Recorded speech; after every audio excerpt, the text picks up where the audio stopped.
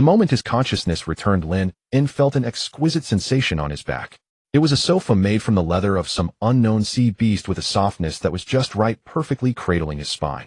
A faint scent of agarwood permeated the air with the temperature maintained at a constant 24 degrees Celsius, optimal for human relaxation. Lin opened his eyes. Before his eyes was a massive long table carved from a single piece of obsidian. At the far end of the table, a huge floor-to-ceiling window allowed sunlight to pour in unimpeded, casting dazzling patches of light on the carpet. He lowered his head and examined himself. A meticulously tailored, deep red suit with crisp fabric and not a single wrinkle. The jeweled cufflinks at the sleeves refracted a restrained brilliance under the light. His tie was tied immaculately. His gaze drifted across the table, and in the floor-to-ceiling crystal mirror on the side of the hall, the reflection of a young golden-haired man appeared.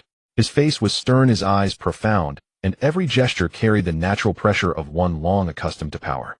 Fragments of memory rapidly reassembled in his mind. Xipo Shung, the warrior god of agriculture. One of the 5 elders, the highest authority of the world government. Lin leaned back on the sofa, his fingers lightly tapping the armrest. He was not flustered, nor did he shout. In his past life, he had struggled through the corporate world for over a decade, cultivating a calmness that could face the collapse of Mount Tai without changing expression. Only his heartbeat was 3 beats faster than usual, starting at the peak from the very beginning. No wasted engagement breaking, no 30 years on the east side of the river, no miserable childhood of bullying. Opening his eyes, he sat directly at the apex of the world's power pyramid. Recently, those rats in the 4 seas are becoming increasingly restless. On the other side of the hall, a cold, hard voice broke the silence.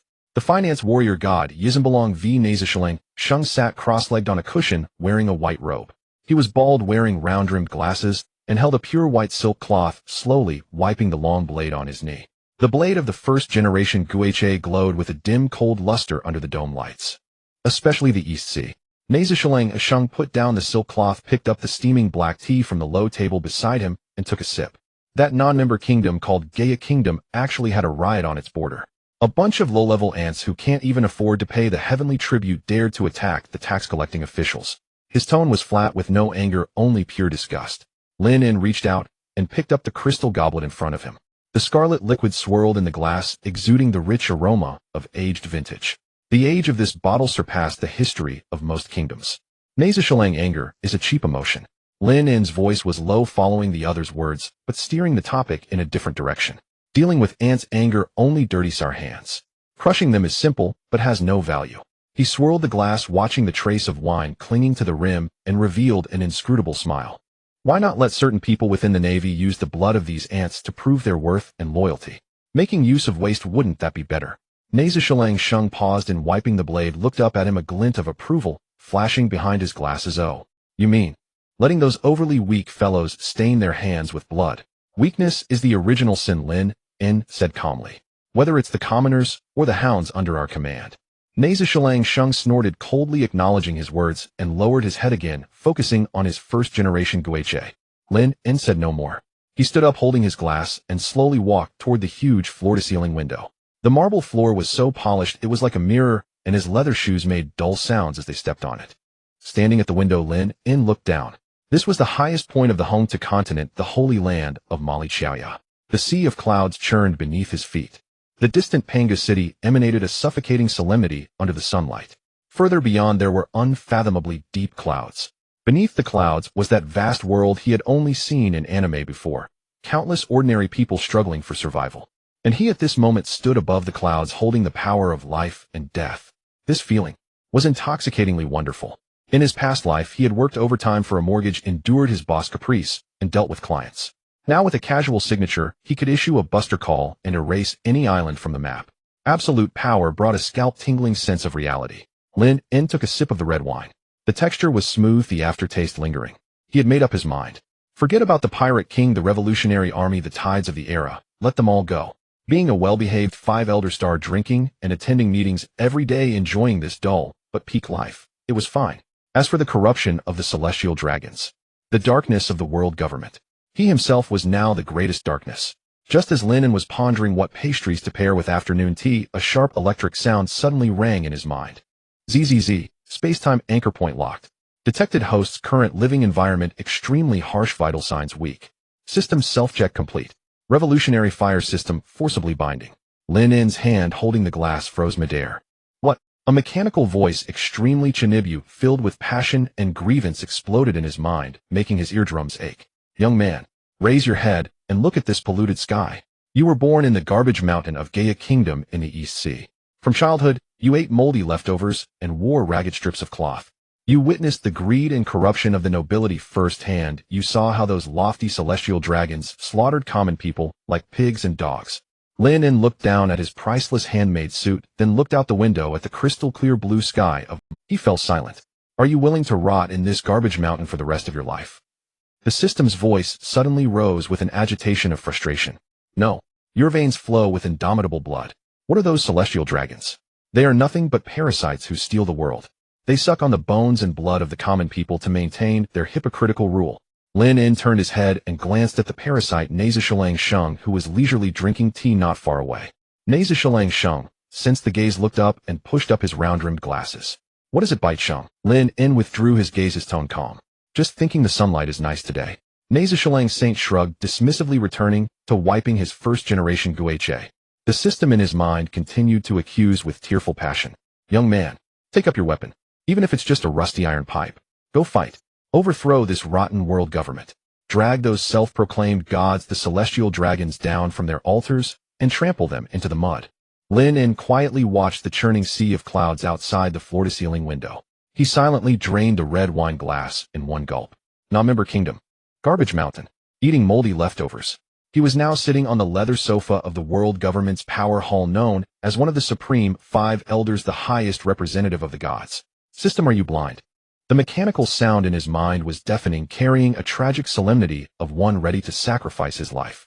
Lin En sat on a spacious sofa, made from the leather of an unknown sea beast, his fingers tracing the rim of a crystal goblet. He slightly lowered his head, his shoulders trembling almost imperceptibly twice. He was stifling a laugh. This system's positioning module was clearly terrible. It judged the holy land of Marihoa atop the Hongta continent as the lowest garbage mountain in the East Sea. It judged him dressed in top-tier custom suit, and having just finished a century-old vintage as a starving commoner boy. Lin En shifted to a more comfortable posture, sinking his entire back into the soft leather, even beginning to analyze in his mind, forcibly bound. Positioning error, yet able to precisely lock onto my consciousness. It seems this system has excellent technology in the soul aspect, but is a complete mess in the physical aspect. But you seem to be encountering some trouble. A slightly aged but vigorous voice came from the side. Lin En lifted his eyelids. The speaker was Makisi Matsi Sheng, the environment war god, also one of the 5 elder stars. He had a highly distinctive giant mustache, wore a dark blue suit, and was walking over with slow steps. Matsi Sheng stopped beside Lin En's sofa, looking down at the empty wine glass on the table. Did you not rest well last night? Matsi Sheng's tone was calm, with the characteristic nonchalance of a superior, or perhaps the restless mobs in the 4 seas have dampened your spirits. Just some insignificant noise. Lin En's expression remained unchanged, his voice low. Matsi Sheng nodded and casually proposed, if you feel tired, I'll have someone pick 2 new Celestial Dragon exclusive slaves from the slave camp. I heard a batch of fishmen arrived yesterday. They have great hand strength, perfect for shoulder massages. These lowly races are full of energy. Even if they get accidentally broken, just throw them into the sea to feed the sea kings. It's putting them to good use. He spoke these words as naturally as discussing what side dish to have for lunch. This was the highest level of the celestial dragons. Life in their eyes was merely a resource to be disposed of at will. No need. Lin En waved his hand, declining his colleague's kind offer. He leaned back on the sofa, lazily shifting his posture, his tone carrying a hint of condescending weariness. Those lowly creatures only disturb my peace with their stupidity. Keep them in their cages and out of my sight. These words both fit his celestial dragon's supreme identity and quietly protected the unseen fishman slaves. Matsi Sheng did not insist, turned and walked toward a round table on the other side of the hall, where the day's top-secret intelligence from around the world was placed. Lin En withdrew his gaze and redirected his attention to the system still chattering in his mind. He tentatively asked in his heart, System, you speak so passionately. If I rebel as you say, what will be the consequences of failure? The mechanical sound in his mind instantly rose an octave, emotions ignited. Failure. Youth. Ever since you bound this system, your life no longer belongs to yourself, but to the oppressed masses of the world. The consequence of failed rebellion is, of course, death. To be blasted into pieces by naval gunfire. To be tortured to death by the instruments in the depths of Impel Down. To be turned into playthings for those lofty, celestial dragons. The system's voice was filled with the fanaticism of one ready to die. But, Even if shattered to pieces, even if the soul is torn apart, we will never retreat. We must fight to overthrow those vampires sitting on leather sofas in Marihoa. We will drag the 5 Elder Stars from their thrones in Pangu Castle and hang them on the cliffs of Hongta Continent to dry. Youth, your blood is hot. Go burn. Go uproot that world's greatest cancer. Lin listened to the system's hoarse speech, his expression blank. He even nodded in agreement. Well-cursed, clear logic, precise target. The 5 Elder Stars are indeed a cancer. Marihoa indeed houses a group of vampires. Only he was now one of the leaders of these vampires. Under his bottom was precisely the vampire's leather sofa mentioned by the system. This experience of being cursed to his face, yet completely unable to identify with it, finding it instead extremely hilarious, swept away the boredom and tedium accumulated in Lin N's past life in the corporate world. At that moment, the heavy hall door was carefully pushed open from outside. Several chefs in white uniforms, heads bowed, pushed a solid gold dining cart inside. The wheels of the cart made no sound on the precious carpet. They never raised their heads the whole time, their eyes fixed on their toes, as if a single glance at the people in the hall would cost them their heads. One chef walked to Lin knelt on both knees, raised a delicate silver tray with both hands high above his head. Lord Bai Chung, this is the afternoon tea pastry you ordered. The chef's voice trembled with extreme fear. Lin said nothing, simply reached out and lifted the silver hemispherical lid on the tray. A tempting aroma immediately spread out. On the plate lay a palm-sized pastry, its surface flowing with a dreamy blue glow. This was a top-tier pastry made from the roe of the bluefin sea king, unique to the calm belt's tint, the sand-meter depths blended with the moonlight fruit, exclusive to the Sky Islands. The wealth and labor spent on this single piece of pastry alone could feed all the commoners of the Goa kingdom for 10 years. Lin picked up the silver fork beside him, gently cut a small piece, and put it into his mouth. The texture was smooth and melted on the tongue, the freshness of the deep sea and the sweetness of the clouds perfectly interwoven on the palate. Just as Lin savored this top-tier deep sea dessert, the system in his mind once again burst out in indignant cries. Look at your current situation. You can only search through this stinking garbage mountain for the moldy leftovers discarded by the nobles. Your stomach is cramping. Your body is protesting. While those parasites living in Marihoa feast on delicacies from land and sea, they squander the people's hard-earned wealth. How long will you tolerate this injustice? Lin swallowed the pastry, picked up a white napkin, and wiped the corner of his mouth. This moldy leftover does taste quite good, fresh and sweet with a lingering aftertaste. Next time I can have the kitchen try a different type of Sea King roe. The chef, seeing Lin had finished, immediately kowtowed, took the empty tray, and backed out of the hall, crawling on his knees, never daring to overstep. The door closed again. The system's passionate 10-minute pre-war mobilization speech finally came to an end. Youth, rage, awaken. Now take the first step in rebelling against this dark world. Let the spark of revolution ignite from the edge of the East Sea. Ding! A crisp notification sound rang in Lin N's mind. Immediately after, a semi-transparent blue virtual panel appeared before his eyes. The text on the panel flashed with scarlet light, exuding a murderous aura. Newbie mission released, sever the tentacles of sin. New mission, sever the tentacles of evil. Mission background, the highest commander of the Dong Hai No. 16 branch Colonel Mouse has long conspired with the Elong pirate crew, who have a bounty of 20 million berries. He accepted massive bribes and turned a blind eye to the pirates' slaughter of civilians and their extortionate levies. He used his naval authority to help the pirates cover up their crimes. The commoners of Gaia Kingdom are weeping blood. The people of Dong Hai are wailing in anguish. Mission requirement: infiltrate the Dong Hai No. 16 branch. Assassinate Colonel Mouse. Declare war on the corruption of the world government. Lin N's eyes swept over the background introduction. Colonel Mouse. He remembered this character from his past life when he watched the anime. A low-ranking officer of despicable appearance and insatiable greed. The system even deliberately added the line, the commoners of Gaia Kingdom are weeping blood. Colonel Mouse's jurisdiction was far away in Kuku Yashi village, separated from Gaia Kingdom by an enormous distance. This system, enforceably binding the mission to the birthplace, disregarded even geographical logic. Rigid and inflexible. Lin continued reading. Penalty for failure: deduct 10 points of system origin energy. Warning: when energy reaches 0, the system will fall into permanent hibernation, and the host will lose the power to change the world. Lin leaned back on the sofa. The deduction of energy had no effect on him personally. Lose the power to change the world. The position he currently occupied was itself power. The system's hibernation mattered not to him. His gaze fell on the last section. Success reward: awaken Supreme Conqueror's Haki without side effects. Bonus basic techniques for Conqueror's Haki infusion. Lin fingers tapping on the sofa armrest stopped. Conqueror's Haki. A king's caliber that appears only once in a million. Dispatching minor enemies was of secondary importance. The bonus Conqueror's Haki infusion was the true ticket to this world. He now held high status and power, but as the war god, lacking personal absolute martial strength, was ultimately a castle in the air. He was determined to obtain this reward. The system notification sounded again, beginning to broadcast its infiltration route riddled with flaws. Host's current physique evaluation extremely weak. Please take immediate action, host. In the abandoned dockyard north of Trash Mountain, seek a rusty iron sheet 20 centimeters long and 3 centimeters wide.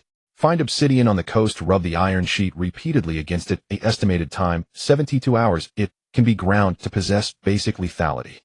Take advantage of the 5-second blind spot. When searchlights alternate, sneak to the wall behind the base, crawl forward, and pass through an abandoned dog hole 40 centimeters in length and width. Young man, go and execute justice. After listening to this detailed guide, Lin N's face remained expressionless. He looked down at the shoes on his feet, hand-sewn from black crocodile leather native to the Nanhai. Their surface gleamed like a mirror.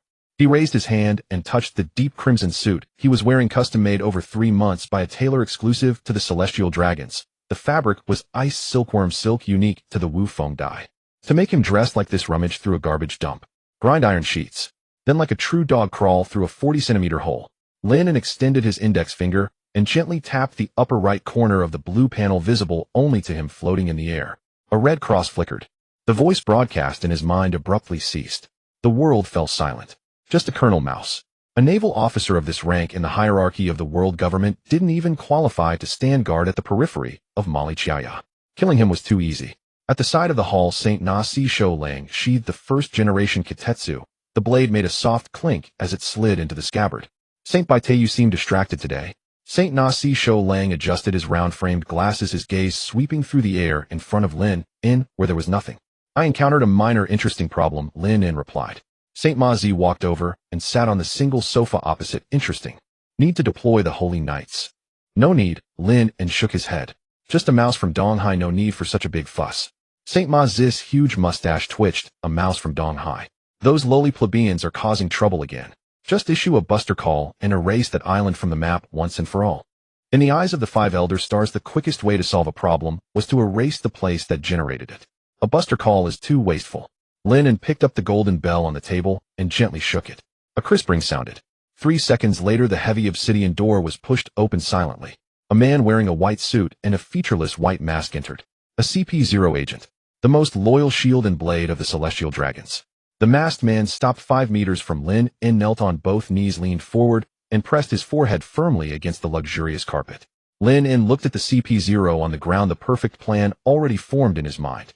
Since the system required declaring war on the corruption of the world government, he would use the highest level combat power of the world government in the most ostentatious manner to execute this declaration of war. Contact Ma Lin Fan Duo. Lin In spoke, his voice exceptionally clear in the vast hall. The masked man remained kneeling motionless. Sakasiji. Lin In uttered the true name of Akainu. At these words, St. Ma Zi raised his head, and St. Na Si Shou Lang also turned his gaze. Summon a Navy Admiral for a mouse from Donghai. This was an extremely unusual move. Tell him to drop all military affairs at hand. Lin In's orders continued, brooking no dissent. Come to Mali Chiaya to see me immediately. The masked man raised his upper body and knelt on one knee. As you command, Lord St. Baite. He rose and retreated backward out of the hall. The door closed again. St. Ma Zi looked at Lin In and finally couldn't help asking, summoning a Navy Admiral to deal with a mouse from Donghai. St. Baite, you are very unusual today. Sakasi Ji is a good dog. Lin In's gaze drifted to the sea of clouds outside the window, his tone flat. And a good dog should be used in the most crucial places. For example, to bite to death those unruly mice who think they are well hidden but defile the majesty of the world government. Sakasi Ji, codename Akainu. The highest combat power of the Navy headquarters, who believed in absolute justice and adopted a zero-tolerance extermination attitude toward all forms of evil. Colonel Mao's collusion with pirates precisely stepped on Sakasi Ji's minefield. Using him, this sharpest blade, to excise the rotten flesh within the Navy was most fitting. The aloes wood in the hall burned quietly, a wisp of white smoke rising straight. Lin In sketched in his mind the image of that man, wearing a naval cap, a dark red suit, and a rose pinned to his chest. Of course, he couldn't directly say to Sakasi Ji, go to Donghai and kill a colonel. That would not befit the status of a 5 Elder Star. He needed to phrase it differently. This should be a purge of the cancerous tumor inside the Navy, coming from the pinnacle of power. A supreme affirmation of absolute justice. This recognition and secret order from the apex of world power would surely make that loyal mad dog even more fervent. Lin En's slender fingers tapped lightly against the crystal goblet's wall. Ding! A crisp sound exceptionally clear in the deathly silent hall. Saint Mazi looked at Lin En's calm profile and did not ask further. There was an understanding among the 5 Elder Stars as long as it did not affect the foundation of the world government's rule, they did not interfere with each other's conduct. The hall fell silent again. Saint Na Sisho Lang drew the first-generation Kitetsu again and leisurely wiped the blade that gleamed with a cold light. Lin En picked up the red wine on the table. The crimson liquid swayed gently in the glass. He looked at the surging sea of clouds outside the window waiting for the most obedient mad dog to step into this hall of power. Marine Headquarters, Marine Fort. The Fleet Admiral's office. Sea breeze drifted through the half-open window, stirring the plaque inscribed with absolute justice on the wall. Sengoku sat behind a spacious mahogany desk. Before him lay 3 stacks of documents, each half a meter tall. He picked up the topmost report, and as his eyes fell upon the numbers, a sharp twitch contorted the corner of his eye. His chest heaved. In the end, he could not restrain himself. His right hand clenched into a fist and slammed onto the desk. A dull thud echoed. A bag of rice crackers on the corner of the desk toppled over, and a few golden crackers rolled onto the expensive woolen carpet. Monkey D. Garp. Sengoku gritted his teeth, forcing the name out between clenched jaws. He picked up the report and gave it a shake. What does this report say? To test the recruit's resilience under pressure, he personally hurled 300 specially forged iron balls, sank 3 decommissioned warships, and destroyed half of the East Blue Branch 77's dock. Does that bastard intend to dismantle the entire Navy's treasury? Sengoku slammed the report heavily onto the desk, thrust both hands into his hair, and scratched furiously. On the leather sofa to the left of the office, Borsellino sat cross-legged. He wore his trademark yellow-striped suit, holding a pair of pure silver nail clippers while leisurely trimming the nail of his right pinky. My Fleet Admiral Sengoku, such a fiery temper will accelerate aging, you know. Borsellino blew away the clippings from the clippers, then turned his gaze toward the window. Don't you agree, Sakazuki? By the window stood a tall man. Sakazuki. He wore a dark red suit of pink rose pinned to his chest, and a cap bearing the word Navy pulled low over his eyes, obscuring his expression. Sakazuki ignored Borsellino, a cigar clamped between his lips, smoke curling upward. His gaze was fixed on the naval plaza outside the window where recruits were conducting formation drills. At that moment, on the right side of the office, the pure gold den mushi encased in a bulletproof glass dome began to ring without warning. Bring. The instant the bell sounded, the entire office fell into absolute silence. Sengoku's frantic scratching froze abruptly. The clicking sound of Borsellino's nail clippers ceased instantly, and the lazy expression faded from his face for the first time. The special line from Mary Geoise. Every time this den mushi rang, it represented the will of the world's highest authority, the 5 Elder. The special line from Mary Geoise. Every time this den mushi rang, it represented the will of the world's highest authority, the 5 Elders. Sengoku took a deep breath, forcing himself to calm down. He straightened his back and pressed the button. The glass dome descended silently. He picked up the golden receiver. This is Sengoku. His voice was steady and firm. The den mushi's face began to transform, its eyes closing as it mimicked a featureless white mask. Transmitting. The supreme order. Sengoku's expression stiffened. The hand gripping the receiver turned white at the knuckles from the strain. Lord Saint Shepherd commands. Transmitting. The supreme order. Sengoku's expression stiffened. The hand gripping the receiver turned white at the knuckles from the strain. Lord Saint Shepherd commands. The masked man paused for a second. Navy Admiral Sakazuki is to immediately set aside all military duties. Proceed to Mary Geoise and present yourself before the power chamber. Sengoku's pupils contracted sharply. He turned his head abruptly, his gaze piercing past the desk to stare at the expressionless Sakazuki. Beneath the brim of his cap, a flicker of surprise passed behind Sakazuki's eyes, swiftly transforming into blazing fighting spirit. Finally, my turn has come. Sakazuki's heart surged with excitement. Is it one of the 4 emperors of the New World? Or the Revolutionary Army? No. For Lord Saint Shepherd to summon me personally, it must be some deeper, more entrenched absolute evil that even the Navy cannot touch. My absolute justice has finally been acknowledged by the true pinnacle of this world. Lord Saint Shepherd. Summoning Sakazuki alone. Sengoku confirmed into the receiver. This was not just irregular. It was a disregard for the Navy's chain of command. This is a supreme order, the masked man said without explanation. Admiral Sakazuki, please depart immediately. Lord Saint Shepherd awaits. Click. The call ended. The den mushi reverted to its original form, closed its eyes, and fell asleep. Sengoku set down the receiver, clasped his hands together, and rested his elbows on the desk. The office was dead silent, the only sound the rustling of papers stirred by the sea breeze, making it all the more piercing. Issuing orders directly to an admiral without going through the fleet admiral. Summoning him alone. Sengoku looked at Sakazuki, his voice low.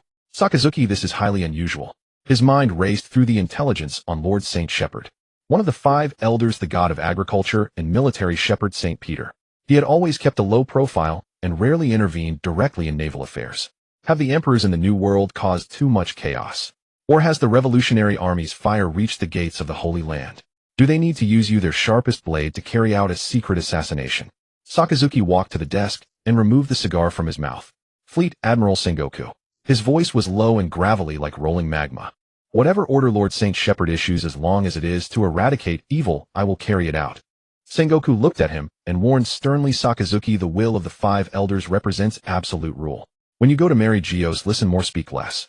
Find out Lord Saint Shepherd's true intention. I understand. Sakazuki put the cigar back between his lips. Borsellino rose from the sofa and straightened the collar of his yellow suit. How frightening, he drawled. The gods living above the clouds suddenly summoned our navy's fiercest hellhound. Sakazuki, with your appearance ready to erupt magma, you'd better not startle those noble aristocrats when you meet Lord Saint Shepherd.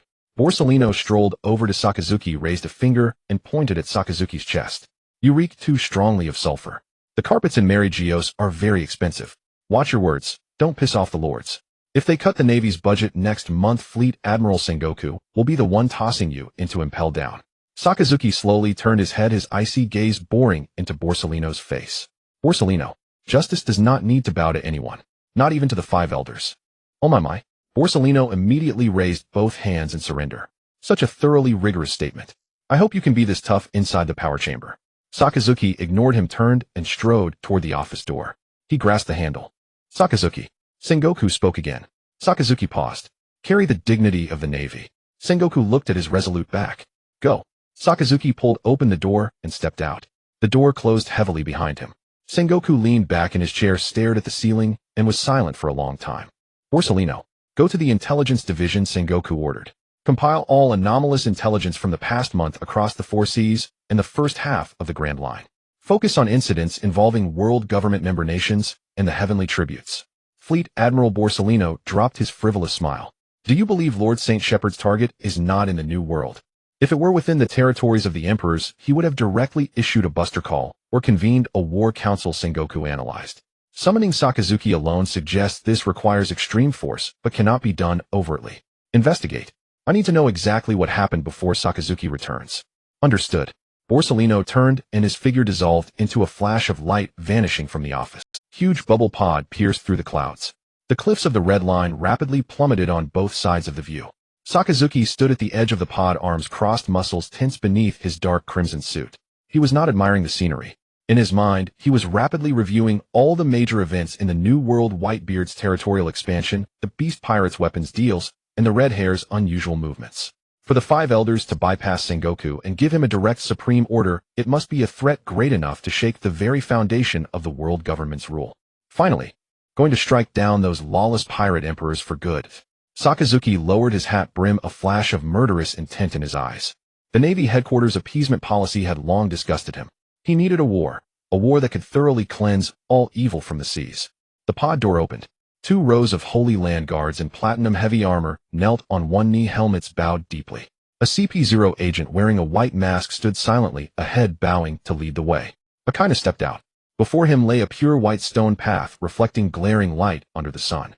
On both sides of the road were neatly trimmed precious plants. Several celestial dragons wearing bubble helmets approached, holding iron chains. At the other ends of the chains were ragged people crawling on all 4s, their knees scraping long bloody marks on the stone path. Akainu stopped and stepped aside to the roadside. He lowered his hat brim, eyes fixed on the ground. The celestial dragons walked past him as if he were nothing but a roadside stone. Akainu resumed his stride toward the Pangea castle ahead. The castle was grand and towering, its outer walls built from massive stone blocks. 2 rows of CP0 agents stood like statues on either side of the gate. Military boots tramped across the polished marble floor, the footsteps heavy and oppressive. He crossed a vast plaza and passed through long corridors. Deep within Pangea Castle, the obsidian door, symbolizing the world's highest authority, appeared before him. Two CP0 agents stepped forward, one on each side, and slowly pushed open the heavy doors. A faint scent of agarwood wafted toward him. Sakazuki entered the hall. The doors closed silently behind him. The hall was extremely spacious. Sunlight streamed through floor-to-ceiling windows, casting huge patches of light on the carpet. Sakazuki stopped 10 meters from the long table, straightened his posture, and gave a standard Navy salute. Navy Headquarters, Admiral Sakazuki reporting, as ordered. His voice was loud, echoing through the hall. There was no response. On the right side of the hall, financial god Saint Nostro sat cross-legged on a cushion, bowing his head to wipe the first-generation kitetsu with a pure white silk cloth. The faint sound of steel rubbing was particularly clear in the air. By a round table on the left, environmental god Saint Mars held a cup of black tea, his gaze fixed on a report about crop yields in the South Blue without raising his eyelids. Legal god Saint V. Nostro and science defense god Saint Saturn were absent. Sakazuki maintained his salute, his arm perfectly still. At Navy headquarters, he was the supreme combat power, the Akainu, that made all pirates tremble. Here he was merely a blade, a tool that could be replaced or broken at any time. When the master was busy, the blade only needed to rest quietly in its sheath. Sakazuki lowered his arm and turned his gaze straight ahead. On the leather sofa at the end of the long table, agricultural god Saint Bite held a crystal goblet. Lin looked at the crimson liquid in the glass and gently swirled it. He did not look at Sakazuki, he simply placed the wine glass on the obsidian table beside him. The glass clinked against the stone with a crisp sound. Lin stood up. A custom dark red suit clung to his tall, straight figure. With hands in pockets, he walked around the long table and slowly approached the edge of the steps. Looking down from a height, Lin gazed down at Sakazuki below. His young, cold face was expressionless, his deep eyes showing neither anger nor approval, only pure scrutiny. Sakazuki met Lin's gaze. 1 second. 2 seconds. 3 seconds. The hall instantly fell into a deathly silence. Sakazuki felt pressure, not from Haki but an absolute oppression emanating from the pinnacle of power. It was the weight that the entire world system placed upon this man. Sakazuki. Lin finally spoke, his voice low and slow. Lord Bite Saint. Sakazuki bowed his head slightly. You believe in absolute justice.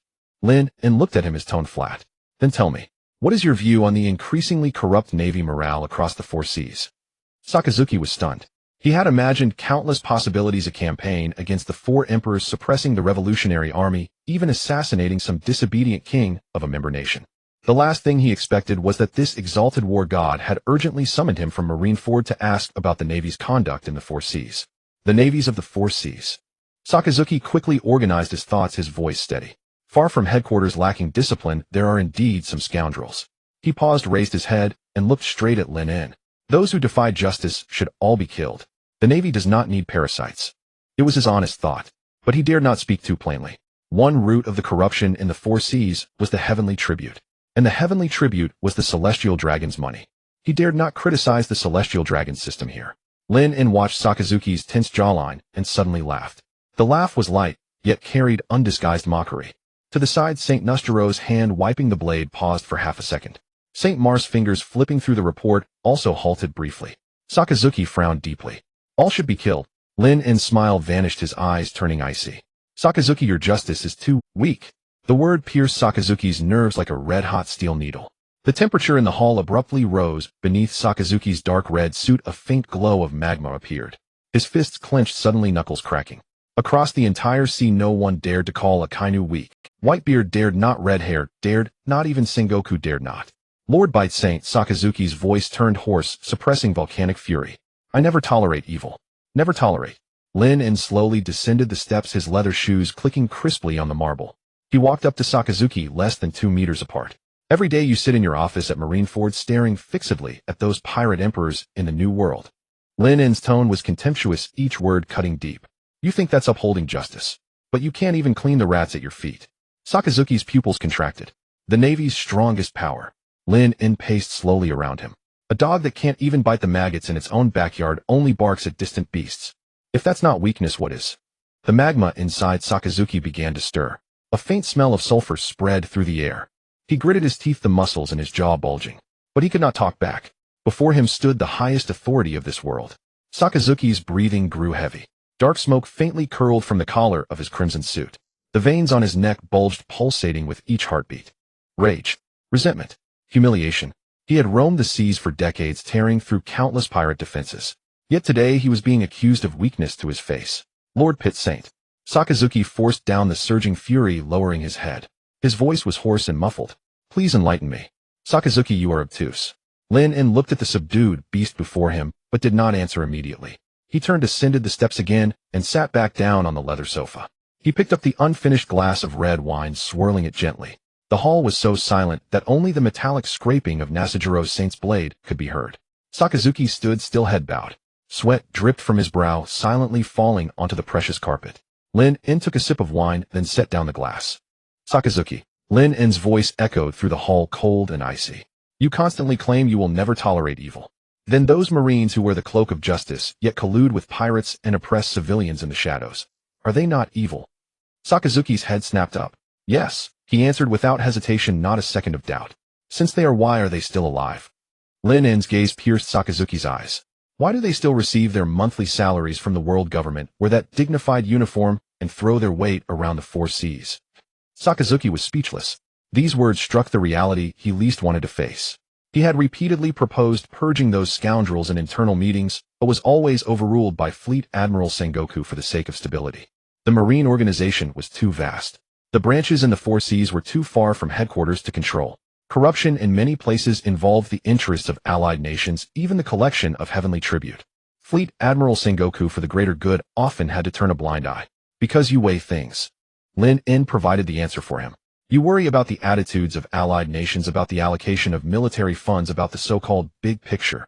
Lin gave a cold laugh. Justice weighed down by compromise is submission. Compromised justice is weakness. A shock rippled through Sakazuki's heart. He despised compromise. He loathed Sengoku's muddling management style. What he wanted was absolute justice, the complete eradication of all evil. Lin lowered his voice, his tone carrying an unyielding coldness. Whether it's the pirates who proclaim themselves kings in the New World, or the trash-wearing Marine uniform. Lin lowered his voice, his tone carrying an unyielding coldness. Whether it's the pirates who proclaim themselves kings in the New World, or the trash-wearing Marine uniforms. Anyone who soils this flag must die. Sakazuki stared at Lin. The anger in his eyes was replaced by a flicker of shock. This exalted god of war who towered above all actually harbored such extreme bloodlust toward the corruption within the Marines. It was more radical than even his own stance as a Marine Admiral. Lin walked around the table, descending the steps slowly. He came before Sakazuki, less than half a meter between them. Though Lin was half a head shorter, his aura completely suppressed the Marine's supreme combat power. The celestial dragons are the descendants of the creators. We are the gods of this world. Lin spoke these words in a calm tone. Nasajiro Saint, who had been wiping his blade, caught a glint of cold light on the edge of the first-generation Kitetsu. He glanced at Lin, then quickly looked down. On the other side, Maz Saint simply set down his report, holding his black tea, watching Lin with keen interest, as if enjoying an amusing drama.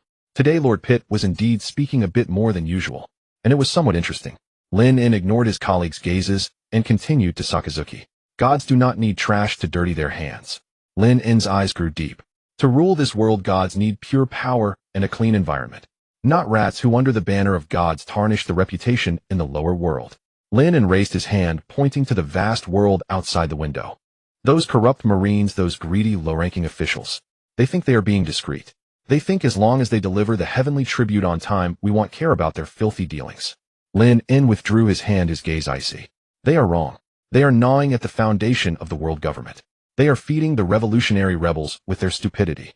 Sakazuki's heart skipped a beat. Shock. Unprecedented shock. He had always believed that the high-ranking celestial dragons in Mary Geoise were the root of decay, caring only for the heavenly tribute and their own privileges. They cared nothing for the lives of commoners below, nor for the corruption of the Marines. But today he suddenly realized how wrong he had been. No, perhaps other gods were like that, but the Lord Pitt before him was absolutely not. This god of agriculture not only saw through everything, but his hatred for those corrupt elements was no less than his own. This was the true superior. This was the vision a god should have.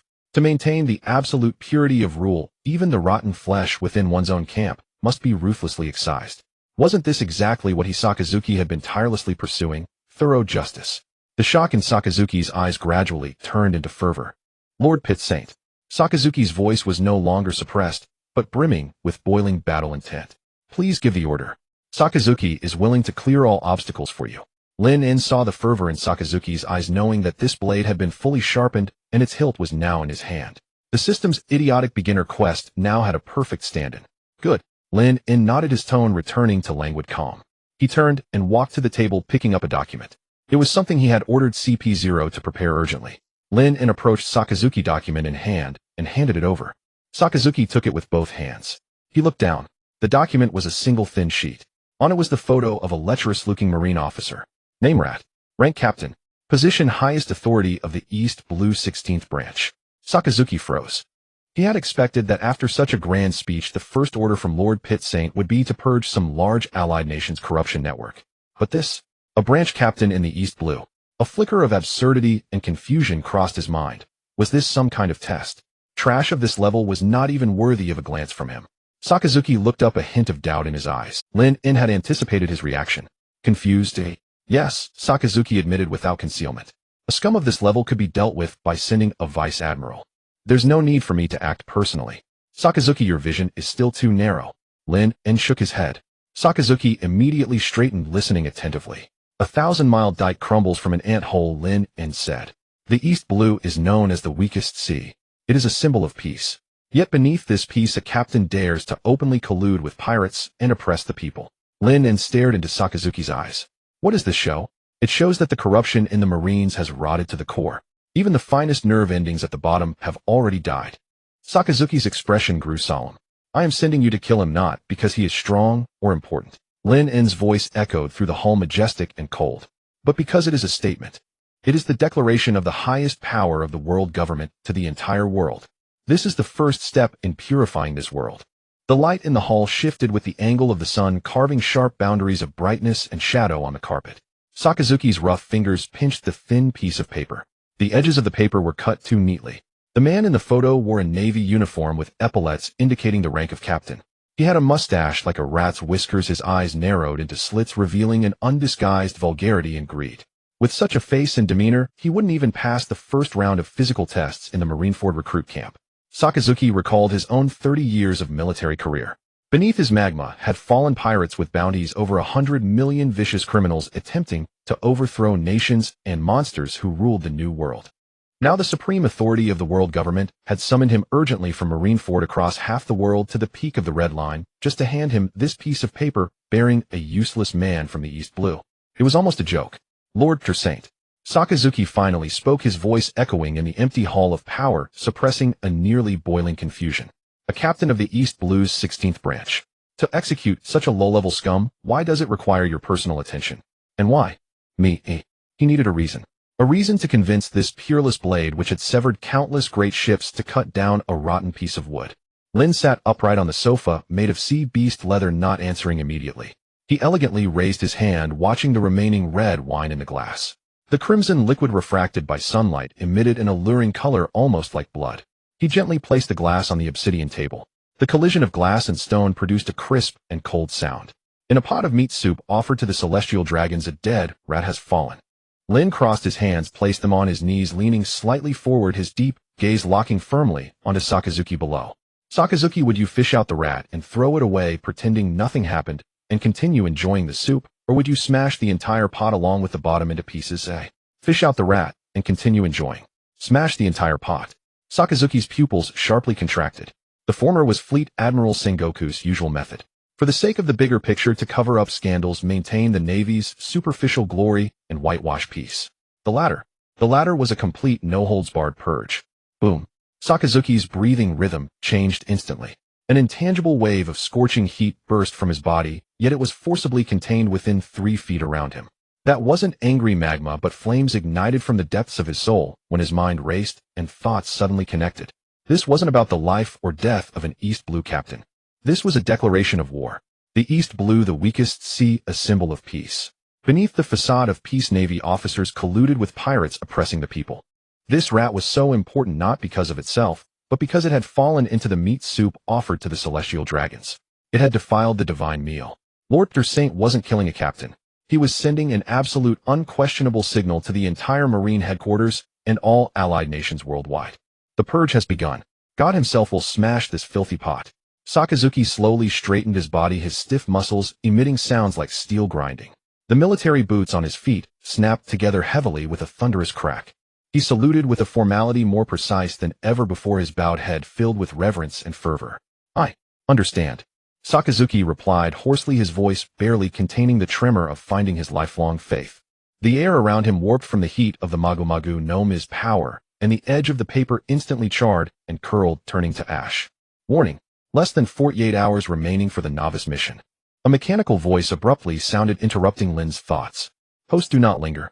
Go immediately to the abandoned shipyard north of the garbage mountain to find the rusted iron piece. Justice cannot be late. The blood of civilians is spilling. Young man, run quickly. Use your sharpened iron piece to pierce the rotten heart. Lin's brow slightly furrowed, a trace of annoyance fleeting. An insufferably noisy fool. Instead of using this ultimate weapon of the Navy honed to perfection, he has to go scavenge in a trash heap. Lin lowered his hand, his gaze once again falling on the transformed Sakazuki. Good, the blade was sharper now. Take 5 top-tier warships. Lin issued the final order, his tone flat, but carrying immense weight. At the buster call scale of an admiral's deployment, depart immediately for the East Blue. Sakazuki jerked his head up, the movement exaggerated, his eyes filled with shock and ecstasy. 5 top-tier battleships. 10 vice admirals. This was the standard configuration of a buster call. A natural disaster representing the highest military might of the world government, enough to wipe any island off the map entirely. Now this earth-shattering force was to be deployed to the weakest East Blue against a Navy scum whose bounty was less than a third-rate pirate. Only such extreme violence, such absurdly exaggerated display, could make the monkeys lurking in dark. Only such extreme violence, such absurdly exaggerated display, could make the monkeys lurking in dark corners see how sharp the world government's blade truly was. And it would terrify those corrupt elements who might emulate them, scaring them to death in their sleep. As you command. Sakazuki's voice thundered like a bell filled with overwhelming power. Lin slowly descended the steps, his leather shoes producing clear rhythmic echoes on the marble floor. He walked up to Sakazuki, raised his right hand, and heavily patted Sakazuki's broad shoulder. Beneath the fabric of the dark red suit were muscles as hard as rock and slightly warm. Make it spectacular. Lin's tone was casual, but carried the absolute weight of command. Sink that rat along with the nest he inhabited into the sea. Leave not even ashes. I shall not fail. Sakazuki turned and strode out, carrying an aura that burned everything in its path. The obsidian door was pushed open and slammed shut. Maz Saint watched Sakazuki's departing figure, finally setting down his black tea with a playful smile. For an East Blue captain mobilizing forces at the buster call level. Sure, that old man Sengoku will surely come crying to Marihoa about the military expenses. If he has an objection, let him come to the Hall of Power and raise it with me personally. Lin walked back to the sofa and sat down languidly. The Navy's budget is allocated by the world government. Spending money to hear a noise is only proper. The silent Nasajiro Saint slowly sheathed the Shodai Kitetsu, producing a crisp clang, using such an exaggerated manner to intimidate Marine headquarters. Nasajiro Saint adjusted the round glasses on his nose, the lenses reflecting cold light. You seem quite interested today. Lin raised his glass and did not reply. He leaned back into the soft chair, closed his eyes, and smiled slightly. The system in his mind was still chattering incessantly. Post is severely deviating from the mission route. Please correct immediately. Running away cannot solve the problem. Facing darkness is the destiny of a brave man. Lin ignored these noises, enjoying the tranquility of the moment. He now only needed to wait. To wait for Sakazuki, with the force capable of destroying a nation, to completely erase that captain called Rat and his base from the map. The mission's judgment only looked at results. As long as the target died, Busashoka Haki would be acquired. This was the correct use of power, having the most vicious hounds run and fight for you while you sat above the 9 heavens, elegantly savoring the fruits of victory. Chiquan walked out of Pangu Castle. With each step he took, the pure white flagstone road seemed to emit a muffled groan. The sunlight shone directly on his face, yet he could not be bothered to pull down his brim. Fleet Admiral Jean was compromised, was wrong. Lord Bai Taisheng's decision was correct. To wipe out the filth root and branch, smashing it entirely, that is the only justice. Whoever sullies the flag of the world government must die, be it a pirate or the scum wearing a marine uniform. Chiquan clenched his fists until his knuckles turned white. He had suppressed himself for 30 years. Zhang Wu told him to consider the bigger picture, and he endured. Today the man at the pinnacle of world power told him, no need to compromise. Chiquan stepped into the bubble pod, the hatch closed, and it plummeted rapidly.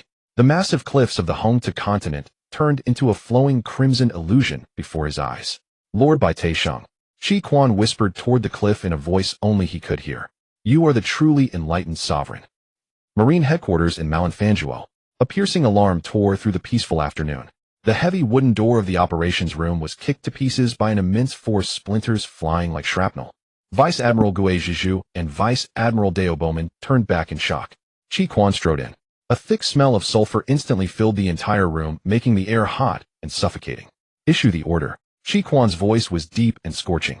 Dispatch 5 first-class heavy battleships, 10 vice admirals accompanying fully armed, and weigh anchor immediately.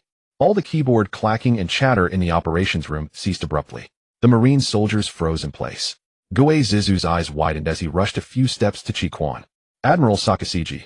This is the structure of a buster call. His voice was tense with a hint of tremor.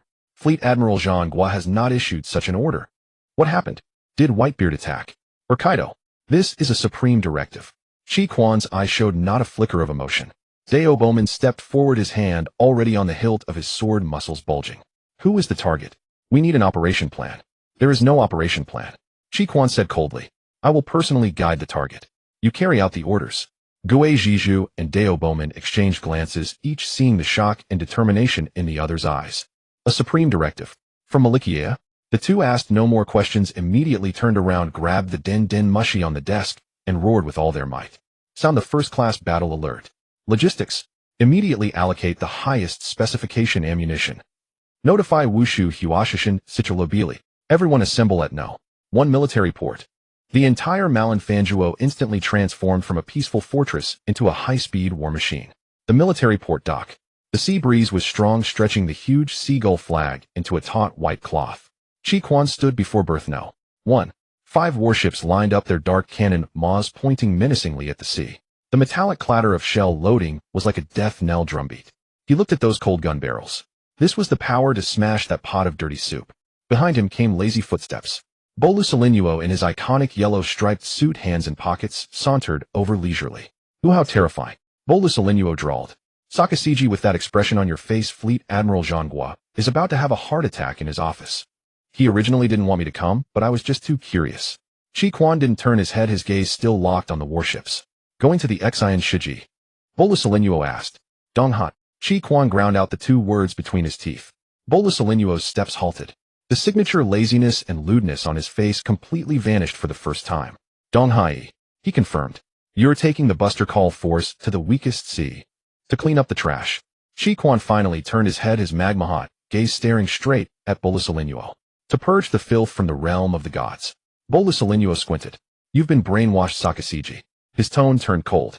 They are the Gorosei, they only care about the heavenly tribute. They don't give a damn about any so-called justice. What do you know? Chi Quan's gaze turned back. You all are weighing things. Zhang Guo is weighing, you are weighing too. Only Lord Bai Sheng has seen the true cancer. Cancer? Those scumbags who wear the uniform but collude with pirates. Chi Quan's voice seethed with boiling, killing intent. They have sullied the flag. Lord Bai Sheng wants them dead, annihilated into dust and smoke. Bolusolinuo fell silent. He looked at Chi Quan's fanatical profile. This madman had found the hardest backing and also the most extreme outlet. Good luck. Bolusolinuo turned and left. I hope Fleet Admiral Zhang Guo's heart can withstand. Zhang Guo's office. Zhang Guo stood at the window looking at the 5 warships in the harbor that exuded an ominous air. Is he really going to take 5 first-class battleships away? Zhang Guo's roar made the windows rattle, and his fist slammed into the windowsill, leaving spiderweb cracks. The adjutant was drenched in sweat, his hand holding the report trembling slightly. Admiral Sakaseiji presented a top-secret directive from Malikia, the logistics department. Could not refuse. The door opened, and Bolusolinuo walked in. Found out. Zhang Guo spun around sharply. He's going to Donghan. Bolusolinuo walked over to the sofa and sat down, crossing his legs. He said to cleanse the filth from the realm of the gods. To kill a few corrupt low-level marines. Zhang Guo froze. 4. For a few low-level marines, you mobilize a buster call. He leaned on the desk with both hands, feeling dizzy. What on earth did Lord Bai Sheng say to Sakaseiji? This is a waste. This is an immense squandering of the Marines' precious forces. Who knows? Bolusolinuo spread his hands. Maybe the war god was in a bad mood today. Anyway, Sakaseiji now worships that lord as a true deity. Zhang Guo collapsed onto the chair and covered his face. Donghan. He rubbed his temples, then suddenly opened his eyes, bloodshot. Kapu. Kapu is still on vacation in Donghai. Contact Kapu immediately. Tell him to stay away from that madman Sakaseiji. They must not meet in Donghai. The military port. Chi Quan stepped onto the flagship deck. Vice Admiral Dao Bowman reported, Admiral Sakaseiji, 5 warships, assembled, ammunition fully loaded, 10 vice admirals, all in position. Ready to set sail at any time. Target Donghai Branch 16. Chi Quan ordered. Branch 16. Deo Bowman was taken aback. There's only a captain stationed there defense level. Practically zero. Full speed ahead. Chi Quan did not explain. Yes, sir. The heavy anchor was hauled up by the winch, emitting a harsh scraping sound. All 5 heavy battleships sounded their horns simultaneously, a tremendous roar shaking the heavens. The fleet sailed out of the port, cleaving through vast waves. Chi Quan stood at the bow of the wind, blowing the word justice behind him straight. He reached into his coat and pulled out the photo with charred edges. In the photo, Captain Mouse smiled greedily and lewdly. You should feel honored. Chi Quan looked at the photo and said in a low voice, You will be the first sacrifice for the establishment of a new order. A lump of magma silently ignited in his palms, swallowing the photo and the smiling face on it. The ashes were scattered by the sea breeze, mingling with the rolling ocean. At the same time, the Holy Land Malikia Hall of Power. Lin In sat on a leather sofa, legs crossed in a languid posture. The hall was still. Nasi Shou Langsheng closed his eyes to rest. Ma Zisheng was flipping through new intelligence. Only the system in Lin In's mind kept screaming tirelessly. Warning. Host has severely deviated from the mission path. Countdown 45 hours. Why are you still standing there in a daze? The degree of rust on the iron piece will affect the efficiency of piercing the heart. Please immediately go to the seaside to find a whetstone and sharpen it. Lin In opened his eyes, his gaze calm. He picked up the black tea on the table and took a sip. Shut up, he responded in his mind. The system stalled for a second. Young man, you cannot give up. Justice needs to be realized by your own hands. Lin In set down the teacup with a soft clink. Justice is already on its way. He looked at the blue sky outside the window. And the scale is grand. What nonsense is the host talking about? Without your action, Captain Mouse will only continue to do evil. The system issued a sharper alarm. Please immediately head to the abandoned shipyard. Lin In ignored the noisy fool. He picked up the golden handbell on the table and gently shook it. The bell was crisp. A CP0 agent silently pushed the door open, knelt on one knee, and bowed his head deeply. Go to the kitchen and deliver a message. Lin In spoke, his voice flat. For dinner today, I want roasted meat. Use the Com Belt's specialty fire-scale crocodile with plenty of spices. As you command, Lord Bai Sheng. The agent accepted the order and retreated silently. Lin In leaned back against the sofa, tapping a rhythm on the armrest with his fingers. Now he only needed to wait. As for the process, he was a god. Gods only care about results. Marineford. The door to the Fleet Admiral's office was tightly shut. The air was stifling. On the desk, a mountain of dossiers piled high, all records from the East Blue, meticulously summoned by intelligence over the past 3 months. Sengoku pressed 2 fingers against his temples, eyes bloodshot, scrupulously verifying the information on the paper. An adjutant pushed the door open and entered, holding a thin summary sheet. Fleet Admiral, the East Blue has been fully scoured. The adjutant reported with head bowed, speaking rapidly. All is calm. The most wanted criminal currently active has a bounty of 200 million berries. A fishman named Arlong. Not a single force exists that could threaten the world government's rule, nor even one strong enough to wound a vice admiral stationed at a branch. Sengoku listened, but instead of relaxing, his breath caught. He braced his hands on the desk, glaring at the summary sheet. He flipped to the last page, where a photograph was attached. A man with a rat-like mustache, bearing the rank of captain. The file noted he had taken bribes within his jurisdiction, totaling no more than a few million berries, employing crude methods. These lowly scum at the bottom, the Marine headquarters, dealt with hundreds each year. The 5 elders never made a move without purpose. That St. Pete, who rarely interfered in naval affairs, bypassed the Fleet Admiral's authority to directly pull Sakazuki and deploy Buster Call-level forces to the East Blue. If not to crush some hidden colossal power, then only one answer remained. This was a political purge. A demonstration to shake the mountains and startle the tigers.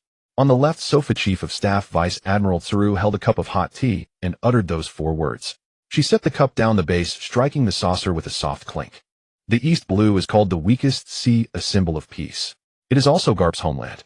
The Navy has always governed the East Blue loosely, some say with deliberate leniency. Sengoku did not reply, waiting for her to continue. That war god intends to use that trifling head of the mouse captain to slap the Marine headquarters across the face in front of all the allied kingdoms of the world. Tsuru's tone was flat, yet it sent a chill down Sengoku's spine.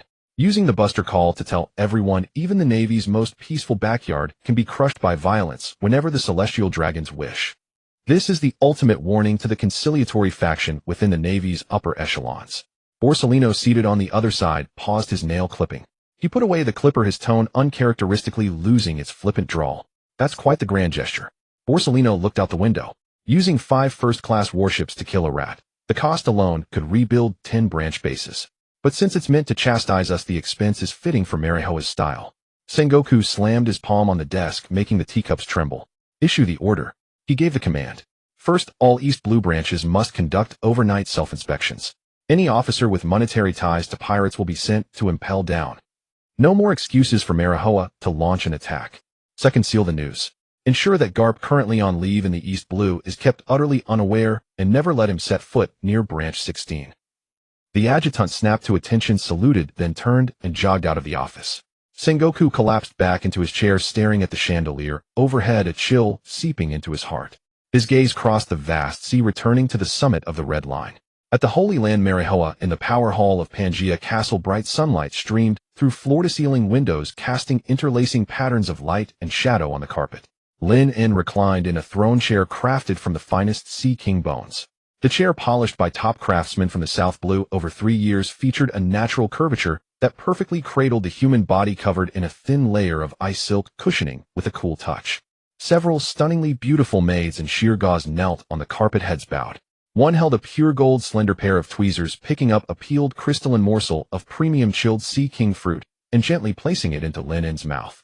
She even held her breath, afraid that a single tremor would invite deadly calamity.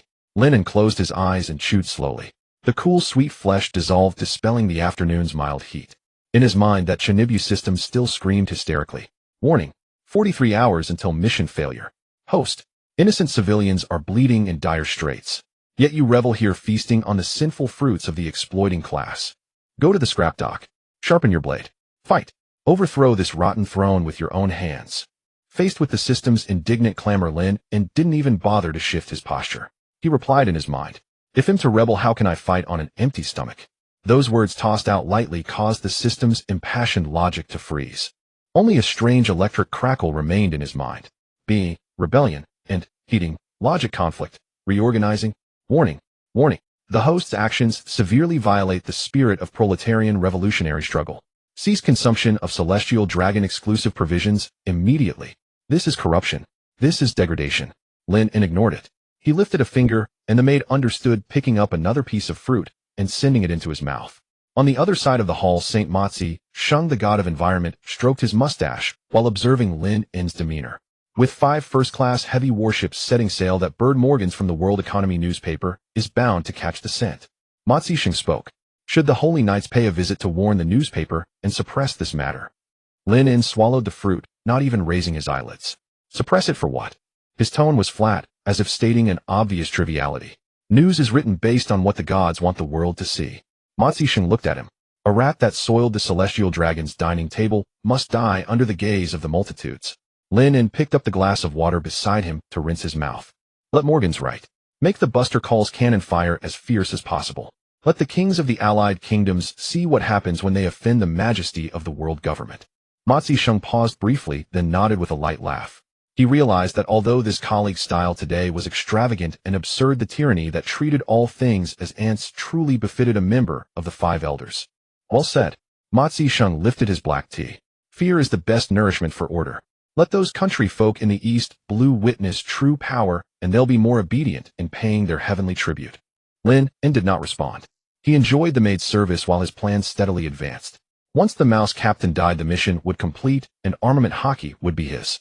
With the power to protect himself, he could live even more comfortably here in Marihoa. As for the system's slogans about overthrowing the Celestial Dragons, he would simply listen and let them be. On the Azure Sea, the 5 heavy warships under Akainu's command formed a wild goose formation, crushing the waves at full speed. The seagull flag snapped in the wind atop the masts. Vice Admiral Dalber stood beside Akainu, checking the navigation chart. Admiral Sakazuki, approximately 10 hours to reach Branch 16 waters. Akainu crossed his arms, eyes fixed ahead. Full speed. No stops along the way. As he spoke, the lookout in the crow's nest shouted, "Starboard 45 degrees. A pirate ship spotted. Flying the Black Cat Pirate's flag." Vice Admiral Enigmo stepped onto the deck, drawing his sword. "He'll handle it. No need." Akainu didn't even turn his head, issuing the order directly. "Prepare the main cannons." Enigmo froze. "Use a first-class battleship's main cannons on a small East Blue pirate ship." "Admiral," Vice Admiral Dalber hurriedly reminded, "they've already lowered their flag." "Fire." Akainu's voice held no warmth. The 3 main cannons on the flagship's starboard side adjusted angles simultaneously. The deafening roar of cannon fire erupted. 3 heavy shells arched through the sky, striking the medium-sized pirate vessel with precision. Flames burst skyward. When the smoke cleared, the sea was left with only scattered wood chips, wreckage, and a few charred corpses. The voice of pleading never even reached the warship. The fleet did not slow. It plowed directly through the debris, advancing with murderous intent straight toward Branch 16. Enigmo sheathed his sword and looked at Akainu's profile. He noticed that this ever-iron-fisted admiral burned with a nearly fanatical fervor in his eyes. Admiral Sakazuki, Enigmo couldn't help asking, for a mere East Blue captain going to such lengths, is it worth it? Akainu turned his head to look at Enigmo. Do you think we are killing a captain? Enigmo fell silent. We are executing a divine punishment. Akainu turned his gaze back to the rolling waves. Saint Bite Shung's will shall be carried out by me. All filth will be scorched by magma. This sea needs a thorough cleansing. East Blue 16th Branch Base. The scorching midday sun beat down directly on the cracked concrete ground, evaporating into distorted heat waves. The air was thick with a nauseating mix of sweat, cheap alcohol, and rotting fish. Several greenbottle flies buzzed in circles before landing on the greasy belly of a Marine soldier. They were stripped to the waist, their sweat-drenched uniforms carelessly tossed over the rusted railing, crowding into the narrow shadow of the guardhouse by the base gate to evade the sun that could bake a man dry. On the battered wooden table in the middle lay empty bottles, gnawed clean barbecue bones, and a deck of cards darkened by grease. Pair of threes, you can't beat that. A Marine rudely threw down his cards and tipped his head back to take a large gulp of cheap liquor, the liquid trickling down his stubbled chin into his neck. He let out a loud, reeking belch and slapped a few belly notes onto the table with a sharp crack that startled the flies. Can't beat it, damn it. The Marine opposite scratched his greasy, tangled hair that hadn't been washed in days, then threw his losing hand onto the table in frustration. He grumbled, this damn heat is killing me. There's not a single soul near the gate. Standing guard is a complete waste of time. This godforsaken place doesn't even have a single civilian daring to cause trouble. Boring as hell. The base's huge iron gate, usually meant to be impregnable, but now covered in rust, stood wide open with no pretense of defense. One of the doors had even come off its hinges and leaned crookedly against the wall, ready to fall. The sentry post that should have been manned was empty, with only a few seagulls perched on the gate pillars, preening their feathers, leisurely looking at the Marines with an expression that suggested they were the fools. What could possibly happen in East Blue? A third Marine, leaning against the wall, picked a shred of meat from between his teeth, his tone dripping with a twisted sense of superiority. Those fishermen scumbags under a long collect money in Kokoyashi village, and we collect from a long right here. You understand this perfect food chain, don't you? The East Blue is called the weakest sea, a symbol of peace. It is also Garp's homeland. The Navy has always governed the East Blue loosely. The first Marine swept his winnings of coins roughly into his arms and boasted smugly, stick with Colonel Lao Shu, and every month you'll have plenty of extra cash. Yesterday, I went to the tavern in town. The owner saw this uniform on me and didn't even dare charge for the drinks. He tremblingly brought out 2 extra plates of good meat. This life is 1,000 times better than risking your neck against those monsters in the Vita Honglu. Remember, in the New World you risk your life. Here in East Blue we live like kings. At the top floor of the base, in the luxurious office of the commanding officer, a powerful air conditioner hummed out a fierce blast of cold air, sealing off the outdoor heat and stench into a separate world. Colonel Lao Shu lounged back in a soft Sea Dragon leather executive chair. He sported his signature handlebar mustache, a pair of gleaming military boots carelessly propped on the edge of the expensive mahogany desk, pressing down on several unprocessed official documents. On the desk, more than a dozen stacks of crisp new belly were scattered like a small hill. The surface of the bills was stuck with a few dried fish scales, emitting a heavy, nauseating smell of fish and seawater, the tribute just sent by Elong's gang. Colonel Lao Shu showed no concern for the smell. Oh, in fact, he sniffed it greedily, his face wearing a sickly expression of intoxication. His eyes narrowed into greedy slits. He extended a crimson tongue to lick his parched lips, then picked up a stack of bills and began counting them with practiced ease. He moistened his thumb with saliva, and the rustling sound of the papers was more pleasing to him than any music in the world. 100,000. 200,000. 500,000. Colonel Lao Shu slammed the counted stack of belly heavily onto the desk, the sound crisp and pleasant. He closed his eyes, his face showing a drugged, ecstatic expression. East Blue. What a wonderful place. Colonel Lao Shu leaned back into the soft chair, sighing to the air, his tone dripping with the smug triumph of a petty man who had risen to power. No monstrous pirates from the Vita Honglu, no crazy revolutionary army. As long as I grease the wheels above and below, money flows in like the rising tide. He picked up a 10,000 belly note, held it toward the air conditioner vent, let it flutter slightly in the breeze, and admired the world government emblem printed on it, a hideous grin spreading across his lips. This life of a local baron is rich in gravy and free from oversight. I bet even those lofty celestial dragons in Shungdi Malikia live no better than this, right? They eat high-grade seafood. I collect protection money from pirates. Nothing different at heart, ha. In front of the desk, a chief named Xiao Zilong raised his hand to wipe the cold sweat of fear from his forehead with his sleeve. His legs inside the crisp uniform trousers trembled uncontrollably. Colonel, Xiao Zilong said, his voice tight and quivering, the resentment of the common people has reached its limit. Along's gang is extorting too ruthlessly. I saw with my own eyes them breaking an old man's leg over a few belly. They even charge a breathing tax per head for newborn babies. If this continues, something terrible will happen. Colonel Lao Shu continued counting money without looking up. Stubborn commoners.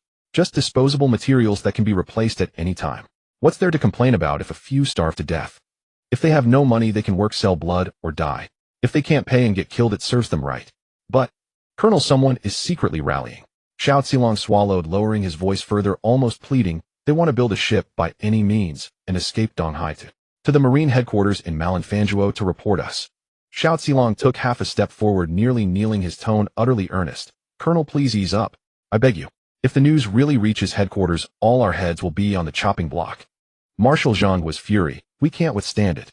Colonel Lao Shu's counting motions came to an abrupt halt. The smile on his face vanished, instantly replaced by a sinister rage at having his supreme authority challenged. Colonel Lao Shu suddenly stood up. He swung his fat right arm, and with a force that cut through the air slapped Xiao Zilong across the face with all his might. Slap. A sharp crack that made eardrums ring. Xiao Zilong was sent flying by the immense force, his body crashing uncontrollably into a metal filing cabinet in the corner. Bam! A thunderous noise. The cabinet shook violently, its doors flew open and dust-covered documents scattered around him. The bills on the desk were also flung into the air by the colonel's furious motion. Several belly notes, stained with the blood from Xiao Zilong's mouth, swirled down in the air, landing everywhere, supremely ironic. Colonel Lao Shu's chest heaved violently as he pointed at Xiao Zilong sprawled on the floor and roared with spittle flying, Zhanghua. Headquarters. The emperor is far away from the court. He pointed at the seagull emblem on his chest, his expression manic. See this? In East Blue, it doesn't represent justice. It represents me. I am the heaven. As he raged on, immersed in the illusion that he was the heaven, he completely failed to notice outside the window. On the distant horizon, 5 enormous shadows advanced unstoppably, breaking the calm of the sea. At the bow of the flagship, a man draped in a great coat bearing the word justice stared coldly through binoculars at this island steeped in sloth and corruption. He saw the empty watchtower. He saw the wide-open base gate. He saw the Marines gambling in the shadows. Sakazuki slowly lowered his binoculars. His eyes behind the lenses had already become a hell of molten lava. He did not issue complex landing operation orders to the vice admirals beside him. Instead, he turned to face the entire fleet, poised and ready. His voice, as hot and deep as magma confined underground for millennia, carried clearly to every warship. All ships prepare for first-class combat readiness.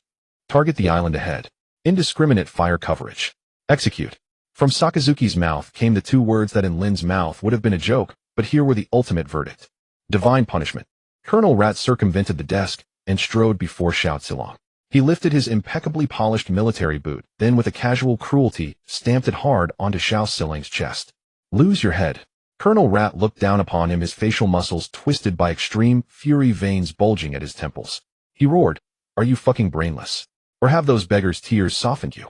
Xiao Zilong clutched his rapidly swelling cheek, blood from the corner of his mouth staining his collar.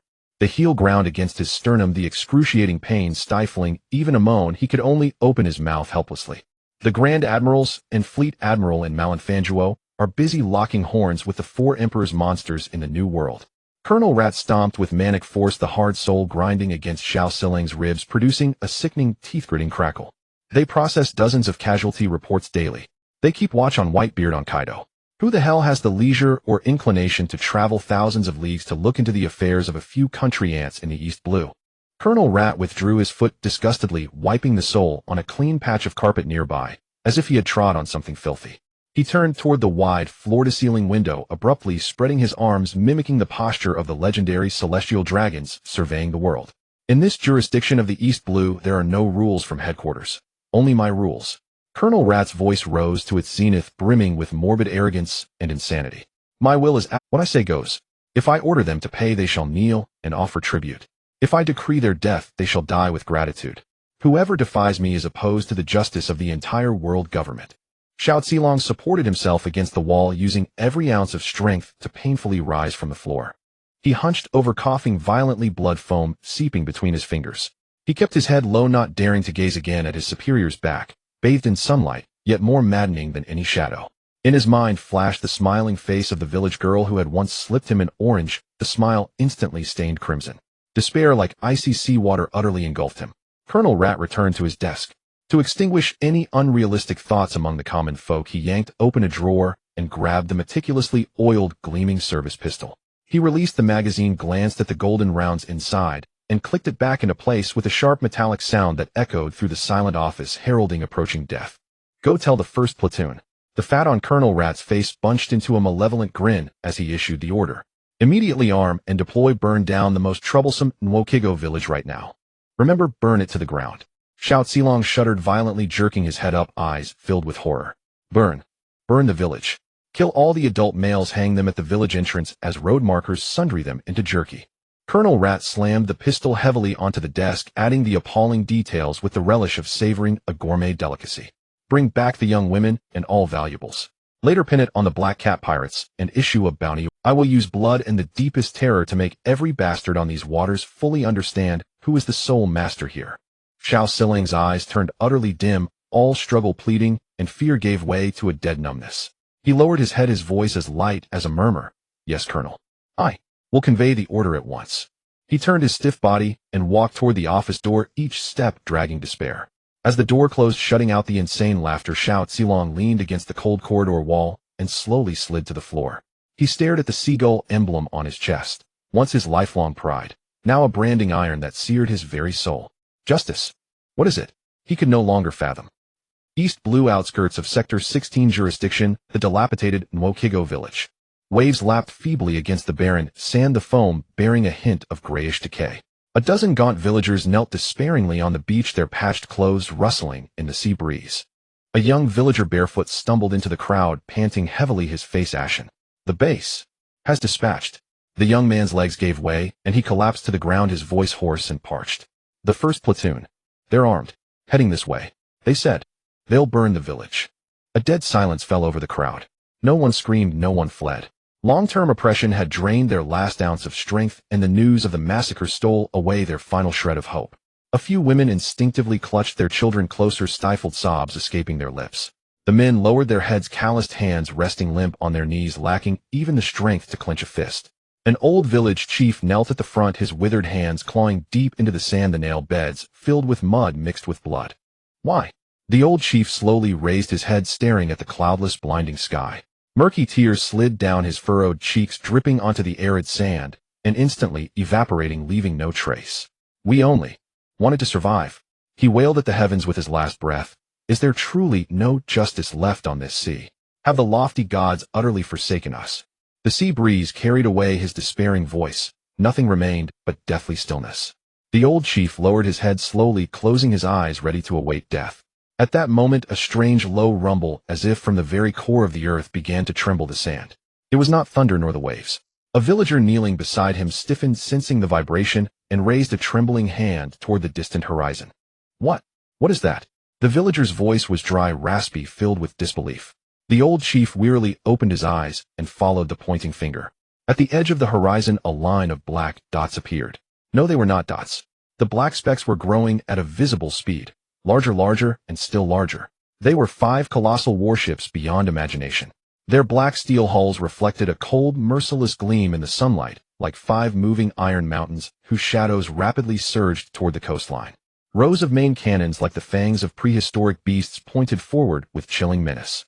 At the masthead, the enormous world government flag bearing a seagull flapped proudly in the wind, heralding the arrival of supreme authority. The fleet formed a wild goose formation, their prows cleaving through the massive swells, churning snow-white breakers, bearing down at full speed with overwhelming force. The old chief's murky eyes flew wide open. He stared at the emblem of the world's highest authority, at the fleet that could strike terror into any pirate, his cracked lips trembling violently. He recalled his prayer, his cry for justice. An incoherent murmur mingled with ecstasy and awe escaped his lips. The gods! His knees gave way and he kowtowed heavily toward those 5 iron behemoths, tears streaming down his aged face. They answered me. In the Eastern Sea at the training ground of the 16th Division base, the midday sun blazed down on the cracked concrete floor. The first squad of naval officers stood in formation, their faces twisted into excited smiles for the impending cleansing operation. Listen carefully. Commander Chow licked his cracked lips, his eyes glinting with greed. Colonel Mouse has ordered that not a single adult male from Cocoa Village be left alive. Women and wealth are all our spoils of war. A naval officer skillfully pulled back the gun's bolt, producing a crisp metallic sound, and added, I heard that Cocoa Village has hoarded a lot of food and berries to pay protection fees. This time we're going to make a fortune. Move quickly. Another naval officer polished his bayonet, the blade glinting coldly in the sunlight. Don't forget that girl named Noki Gao in the village. She's quite a beauty. If we're late, we might miss out. Filthy words and sinister laughter echoed above the training ground as they eagerly awaited this bloody feast. Just then the air raid siren suddenly blared its shrill wail, cutting through all the noise. The alarm, old and faulty, emitted a jarring sound that drowned out all the commotion on the training ground. Atop the 70-meter lookout tower, the naval officer on watch, who had just been leisurely observing distant seagulls while smoking a cigarette, suddenly froze. In the next instant, it seemed he witnessed the most terrifying sight in the world. His legs turned to jelly, and he could not even scream before plummeting straight down from the tower. Bang! He crashed down onto the rusty safety net below, creating an exaggerated dent in the mat. The naval officer felt as if his bones had shattered, yet he paid no heed to the pain. He scrambled to his feet, pointing towards the horizon, struggling to produce a hoarse, dry sound, unable to utter a single word. In the top office, Colonel Mouse kicked open the oak door. He stepped onto the terrace, holding an expensive cigar, the falling ash staining the carpet. Which blind thief dares to provoke the king of the Eastern Sea? Colonel Mouse turned roughly, snatching the high-powered binoculars from a naval officer's hands, aiming them at the horizon. His view shifted from blurry to clear. In the next moment, the anger on Colonel Mouse's face froze. There were no pirate ships in sight. 5 massive first-class heavy warships arranged in a formation reminiscent of a flying geese were cutting through the waves at full speed, approaching the 16th Division base. The giant seagull flag, representing the highest authority of the world government, fluttered in the wind from the mainmast. Colonel Mouse's hand trembled violently, nearly dropping the binoculars. His gaze followed the seagull flag down to the bow of the flagship. There stood a man draped in a justice coat of a general, a red rose pinned to his chest. The shadow cast by his naval cap obscured his eyes. The dark red suit remained unyielding against the ferocious sea wind. Sakaski, Admiral. Colonel Mouse's legs buckled, and he fell heavily to his knees on the concrete of the terrace. His knees scraped, and blood seeping through his trousers, yet he felt nothing. The entire base fell into a deathly silence. On the training ground, the naval officers who had just been laughing lasciviously now froze, staring up like chickens with their necks gripped, dazedly gazing at the 5 iron giants casting massive shadows. Their rifles clattered to the ground with a series of loud thuds, producing a jarring and sharp sound, and someone overwhelmed by fear collapsed on the spot. Colonel Mouse suddenly raised his hand, harshly slapping his own face twice, causing his cheeks to swell instantly. It's a coincidence. This must be a coincidence. He shouted hoarsely, Admiral Akainu must be hunting down the great pirate fleeing from the New World. He's just passing through our Eastern Sea. Yes, it must be. Quickly, raise the largest seagull flag in the warehouse. Everyone put down their weapons and line up to welcome the Admiral. The naval officers, as if awakening from a dream, hurriedly ran towards the flagpole. However, the 5 heavy warships ahead showed no sign of slowing down, avoiding, or signaling their identity as allies. Creak, creak. The sound of metal gears engaging and rotating traveled across several kilometers of sea. On the warships, dozens of triple-barreled heavy cannons simultaneously turned their turrets, their dark muzzles reflecting cold light in the sunlight, all aimed squarely at the 16th Division base. At Mariewa, in the power hall of Panga City, Lin leaned against a grandmaster chair made from the bones of sea kings. The air was filled with the rich aroma of top-grade black tea and the scent of sea salt. A maid used pure gold tweezers to pick up a piece of chilled sea king fruit, flesh respectfully offering it to his mouth. The fruit melted in his mouth, the icy sweet juice bursting on his taste buds. In his mind, the system's impassioned voice sounded right on cue. Ding! Detected that the host's revolutionary fury has transformed into a tangible torrent of steel. Listen, that is the death knell of the reactionaries. Look, those are the tearful eyes of the civilians. You are advancing towards the enemy's stronghold with unstoppable momentum. Go utterly crush them. Lin leisurely swallowed the fruit, picked up a neatly folded pure gold silk handkerchief beside him, and wiped the corner of his mouth. I know if you keep shouting this fruit will get heated. He was already accustomed to the system's dramatic intervention. As long as the outcome was directed properly, he would let it say whatever it wanted. Using the identity of the world's highest authority to lie back and complete revolutionary tasks was a dissonance that in itself was a kind of enjoyment. At the top of the 16th Division, Colonel Mouse felt the very real threat of death. He crawled into the communications room with all his strength, grabbed the top-secret encrypted din mushy on the desk, and drenched in sweat cut into the naval public communication frequency. Don't fire. We're one of your own. Colonel Mouse screamed hoarsely into the microphone, his voice hoarse and distorted. This is the Eastern Sea 16th Division. Admiral Akainu, we are the Navy guarding justice. We just collected protection fees. No, we just captured pirates. There must be a colossal misunderstanding. On the flagship's bow, the strong sea wind whipped the justice cloak. The din mushy mimicked the tear-streaked face of Colonel Mouse. Vice Admiral Doberman stood beside, watching the expressionless Akainu waiting for orders. He felt a chill rising from his feet. The cold pressure emanating from Admiral Sakaski was even more terrifying than the aura of the four emperors of the New World. Akainu's gaze remained fixed on the filthy and decaying base structure ahead. In his eyes, it was not a naval branch, but a corrupt stain that must be eradicated. The highest order from St. Pitt was for him to personally take action and uproot this stain. He didn't even glance at the weeping din mushy. Cut off communications. Akainu's voice was low and devoid of any emotion. Vice Admiral Doberman unhesitatingly raised his hand and heavily pressed the cutoff button. Only the busy signal of beep, beep remained in the communications room. Colonel Mouse collapsed to the ground, drained of all strength to escape. In Akainu's eyes, there was no need to hear any justifications from such a scoundrel. It was merely a mouse, the only value of which was to be completely eradicated, leaving no trace behind. On the flagship, Akainu slowly raised his right arm. The dark red sleeve of his suit turned to ashes upon contact with the air. Thick scalding magma erupted from his arm, roiling and boiling in the air, emitting a heat intense enough to distort light. The surrounding air heated and expanded, causing the vision to warp from the extreme heat. Donghai, the 16th branch base. A wave of scorching heat assailed the senses. The moisture in the air was instantly drawn out and evaporated, leaving the very light searing and distorted. The flagship's steel deck groaned under the weight of Akainu's presence, emitting a sound of unbearable strain. Vice Admiral Doberman involuntarily took half a step back. At the flagship's bow, Akainu's right arm had fully transformed into a flowing hellscape. Extremely viscous, dark red magma dripped from his wrist, burning charred pits into the specially reinforced deck, rising with pungent white smoke tinged with sulfur. Great eruption. Akainu's low utterance carried the weight of a final judgment, each syllable resolute. His right fist shot forward. A colossal fist of magma detached from his hand, swelling as it flew, and in the instant it left his body, it transformed into a molten giant's fist over 30 meters in diameter, blotting out the sky. Its surface roiled and churned, trailing thick black smoke and sparks like a meteor torn from the sun, hurtling with irresistible force toward the main building of the 16th branch. A distance of hundreds of meters vanished in a flash. In the top-floor office, Captain Rat slumped to the floor, clutching his hair with both hands, tearing his scalp bloody with frantic fingers. His wide eyes reflected only the rapidly expanding darkness.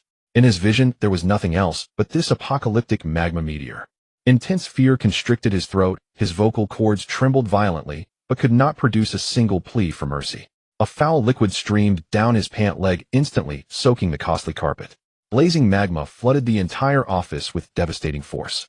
Captain Rat's body, the desk piled with berries, the leather armchair, symbolizing power, and all his greed and ambition were reduced to ashes within. Blazing magma flooded the entire office with devastating force. Captain Rat's body, the desk piled with berries, the leather armchair, symbolizing power, and all his greed and ambition were reduced to ashes within a tenth of a second. The reinforced concrete structure softened, bent, melted, and collapsed before this hellfire. The magma fist, its momentum undiminished, pierced through the entire building and slammed heavily into the mountainside behind the base. Boom! A deafening explosion shattered the heavens. The entire island shook violently. The mountain was forcibly torn open into a massive gap. Countless rocks mixed with burning trees were hurled hundreds of meters into the air by the raging shockwave, then rained down as a deluge of fire. On the parade ground, the Marines who had been preparing to slaughter the village stood frozen in place. They looked up helplessly, watching the main office building, the symbol of the branch's power, melt and collapse before their eyes. Someone's rifle clattered to the ground. The leading petty officer's legs gave way, and he fell heavily onto the cracked concrete. Mouth agape, staring at the ember-laden ashes drifting in the sky, his mind went blank. Run! Run for your lives! Someone cried out in a distorted shriek. On the flagship's bow, Akainu's right arm slowly reverted to its normal state, covered in dark red suit fabric. His face expressionless, he gazed at the ruins now transformed into a sea of molten fire without a trace of pity. He slowly raised his right hand and brought it down with a decisive chop. A cold, resolute word escaped his lips. Erase. Vice Admiral Doberman immediately turned and roared into the communicator, by order of the Commander-in-Chief. All ships open fire. Target all military installations on the island ahead. Repeat complete eradication. From the broadsides of 5 first-class heavy warships, hundreds of triple-mounted cannons unleashed a deafening thunder. The terrifying shockwave raised towering white waves on the sea. Dense shells traced arcs of death through the air, falling like hail with precision into every corner of the base. Boom. Crash. The ammunition depot was detonated precisely by the first salvo, sending a colossal mushroom cloud mixed with crimson flames into the sky. The devastating shockwave flattened the surrounding barracks, watchtowers, and training facilities in an instant. The Marines on the parade ground finally snapped out of their stupor, letting out piercing screams as they scattered in all directions, crying and wailing. But the shells landed right among them, churning up vast amounts of soil rubble and mangled flesh. No warning. No call for surrender. Not even a moment for remorse. Only pure, unreasonable, overwhelming annihilation. Under a barrage rivaling a buster call, the Navy's 16th branch base, which had tyrannized the East Blue for years, was wiped off the map in just 5 minutes, leaving only a burning wasteland and towering black smoke. Nwokigo village, the coastal beach. The old village chief and the villagers knelt on the ground, the continuous violent tremors from beneath numbing their knees. They lifted their heads and stared blankly into the distance. In the direction of the 16th branch, the entire sky was dyed a harsh orangered, and billowing black smoke gathered into a massive pillar, blotting out the sun. Muffled explosions echoed across the sea, one after another, pounding their eardrums and hearts. The Marines who had come to slaughter the village had lost all their earlier arrogance. Their faces were ashen. The petty officer's gun fell onto the sand. Staring at the sky full of black smoke, he trembled like a leaf, his teeth chattering. The base is gone. A Marine stumbled back a few steps and collapsed onto the cold sand, clutching his head and screaming incoherently. A buster call. It's a buster call bombardment. What? Is headquarters coming to kill us?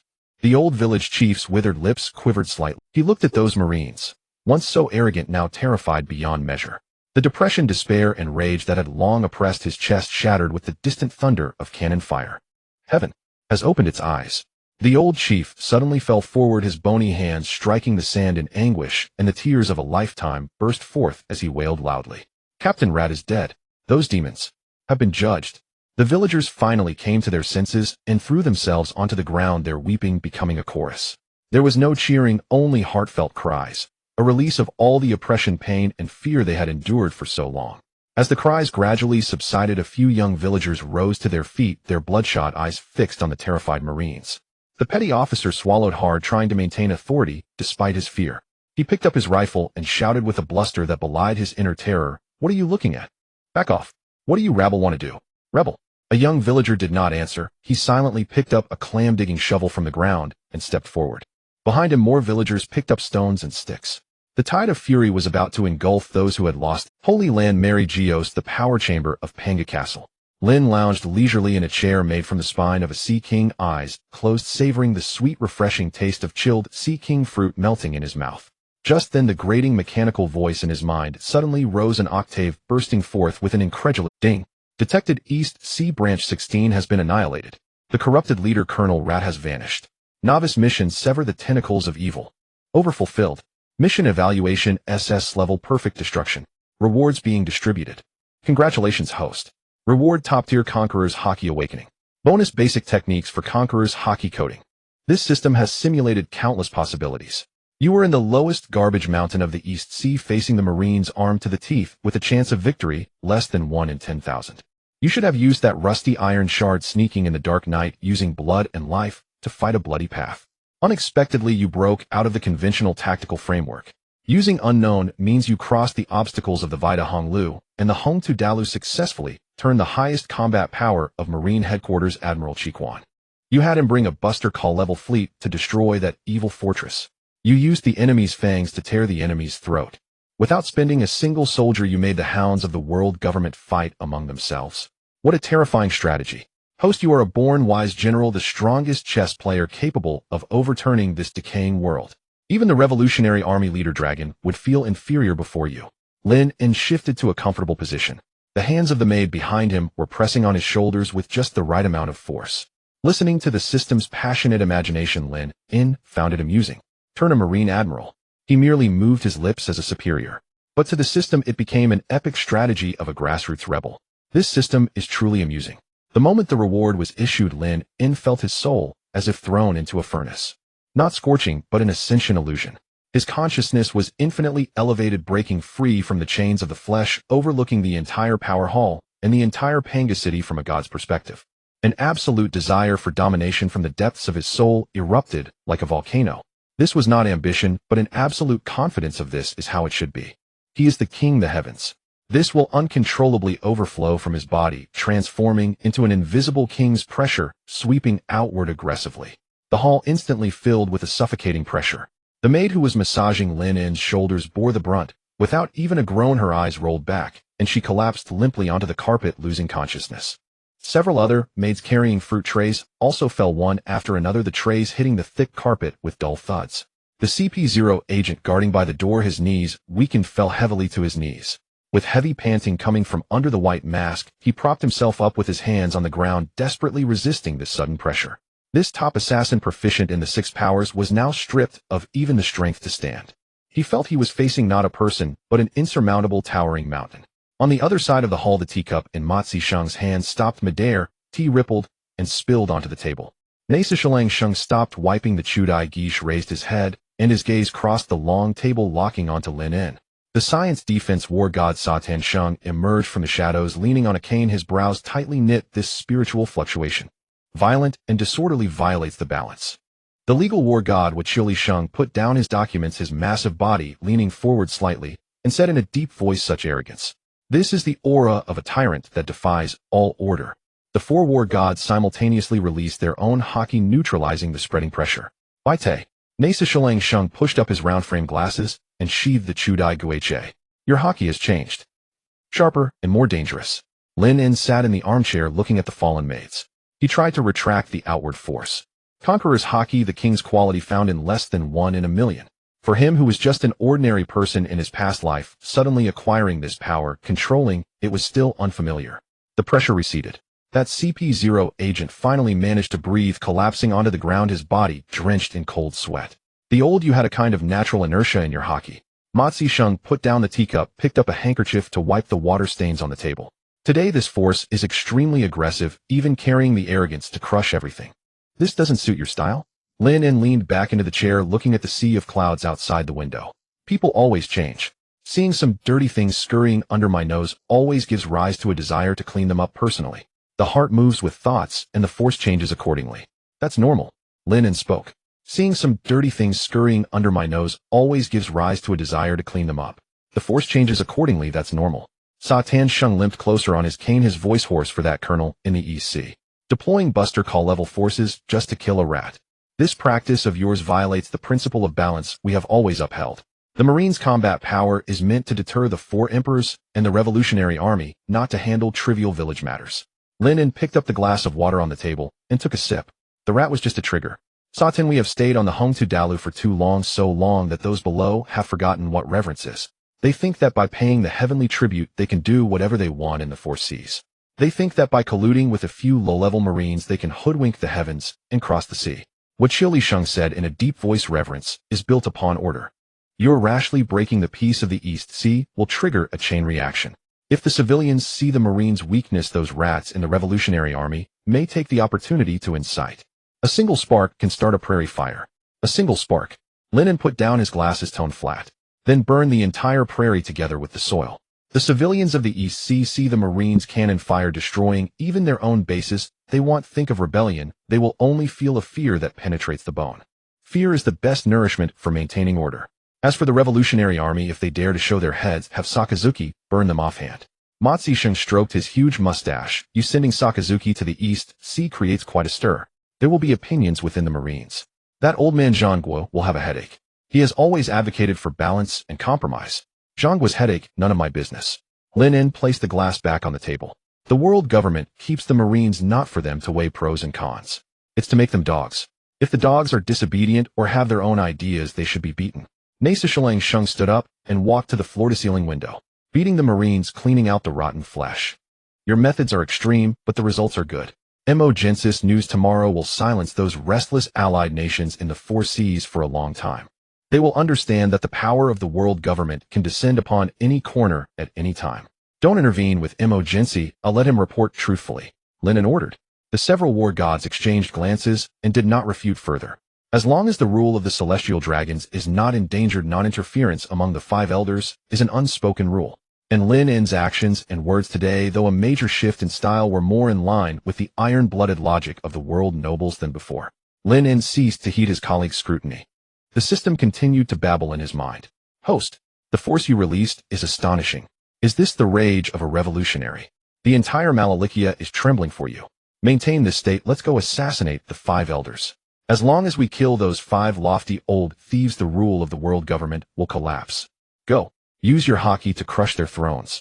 Lin In glanced at Naisishalang Shung by the window, then swept his gaze over Matsi Shung across from him, as well as Sa Tan Shung and Wachili Shung. Assassinate the five elders. Use myself to assassinate myself. Shut up. Lin In replied in his mind. The system instantly fell silent. Lin In stood up, stepped over the fallen mate on the floor, and walked to the center of the hall. Clean this up, he ordered to the door. Several guards immediately entered with heads bowed, swiftly dragging the people away and replacing the carpet. What do you plan to do next? Matsi Shing asked. Nothing. Lin In adjusted his crimson suit jacket. The agricultural war god's work is heavy, I need rest. Let Sakazuki handle the aftermath of the East Sea himself. If he can't even finish the cleanup, he doesn't deserve to wear that admiral uniform. In the Marine headquarters, the marshal's office. Sengoku stared intently at the high-altitude reconnaissance photos on his desk, his shirt soaked through with cold sweat. The photograph showed the island of the 16th branch had been completely reshaped. The base was utterly obliterated, leaving only a scorched volcanic wasteland covered in black smoke. The intelligence department had just delivered an ammunition consumption report on the scale of a buster call, and the unending string of zeros made Sengoku's temple throb violently. Using military expenditure sufficient to launch a war against a Yonka-level threat, just to level a subordinate branch in the East Blue. No matter how you counted it, it was a devastating loss. Sengoku slammed the consumption report onto the table. Vice Admiral Tsuru, the chief of staff, sat to the side, holding a teacup, but never taking a sip. What the other side wants is not the life of Colonel Mouse. Tsuru set down the teacup. Sengoku looked up. What Lord Peter Saint desires, Tsuru continued calmly, is the compromised form of justice that you have painstakingly cultivated over the years. He is telling the entire Marine that Mary Geoise can bypass you as the Marshal at any time and directly mobilize the highest combat power. This is a declaration of power. Sengoku rubbed his face vigorously. He understood what Tsuru meant. In order to concentrate its forces against the monsters of the New World, the Marine had always turned a blind eye to some problems in the Four Blues. This was a balance tacitly acknowledged by the High Command. The five elders had never interfered before. Today that unspoken understanding was violently shattered by a single order. The office door burst open and an adjutant rushed in his military cap. Askew. Marshal, something terrible has happened. The adjutant gasped. Speak. A bad premonition rose in Sengoku's heart. Vice Admiral Garp on leave in the East Blue intercepted the 16th branch's distress signal. His warship has deviated from its course and is charging at full speed toward the incident waters. Sengoku abruptly stood up, steadying himself by grasping the edge of the desk. On the East Blue Sea, a warship with a doghead ram was cleaving through the waves at full speed. On the deck, the rice crackers in Garp's hand were crushed into powder. He fixed his gaze on the silhouettes of 5 heavy battleships on the horizon, not uttering a word. His usual playful demeanor had vanished without a trace. Silence fell on the deck. Fire a warning shot to force them to stop, Garp ordered. 3 shells landed in the waters ahead of the Buster Call fleet, sending towering columns of water into the air. The fleet slowed. Garp tore off the justice coat on his back and tossed it to his adjutant. He bent his legs, and the deck plates beneath him shuddered violently. Like a cannonball, he launched himself into the air, whistling across hundreds of meters of sea and crashing heavily onto the deck of Akaino's flagship. Boom. The thick wooden deck was shattered into a web of massive cracks. Akainu, you bastard, what did you do in my hometown? Garp's eyes blazed with fury. 10 vice admirals on the flagship's deck stepped back simultaneously. Doberman rested his hand on his sword hilt, but dared not draw. Akainu stood his ground, expressionless. He looked at Garp, his eyes devoid of the respect of old, replaced by the cold indifference of viewing an outsider. I was cleaning up the filth you have long indulged, Vice Admiral Garp. Akainu's voice betrayed no emotion. Garp's fists clenched until his knuckles cracked. This is a direct order from Mary Geoise. Do you intend to obstruct the divine punishment hero of the Marines? At Pangea Castle in the rare botanical garden, Lin had finished his bath, changed into a deep crimson suit, and under the escort of guards was inspecting his property. He casually plucked a strange flower that could induce hallucinations and toyed with it between his fingers. The highest-ranking CP0 agent knelt on one knee behind him, awaiting instructions. In the name of the Five Elders' exclusive agricultural experiment special zone, carve out a large island with a pleasant climate on the edge of the calm belt in the Grand Line. Lin tossed the flower to the ground and crushed it with the tip of his shoe. The CP0 chief looked up. Place the island directly under my private ownership, designated as a maximum restricted zone. Without my written order, Marine warships are not to approach within 10 nautical miles of that sea area. CP intelligence agencies are to withdraw completely. Violators will be executed on the spot. The CP0 chief lowered his head again, his breathing suddenly becoming heavy. A personal enclave claimed by one of the Five Elders, and he must guard against both the Marines and CP's own people. This was highly unusual. Lord Peter Saint must be secretly executing some terrifying plan capable of overturning the world. Was it the resurrection of an ancient creature, or a botanical weapon that could erase entire nations? Only such a level of secrecy would require such extreme measures. I understand. The CP0 chief accepted the order. Within 1 month, I will forge that absolute restricted zone for you. Lin waved his hand, signaling him to withdraw. Finally, I can carve out a private territory where I need not work and no one will disturb me. It will be convenient for fishing and vacationing in the future.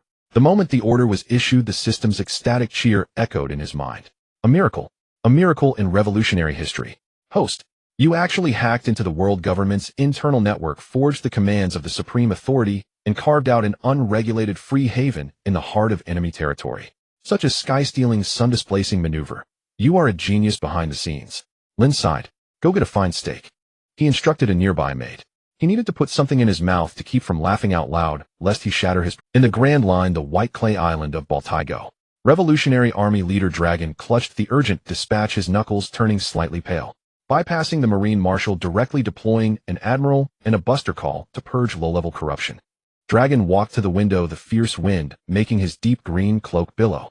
Such extreme thorough methods are definitely not the style of the celestial dragons. Who could it be using the Marines' highest combat power as their own blade?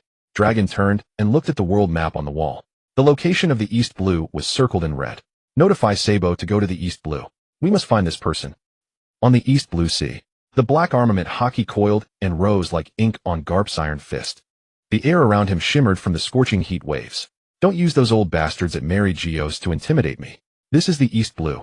Garp stepped forward and the deck plates beneath him shattered again. Akainu did not retreat. The right half of his body had completely turned into boiling magma, evaporating the surrounding seawater into thick fog. Anyone who defies Lord Peter Saints, will even a hero, is an obstacle to justice. Akainu met Garp's gaze. Two starkly different conceptions of justice clashed violently under the East Blue sky. Garp stared at Akainu's impassive face. This junior had changed. The old Sakazuki had executed justice within the framework of the Marines. The current Sakazuki had become a blade, a pure blade that obeyed only Mary Geoise. You've been completely brainwashed by them, Garp said in a low voice. I've merely found true justice, Akainu replied. Garp raised his fist. Akainu lifted his arm. Magma and iron fist less than 3 meters apart. Today I'll teach you a lesson on behalf of Sengoku. Garp's fist swung out fiercely. Akainu's magma fist met it Hedon. Fist collided with fist in midair. A grating sound echoed as Armament Haki and molten lava clashed, consuming and annihilating each other. The entire deck of the flagship began to cave in and disintegrate under this force. Vice Admiral Garp, your era is over. Akainu's force suddenly increased. My era is not for you to end. Garp snorted coldly, the Armament Haki on his fists growing even darker. The East China Sea. Sea winds howled. The Armament Haki on Garp's right fist had condensed into an ink-black hue, and over the hardened surface dark red electric sparks crackled and popped. Akainu's entire right half had transformed into flowing magma. Dark red molten rock dripped onto the deck, burning through the specially treated planks and emitting acrid black sulfur smoke. Between the two, the air currents twisted violently, nearly boiling under the dual pressure of extreme heat and Haki. Vice Admiral Doberman and the other 9 vice admirals stood behind, their palms slick with cold sweat, feeling as if they were squeezed between 2 volcanoes about to erupt, oppressed almost to the point of breathlessness. They simply could not intervene in a confrontation of this caliber. Garp's eyes blazed with fury. He was ready to push his haki to the limit and teach this arrogant junior a lesson he would never forget. Yet just a second before he threw his punch, Akainu moved. His magma arm, carrying the momentum of annihilation, smashed down toward Garp. Infernal dog. Garp's eyes sharpened, meeting the attack without flinching. Iron Fist. Magma and Iron Fist collided midair with a thunderous impact. There was no earth-shattering explosion, only a visible ring of blackened shockwave that erupted outward. Under that force, the entire deck of the flagship emitted a harsh, agonized cracking sound, sinking inward as countless fissures spread like a spiderweb. The sea beneath their feet, battered by the residual wave of invisible haki, was compressed into a massive crater dozens of meters in diameter. Garp's Iron Fist pressed firmly against Akainu's magma, which roared like a rabid hound. Armament Haki and molten rock clashed, consuming and annihilating each other with a grating screech. Brew, brew, brew, brew. Just as the deadly confrontation was about to erupt, the abrupt ring of a din-din mushi cut through the air. The sound came from the high-security din-din mushi on Akainu's left wrist.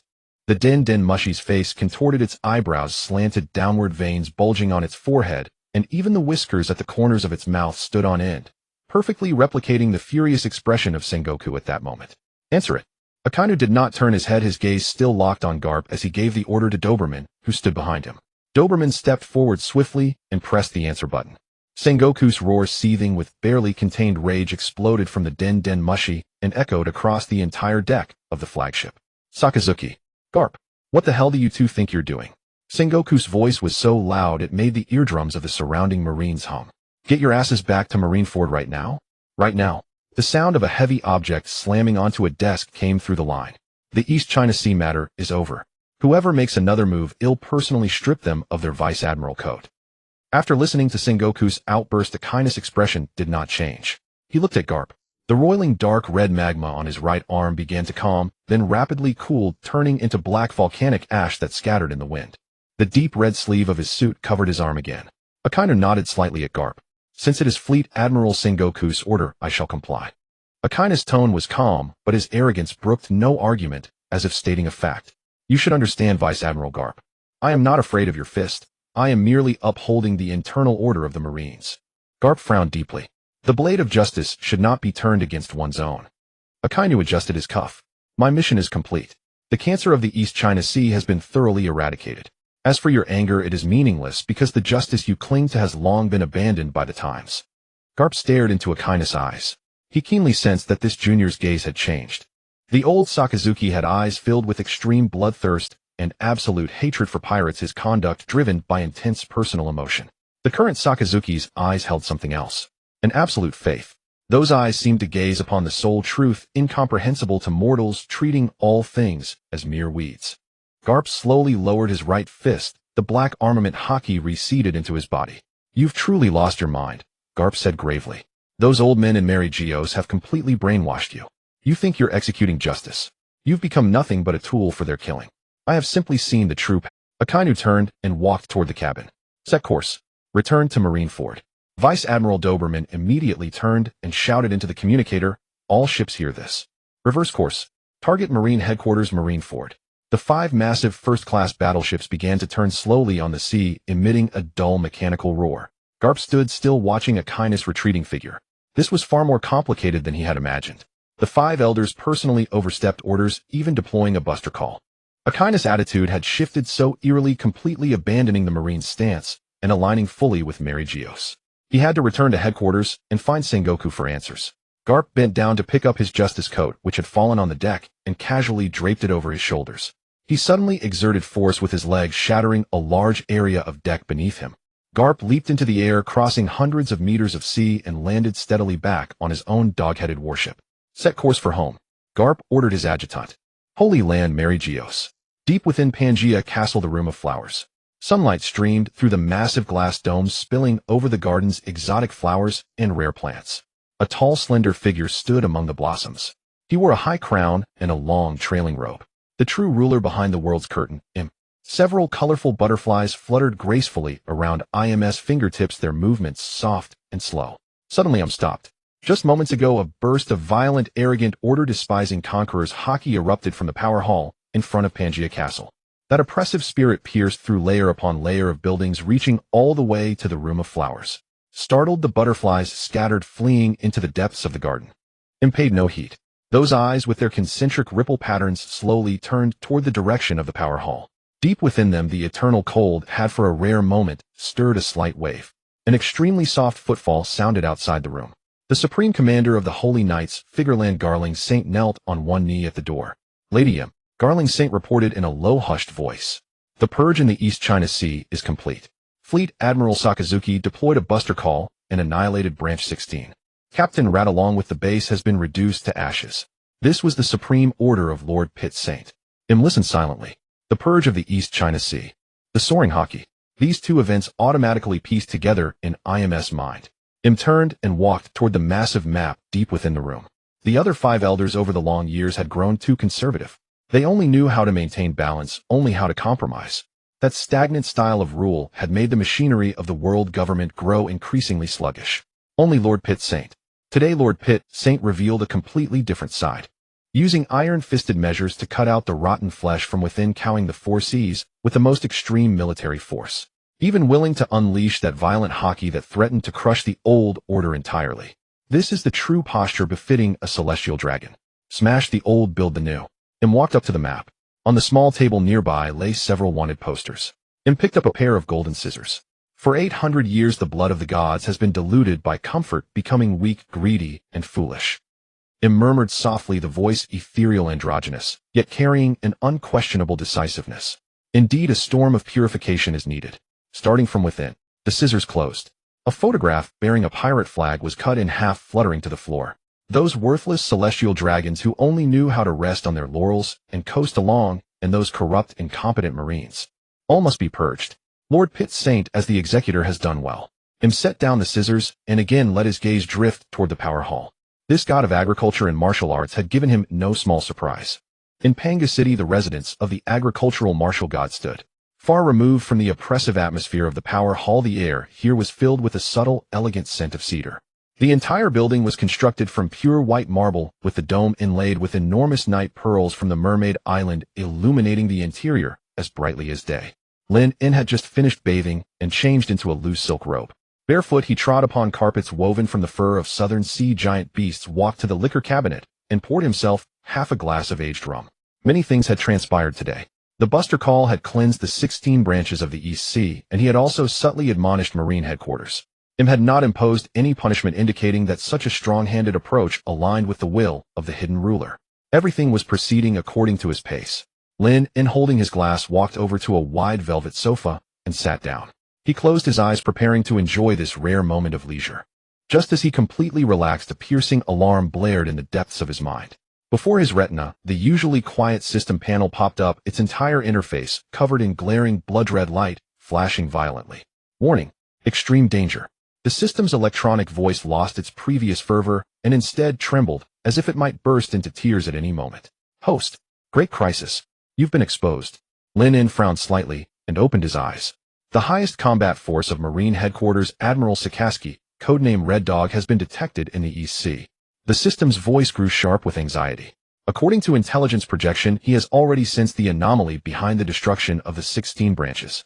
That mad dog of the Marines did not return to the Grand Line. He is frantically searching for your whereabouts in the East Sea. The hand holding the glass paused midair. Red Dog is searching for my whereabouts in the East Sea. He recalled the order issued a few hours ago. He had personally ordered Red Dog to go to the East Sea to deal with Colonel Rat. After executing the order, Red Dog should now be on his way back. Where did the system derive this intelligence? Before Lin In could ponder further, the blood-red light on the system panel flared again, and lines of bold text scrolled rapidly. Emergency escape mission triggered. Desperate. Great escape. Mission background: your astonishing strategy successfully destroyed the 16 branches, but also attracted the most terrifying hound of the Marines. Red Dog believes in absolute justice. He will never let any revolutionary who dares to challenge the authority of the world government go unpunished. He has already sealed off part of the East Sea, vowing to drag out the mastermind behind the scenes and burn him to ashes with magma. Mission requirements: survive for 3 days under Red Dog's relentless pursuit, and use your familiarity with the terrain of Trash Mountain to find a seaworthy ship to escape the East Sea. Failure penalty: heart pierced by magma, turned to ashes. The spark of the revolution extinguished. Looking at the enormous, ferocious red skull on the panel, Lin In helplessly pressed his temples. The system's intelligence was truly heartbreaking. It knew the 16 branches were gone, and it knew Red Dog had gone to the East Sea. But its positioning module was stubbornly stuck in the trash mountain of the Goa Kingdom in the East Sea, forcibly piecing together these two events into a logical loop. Red Dog went to the East Sea to hunt down the revolutionary who destroyed the base. With your deduction skills, it's a pity you aren't writing novels, Lin replied in his mind. Host, this is no time for jokes. The system was almost frantic. That is a Marine Admiral, a monster capable of altering the terrain. Although your physique has awakened the Conqueror's Haki, you are far from proficient and have no chance against Red Dog. Run. Head deep into Trash Mountain. The terrain is complex and toxic gases linger which can delay him for a moment. Lin leaned back on the sofa gazing at the night pearls on the ceiling. Run. Run to Trash Mountain. He, the supreme authority of the world government, one of the 5 elders, the agricultural martial god, was drinking in his own mansion, and the system wanted him to crawl into a garbage dump to avoid capture by his own subordinate. This absurd dissonance left Lin momentarily both amused and exasperated. He set down his glass and tapped his knuckles lightly on the sofa armrest. System, Lin spoke, his tone calm. Let's discuss a question. Host, speak. As long as it helps you survive, this system provides all tactical guidance. The mission you issued is for me to survive 3 days under Red Dog's pursuit, right? Exactly.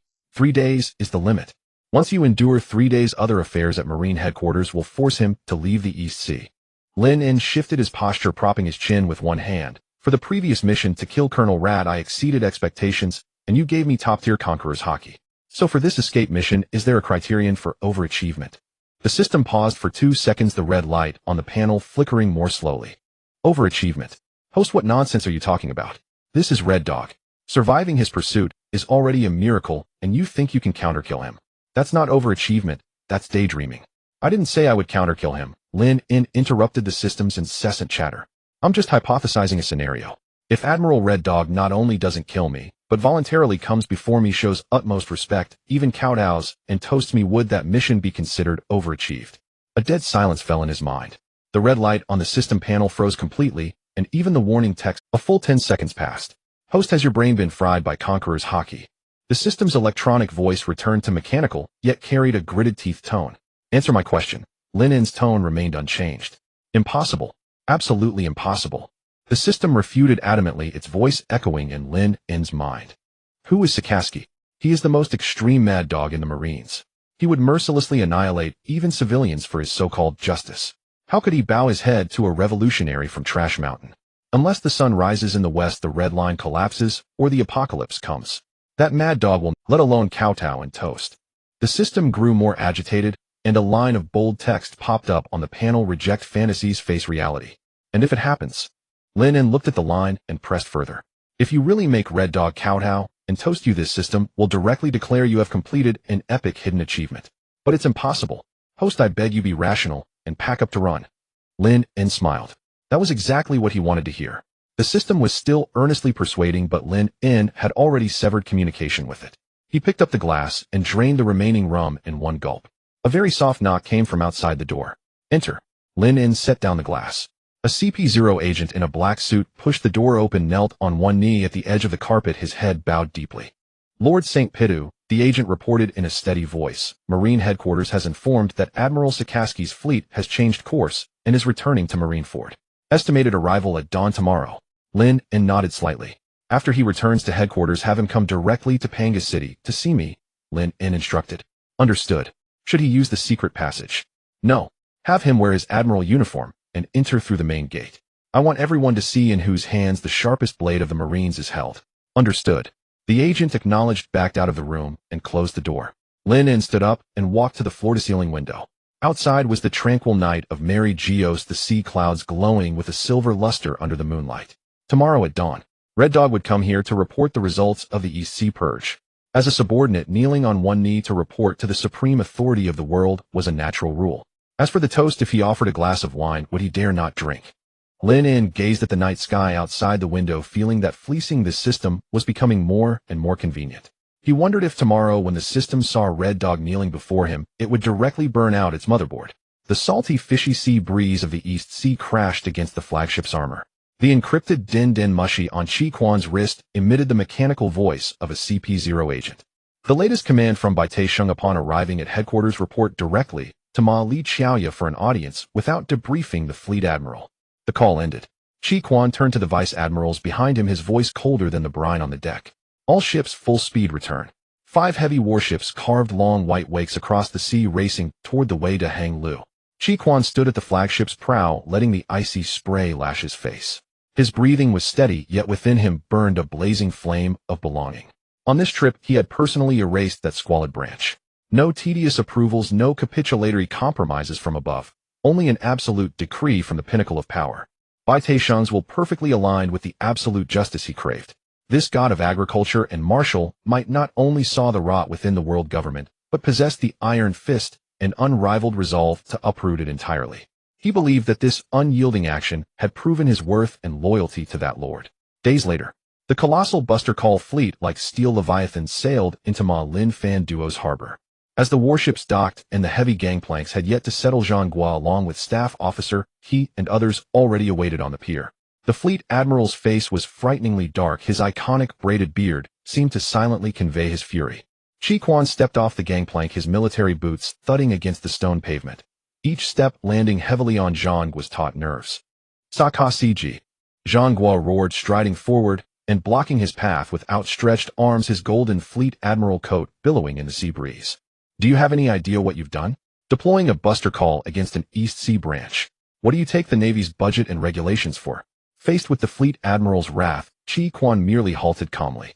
I was only executing the supreme authority's orders. His tone betrayed no emotion. Eliminating internal scum regardless of cost. The Navy has its own discipline. Zhang Guo growled, suppressing his fury, spittle nearly spraying Chi Quan's face. You bypassed me and accepted orders directly from the Wu Laoxing. You're undermining the entire command structure. You're shaking the very foundation of the Navy. An internal affairs division. Chi Quan sneered. Those people only go through the motions and write a few reports. Fleet Admiral Zhang Guo, your so-called rules and balance have become a breeding ground for waste and parasites. He stepped forward, his towering form exuding an overwhelming sense of oppression. If justice is not absolute, it does not deserve to be called justice. These words struck Zhang Guo's weak spot, rendering him momentarily speechless. He pointed at Chi Quan's nose, trembling with rage, but unable to utter a word. Chi Quan ignored him, casually adjusting his dark red suit and tie as he walked past him. Where are you going? Zhang Guo shouted from behind. Ma Li Xiaoya. Chi Quan did not look back, his voice ringing clearly in every sailor's ears. Watching that solitary figure heading toward the elevator of the Hong Tu de Lu, Zhang Guo felt a tightness in his chest and a dizzying faintness. The Navy's sharpest and most unruly blade had now completely slipped from his grasp, firmly held by a hand from the Holy Land. The situation was slipping further out of control. The bubble elevator of the Hong Tu de Lu rose slowly. Chi Quan stood inside, overlooking Ma Lin Fan Duo shrinking rapidly beneath him. This time his mindset upon ascending to Ma Li Xiaoya was entirely different. The last time he came, he carried a silent endurance and dissatisfaction with the celestial dragon system. Now his steps held the anticipation of a pilgrim approaching a shrine. Passing the heavy guards of Pangu City, guided by CP0 agents, Chi Quan finally arrived at the residence of the god of agriculture and martial might. There was none of the gloom of the power halls. The air was filled with the faint fragrance of cedar, the pure white marble walls gleamed under soft lighting, the ceiling's luminous pearls shed a moonlight glow. The entire space was exceptionally quiet. The main door stood open. Lin In, clad in a loose black silk robe, was lounging languidly on a huge velvet sofa, browsing through a climate document of the Wei de Hang Lu. Chi Quan entered the room and stopped 3 steps away. He gazed at the seemingly casual figure on the sofa, yet sensed a dignity deeper than the ocean and more majestic than a volcano. The next second, he reined in all his aura and bent his right knee. Thud. The future fleet admiral, the Magu Magu Nomi user, knelt heavily on the carpet with a dull sound. He lowered his proud head. Bai Taisheng. The purge of the East Sea No. 16 branch has been successfully completed. Chi Quan's voice was loud and crisp, yet carried an almost imperceptible tremor.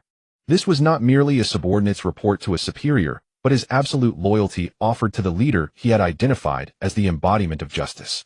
Target Colonel Rat, along with the entire base, has been completely erased. No survivors. Lin In closed the document and set it on the side table. He leaned back in his chair, studying the kneeling Chi Quan with calm eyes. Rise. Lin In gestured. You did well in the East Sea. Yes. Chi Quan rose, standing straight, yet keeping his head slightly bowed in utmost respect. Does Zhang Guo have any objections? Lin In asked casually. Fleet Admiral Zhang Guo disapproves of the Buster Call deployment and Vice Admiral Kapu also attempted to obstruct. Chi Quan reported honestly, his tone laced with obvious disdain. But I made clear to them that this was your supreme command. The cleansing of justice permits no interference. Good. Lin En was satisfied with this answer. This blade was now thoroughly engraved with his mark. The journey back from the East Sea must have been tiring. With that, Lin En rose from the sofa and walked to a nearby liquor cabinet, selecting a vintage red wine lightly coated with dust. With a pop, he drew the cork, and the dark crimson mellow liquid was poured slowly into 2 crystal-clear goblets. Chi Quan stood still, listening to the sound that echoed loudly in the silent room, a flicker of confusion in his heart. He did not understand the great man's intent. Lin En walked back to him, holding both glasses, offering wine. Lin En's tone was flat, yet carried the weight of command. Chi Quan froze. He was accustomed to orders and reprimands to frontline slaughter.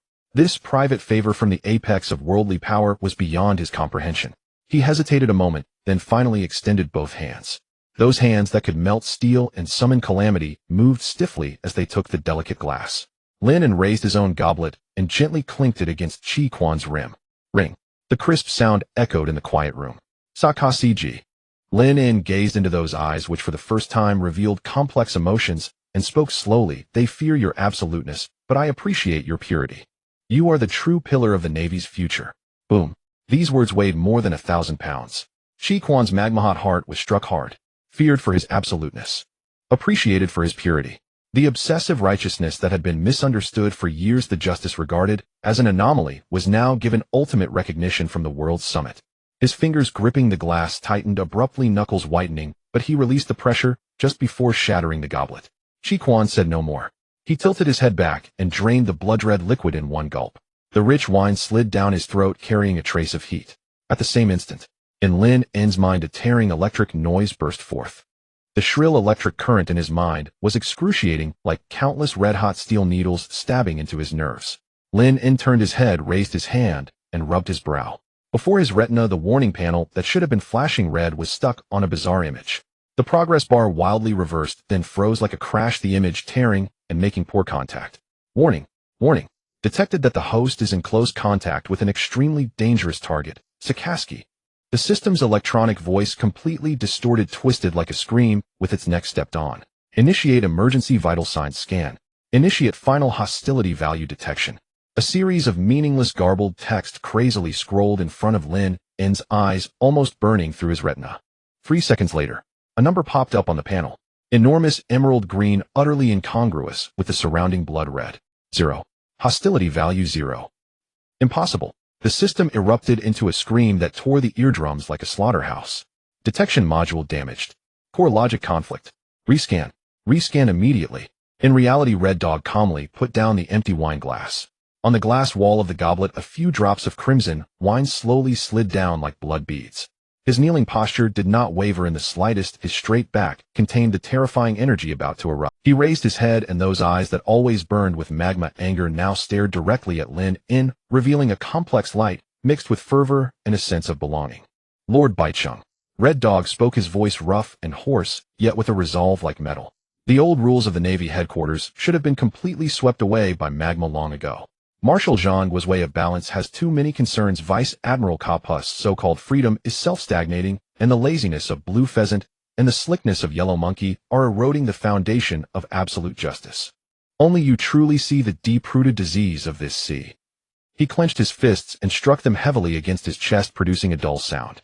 Your subordinate Sakaski is willing to be the sharpest blade in your hand. As long as it is your order, whether it's the scum of the sea or the dregs entrenched inside Ma Lin Fan Duo, I will show no mercy. The system in his mind fell completely silent. Like a CPU overloaded and burned out, it sank into a dead stillness. Lin En picked up his own wine glass and took a leisurely sip.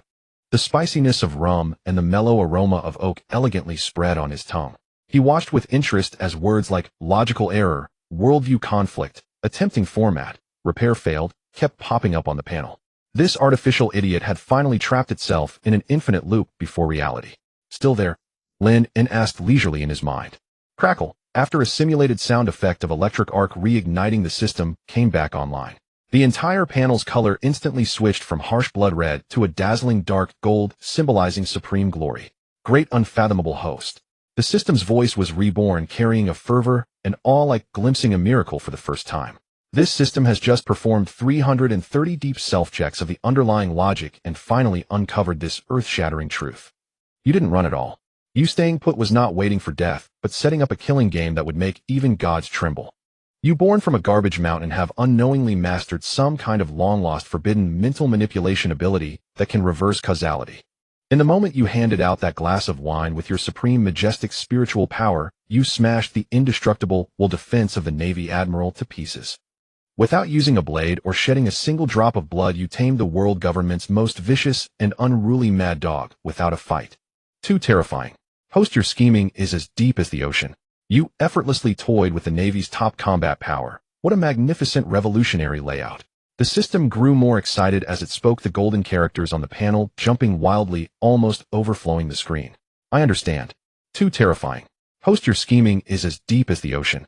You effortlessly toyed with the Navy's top combat power. What a When the time is ripe at your command, he will completely disintegrate the entire Navy's defense system from within. Lin listened to this wild and fantastical nonsense and finally couldn't help but let out a soft laugh. When the time is ripe at your command, he will completely disintegrate the entire Navy's defense system from within. Congratulations, host, on completing the deadly escape mission and triggering hidden conditions to reverse tame a powerful enemy, achieving an unbelievable miracle. Mission rating epic. Reward issued: Armament Haki Flowing Sakura mastered. Bonus special reward: lifespan increased by 5 years. A torrent of unprecedented power emerged from nothing, instantly surging through Lin's entire body. It was not an ordinary warm current, but a domineering, extremely condensed energy. Lin could clearly feel that beneath his skin there seemed to be an invisible, indestructible armor of chi. He spread his palm, and with a thought, a powerful invisible force coiled around it. The surrounding space faintly trembled, emitting a low rumble. This was Flowing Sakura, a top-tier technique that allows one to project haki outward and injure enemies from a distance. Then a more mysterious life force poured in. It was not as violent as haki, but like gentle spring rain sweeping away the fatigue of the body. Lin felt that the slight fatigue accumulated over years of handling official duties was swept away, and even his thinking became clearer and sharper. Time seemed to have been turned back 5 years by an invisible hand, and a sense of returning to peak vitality arose. Lin looked down, his gaze falling on Red Dog still kneeling on one knee. In the eyes of the Navy, he was an uncontrollable extremist. In the eyes of pirates, he was a magma demon bringing death. But in Lin's eyes, this was clearly a super lucky star that if stroked the right way would automatically run off to do all the dirty work and conveniently help him obtain generous rewards from the system. Sakaski. Lin spoke, his voice calm, but with an unquestionable authority. As for Zhangwei, you don't need to explain too much. If he wants a report, just write one casually and submit it to shut him up. Yes. The purge in the East Sea is just the beginning. Lin paced to the liquor cabinet, his back to Red Dog, his voice echoing in the empty room. The machine of the world government running for 800 years has too many rusty parts that need to be lubricated with enough hot blood. In the future, when you encounter scum who bully others under the name of the Celestial Dragons, act directly, without asking for orders. Red Dog suddenly raised his head, his clenched fists trembling slightly with excitement. Your subordinate understands. Absolute justice allows no compromise. Go. Lin waved his hand. Return to Ma Lin Fan Duo, and let them see what justice in the new era should look like. Red Dog stood up, bowed deeply to Lin's back, and then strode out of the room. His steps were more steady and determined than when he came. The tall silhouette radiated a fervor and indomitable spirit of having found his ultimate destination. The room fell silent once more. Lin walked over to the massive floor-to-ceiling windows overlooking the holy city built atop the peak of the world. The night breeze stirred the hem of his silk robe. In his mind, the newly rebooted system continued its endless chatter, fervently outlining a series of plans to subvert Huang Yuan and assassinate Zhanghua. With a flicker of thought, Lin silenced it. Flowing Sakura, he murmured to himself, slowly raising his right hand. A surge of power awakened within his body, flowing along his will and converging at his fingertips. His fingertips did not undergo the jet-black hardening of Armament Haki. Instead, a layer of visible, flowing, transparent air current formed around them. The moment Flowing Sakura wrapped around him, he could clearly sense the trajectory of every particle of dust in the air, perceiving the domineering power surging through his body, yet firmly held under his control. He flicked his finger towards the window. Puff! An invisible force shot out, piercing through the specially reinforced bulletproof glass that could withstand heavy cannon fire. In the distant night sky, a white trail vanished in an instant. On the glass, only a small hole with smooth edges remained, without a single crack around it. Good stuff. Lin In retracted his haki, the smile at the corner of his mouth deepening. With this power, even in Mali Qiaoya, he had the capital to overturn the table. The next morning, in the highest council chamber of Panga Castle, when Lin In pushed the door open, the other four Wu Laoxing were already seated. The god of justice, Geoise Saint, crossed his hands under his chin, his eagle-like gaze filled with scrutiny. The god of finance, Na Si Shou Lang Saint, was wiping his beloved sword with a white silk cloth, the frequency slightly faster than usual, betraying his inner unrest. The god of environment, Ma Zi Saint, was flipping through documents, unconsciously tapping his knuckles on the table, producing a monotonous noise. The god of science and defense, Sa Tin Saint, leaned on his cane with eyes closed, immersing in meditation like an eternal statue. You are 3 minutes late, Bai Te. Geoise Saint spoke first, his voice icy. Order is the foundation of world stability. Especially we ourselves should be the exemplars of order. I went to check the new crops in the experimental field. Lin In pulled out a chair and sat down, adopting a leisurely posture. Regarding the East, Zhang Guo submitted a strongly worded protest letter. Ma Zi Saint pushed a report to the center of the table, his tone displeased. He complains that you overstepped your authority by transferring Sa Ka CG, disrupting the Navy's chain of command. He also said that after Sa Ka CG returned to headquarters, his attitude was extremely arrogant, completely disregarding his status as the fleet admiral. Lin In did not even glance at that report. Zhang Guo is old, and his courage has waned. He picked up the coffee cup on the table, gently blowing on the steam without lifting his eyelids. He treats the Navy as a balancing game, trying to exchange compromise for long-term peace. How childish. Sa Ka CG is a mad dog, too aggressive and hard to control. Using him is a double-edged sword. Be careful not to get hurt yourself. Sa Tin Saint finally opened his cloudy eyes and turned to him with a hoarse voice. As long as the blade is sharp enough. As for whether it hurts the hand, it does not depend on the blade, but on the one who wields it. Lin In took a sip of coffee and retorted with a firmer posture. As for whether it hurts the hand, it does not depend on the blade, but on the one who wields it.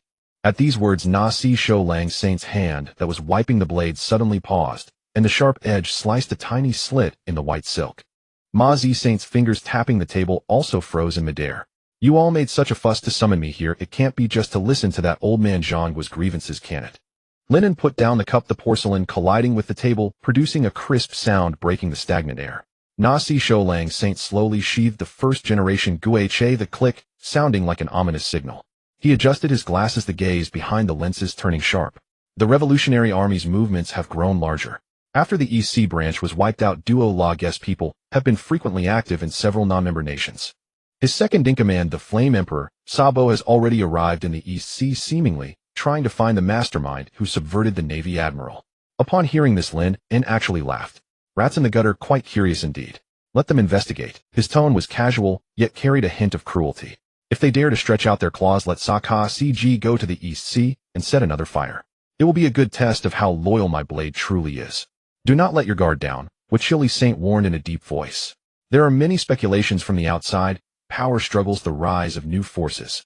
Mo Gansi has already splashed headlines like waves of a new era across the newspapers. Lin In snorted coldly. Let him write. Fear is the most effective tool of governance. ITLL show the fools of the four seas what happens when they provoke the world government. Ma Zi Saint stroked his long beard. CP0 sent word that Red Hair Xiang Kusis ship has left the original waters of the New World. Red Hair. Lin In leaned back in his chair, his fingers unconsciously tapping the armrest. He's a smart man. As long as he's not foolish enough to come looking for trouble, let him be. The atmosphere of the meeting grew increasingly oppressive due to Lin In's tough stance. Just then the long silent Sa Tin Saint rose slowly, leaning on his cane.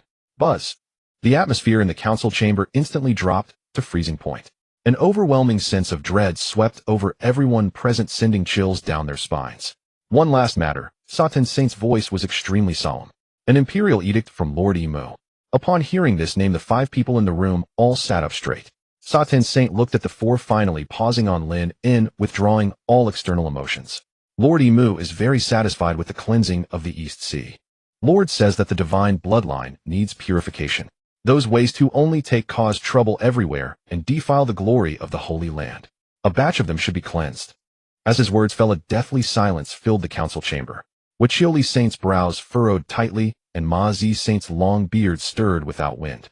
Lin In's fingers stopped tapping, but a storm raged inside him. What? The system ordered me to rebel, yet the mastermind himself commands me to cleanse the revolutionary targets. Is there a more perfect script than this? From today onward, this revolution will be called purification. He was the first to break the silence, his voice filled with admiration and fervor. 800 years in Mali Xiaoya has raised too many fat pigs that only eat and create scandals. They are worthless beyond wasting food. Lord Emu's decision is wise and heroic. Wachioli Saint frowned, his voice dry. Cleansing our own kin will cause massive panic. Those families have intertwined interests. Pulling one affects the whole body. Interests can be redistributed to more useful people, Lin N said coldly.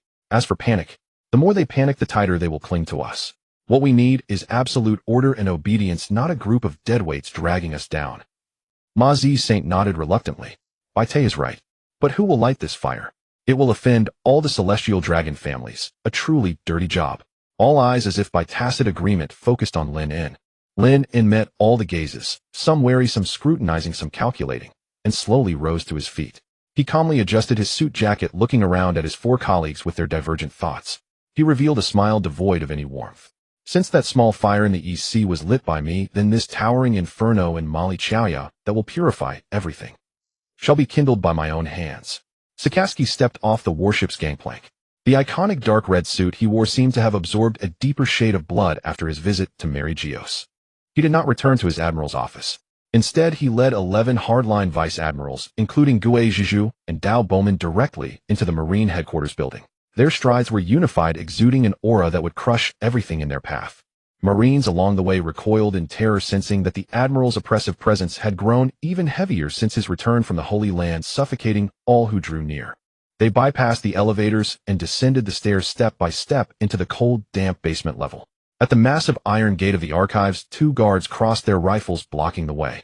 Admiral Sakaski, the guard on the left, summoned his courage, his voice trembling. This is the A-level archives. Entry requires Fleet Admiral Sengoku's written order. Sakaski halted, his crimson gaze fixed on the guard's face.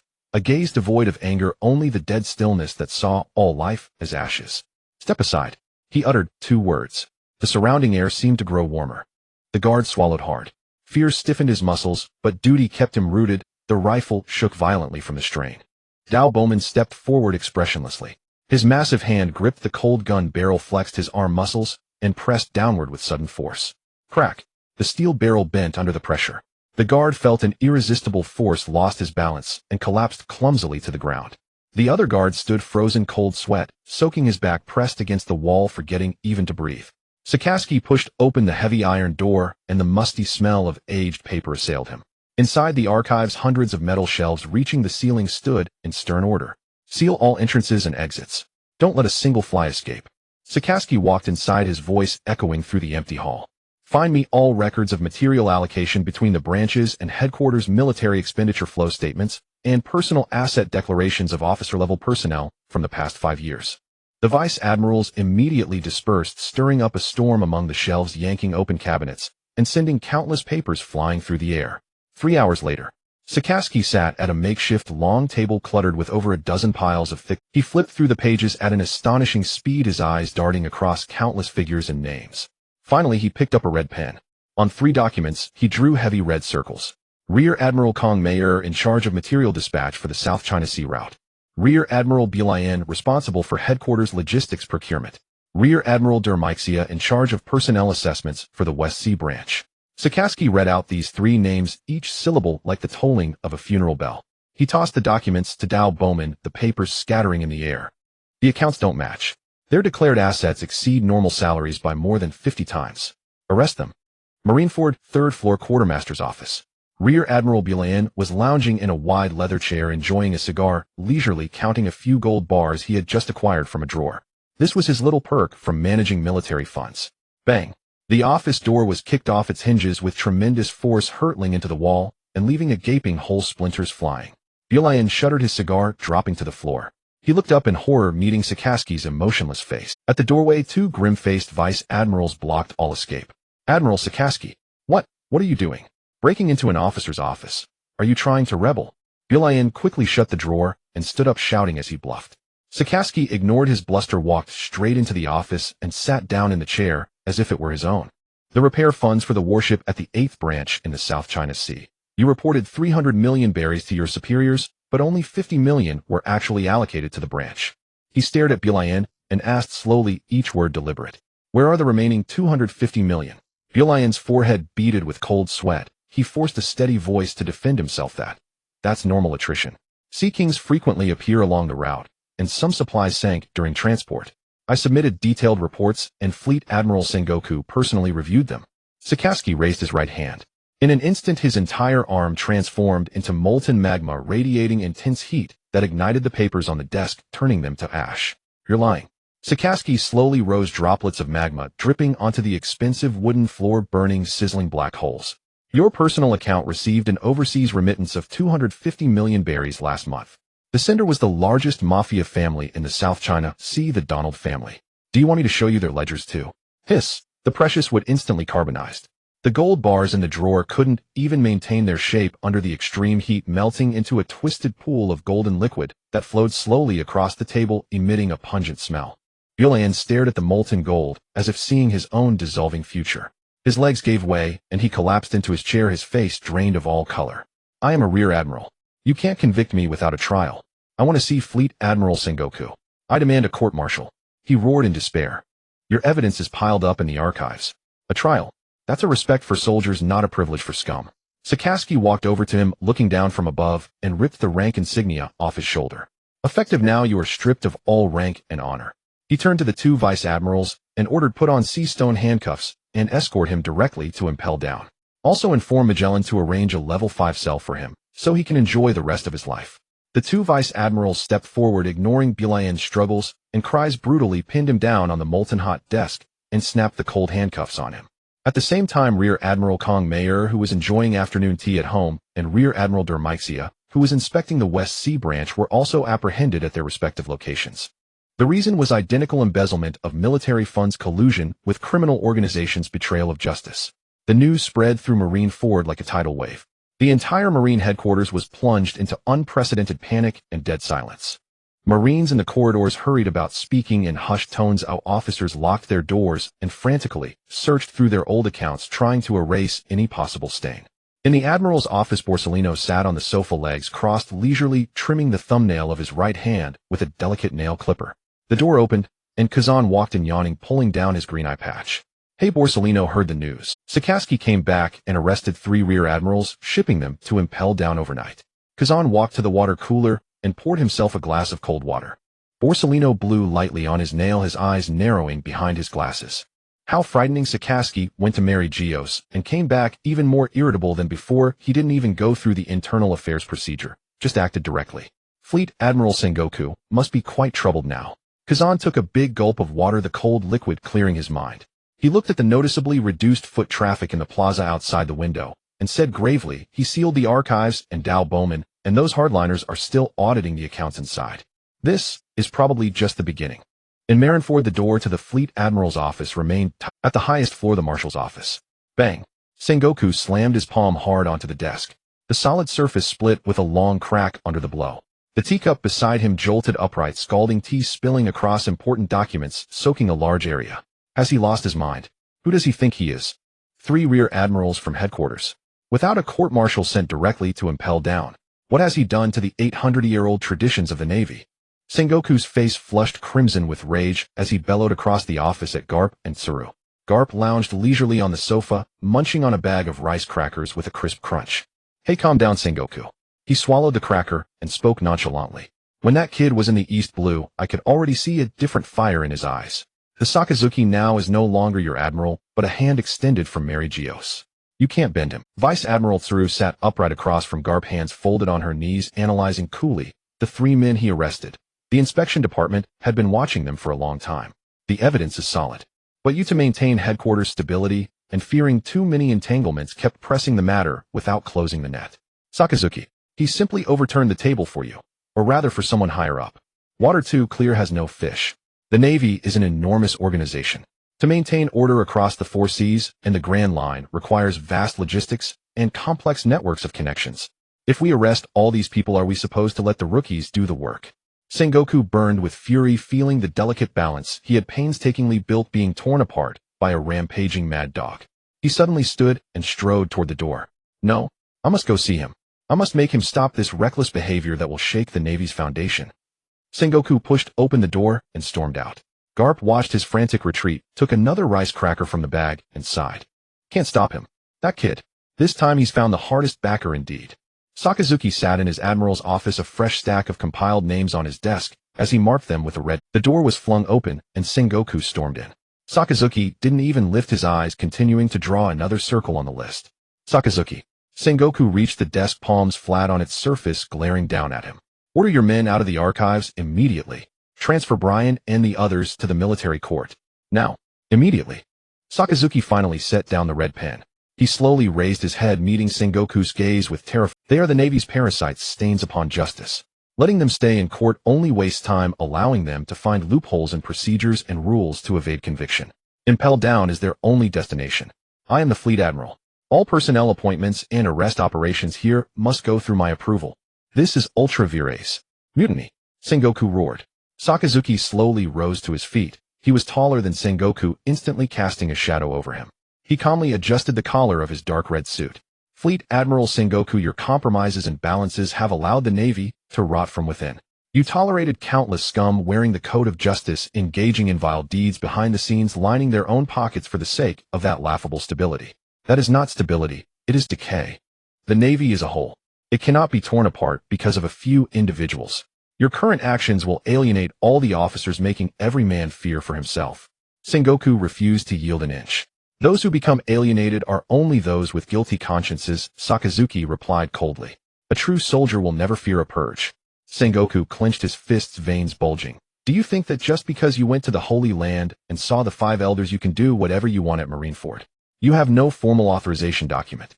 I can suspend you at any time. Sakazuki stared at him expressionlessly. He pulled open a drawer and took out a neatly folded piece of parchment of ancient texture. He gently placed the parchment on the desk and pushed it toward Sengoku. This is a personal decree from St. Pitt. Sengoku looked down abruptly. On the parchment, several lines were written in elegant, yet supremely authoritative script. The content was simple and direct. Grant Navy Admiral Sakazuki absolute authority to investigate all corruption and disciplinary violations within the Navy without requiring approval from the Fleet Admiral or military court during the process, and allowing him to take all compulsory measures directly. At the bottom right corner of the paper was a dark red seal, as if condensed from blood, the exclusive mark of the world's highest authority, the 5 elders. Sengoku's gaze locked onto that seal, his pupils shrinking to pinpricks. He opened his mouth, but the fury and accusations that had filled his chest moments ago now choked his throat, unable to utter a single word. This was a command from the summit of the world. The 5 elders had bypassed him, the Fleet Admiral, and placed the sword of enforcement directly into Sakazuki's hands. A wave of vertigo struck. Sengoku felt the power balance he had painstakingly cultivated for decades, the stable internal situation of the Navy crumbling like dust before this thin sheet of parchment. St. Pitt said that the world government, this machine that has run for 800 years, has too many rusted and decayed parts, Sakazuki said as he put away the parchment, carefully returning it to the drawer, his voice icy. It needs sufficiently boiling blood to lubricate and cleanse it. And Marineford is merely the appetizer. He sat down again, picking up the red pen that would decide countless fates. Fleet Admiral Sengoku, if you have nothing else, I need to continue working. He looked down at the list without raising it. There are still 27 people on this list waiting for me to arrest. Sengoku stood rigidly in place, staring at Sakazuki's focused and ruthless profile, as if looking at a stranger. All his fury receded like a tide, leaving only a profound sense of powerlessness. He slowly, inch by inch, straightened his back. He turned and walked toward the door with a heaviness he had never known. Pushing it open, he stepped out. The corridor was dead silent. This rectification campaign, lit directly by the Holy Land, had unleashed a massive storm over Marineford. The news was not suppressed. It spread with astonishing speed, carried by the ubiquitous sea breeze beyond the red line. On the Moby Dick of the Whitebeard pirates in the New World, Marco hurried to Whitebeard with an urgent intelligence report, his expression grave. Pops, something huge has happened at Navy headquarters. Whitebeard let out a hearty, "Gura," laugh, the sound shaking the deck. The government's dogs starting to bite each other. Interesting. That 5 elder named Pitt wants to set a fire in his own backyard just to show us. At a temporary Revolutionary Army base in the Grand Line, Sabo stared at the secret report on the table, his brow furrowed with confusion and disbelief. The Navy is purifying itself, arresting 3 rear admirals. The mastermind behind it is the 5 elders. What is this all about? Has the world government gone mad? Is this St. Pitt trying to consolidate power or shaking his own foundation in ways we can't understand? At Shaki's Ripoff Bar on Sabeti Archipelago, Rayleigh set down his glass, his gaze profound as he looked out the window at the sea and murmured, a tide of a new era. No, This feels more like a storm from the very top of the world. All eyes, whether pirates, revolutionaries, or kings of the underworld, converged upon that fortress of justice Navy headquarters. They all wondered in uneasy speculation what shape would this sudden blazing fire burn the world in. In Marineford, the door to the Fleet Admiral's office remained tightly shut. Sengoku stood before the desk. On its surface lay 37 arrest reports that had piled up overnight, every name once that of a familiar colleague. Brian Kamel Dalmatian. Now each of these names bore the crimson stamp of detained. In a single night, Sakazuki and his hawkish faction had paralyzed half of Marine headquarters. Dozens of mid- and high-ranking officers were taken away, the logistics department ground to a halt, and the West Sea Troop deployment plan was shelved outright. Panic was silently tightening its grip on Marineford's throat. Sengoku braced his hands on the desk, thick veins bulging on the backs of his hands. The title of Fleet Admiral alone could no longer restrain the mad dog armed with the highest authorization. He straightened up, grabbed his justice coat from the back of the chair, and draped it over his shoulders. He had to go to marry Geoise. The bubble pod climbed slowly along the cliff of the red line. Standing at its edge, Sengoku gazed down at the shrinking blue sea below, his mind churning over the impending confrontation. The foundation of the Marines was stability, but once it wavered, the four seas would surely fall into chaos. He would use this as a starting point to explain the stakes to that agricultural god of war. Those in high positions must always consider the greater picture. If reasoning proved futile, Sengoku's fingers subconsciously touched the button of his collar. If worst came to worst, he would leave his Fleet Admiral coat in the Holy Land. He would threaten resignation even if it meant forcing the other party to retract their orders. At the gates of Power Hall in the Holy Land, 2 CP0 agents extended their arms to block Sengoku. Fleet Admiral Sengoku, the other 4 elders are in a meeting, one said in a flat tone. Lord Pitt is resting in his private residence and is not receiving visitors. Sengoku couldn't be bothered with such bureaucratic nonsense. He pushed their arms aside and strode directly toward Lin N's residence. The 2 CP0 agents exchanged a glance, but ultimately dared not lay a hand on a Fleet Admiral in the midst of his fury. Inside Lin N's residence, sunlight streamed through the enormous floor-to-ceiling windows, casting warm patches of light on the carpet. Lin N had just finished a bowl of seafood porridge and was now leisurely trimming a black pine bonsai with a pair of pure gold scissors. At that moment, the familiar notification tone of the system echoed in his mind. Host's extraordinary feat of taming Akainu without bloodshed has completely crossed the world government's bottom line. Fleet Admiral Sengoku, the Supreme Commander of the Marines, is approaching across the red line with thunderous fury to interrogate you. Lin N moved his wrist, snipping off an extra pine needle, his movements unhurried. The system kept screaming. Because the pawn you placed in the enemy camp has triggered a massive upheaval, the high-ranking opposition is about to apply ruthless pressure. Quest name: confronting the interrogation of power. Requirement: facing the enemy commander's intimidation and temptation. Uphold the revolutionary bottom line. Display unyielding iron will and shatter his arrogance with the sharpest words. Reward: Conqueror's Haki Infusion Intermediate. Failure: revoke all existing Conqueror's Haki. Lin N stared at the bonsai before him, his heart utterly calm. This AI idiot's vocabulary was pitifully poor. A subordinate bypassing the chain of command. In its eyes, that became the enemy commander's cruel interrogation. Still, Conqueror's Haki infusion at the intermediate level was no light reward. Steady footsteps sounded outside the door. A special agent bowed and reported, Lord Pitt, Fleet Admiral Sengoku requests an audience. Lin N set down the watering can and said casually, let him in. Sengoku strode into the room. He immediately saw the Gorosei member leisurely tending to the plants. A stark contrast to the chaos at Marine headquarters that further fanned the anger he had been suppressing all the way. But he forced himself to stand still, maintaining the posture of a subordinate. Lord Pitt, Sengoku began, his voice. Sakazuki's actions have completely disrupted the Marines' order. If you drain the water, there won't be any fish left. You must understand this principle. Do you want the Marines to self-destruct from within before even confronting the great age of pirates? What exactly do you want to turn the Marines into before you'll be satisfied? Lin N did not answer immediately. He raised the scissors, aiming at a thick, crooked branch on the black pine. Snap! After the crisp sound of the cut, he placed the scissors down, picked up a white handkerchief from the tray, and slowly wiped his fingers. Only then did he turn to face Sengoku. His gaze was calm and different, even carrying a trace of faint pity. Sengoku, Lin N said, tossing the handkerchief back onto the tray. After all these years as Fleet Admiral, have you forgotten what the most solid foundation is for the world government to suppress the four seas? Sengoku met his eyes and answered in a low voice, order and justice. Rome. Lin N uttered a single word. It is absolute reverence. He took one step forward. Though he made no other move, Sengoku felt a heavy pressure bearing down on him, making even his breath difficult. For the sake of that pathetic surface balance, you've used scraps of cloth to cover up the rotting flesh inside the marine. This kind of weak compromise has not only made pirates more rampant, but has also made the lowly commoners begin to doubt whether the gods of Mary Geoise are still worthy of worship. When a blade rusts, you don't think to sharpen it. Instead, you blame the whetstone for being too coarse.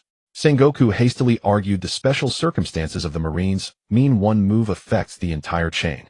This purge will destroy the command structure. Lin raised a hand. A simple gesture that cut off Sengoku's words. Don't limit your vision to the little island of Marineford. He paced to the enormous floor-to-ceiling window overlooking the mist-shrouded Holy Land. Once the blade is drawn, how can it be sheathed without seeing blood? Lin turned his head, his gaze landing on Sengoku like a tangible force. Not just those rotten elements in the Marines. Soon even those waste-makers in Mary Geoise who only consume food, and the noble dregs who defile the blood of the celestial dragons. I will cleanse them all. These words struck Sengoku like a thunderbolt, shaking him to his core. His entire body trembled as if plunged into an icy abyss, and for a long moment, he could not speak. Cleanse the celestial dragons. Slaughter his own kind. Slaughter the world nobles. He had thought this was merely a turf war, a political purge launched by the upper echelons to seize control of the Marines. He had never imagined that this Gorosei's ambition and methods were so insane, so terrifying. This was no mere purge. This was digging up the very roots of the world government.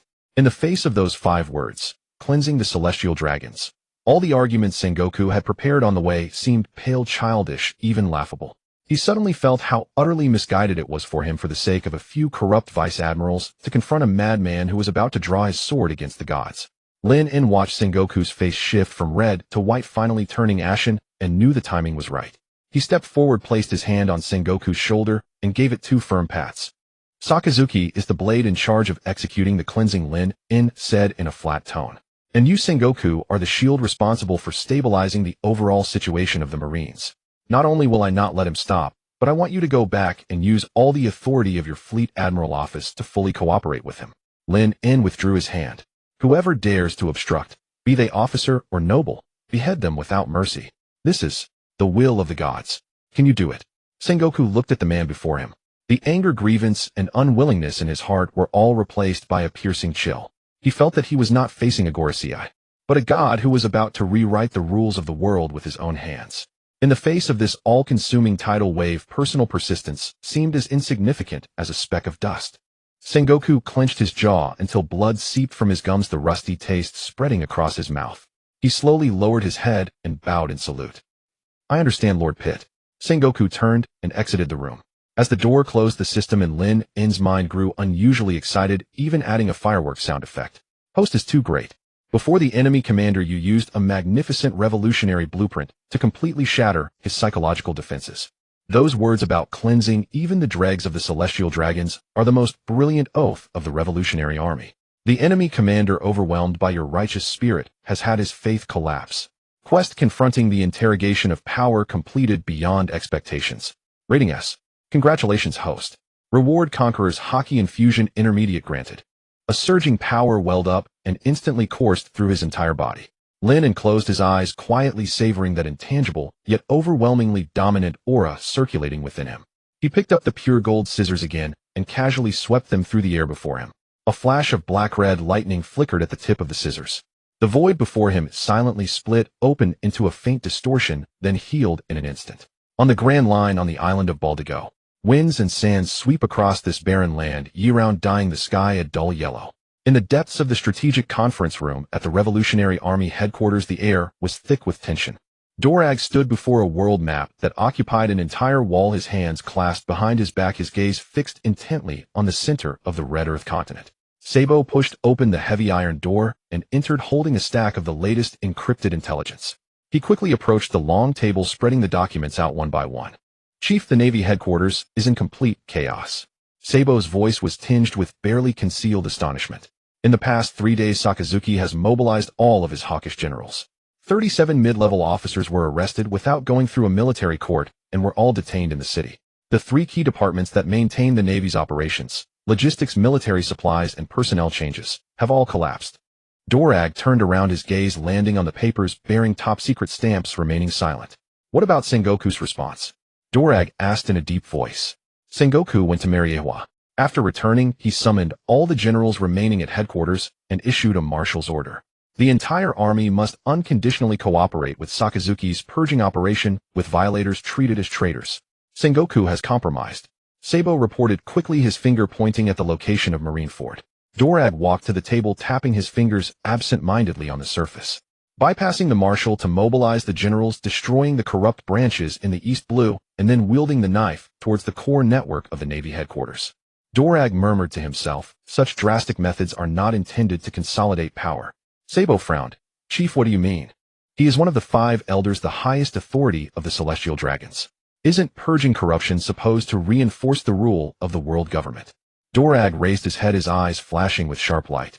The cornerstone of the world government's dominance over the seas is the Navy. Now this agricultural martial god is personally shattering the stability of this cornerstone. If he were merely seeking power, he could have used more moderate and covert means to win over the generals. But he chose the most extreme and easily provocative method for a military coup. Dorag paused for a moment, his tone becoming extremely grave.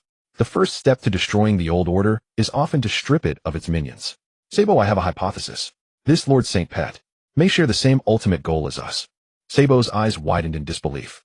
Are you saying that one of the highest authorities in the world, one of the 5 elders, is a revolutionary comrade lurking in Mariewa? That's absurd. He comes from the Knights of God, having climbed to that position over the corpses of countless people. Absurd yet logical. Dorag pointed at the intelligence on the table. From the East Blue to Marineford, every step he takes weakens the world government's actual control. We need to confirm his stance. How do we confirm it? That's Mariewa, and our intelligence network finds it difficult to penetrate the interior of Panga City. Dorag opened a drawer and took out a worn-out codebook. Within Mariewa, we have a very deep-level codename Red Vine. He has been lurking for 15 years, responsible for procuring special high-end red wine for the Celestial Dragons, allowing him direct access to the fringes of the Power Hall. Dorag handed the codebook to Sabo. Activate Red Vine. Send in the bottle of wine marked with our spec. See how he reacts. If his actions are off, Red Vine will immediately destroy all clues and commit suicide. If he hides it. Dorag did not finish, but Sabo understood the weight of it. A few days later, at Mariewa, the exclusive residence of the agricultural martial god, Lin sat at a large desk flipping through the latest briefings sent by the Direct Intelligence Agency. The Navy headquarters purging operation was proceeding very smoothly. Sakazuki tirelessly dragged the high-ranking officers who usually looked down on others into the deep-sea prison one by one. Im has remained silent. Although the other 4 elders had some objections, believing this would shake the Navy's morale, no one intervened due to IMS orders. Lin threw the briefing onto the table. These stupid celestial dragons only know how to indulge in pleasures daily, not even realizing the knives under them are rusting. He felt a bit thirsty. The door to the study was gently knocked. Come in, Lin said without lifting his head. A steward dressed in a black tailcoat with meticulously combed hair entered the room, holding a silver tray. On the tray lay a bottle of unlabeled red wine and a goblet. Lord St. Pet, this is this month's special selection from the South Blue. The winery has just delivered it. The steward approached the desk, his tone respectful and without a hint of fault. Lin put down his pen and glanced at the bottle of red wine. Put it down. You may leave now. The steward placed the tray at the corner of the table, but did not leave immediately. He slightly bowed, hands folded in front of him. Sir, the cork of this wine bottle employs a special sealing technique. Would you like me to open it for you? The steward's expression was flawless, embodying a diligent servant. No need. I'll do it myself. Lin picked up the corkscrew from the tray. The steward stepped back 2 paces, maintaining a bowed posture, yet his eyes were fixed intently on Lin's hand movements. Lin grasped the wine bottle and twisted the corkscrew into the cork. With a flick of his wrist, pop, the cork was pulled out. At the very moment the cork left the bottle's mouth, an extremely thin fireproof paper slipped out from the gap at the bottom of the cork. The paper floated in the air for half a circle before landing on the dark wooden table. The paper was the size of a fingernail, painted with a special dark red dye depicting a ball of burning flames. That was the emblem of the Revolutionary Army overthrowing tyranny. The study fell into a dead silence. The steward's breath instantly stopped, his heart pounding violently in his chest. His hand, hidden in his sleeve, had already gripped the toxic capsule. As long as Lin pressed the alarm bell on the table or released that terrifying domineering aura, he would not hesitate to bite down on the capsule, ending his own life, without implicating the organization. Lin stared at the burning flame symbol on the table. Deep in his mind, the system's peculiar electronic voice began to buzz again. Revolutionary sparks detected. Host, this is the call of comrades. Respond to them immediately, raise the banner of rebellion, and burn down this decaying palace. Lin ignored the system. He stared at the note for 2 seconds, revealing a hint of playful amusement. This situation was becoming increasingly interesting. He had just used the power of the 5 elders to clean up a few Navy pests, and the Revolutionary Army had taken the initiative to signal him with a code. That thick-browed Baijid guy Dorag had an imagination not inferior to this foolish system. Lin raised his head, looking at the steward standing not far away. The steward's back was already soaked in cold sweat, but he held on without revealing any flaws, still maintaining a respectful posture. Lin did not call for the guards, nor did he use his domineering aura to destroy the note. He extended 2 fingers, pinching the paper with the revolutionary flame design. Then he casually picked up the thick World Government Codex that was 1,000 pages long. He opened it, placing the note on the first page of Chapter 3, which read, "The Celestial Dragons are absolutely inviolable." He closed the codex. The motion was smooth and flowing without any hesitation. The Chamberlain held his breath. He gazed at the heavy codex. The black leather cover gleamed with a cold, hard light under the lamp. The spark of revolution was now hidden beneath that cold light. This was a metaphor. Bury the flames of revolution within the rules of the world government, and from the foundations completely incinerate this corrupt order. This lord did not expose him.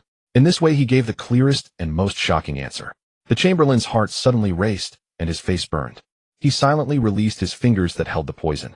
Lin leaned back in the spacious leather chair, picked up the poured red wine, and gently swirled the crimson liquid in the glass. He took a sip, tilting his head back. "The wine is good." Lin's voice was as calm as ever.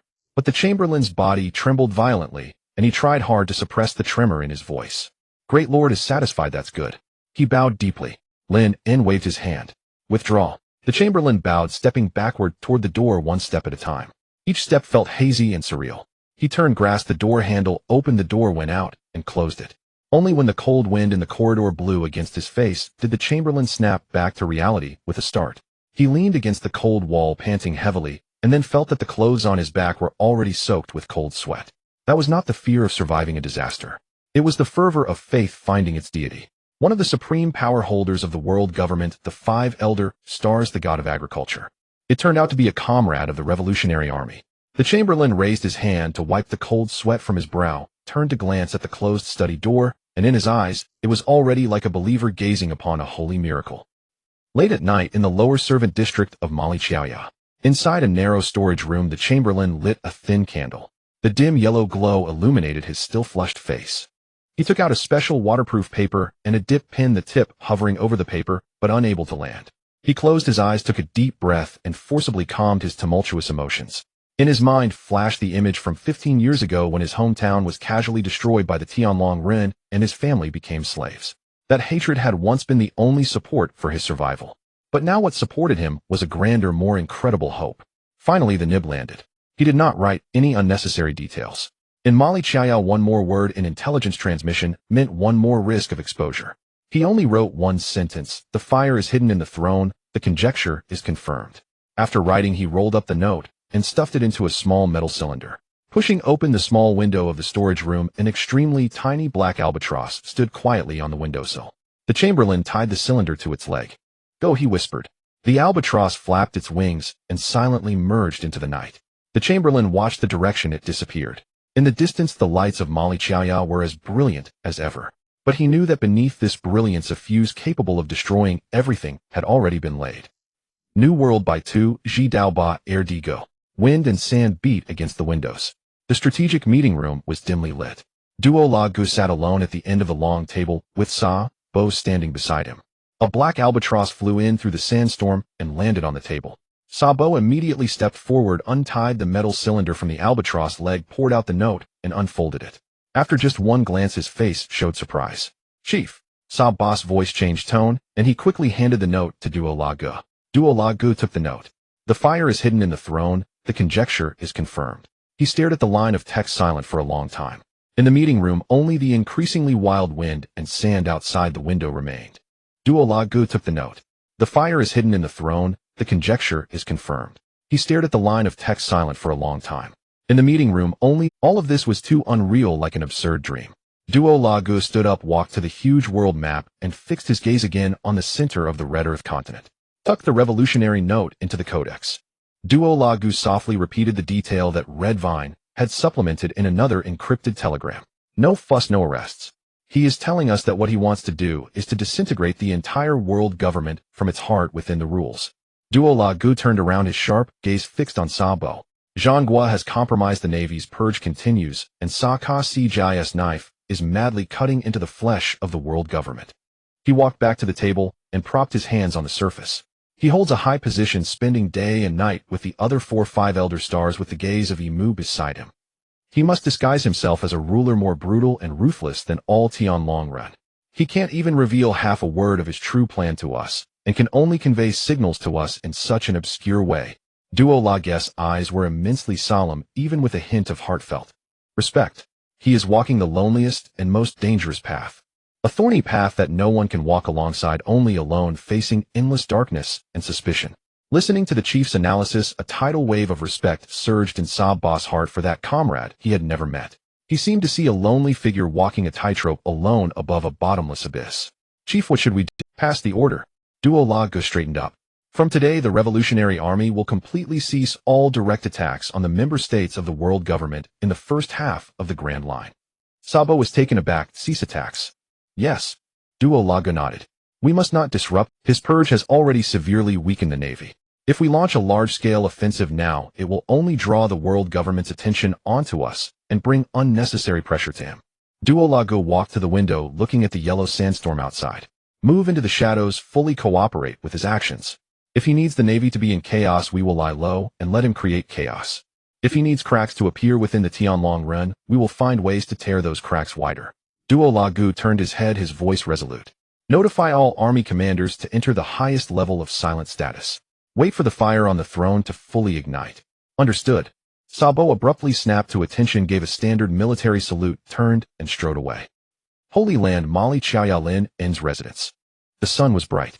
Lin N lay on a garden lounge chair with a plate of top-grade freshly chilled fruit on the small table. He picked up a purple grape and tossed it into his mouth. The sun was bright.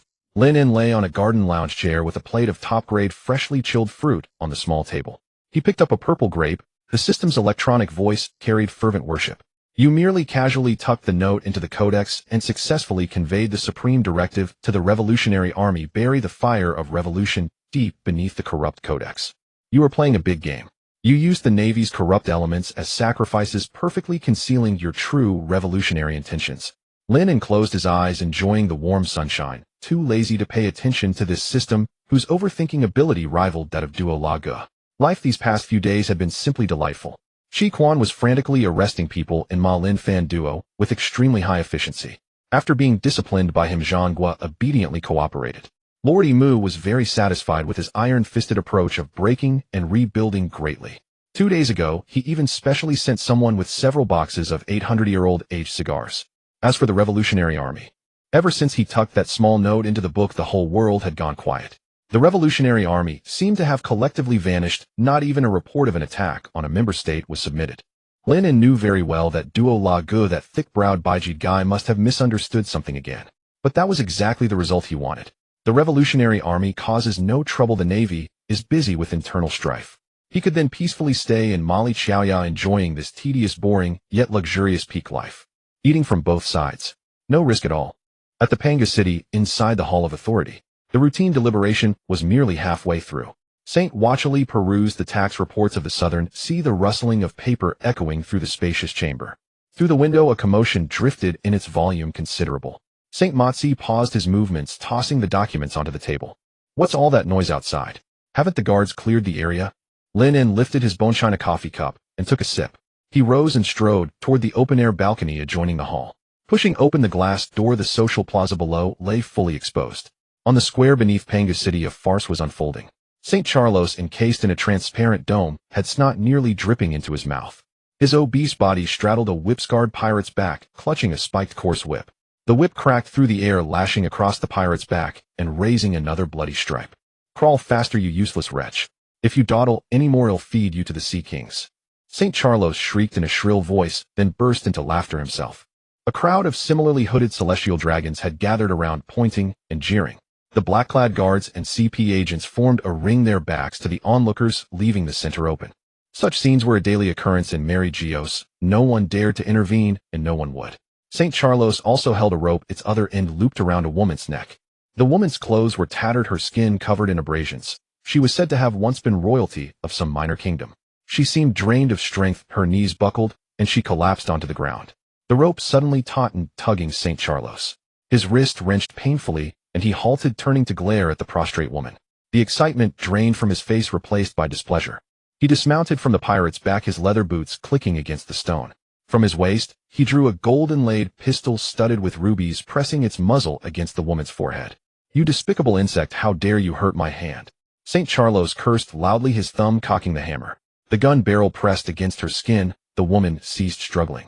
She closed her eyes, tears slipping from the corners. The surrounding celestial dragons fell silent, craning their necks in anticipation of the gunshot to spice up this dull morning. The system's frigid chime resounded in his mind. "Host, look at that revolting scene below. Those are celestial dragons. The greatest cancer of this world. They treat humans like livestock, trampling life and dignity wantonly. You hail from the garbage mountains. You should best understand the humiliation of being trodden underfoot. New mission released, save the innocent. Mission requirement, execute the degenerate celestial dragon before you. Let blood cleanse the sanctum's disgrace. Prove your revolutionary resolve to the world. Mission reward, top tier 6 styles fusion pack. Mission failure, deduct 10 years of lifespan." Lin En gazed at the panel's text. The opportunity had arrived. Just days ago, Msama had issued an oral decree to purge the family's corrupt elements. He was precisely in need of a suitable scapegoat. This fat pig had himself laid his neck clean on the blade. Lin En stood on the high balcony, looking down at the nauseating spectacle below. He had no intention of intervening personally. Lin En raised his right hand and snapped his fingers. Snap! The sound was soft but distinct in the silent hall of authority. 3 CP0 agents in white masks materialized and knelt on one knee. "Lord St. Pite, your orders." The lead agent bowed his head. Lin En pointed at the plaza below. "See that thing down there?" Snot-nosed, howling in public, unable even to control his own body. "The descendants of gods don't need such trash that drags down the dignity of our bloodline." He turned to face the kneeling agents. "Go, break his legs, and release that eyesore of a slave." The 3 CP0 agents simultaneously raised their heads. Their expressions were unreadable behind the masks. "Strike against a fellow celestial dragon." Such an order had never been given, but they did not hesitate. "As you command." The words had barely faded when the 3 vanished. In the plaza, St. Charlos' finger was about to squeeze the trigger. 2 shadows flashed. Crack! The sound of shattering bones drowned out all clamor. "Oh!" St. Charlos let out a pig-like screech, the pistol flying from his grip. His legs bent backward at an unnatural angle. He tumbled off the slave's back, sprawled on the ground, snot and tears smearing his face. Another agent kicked the explosive collar off the woman's neck with a single blow, lifted her, and tossed her aside. The surrounding celestial dragons were utterly dumbfounded. Their mouths agape, they watched Charlos writhing on the ground, then turned to the 3 motionless CP0 agents. "Have you lost your minds? How dare you attack a celestial dragon?" Charlos' father, St. Roswald, stormed forward, brandishing his cane and cursing the agents. The agents ignored him, merely stepping aside to clear the line of sight behind them. Following their gaze, the celestial dragons looked up. On the high balcony, Lin En, hands resting on the railing, gazed down at them. His expression was blank, coldly staring. The blustering St. Roswald fell silent instantly. The plaza went dead quiet. All celestial dragons sealed their lips, even their breaths grew shallow. They looked at the newly appointed agricultural war god, shrinking back a few paces as the crowd cowered. The system's voice resounded again, tinged with fervent zeal. "Great host, you did it.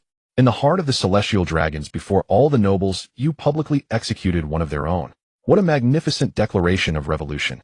You proved with action that even in the dark center of power, your heart still belongs to the common people." Feat achieved, opposing the celestial dragon class. Mission rating perfect. Reward issued, top tier 6 styles fusion pack. In an instant, a torrent of information flooded his mind. Soru Tekai Kami Jeppo Renkyaku Shurt. 6 techniques surpassing human limits were no longer rigid moves, but had become instinctive memories etched into muscle and nerve. Lin En merely twitched his finger and felt the air cut apart. He could even clearly see the vibration of every muscle fiber within his body. Power now had form, and will flowing, coalescing, and bursting forth at his whim. This was a sense of mastery. Combined with Ryuo Haki, his close combat prowess had ascended to a new level. Lin En turned and walked back into the hall. The glass door closed behind him, sealing off the whales outside. St. Watchily watched him enter. "You acted. Cleaned up a piece of trash." Lin En sat back on the sofa, lifting his coffee cup again. "Too noisy, affecting my review of the reports." St. Matsi stroked his long beard in silence. St. Saturn leaned on his cane, still resting with closed eyes. "The Roswald family will have objections." St. Nasajuro adjusted his glasses. "Objections?" Lin En set down the cup, retorting. Then let them bring their objections to me lying down. He leaned back, sweeping his gaze across the other four. Imsama's edict. None of you have forgotten, have you? The divine bloodline needs purification, not the nourishment of stupid pigs. Breaking his legs was a lesson. To teach him to stay home and stop disgracing himself in public. Saint Watchley frowned. Purge of kin is too drastic. It will provoke strong backlash from other families. Lin En chuckled. Backlash? On what grounds? Their winny and lustrated bodies, or their paltry guards? Lin En rose and walked to the conference table. The power of the world government rests on strength and order, not on a few sniveling waists. He pressed his hands on the tabletop, leaning forward slightly, his shadow enveloping the four colleagues beside him. We are the Gorosei, the supreme authority. We make the rules, so naturally we are the ones to break them. Lin En's voice was not loud, but was distinct in the hall. From today the rules of Mary Geoise are mine to change. Anyone who dares to commit asinine acts that undercut the god's dignity in public like Charlos will share his fate. The Hall of Authority fell silent. The four Gorosei looked at him, none spoke in rebuttal. They all understood. This newly arrived agricultural war god had shed his disguise. He had turned his hand against the Marines, and now aimed at the celestial dragons themselves.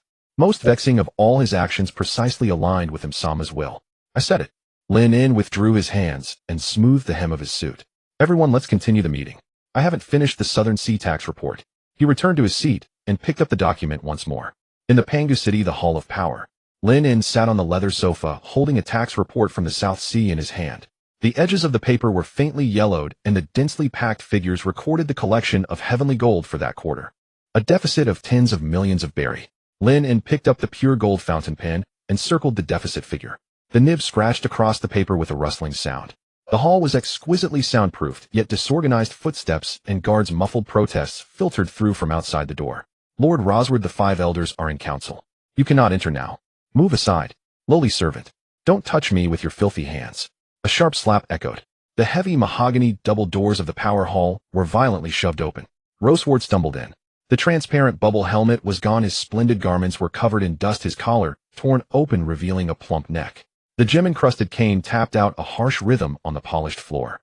Lord Warcury. Lord Mars. You must vindicate me. The gem-encrusted cane tapped out a harsh rhythm on the polished floor. Lord Warcury. Lord Mars. You must vindicate me. Yuka is utterly Lord Pitt has gone mad. He had the CP0 break Charlos' leg. That is my son. A sacred and inviolable celestial dragon. Rosward raised his cane, pointing it at Lin En on the sofa, his hands trembling violently from extreme rage. 800 years. No celestial dragon has ever suffered such humiliation. Charlos' leg bone shattered into dozens of pieces. The doctor says even if healed, he'll be a cripple. You must give me an account today. The 3 CP0 must be executed. The hall fell into an instant, deathly silence. Warcury set down his pen. Mars stroked his long white beard. Saturn kept his eyes closed. Nustero was polishing the blade of the first-generation Kitetsu with a white cloth. None of the four elders responded, merely watching the farce unfold in silence. Seeing no reply, Rosward's fury grew. He glared at Lin En and took 2 steps forward. You brute. You have violated the ancestral precepts of 800 years. You. Lin En did not look up. He capped his pen and placed it neatly beside the report. Then he picked up the bone china coffee cup on the table, brought it to his lips, and took a sip of the now slightly cold black coffee. Clink. The porcelain cup returned to the saucer with a soft sound. The moment the sound fell, an invisible crushing pressure surged outward from Lin En like a tide. This was not aura. It was materialized physical oppression. The gravity in the hall instantly went haywire. The solid wood conference table groaned under the strain. The enormous crystal chandelier above shook violently, and fine spiderweb cracks appeared on the floor-to-ceiling windows. Rosward's words caught in his throat. He felt a force of 10,000 June pressing down on his shoulders, his proud, noble physique utterly incapable of bearing it. Thump! His knees buckled and Rosward crashed heavily onto the hard stone floor. The crack of bone against the ground echoed through the hall. He was pinned to the floor, his cheek against the cold stone, limbs spread like a trampled toad. Breathing became excruciating, each inhalation draining all his strength. Lin En sat on the sofa looking down at him. Ancestral precepts. Lin En spoke, his voice flowing evenly through the hall. Rosward, you speak to me of ancestral precepts. He stood up, his leather shoes producing steady footfalls on the floor. He walked to Rosward, the toe of his shoe stopping a few centimeters from the other's nose. The descendants of the Creator are born to rule this world. That is the ancestral precept. Lin En looked down at the mass of flesh on the floor, his voice utterly devoid of inflection. But rule depends on power, on reverence, on an insurmountable chasm. Roseward opened his mouth, frantically gasping for air, his eyeballs bulging from congestion. Look at your son sniveling, riding a filthy pirate, shouting in the plaza. Where is the dignity of a god in that? What will the common rabble outside think? They will think that the lofty celestial dragons are merely a pack of fools who can't even control their own excrement. Lin In turned to look at the other four elders. The Revolutionary Army is recruiting in the shadows. The pirates of the New World are pillaging everywhere. The world is in turmoil. The ants at the bottom are testing our limits. Lin In spread his hands. At this critical juncture, the inner circles of the celestial dragons have decayed to such a degree. The world government spends tens of billions of berry every year to support you, giving you the finest food, the most beautiful slaves, the safest shelter. For what? So that you can wriggle like maggots in the plaza and provide a spectacle for those lowlifes. If we allow trash like Charlos to continue defiling the Creator's name, the rule of the celestial dragons will collapse from within before the Revolutionary Army even reaches the red line. Lin In walked back to his seat and sat down. Breaking his leg was saving him and saving your Roseward family. I am telling the entire world that the celestial dragons have extremely strict internal discipline. The gods are not to be desecrated. Even the gods themselves must not blaspheme the name of the divine. The pressure vanished. Roseward heaved great gasps, drenched in cold sweat. He tried to push himself up with his hands, but his limbs were weak and powerless. He could only maintain a kneeling posture. Saturn took a step forward with his cane. Pitt is right, he said in a hoarse, weathered voice. That youngling Charlos has indeed been excessively reckless in his daily conduct. Obese and utterly lacking aristocratic decorum. Letting him learn a lesson and rest at home for a few years benefits the dignity of our class. Warcury picked up the report from the table and flipped a page. Tax revenue in the South Sea is down by 20%. The Revolutionary Army has incited rebellions in several non-member nations. Grudges are accumulating at the bottom. Now is indeed the time to tighten internal discipline. Charlos' behavior is practically handing a knife to the Revolutionary Army. Mars nodded and picked up the thread. Not just Charlos. Many young scions of the families have grown too licentious. The blood of the gods should not be defiled by such inferior specimens. Pitt's approach, though radical, originates from a concern for the greater good. Nushjiro sheathed the first-generation Kitetsu. The metallic friction was particularly piercing. The weak need privileges to assert their status. Charlos was too weak, so weak that he could only find his existence through slaves. Such a man does not deserve the title of Celestial Dragon. If it happens again, it won't be just a broken leg. Roseward knelt on the floor, dazed. He had come to demand an explanation. He had expected the other four lords to side with him to jointly condemn Lord Pitt's transgression. But the exact opposite happened. He became the isolated and condemned party. And Pitt, the perpetrator, became the visionary defender of Celestial Dragon rule. Most terrifying of all, after listening to Lin In's speech and hearing the declarations of the other four elders, even Roseward's own logic began to warp. Charlos truly was utterly worthless. If he caused a major disaster and implicated the entire family. Roseward shivered. He adjusted his posture, shifting from a slump to kneeling on both knees, and knocked his forehead heavily against the floor. I understand. I understand everything now. Roseward's voice carried the relief of one who had narrowly escaped disaster. Lord Pitt has far-reaching vision. That beast Charlos deserves worse than death. Breaking his leg saved his life and preserved the glory of the Roseward family. Thank you for the discipline. Thank you, my lord. Roseward kowtowed 3 times in succession, his forehead reddened. Lin In picked up the coffee cup and drained the remaining half of the black coffee in one gulp. Since you understand, take your son home and discipline him well. Do not let him set foot outside the gate again. You may withdraw. Roseward, as pardon, scrambled out of the power hall. He didn't even dare to pick up the gem-encrusted cane that had fallen to the floor. The double redwood doors of the power chamber were carefully closed by Roseward from the outside. Before they shut completely, the sound of his stumbling, hurried footsteps could still be heard. At last, peace returned to the hall. Lin relaxed into the sofa as a servant had already replaced his coffee with a freshly brewed cup, its fragrant steam rising in a pleasant aroma. Pitt, well done. Saturn Saint, leaning on his cane, spoke. A waste like Charlos only makes the lowly rabble look down on our divine bloodline. He needed discipline. Indeed. Warcury Saint closed the folder before him, his brow relaxing. Lord Emu desires purity of blood. We must promptly weed out the mud that has slipped in. Your move here will intimidate many restless families, making them keep their offspring in check and cease causing us. Mars Saint stroked his long white beard, casting a meaningful glance at Lin before nodding slowly. He clearly had his own unique understanding of the word purity Lin had used and profoundly agreed. The meeting concluded and the 4 elders rose one after another, each lost in their own thoughts. As Nasajiro Saint passed by Lin, he paused briefly, his hawk-like sharp gaze fixed on Lin as he uttered a cryptic remark. Your sword is also swift. With that, he grasped the Shodai Kitetsu and left without looking back. Lin knew that this top-tier swordsman had expressed his recognition in his own way. What he recognized was not only Lin's strength, but also his swift, decisive, and incisive style of action. Lin lifted the coffee cup, blowing away the swirling steam, but did not drink. Instead, he calmly addressed the empty conference table, as if proclaiming to the entire world. Since it is the highest authority, it should behave like the highest authority. Rules must be established. He set the cup back on the saucer, the porcelain clinking crisply.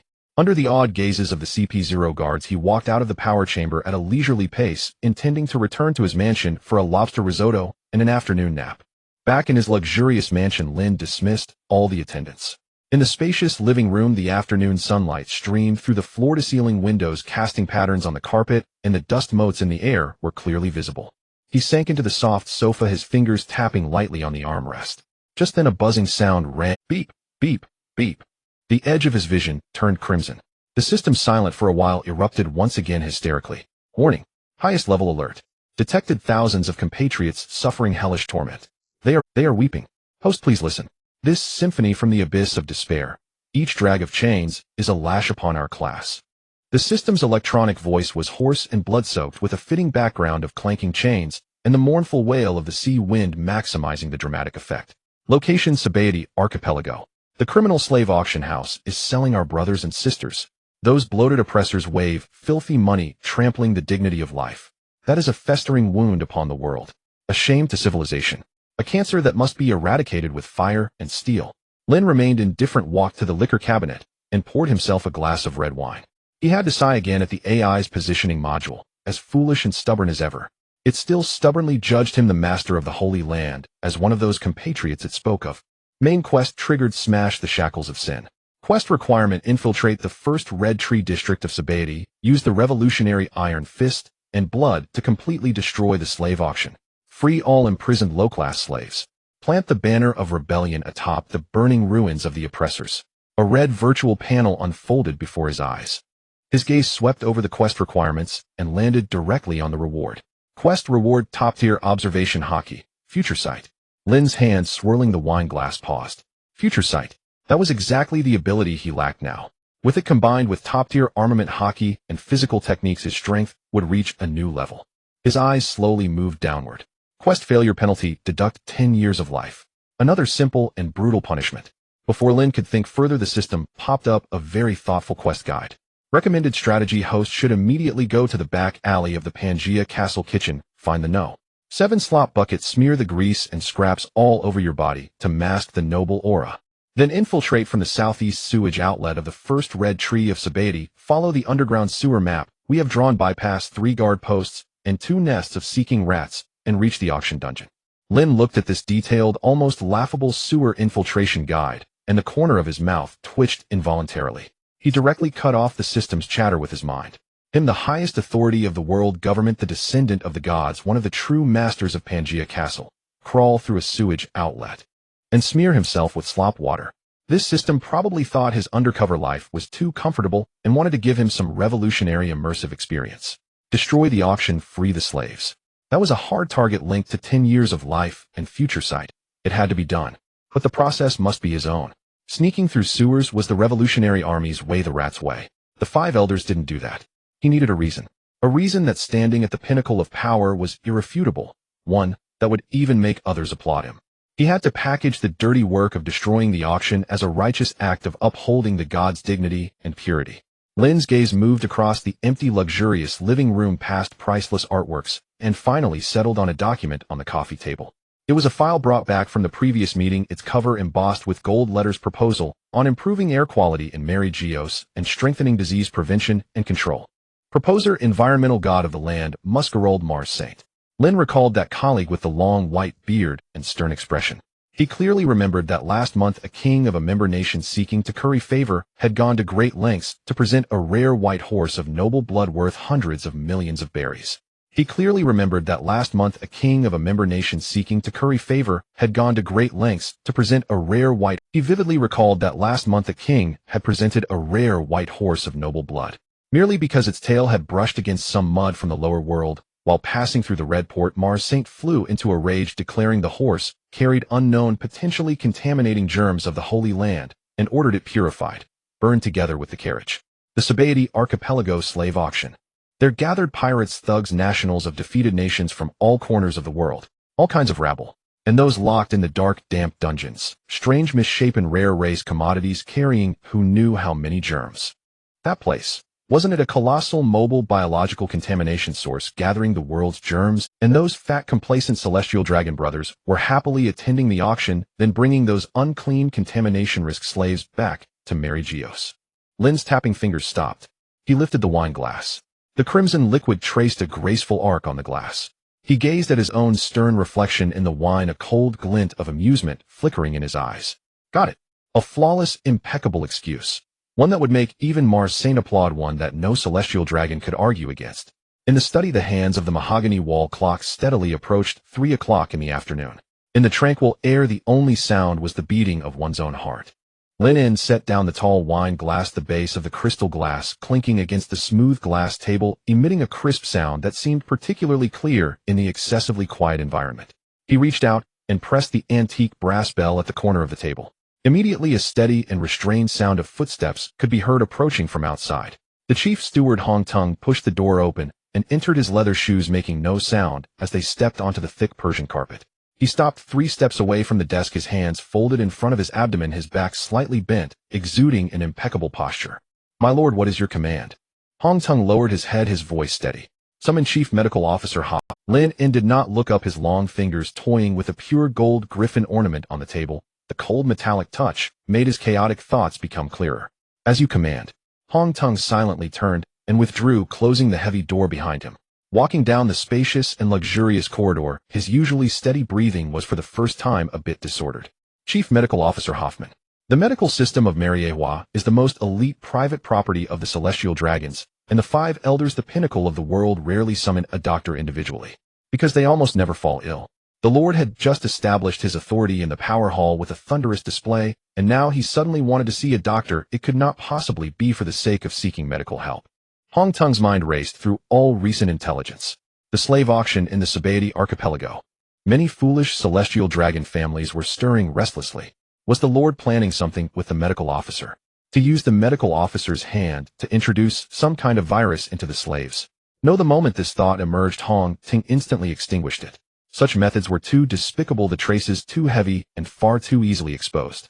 The Lord's vision had long transcended such assassin-like schemes. From the previous Grand Naval Purge to just now, where he exerted pressure over the entire power hall, every step the Lord took was a grand and righteous maneuver. What he sought was to operate within the rules, using reasons that no one could refute, to openly destroy everything he wished to destroy. Summoning the medical officer was to create a justification.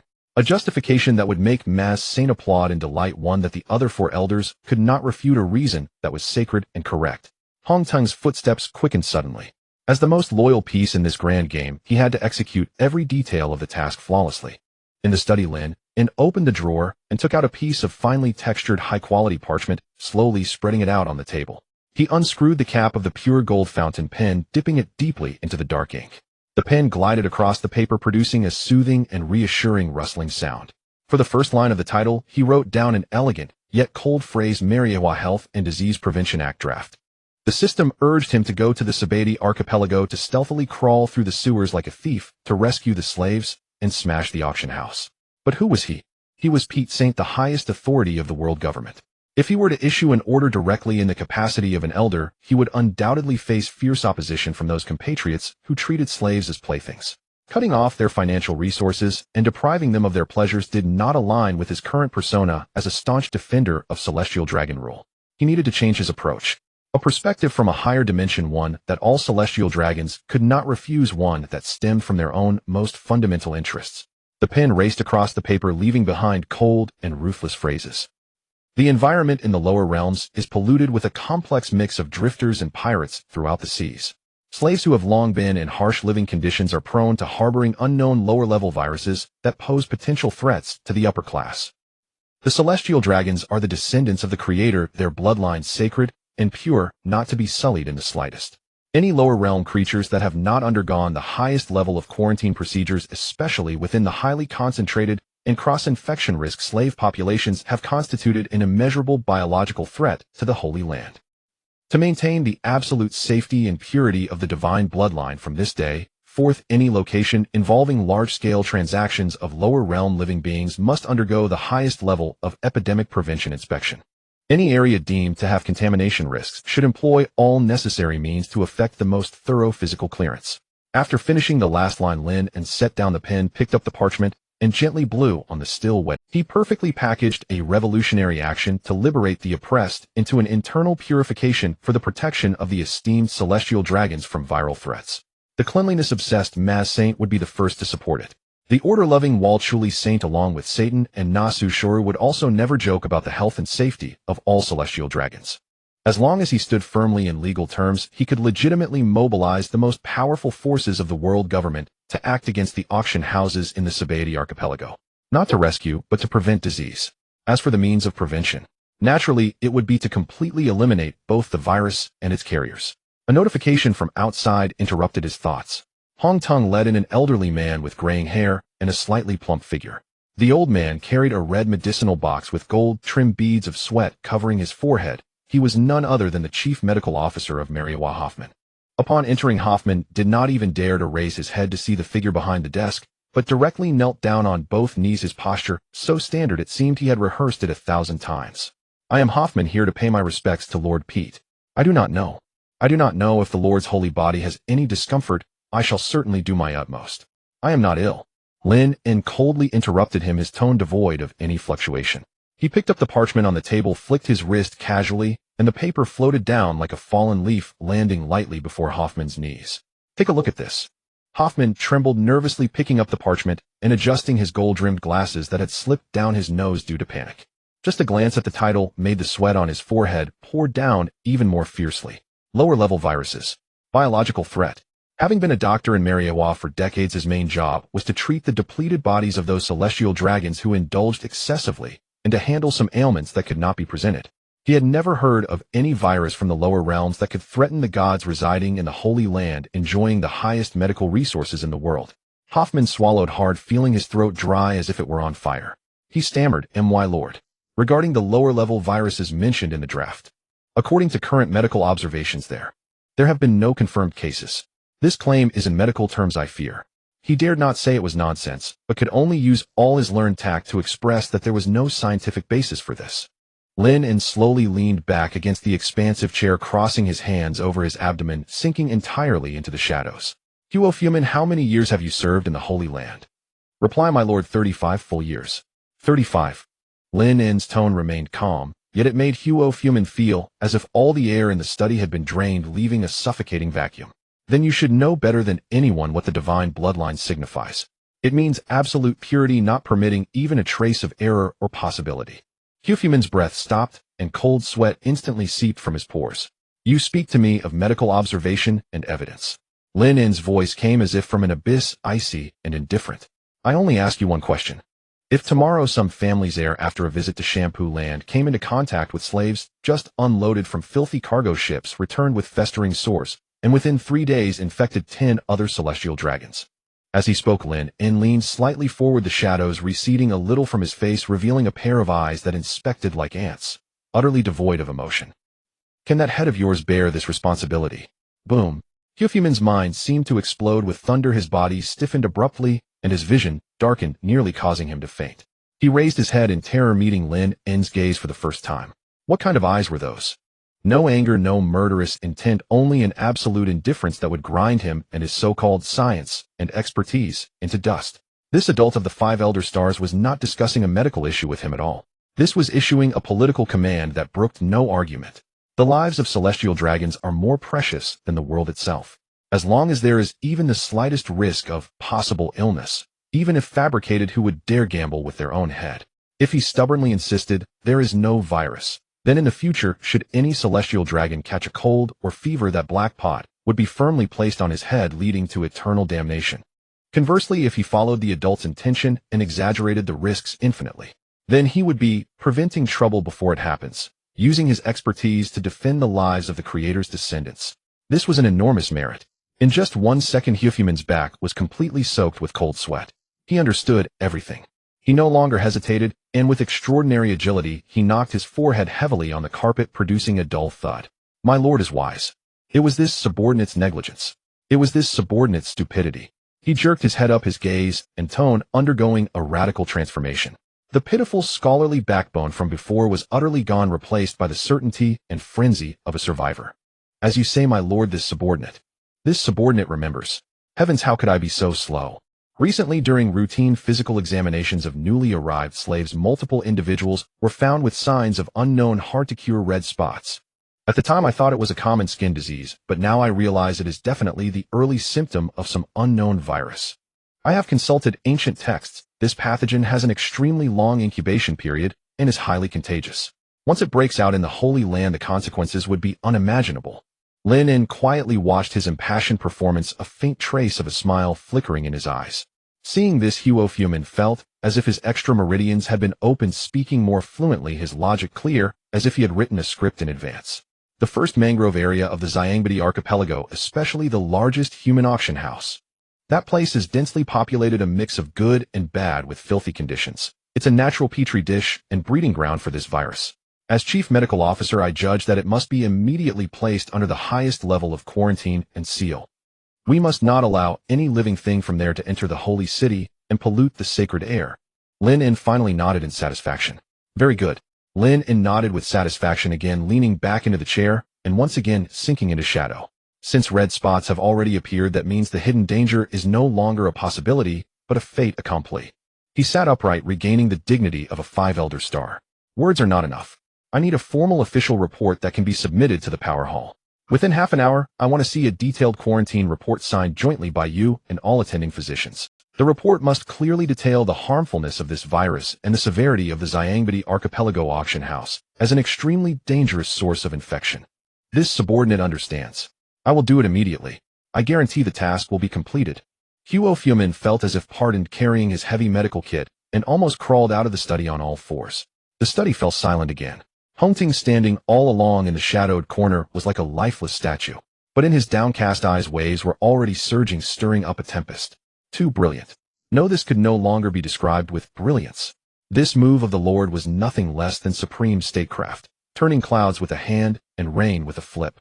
Without using a single soldier, without revealing any revolutionary intent. Merely by using a fabricated medical report, he defined that sinful slave auction house on the Xiangbidi archipelago as a biological contamination source, threatening the survival of all celestial dragons. Those fools who were about to buy slaves upon seeing this report would probably be too scared to step out of their door, and the Lord could legitimately use the banner of epidemic prevention and purification to mobilize the strongest forces of the world government and openly destroy that sinful trading center. This is the highest realm of playing within the rules, manipulating the rules, and wielding power. Hongting's admiration for Lin En at this moment had climbed to a new, unprecedented peak. Lin En paid no attention to Hongting's thoughts. He picked up the cold black tea on the table and took a slow, deliberate sip. Half an hour later, Huofumin indeed returned to the study on time with astonishing efficiency. He handed over a thick document with trembling hands, the bright red seal of the medical department on the cover standing out conspicuously. My lord, this is the quarantine report you requested. I urgently convened over a dozen attending physicians for a joint consultation, and we have unanimously issued this highest-level warning conclusion. According to our judgment, the auction house on the Xiangbidi archipelago is currently an extremely dangerous epidemic area. Lin En took the document and casually flipped it open. Attached to the report were several photos of slaves with common skin diseases pulled from archives which, through special technical processing, made the red spots appear ugly and terrifying, full of visual impact. The conclusion section went to extremes of sensationalism, describing this fictitious red spot gene collapse virus as capable of noble targeted transmission through air, dust, or even eye contact, specifically attacking the divine bloodline, causing genetic chain rupture, total body decay, and ultimately the complete corruption of the divine bloodline, a doomsday plague. Lin En closed the document with a snap, a satisfied expression on his face. The imagination these doctors had unleashed to save their own skin was truly astounding. Well done, Huofumin. Huofumin wiped his forehead, which was constantly beaded with sweat that seemed never to dry, and let out a long sigh of relief. To be able to share the burdens of Lord Baicheng is the greatest honor of this subordinate's life. The following morning, in the power chamber of Pangaea Castle, the colossal stained glass windows fractured the sunlight into dappled patches of color, silently spilling across the mahogany table. The hall was steeped in the musty odor of ancient wood. J. Garcia Saturn Saint held a document, the hideous scar on his face immobile. His gravelly voice echoed through the chamber as he reported on the military budget for the South Sea. According to the Navy headquarters request, the reconstruction of Branch 16 requires an additional allocation of 300 million berries. Furthermore, Sakazuki's cleansing operation in Impel Down has led to a surge in prisoners, increasing logistical expenses. Snap! A crisp, violent crash shattered Saturn Saint's report. Lin In tossed a report stamped with the bright red seal of the medical department's highest confidentiality onto the center of the round table. The thick report struck the mirror-polished surface, its sound reverberating beneath the dome. Saturn Saint's words halted abruptly. He slowly raised his head, the shadow of his spider-like form stretched long, his deep eyes piercing directly at Lin In. The gazes of the other three elders instantly converged. The few 100 million berries in the South Sea are merely a minor ailment. We'll discuss them later. Lin In pressed his palms against the table, leaning his upper body slightly forward with an overwhelming sense of pressure. His cold gaze swept across the four colleagues seated before him. We have a more urgent, more lethal trouble now. Nasajiro Saint furrowed his brow into a majestic crease. He extended his slender hand, pulled the report before him, and flipped open the first page. What is this? A belated death notice. Lin In pulled back the heavy chair and sat down, his tone grave like a proclamation of doom. Last night, I went through all the top-secret files of the medical department. Combined with the latest quarantine report Hoffman submitted urgently, I reached a conclusion. Mary Geoise, the holy land beneath our feet, is in the midst of an invisible biochemical crisis. An eerie silence fell over the hall. Mars Saint leaned in his snowy beard, nearly brushing the paper. Low red fever. Mars read out the discriminatory term on the report, his tone carrying the arrogance of a veteran. Written by that old Hoffman. Pitt, aren't you overreacting? How could such a low-grade pathogen threaten our divine bloodline? Lin In leaned back in his chair, crossing his hands over his abdomen, his face unreadable. Overreacting. He let out a faint derisive laugh and retorted, Mars, you're the most sensitive to the environment. Tell me then, why has the infant mortality rate among the celestial dragons been rising year by year for the past 3 decades? And most cases have no clear cause. Mars' face stiffened instantly, his mouth opened, but no words came out. This was indeed a shadow that had long troubled him in secret, yet remained unresolved. Lin In gave him no time to think, his voice turning icy. Charlo Saint's piggish, morbid obesity, his almost negligible intelligence, and the 2-year-old child from the Roseward family, who died last month. Do you really believe all of this is just random genetic degradation? Saturn Saint set down the military budget document. The hideous scar running across his face twitched ominously. He sensed a threat not from pirates, but from within, a deeper, more insidious menace. What are you trying to say? I'm saying we've been looking in the wrong direction all along. Lin In's fingers struck the report on the table heavily, each word like a cold steel needle. For too long we've attributed these to individual anomalies. But Hoffman's medical team, after performing vivisections on the slaves recently transported into the Holy Land, discovered that these lowly creatures from the 4 seas universally carry a latent virus with an extraordinarily long incubation period. He paused, deliberately watching the 4 faces with varying expressions, granting them time to digest this horrifying information. In those commoners, this virus causes at most some skin rashes. However, once it contacts our pure and noble divine bloodline, it undergoes a lethal, irreversible mutation.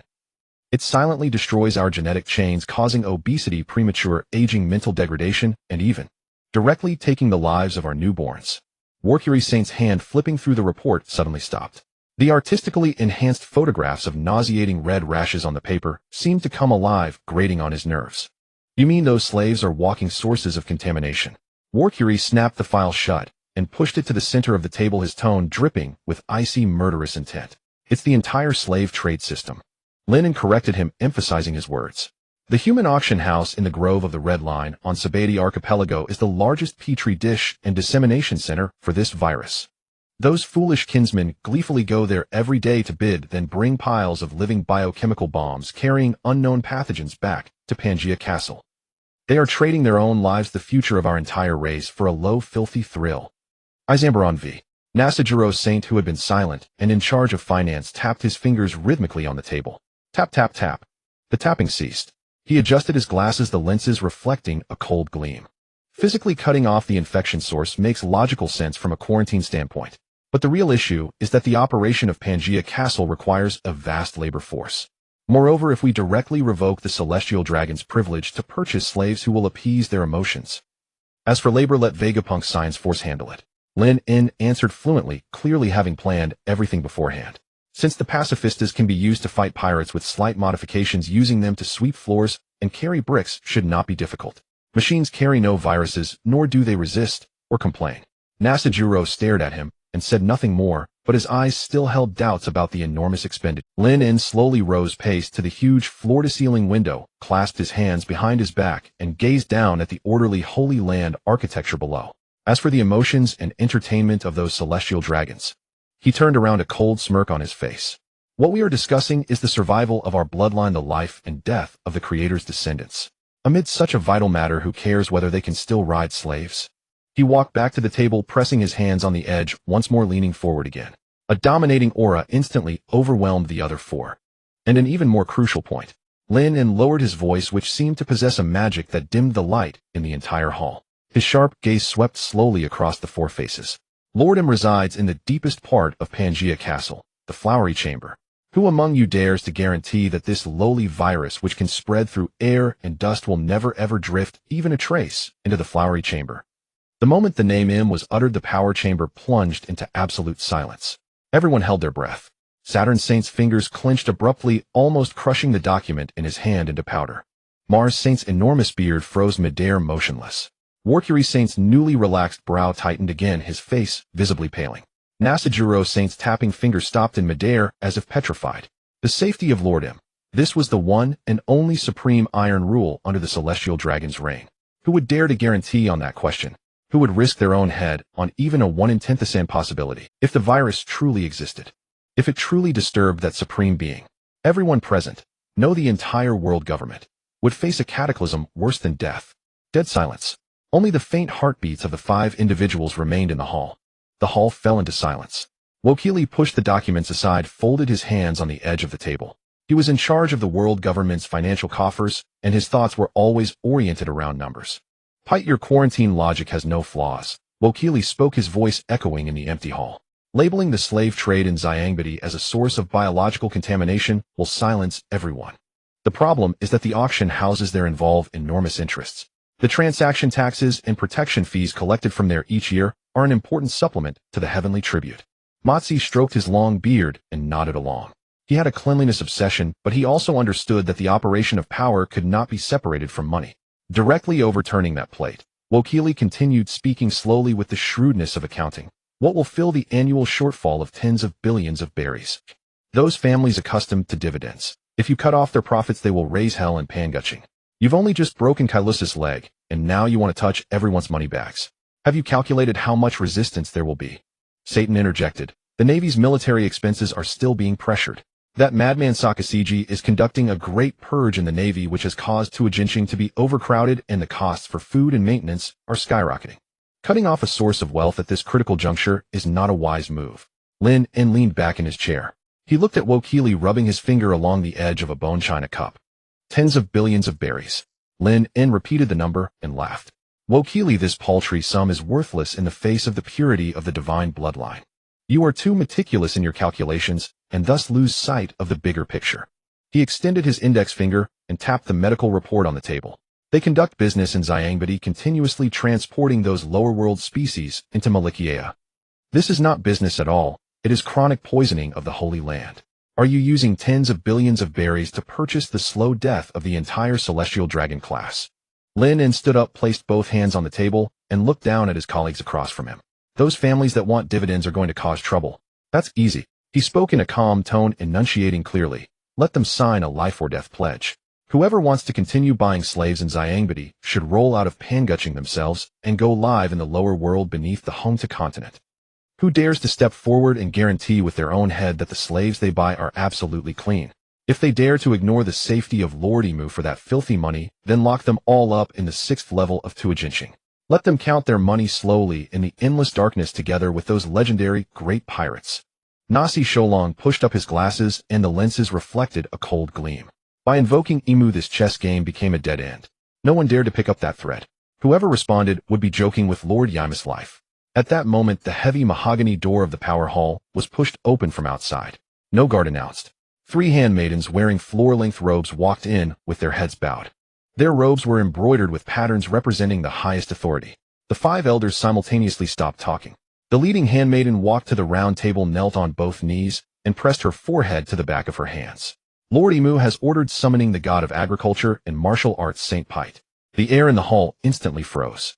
Imu rarely summoned one of the 5 elders alone. Normally orders were conveyed through collective audiences before the empty throne. A private summons meant that matters had gone beyond the scope of routine discussion.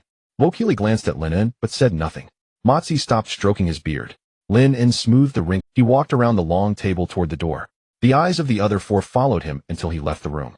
The corridor was very long. The handmaiden carried a lantern and led the way. They encountered no one along the path. In the depths of Panguching, even CP0 agents were not qualified to set foot. The walls here had no windows, only the faint glow of eternal lamps. Lin walked on the stone path, his leather shoes producing monotonous footsteps. He reorganized the logic in his mind. The medical report was just a stepping stone, but what truly moved Imu was the political consideration behind it. At the end was a carved stone door. The handmaidens stopped, retreated to the sides, and bowed their heads. Lin pushed open the stone door. The chamber of flowers. There was no opulent decoration here, only lush plants and the sound of trickling water. The light was dim, and the air was filled with the scent of soil and flowers. Above was a transparent dome. Sunlight passed through special glass, turning into a soft halo that scattered down. Imu stood with their back to the door in front of a cluster of blooming blue flowers. A black robe trailed on the ground, the figure slender. A colorful spotted butterfly perched on Yaima's index finger, gently fluttering its wings. Lin walked to a place 5 steps away from Imu, knelt on one knee, and bowed his head. Pite. Imu spoke. The voice was indistinguishable in gender, with no rise or fall, echoing in the empty room. That medical report of yours. Yaima's finger moved slightly, and the butterfly fluttered up, circling the flowers. What is the true intention? Lin looked down at the pattern of the blue stone floor. The system in his mind lay silent, as if frozen. In front of a figure of this level, that artificial idiot who only shouted and yelled could not play any role. To cleanse decay. Lin answered. He did not fabricate more medical lies. Before Imu lies, the celestial dragons have enjoyed too long a period of comfort. Lin maintained his kneeling posture, speaking at a steady pace.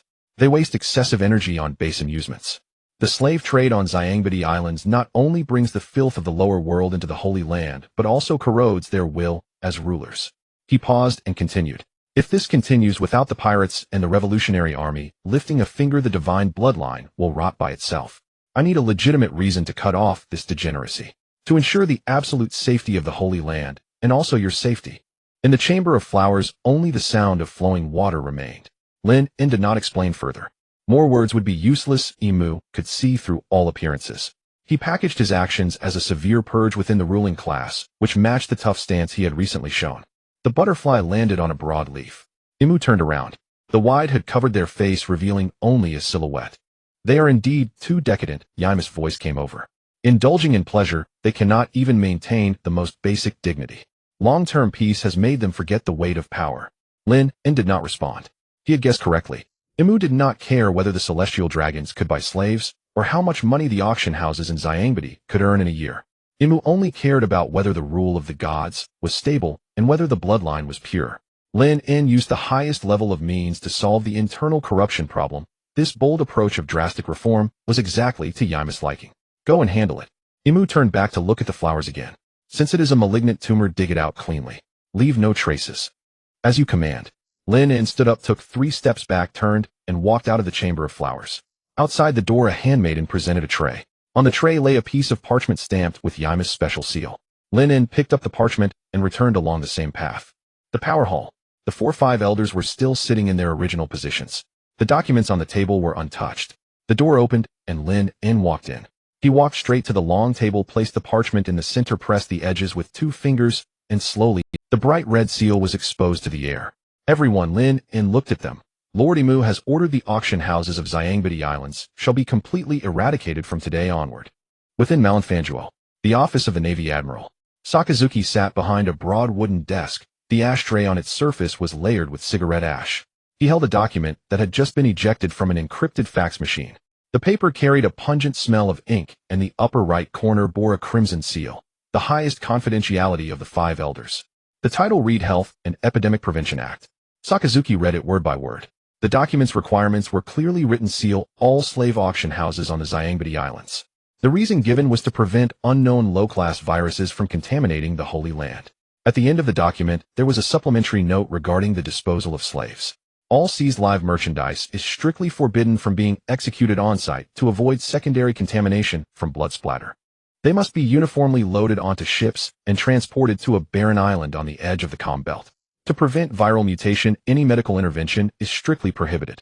They are to be left on the barren island to cultivate farmland to live or die on their own. This process is defined as centralized physical destruction. Sakazuki put down the document. He picked up a cigar from the table, bit it between his teeth, but did not light it. The slave auction houses on the Xiangbidi Islands. That was the filthiest playground of the celestial dragons, a hotbed breeding corruption within the Navy. Were not the 3 vice admirals he had personally arrested gradually corrupted because they secretly facilitated the slave-catching ships? All along he knew that the rot in the Navy was merely the surface of what truly rotted to the core were those debauched and licentious gods. But he was powerless. The Navy's duty was to maintain the rule of these gods. Now, however, a single document had changed everything. Lord Bai Cheng had made his move. No impassioned manifesto, no righteous condemnation of the celestial dragon's depravity. Merely a medical report, a pretext for epidemic prevention. A blade named Hygiene had been placed with deadly precision against the throat of that criminal trading center. Physical destruction. Sent to a barren island to cultivate farmland. Sakazuki's gaze fell upon the 4 characters in the document: agricultural martial god. He had never paid attention to the specific divisions among the 5 elders. In his eyes, they were merely lofty titles. Agriculture. Martial god. Throwing slaves onto a barren island to cultivate farmland. This indeed was agriculture. Sakazuki's eyes suddenly sharpened. He understood. Lord Bai Cheng had nonchalantly packaged a matter sufficient to overturn the power structure of Mary Joa into nothing more than an ordinary agricultural development plan. Those rescued slaves were no longer a hot potato, but labor for the world government to reclaim wasteland. How was this destruction? This was under the guise of destruction, pulling those people out of hell and giving them a path to survival. Moreover, it severed the source of the celestial dragon's pleasure in a way that no one could criticize. Brilliant. What a masterstroke. His lordship was not only cleansing the Navy's parasites, he was excising even the festering sores on the celestial dragon's own body. Sakazuki slowly removed the cigar from his mouth and placed it on the table. He stood up and walked to the window. In Malinfanduo's square, Marines were drilling their cries of justice, shaking the heavens and the earth. Justice. He had once thought he fought alone. Fleet Admiral Zhanghua had too many concerns. Delusional was perfunctory, and Quzin was naively laughable. He believed that on this path of absolute justice, he was the only one. Only at this moment did he discover that atop the pinnacle of power in the Holy Land there existed a true comrade, who with a thunderous strike beyond his imagination showed him what real reckoning meant. Thump thump. A knock came from outside the door. Enter Sakazuki, said, his voice as steady as ever. An adjutant pushed the door open, walked in, and gave a standard military salute. Admiral Sakazuki, Fleet Admiral Zhanghua has called a high-ranking officer meeting and requires your punctual attendance. The adjutant glanced at Sakazuki's expression and added, the Fleet Admiral specifically stressed that this meeting will discuss the budget overrun for Impel Down and the aftermath of your unauthorized arrest of the 3 vice admirals. Sakazuki turned and walked back to his desk. He picked up the top-secret document, carefully folded it, and placed it inside the inner pocket of his uniform close to his chest. Tell Fleet Admiral Zhanghua that I have more important military affairs. I want to attend the meeting. The adjutant looked troubled and did not move. Admiral, the Fleet Admiral said. I said I'm not going. Sakazuki interrupted him. Go find Vice Admiral Deoboman. Tell him to come see me. The adjutant dared not argue further, saluted, and withdrew. At the same time in the conference room, Zhanghua sat at the head of the table with a stack of bills before him. He slammed his hand on the table. Where is Delusional, who was trimming his nails beside him, drawled lazily. Sakazuki said, he has important military affairs, and isn't coming. Important military affairs. What could be more important now than the mess at Impel Down? Zhanghua threw the bills onto the table. The morale of headquarters is being thrown into chaos by him. Vice Admiral, he held a teacup and took a slow sip. Zhanghua, losing your temper, want help. Sakazuki has Lord Bai Cheng's written order. He is acting on authority. Zhanghua rubbed his temples and said nothing. 5 minutes later in the Admiral's office, Vice Admiral Deoboman strode in, the scar on his face particularly striking in the sunlight. Admiral Sakazuki, you summoned me. Sakazuki looked at this resolute, hawkish officer and gave a direct order. Prepare 3 heavy battleships and bring all your direct subordinate units. Assemble at the 3rd Naval Port in half an hour. Deoboman stood ramrod straight. What is the target? The Xiangbidi Islands. Sakazuki's voice betrayed no emotion. Execute a highest-level disinfection mission. Deoboman paused. The Xiangbidi Islands were right under headquarters' nose. Why would they need 3 heavy battleships? Moreover, it was a place frequented by celestial dragons, a complex situation. Admiral, the Zyangbitti Islands host many noble estates. Before Daoboman could finish, Sakazuki had already taken the document from his pocket and handed it over. See for yourself. Daoboman received it with both hands, his eyes scanning quickly, finally fixating on the red seal in the upper right corner. The highest confidentiality of the 5 elders. He returned the document to Sakazuki, his body instantly tensing, standing at attention and saluting, his voice booming. Understood. He'll prepare immediately. Daoboman turned and strode out of the office, his pace several times faster than when he entered. Sakazuki picked up the justice coat from the rack, draped it over his shoulders, and strode downstairs. At the 3rd Naval Port, 3 heavy battleships lay moored like steel behemoths, marines busily loading supplies and ammunition. Daoboman stood by the gangplank, directing personnel to board. Admiral, the force is assembled and ready to depart at any time. Sakazuki nodded and stepped onto the deck of the flagship. He stood at the bow, facing the sea breeze, overlooking the waters ahead. Weigh anchor. The grating sound of chains scraping arose as the huge anchors were pulled from the water. The warship's engines roared, churning immense, white waves at the stern. The 3 colossal vessels slowly departed Malinfanjuo, pointing their prows toward the Zyangbitti Islands. During the voyage, Daoboman came to the bow and stood behind Sakazuki's right side. Admiral, when we reach Zyangbitti, where do we start the cleanup? Sakazuki gazed at the horizon, his tone icy. Start with the largest auction house in the 1st Red Tree Zone. That place is heavily guarded by bodyguards and gangsters year-round. If they resist, anyone obstructing epidemic prevention work will be executed on the spot. Sakazuki's voice held no hesitation. No survivors. Daoboman silently noted the order. The seized merchandise, as per the document, will be loaded onto ships and taken away. No one is allowed to approach them along the way. Once we reach the barren island on the edge of the calm belt, we'll release them. There are no supplies on that island. Can they survive? Daoboman couldn't help but ask. Sakazuki did not turn around. That is their own business. Our mission is to clear them out of that poisonous nest called Zyangbitti. A faint approving smile crept across his ruthless face. Lord Baicheng's instructions are very clear. Let them cultivate farmland to live or die on their own.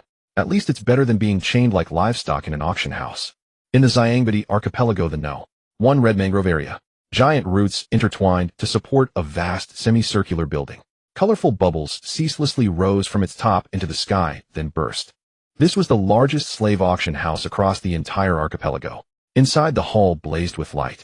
In the ring-shaped tiered seats sat wealthy merchants, underworld bosses, and underground bankers from all over the world. On the front row VIP seats were 3 celestial dragon scions wearing transparent resin helmets. Clad in bloated white protective suits, they waved gem-studded bidding paddles, pointing and shouting loudly at the slaves caged on the stage. I want that long-armed tribesman. 10 million berries, a fat celestial dragon bellowed, raising his paddle in a shrill voice. On the stage, the auctioneer hammered his gavel with an ingratiating smile. In the back office, several men in black suits bustled around a long table piled high with bundles of berries. The leader, Disco, had a slicked-back pompadour, wore sunglasses, and sported a flamingo brooch, the symbol of the Don Quixote family. He was the manager. Count it carefully. This money must be sent to Dressrosa through the underground shipping route tomorrow. Disco puffed a cigar, blowing out a smoke ring. Young Master is very pleased with the recent profits. His subordinates buried their heads in counting the cash, replying in unison. Suddenly, a piercing high-temperature alarm blared through the hall, drowning out the auctioneer's voice. The buyers below turned in astonishment, staring at the entrance. On the center of the massive 10-centimeter thick steel door, a blinding red glow appeared. The red light spread rapidly. The steel surface bubbled like melting candle wax, turning into molten liquid. Waves of scorching heat surged forward, warping the surrounding scenery. Seconds later, the entire door crashed down with a thunderous boom. A pool of dark red molten iron spread across the carpet, igniting nearby decorations, black smoke billowing. A heavy military boot stepped onto the edge of the not yet cold iron puddle. Sakazuki, draped in a white coat bearing the word Justice, emerged from the smoke. He wore a naval cap, the brim pulled low, revealing only a face carved like hard rock. His right arm had completely transformed into flowing dark red magma. The terrifying heat instantly set fire to the clothes of the nearest guards. Vice Admiral Doberman followed closely behind, drawing his long sword. Behind him, hundreds of fully armed Marine elites poured into the hall like a tide, their dark gun barrels aimed at everyone present. A dead silence gripped the hall. Disco rushed out from the back, his fat face twitching violently at the sight. He forced himself to step forward. Admiral Sakazuki, what do you mean by this? Disco suppressed his fury, pointing at the molten iron. This is a legal trading venue. We pay the heavenly tribute on time. And the owner behind this auction house is the Shichibukai Don Quixote da Flamingo. Sakazuki stopped his arm, magma slowly cooling back to flesh color. He didn't look at Disco, his gaze swept across the entire hall. Legal. His voice, though not loud, fell like a hammer on every heart. Marine headquarters received no notice of this place's legality. My orders are to seal this establishment. Disco gritted his teeth and pointed at the front row VIP seats. Admiral, look carefully. Today there are noble descendants of the creators present. If you storm in and disturb the celestial dragons, can you bear the responsibility? On the VIP seat, the fat celestial dragon stood up. He pulled off his glove and pointed at Sakazuki's nose, cursing loudly. A mere Marine Admiral. Who gave you the nerve to ruin my fun? Get out. Get out right now, or I'll have the Gorosei strip you of your rank and reduce you to a slave. While ranting, the celestial dragon drew a golden pistol from his wide sleeve and aimed its dark muzzle at the surrounding wealthy merchants and gang bosses, stepped back afraid to be implicated. Sakazuki stood motionless. He reached into his uniform's inner pocket and pulled out a neatly folded document. He unfolded it. In the upper right corner, the crimson joint seal of the Gorosei glared like blood. Sakazuki raised the document, his voice rising sharply, overpowering the celestial dragon's shouts. By the supreme authority of the world government. Joint directive of the Gorosei. The hall fell into complete silence. According to the latest quarantine report from the medical department, all slave trading sites on the Xiangbidi archipelago harbor an extremely dangerous inferior virus. Every inch of air here is filled with threats to the safety of the Holy Land. Sakazuki read aloud, each word deliberate, his cold gaze locked on the gun-wielding celestial dragon. To prevent the plague from infecting the noble creators, for the absolute safety of the Gorosei, all related establishments are to be sealed immediately. Disco froze. Virus. Plague. Nonsense. The celestial dragon with the gun shouted, face flushed. What virus? I've bought dozens of slaves here and never been sick. This is an excuse. They'll kill you, you lowly Marine. He pulled the trigger. The gunshot rang out. The bullet struck Sakazuki square in the chest. No blood. The instant the bullet touched his uniform, the flesh on his chest turned into boiling magma, melting the round into a wisp of smoke. Sakazuki slowly raised his head. The right side of his face was veiled in shadow, leaving only his eyes, icy, murderous, chilling to the bone. Ignoring the supreme quarantine directive, openly firing a weapon resisting law enforcement, he took a sudden step forward. A terrifying wave of heat erupted. The VIP seats and tables were flung away by an invisible pressure. The celestial dragon who had fired let out an inhuman scream, his entire chair hurtling backward, slamming heavily onto the rear steps. A sharp crack. The resin helmet on his head fractured with a distinct line. The other two celestial dragons collapsed in terror, trembling uncontrollably. You dare lay hands on a descendant of the creators? Disco pointed at Sakazuki, his voice quivering.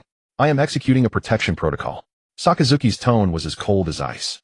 He turned his head, looking at several men in white suits wearing masks at the edge of the hall. Cipher Pole agents. What are you waiting for? Sakazuki ordered them directly. These nobles have already been exposed to an extremely dangerous quarantine zone and have contacted potential infection sources. Cipher Pole agents. What are you waiting for? Sakazuki ordered them directly. These nobles have already been exposed to an extremely dangerous quarantine zone and have contacted potential infection sources. Their mission was to protect the celestial dragons, but Sakazuki held the Gorosei's supreme directive, with the justification being the safety of the celestial dragons themselves. They could neither refute nor defy that order. Two CP agents swiftly stepped forward, one on each side, lifting the fallen celestial dragon. Let me go, you servants. They'll kill you. The celestial dragon thrashed and cursed wildly. Forgive us, my lord. For your health's sake. The CP agents, expressionless, forcibly dragged him away. The other two celestial dragons, limp with fear, were also half persuaded, half forced out of the hall. Without the celestial dragons for support, Disco's legs gave way, and he collapsed to his knees. Doberman. Sakazuki folded the document. Sir, clear the premises. Anyone who resists, execute on the spot. The Marines raised their rifles, charging like wolves at the bewildered gangsters and thugs. Gunfire erupted densely within the hall. Disco was pinned to the ground by two soldiers and clapped in cold seastone handcuffs. Sakazuki walked to the auction stage. In the iron cages on the stage were dozens of ragged slaves, their eyes filled with terror as they huddled in corners. Admiral, how should we handle these goods? Doberman approached to ask. Sakazuki gazed at the slaves. They are no longer goods. They are extremely dangerous biological contamination sources. He recited the definition from the document, then ordered coldly, place them in leg irons and escort them aboard the ship. Do not provide any medical treatment to prevent viral mutation. Doberman nodded, recording the command. Transport them all to a deserted island on the edge of the comm belt. Sakazuki paused briefly. The face of St. Pitt surfaced in his mind. Let them clear farmland there and fend for themselves. Execute. Total physical disposal. Darius Losa, King's Plateau. Doflamingo lounged in a beach chair clad in his pink feathered coat, a glass of red wine held between his fingers. Fufufu. Today's sun is so splendid it makes one want to kill. He chuckled softly. Just then Treble came stumbling over, clutching a den mushy that was drenched in a frantic sweat. Its face. Nah, Doffy. Shabandi. It's Disco's emergency call. Doflamingo's smile remained unchanged, but his hand paused as he reached for the receiver. He set down the wine glass, picked up the receiver, and uttered a single word. Speak. Lord. It's over. Auction house now. One is gone. Disco's hoarse, terrified voice exploded from the receiver with the muffled crash of collapsing debris, the crackle of flames, and screams in the background. It's all over. Everything is lost. Doflamingo's lips still curved in a smile, but his fingers gripping the receiver tightened one by one. That old geezer Sengoku finally dared to touch my business. It's not Sengoku. It's that madman Sakaseiji himself leading the charge. Disco's voice carried a sob. He's holding a joint seal from the 5 elders, a top-secret document. Doflamingo's fingers on the receiver froze. The smile vanished completely from his face. The 5 elders gave a direct order. Yes, the document bears the seal of Saint Bite-sama, the god of agricultural warfare. Disco spoke rapidly. The reason is to prevent inferior viruses from polluting the Holy Land. They've designated this place a high-risk quarantine zone. Doflamingo fell silent. Quarantine zone. Inferior virus. Those 2 words reminded him of Marihoa. He suddenly laughed a laugh full of self-mockery. Having once lived in that land of the gods, he knew better than anyone in the world the morbid fear those beings draped in the guise of gods had of death, disease, and anything unclean. Using this excuse to shut down the auction house was watertight. Who would dare oppose? Anyone who did would be accused of wanting the great descendants of the creators to catch the plague. This tactic wasn't directed at a mere Doflamingo. This was a reshuffling of power at the summit of Pangaea Castle. A warning. What about the merchandise? Doflamingo's voice returned to calm. Sakaseiji. He loaded all the slaves onto ships and took them away. The document says they're being transported to a deserted island in the Calm Belt to cultivate farmland under the pretext of centralized physical disposal. Cultivate farmland. Physical disposal. Doflamingo tipped his head back, and his signature fufufu laughter echoed across the entire King's Plateau. What a splendid god of agricultural warfare. What a splendid physical disposal. Fufufufu. He abruptly cut off his laughter and turned to Treble. Immediately destroy all ledgers and records related to our businesses in Shabandi. Burn it all down. All our people there. Those who can flee, flee. Those who can't, treat them as if they never existed. Treble leaned in mucus nearly dripping. Master, but it's just an excuse. Are we really giving up such a fat piece of meat? Our profit's there. Shut up, you fool. Doflamingo cut him off fiercely. An excuse? You have no idea about those damned operating rules of Marihoa. They're the gods' health and safety come before. Once this excuse is thrown out, those pig-like celestial dragons won't dare utter a single word. Now that newly appointed god of agricultural warfare is acting on a medical department report under the banner of protecting the 5 elders' safety. Doflamingo stood up, walked to the edge of the pool, and gazed at his reflection in the water. This is an open conspiracy. He uses a reason you can't refute to raid your house. You can't even dodge. What we face now isn't Navy warships, but the crushing force of the world government's supreme authority. He turned and fixed his gaze on Treble. Negotiate. Go tell the 5 elders that the slaves are clean and virus-free. Guess what they'll do? They'll smile and praise your bravery, then turn around and designate Dressrosa as a level 1 quarantine zone, sending a buster call to disinfect our whole family.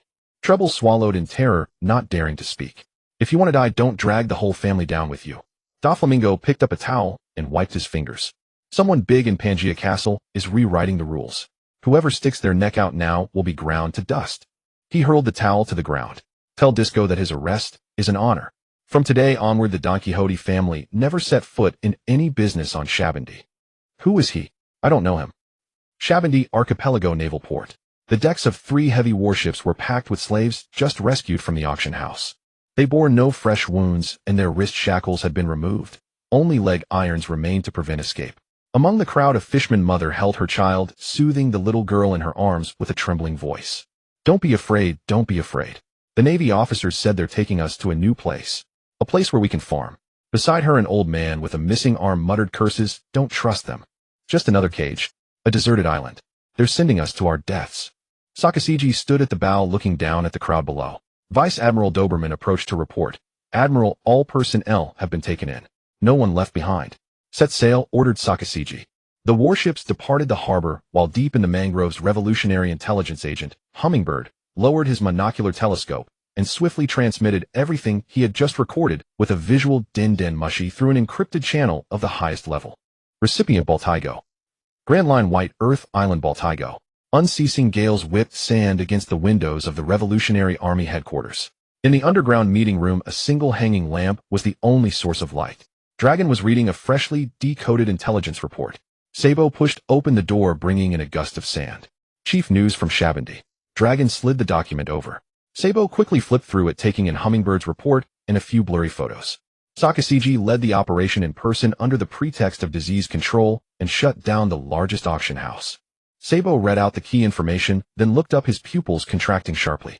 All slaves are being sent to a deserted island in the Calm Belt officially for physical disposal.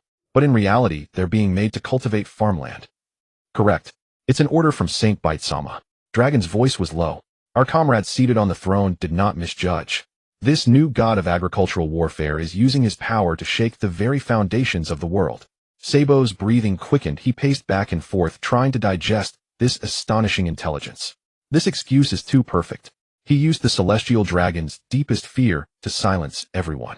Sending the slaves to the Calm Belt both avoids Marihoa's gaze and removes them from direct world government jurisdiction. This move, it's an art. He has used the word rules to its utmost. Dragon's fingers drummed heavily on the table.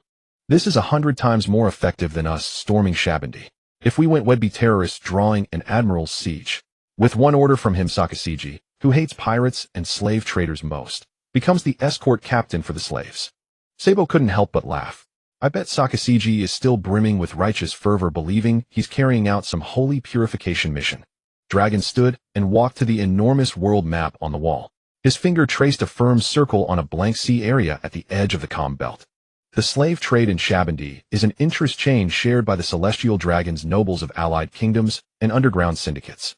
Saint Bite-sama's strike seems only to target the auction house, but in truth it cuts off countless people's revenue.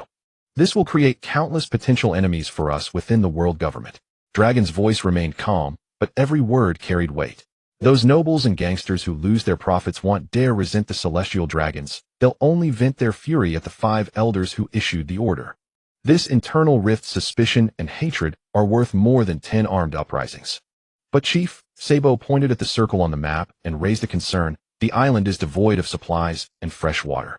Can they survive? He sent them out, so we must ensure they live. Dragon turned to face Sabo. Notify our logistics network in the South Blue. Immediately gather enough farming tools, non-perishable seeds, antibiotics, and water purification equipment for 500 people for 3 months.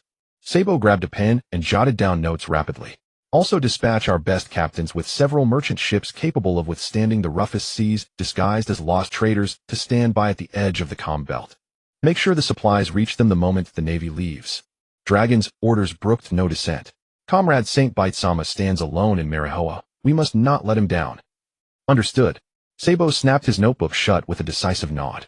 I'll oversee the operation myself. I won't let this top-secret comrade's efforts go to waste. At the edge of the windless zone, a nameless deserted island. The sea breeze carried the salty scent as it swept across the beach. 3 heavy warships anchored in the shallow waters, dropping their anchors. A gangway was set up on the rough reef. Deo Bowman stood at the edge of the deck, looking down. The sailors held their rifles, driving away the crowd in the cabin. Thousands of ragged people descended the gangway, stepping onto the soft sand. The shackles on their wrists had been removed, leaving only the iron rings on their ankles clinking with every step. A sense of panic filled the crowd.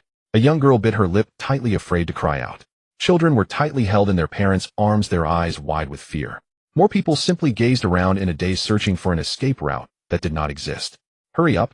A sailor impatiently shouted, kicking several heavy wooden boxes off the ship. Bang! The wooden boxes crashed onto the beach, breaking open to reveal bundles of iron hose, shovels, and bags of plant seeds wrapped in thick, moisture-proof fabric. Sakasuki stood atop the flagship, looking down at all of this. Admiral, all personnel have been evacuated. The adjutant jogged up the stairs and reported, standing at attention. Were the tools and seeds distributed? Sakasuki's voice showed no emotion. Yes. According to the instructions, enough tools for land cultivation and a batch of high-yield crop seeds were left behind. The adjutant answered, but hesitated for a moment, lowering his voice to say, But Admiral, there is no freshwater river on this island, not even a puddle. Sakasuki slowly turned his head, his sharp gaze pinning the adjutant's face. The adjutant felt a chill at the back of his neck, instantly shutting his mouth and swallowing the rest of his words. We are executing the highest epidemic prevention orders, not here to do charity. Sakasuke turned his gaze back, his eyes landing on the lost and helpless crowd on the beach, his expression devoid of any emotion. The command of Lord St. Peter is very clear. Concentrate on physical destruction and let them fend for themselves. He raised his gloved hand and waved it forward sharply. Gather the troops, return to base. The warships retracted the gangway, their massive engines roaring back to life, turning the bow to crush the white waves as they resolutely sailed towards Marineford. On the beach, thousands stared blankly at the three steel behemoths, growing more distant until they turned into small black dots between sea and sky. No executions. No massacres. A bold young man trembled as he stepped forward, picking up a cold hoe from the ground, incredulously touching the heavy bag of seeds beside him. They really left, the young man murmured, his voice tinged with sobs. The fisherman mother in the crowd could no longer hold back, tightly hugging her child as she quietly wept. We survived. Woo. We don't have to go back to that cage. Survived? Don't dream. The old man with a severed arm let out a desperate scream. There is nothing here. No water, no food. They simply changed our grave to a larger one to let us wait to die. His words extinguished the faint hope that had just ignited. The crowd fell into silence once more. However, just then, as the old man's words faded, several black dots suddenly appeared at the horizon. They were not warships. Several sailing ships flying ordinary merchant flags were riding the waves, racing towards the deserted island at full speed. The merchant ships quickly approached the shore, where a group of men in ordinary sailor uniforms, but with sharp eyes, stood on the deck. The leader wore a distinctive top hat and windbreak goggles. He nimbly jumped off the ship, commanding the sailors to bring barrels of sealed freshwater and boxes of antibiotics and compressed food onto the beach. Sabo lowered his hat brim, standing at the bow, his gaze sweeping over the startled, confused, and slightly pleading faces below. Move faster. Sabo instructed those beside him. Assemble the portable water purification equipment and teach them how to extract water from the air and underground saline water. Tell them that this is a gift from a compassionate great figure, and as long as they are willing to work with the tools in their hands, they can survive here and live like human beings. Yes, Chief of Staff Sabo. A revolutionary soldier whispered, his eyes filled with admiration. Is that great figure really in Mariewa? It's unbelievable. Rescuing thousands in this way, even the naval admiral became his pawn. Don't ask what you shouldn't. Sabo adjusted his gloves, his tone serious. Remember, starting today, this island is our new base for igniting the flames. That comrade who is in the deepest darkness has paved the way for us. The rest is up to us. We must not let him down. Sabo arranged the distribution of supplies and personally walked up to the old man with the severed arm. The old man trembled as he held a bowl of clear water, his murky eyes fixed on its surface as if it were a treasure. Who are you? The old man lifted his head and asked Sabo. We are here to help you.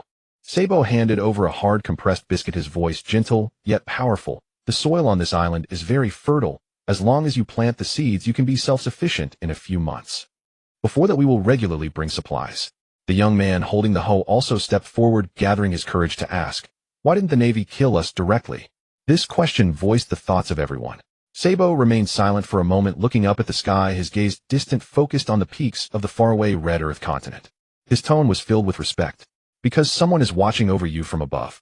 A truly great figure has fought for a way out for you in ways we cannot imagine amidst the thorns of rules.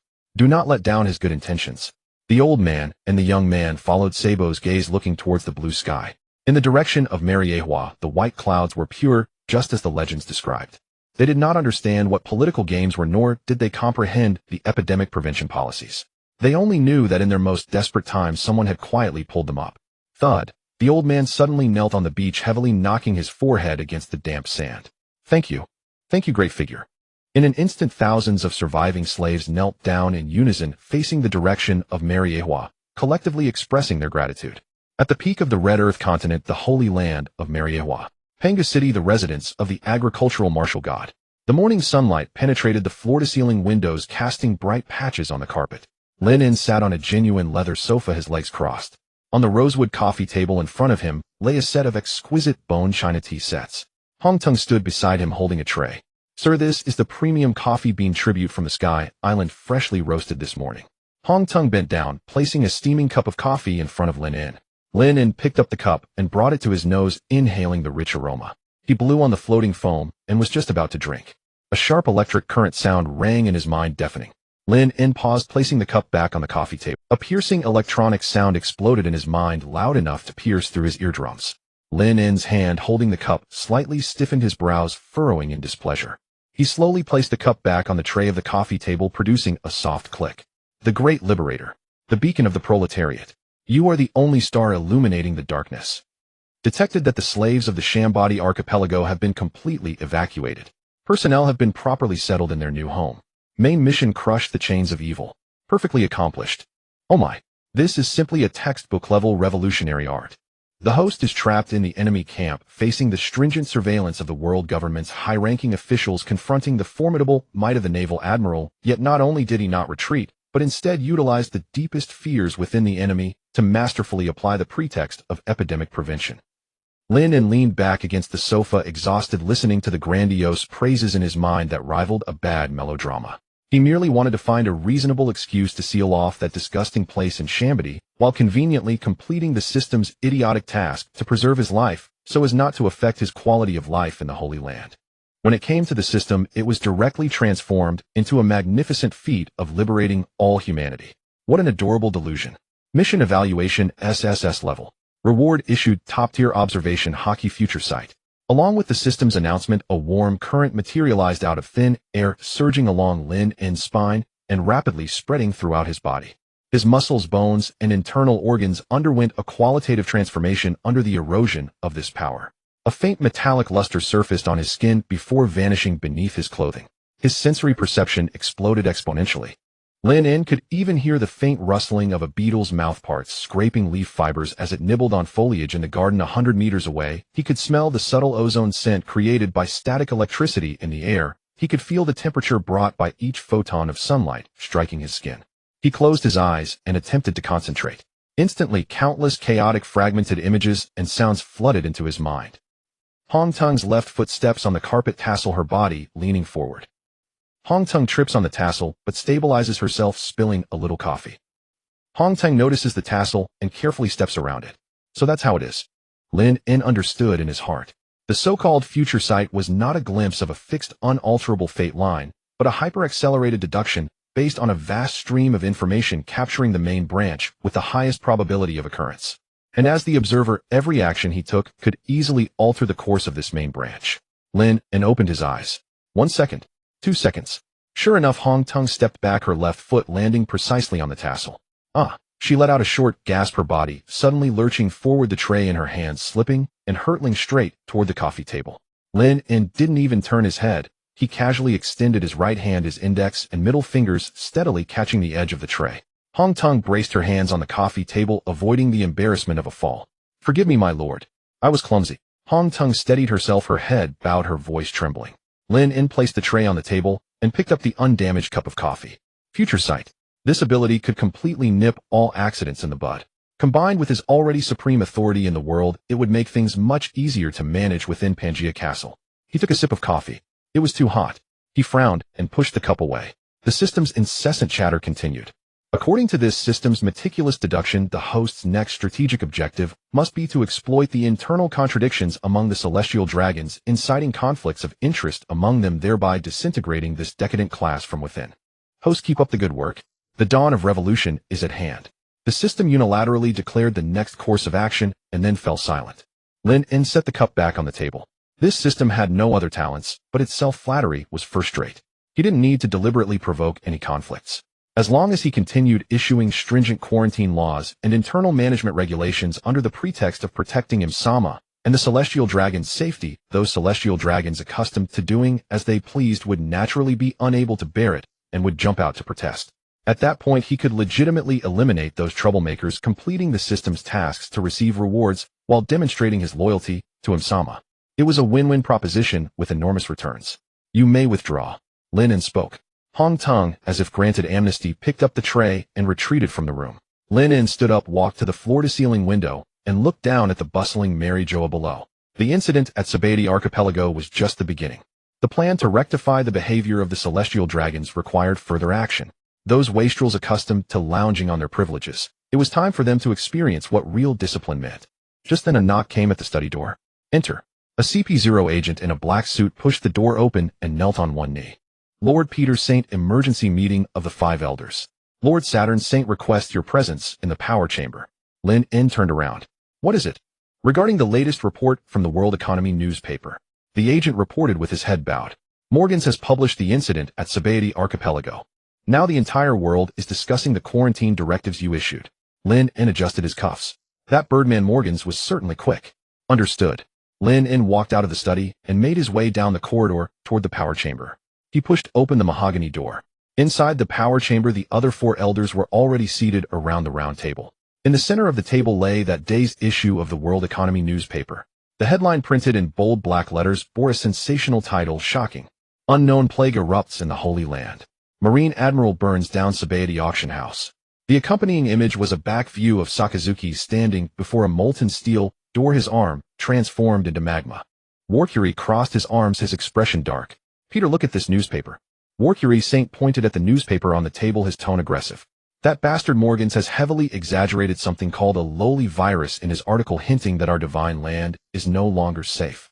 This has directly caused several of our overseas luxury investment futures to plummet. Those were the world government's assets.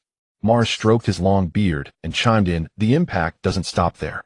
Member nations of the Four Seas are sending inquiries to the government about the true nature of the plague. The underground intelligence networks of many countries have become highly active, severely disrupting our arrangements. Some nations have even begun closing their ports, refusing to allow world government vessels to dock. Saturn looked at Lin En without speaking. Nustero adjusted his glasses. Panic is spreading uncontrollably. This is a heavy blow to the absolute authority the world government has maintained for 800 years. Lin En pulled out a chair and sat down. He looked at the newspaper on the table, showing no sign of distress. Panic, Lin En countered. This is exactly the effect we need. The four of them stared at him. Lin En picked up the newspaper and tossed it into the wastebasket beside him. What do you think ruling the world relies on? Compassion, the heavenly tribute paid by those member nations every year. Lin En interlocked his fingers on the table. It is fear, awe of the unknown, of destruction, and of the divinity in our blood. Morgan's report is exaggerated, but it conveniently spread the terror of the virus for us. He completed the most effective propaganda on our behalf. Lin En looked at his colleagues across the table.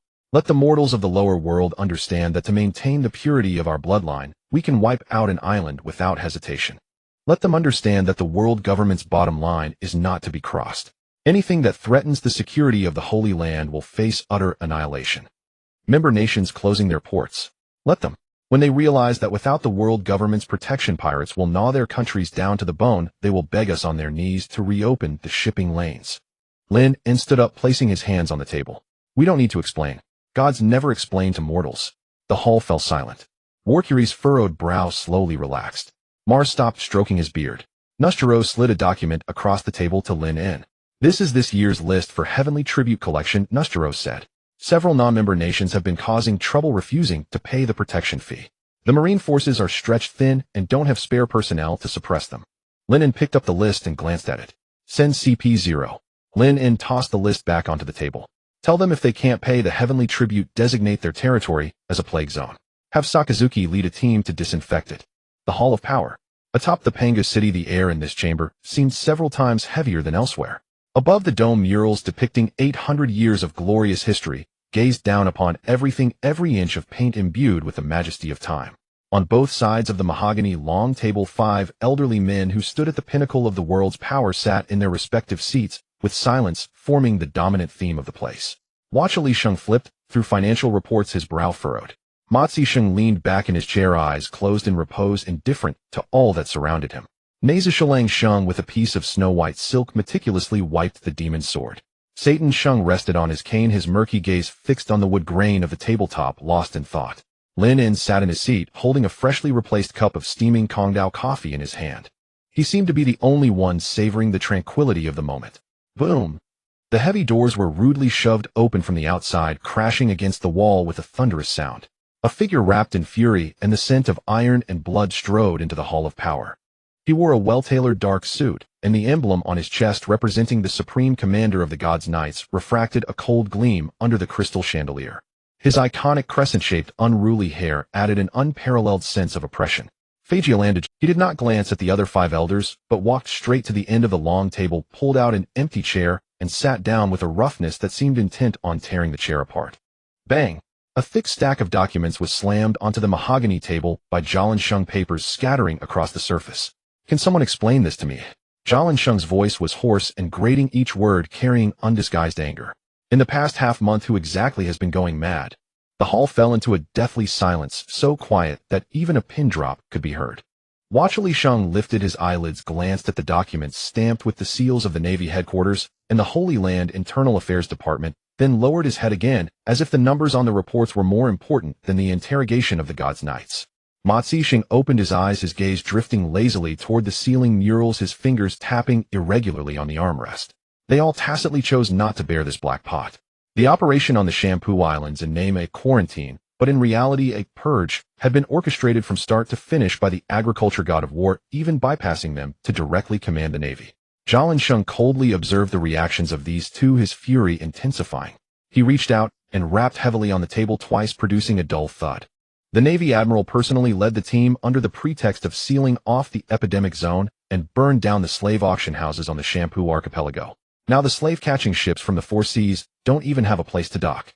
Jialansheng's gaze shifted to Satan Sheng. The human trafficking routes have been completely blockaded. I've even heard that in Dressrosa da Flamingo has cut off all underground transaction records. Satan Sheng's hand gripping the cane tightened, but he still remained silent. Do you have any idea that cutting off the slave trade is making the celestial dragons at the bottom of Mary Geoise increasingly frenzied? Jialansheng suddenly raised his voice, booming like a bell. Yesterday alone the God's Knights received 17 protest letters. That fool Charlos, Father Roswald, even came to my office shouting, claiming that someone was trying to deprive us of the creation's inherent right to entertainment. Jialansheng pressed his hands on the table, leaning forward, his gaze sweeping over everyone present. This is not merely a matter of a few slaves. This is shaking the very foundation of our 800-year reign. Jialansheng gritted his teeth, enunciating each word. Who, bypassing the God's Knights, issued such an absurd order? The hall was left only with Jialansheng's heavy breathing. Amidst this frozen silence, a crisp light sound suddenly rang out. Click! It was Lin In setting down his coffee cup, the porcelain colliding with the glass coaster. The sound was not loud, but it struck like a heavy hammer on everyone's heart. It was me. Lin In spoke calmly, his voice steady, yet clearly reaching every corner of the hall. All eyes, including Jialansheng's gaze that had remained fixed on the blade, instantly converged on Lin. Jialansheng turned his head sharply, his eyes burning with fury fixed on Lin In, the muscles on his wrinkled face twitching slightly from extreme anger. Bite! Jialansheng addressed him directly by his first name for the first time, omitting the honorific Sheng. What do you mean by this? Lin In leaned back gracefully in his chair, hands crossed before him, his posture as relaxed as if he were in his own backyard. Exactly what I said. There is a deadly low-level virus on the Shampoo Archipelago that directly threatens the safety of the Holy Land, Lin In replied in a measured tone. I ordered the Navy to carry out a thorough physical destruction to eliminate the threat once and for all. What, Jialan, do you have a problem with that? Don't feed me that medical report meant to fool the lower classes. Jialansheng slammed the table and stood up, his chair crashing to the floor behind him. The celestial dragons have been buying slaves for 800 years. When have they ever caught a plague from a few slaves?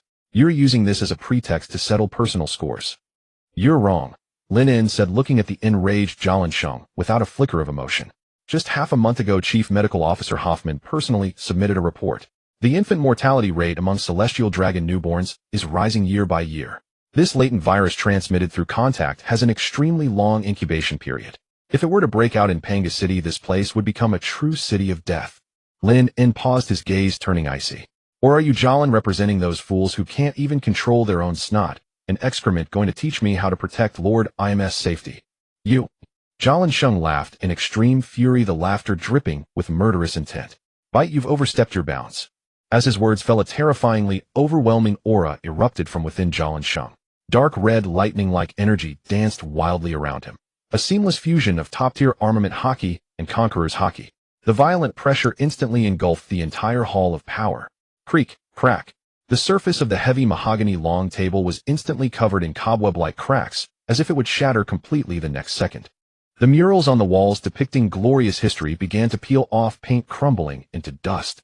The priceless crystal chandelier overhead swayed violently, emitting a piercing wail, with countless tiny glass shards raining down like hail.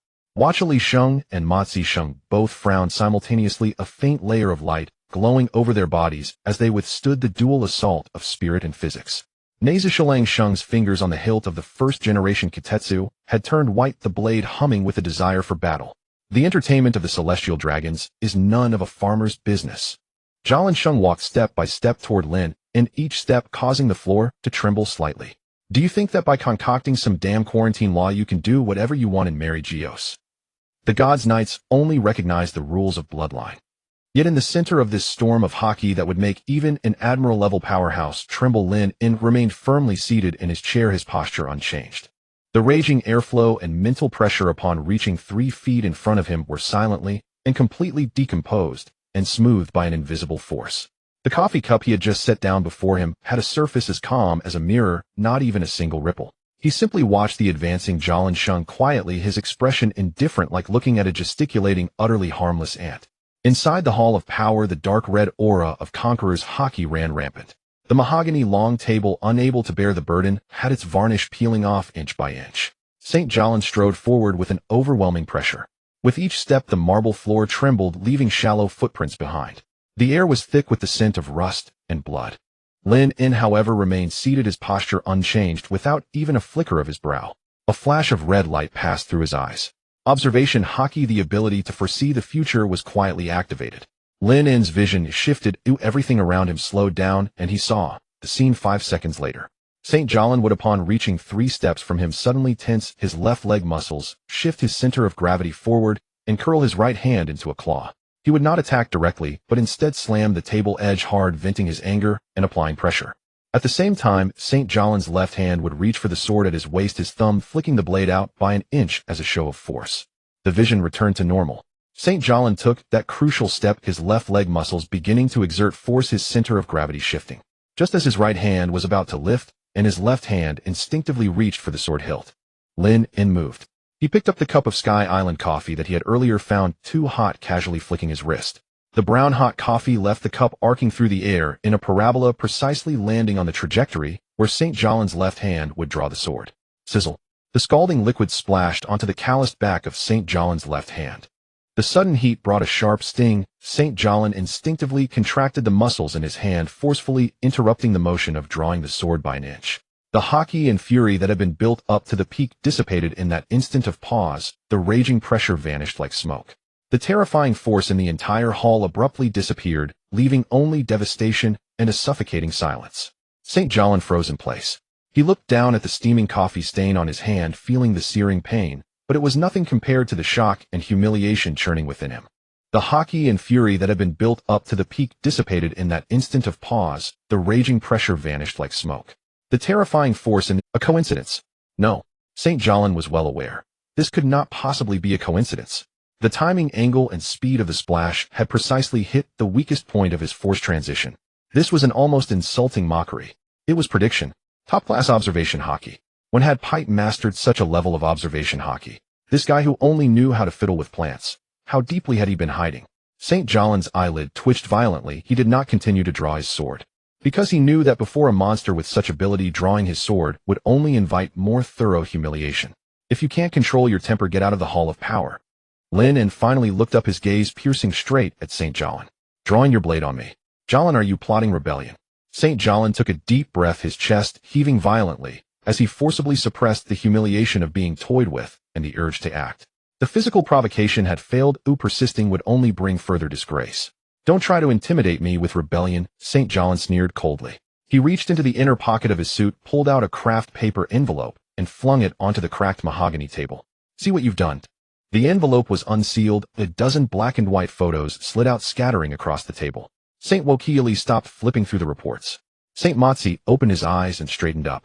St. Nashishilang gently pressed down the humming first-generation Kitetsu and placed it on his lap. St. Satan leaned forward slightly on his cane. The attention of all four was fixed on the photos.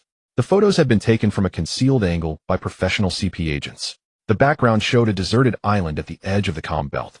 The slaves who were supposed to have been concentrated and physically destroyed now appeared vigorous and alive in the photos. They held brand new farm tools, tilling the wasteland. Beside them were seed sacks stamped with exclusive for Pite Farm, and some were even assembling water purification devices. There was no fear or numbness on the slaves' faces, only a fervor for survival. A fine sanitation and epidemic prevention act indeed. St. Jolin braced his hands on the table, leaning forward, staring hard at Lin En's face. A fine, concentrated physical destruction. His voice echoed through the hall, carrying an accusatory and judgmental tone. Pite, you were clearly using the pretext of epidemic prevention to release these lowly slaves. You gave them farm tools, you gave them seeds. You are defying the will of the Creator. What are you plotting? The atmosphere in the Hall of Power instantly turned icy. Releasing slaves. This was no simple dereliction of duty, it was a challenge to the privileges passed down by the celestial dragons for 800 years, an attempt to undermine the very foundation of the world government. Saint Wokieli picked up a photo, scrutinizing the farm tool mark on it, his face dark. Exclusive for Pite Farm. Pite, this will disrupt the economic order we have maintained for 8 centuries. Saint Motzi also showed shock and skepticism, his tone stern. Legally, your actions constitute an infringement on the sacred rights of the world's nobility, a grave crime capable of shaking the nation's foundation. Saint Satan's eyes flashed with cold light. He said nothing, but the invisible pressure he exerted was heavier than any words. Her gazes, filled with doubt, scrutiny, even murderous intent, locked onto Lin En simultaneously. The evidence was ironclad. In Lin En's mind, a piercing alarm suddenly blared. The system had completely lost control. Warning! Warning! Detected that host's undercover identity has been exposed. Current situation assessment: absolute kill zone. Survival probability 0.0001. Great revolutionary comrade. Your sacrifice will not be in vain. Your spirit will turn into a prairie fire, igniting the entire world. This system has activated the final protocol. Fall with the gods. Self-destruct countdown initiated. Preparing to release all stored energy to erase the Holy Land from the red line. Take these tumors of the world down with us. For the dawn of a new world. 1098. Lin En rubbed his temples, a wave of fatigue washing over him. A violent energy was being unilaterally generated within him by the system, but with a mere thought, a deeper, more irresistible force of will, like an invisible hand, instantly seized the source of that energy and forcibly suppressed it back into silence. Shut up, you useless waste who can never accomplish anything but mess things up. He issued the command in his mind. The system's countdown abruptly stopped, leaving only a faint, unwilling hum of electric current whimpering. Lin En lowered his hand. The atmosphere in the hall was suffocatingly oppressive. He could feel the judgment of the other 4 colleagues and St. Jolin's triumphant expression. Suddenly Lin En laughed. He let out a low chuckle. Then the laughter grew louder, bursting from his chest. Ha ha, ha ha ha. The unrestrained laughter echoed through the oppressive Hall of Power. Lin En leaned back in his chair, laughing so hard his shoulders shook, as if he had heard the funniest joke of the century. There was no panic of being exposed in his laughter, only pure mockery. St. Jolin's face turned ashen. He gripped the edge of the table, his knuckles white. What are you laughing at? The facts are right in front of you, and you still want to argue. St. Wokieli frowned, his tone utterly serious. Pite, you need to provide a reasonable explanation for this. Lin En slowly reined in his smile. He sat up straight and plucked a photo from the table, holding it between his fingers. The photo showed a fisherman's slave swinging a hoe. Explanation. Lin En tossed the photo back in front of St. Jolin. I thought the commander of the God's Knights was a smart man. But now it seems your brain is no different in essence from that snot-dripping Charlos. Lin flicked the photograph with his finger, his gaze resembling that of someone observing a mentally deficient defective. Release. He let out a cold laugh. Garen, in that skull of yours stuffed with slaughter, can you only conceive of such a shallow term? Garen Saint's hands still throbbed from the coffee burn. He did not reply, his eyes fixed on Lin. Lin turned away, looking instead at Maz Saint, who oversaw environmental hygiene. Maz, you handle legal affairs as well as the Holy Land's environment.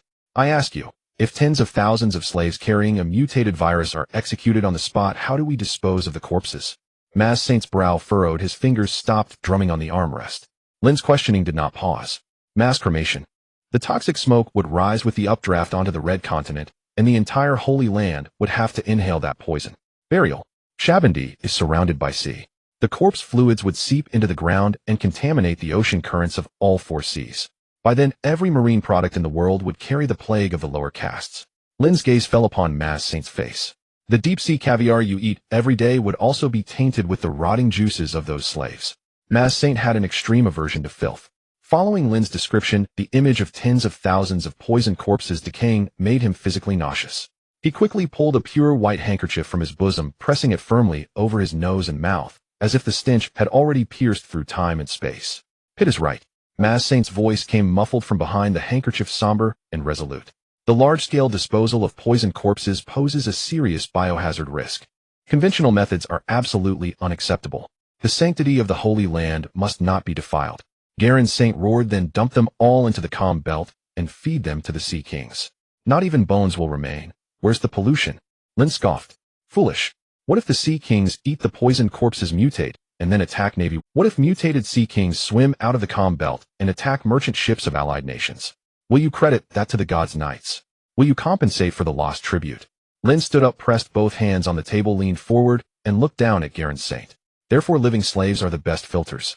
Thus the virus will digest and wither itself inside them and eventually rot in the mud together with these lower beings. He picked up a photo, throw them onto an isolated island in the calm belt. Give them no medical care. Provide them with farming tools and make them clear the land and do heavy labor. Use high-intensity manual labor to drain every ounce of energy from their bodies. Thus the virus will digest and wither itself inside them and eventually rot in the mud together with these lower beings. He picked up a photograph from the table and slapped it in front of Garen Saint. Not only do we eliminate the plague threat without bloodshed, but we also acquire the grain they cultivate for free. The wasteland on the Calm Belt Islands is vast. Once cultivated, the harvest will supply nearly half the Navy headquarters. Not only do we eliminate the plague threat without bloodshed, but we also acquire the grain they cultivate for free. The wasteland on the Calm Belt Islands is vast. Once cultivated, with this output, the Navy's annual military spending can be reduced by at least 5%. Lin looked at Watchley Saint and added, this is the highest realm of resource extraction. He delivered the final blow, his gaze sweeping over everyone present. Garen, do you even understand what sustainable exploitation means? As his words fell, the Hall of Power fell into dead silence. Nasajuro Saint's tightly knitted brows completely relaxed. Cutting military expenses, exploiting labor for free. This logic of squeezing surplus value to the extreme perfectly suited his instinct as the god of finance. Sustainable exploitation. Nasajuro Saint murmured, pausing in his wiping of the blade. Saturn Saint also gave a slight nod. This was the method befitting those in power. Efficient, merciless, and maximizing profit. Using the most vicious exploitation to solve the most troublesome problems. No need to dirty one's own hands, letting those lower beings create the last bit of value for the world government. Garen Saint stood rooted to the spot. The barrage of questions he had prepared now seemed utterly unconvincing in the face of this more advanced, crueler logic of exploitation. He had thought Lin was betraying his class, but instead the other had elevated exploitation to an art form in a way Garen could never have imagined. Lin sat back, down, not giving him a moment to recover. Now it's my turn to ask. His voice turned cold. The wasteland in the Calm Belt is a top-secret plague zone designated by the Agriculture Department. Why were your CP agents there taking these photographs? Garen Saint stiffened. The duty of the God's Knights is to guard Mary Geoise. Lin pressed on. Who gave you the authority to spy on the confidential operations of the Five Elders? With intelligence leaks of this degree, Commander, are you planning a rebellion, or do you intend to replace us and sit in these seats? These words carried immense weight, suffocating. Saturn Saint chose this moment to speak, his voice hoarse. Garen Pitt's words are somewhat harsh, but the Knights have indeed overreached lately. Remember your duty and do not act like rabid dogs biting indiscriminately. The Five Elders' actions are not for you to meddle with. Garen Saint's body was completely frozen. He had become a target of everyone. Fine. Very fine. Garen Saint gritted his teeth, staring at Lin. Pitt, I hope your farm really does bloom. He spun around abruptly and strode toward the exit. At the door, Lin's voice rang out again. Wait. Garen Saint stopped, but did not turn around. Since the underground trade in the Sabaody archipelago has been banned, that area is now in a state of disorder. Lin looked at the other four. To prevent the filthy virus from resurging, I propose placing the Sabaody archipelago under the direct jurisdiction of Navy headquarters and the Agriculture Department, cutting off all meddling hands of the nobles.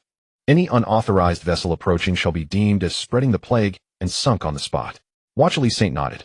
Seconded. The interest chain there does need to be cleaned up. The annual tax leakage is also a huge sum. Maz Saint covered his mouth with a handkerchief. From an environmental hygiene perspective, it is very necessary.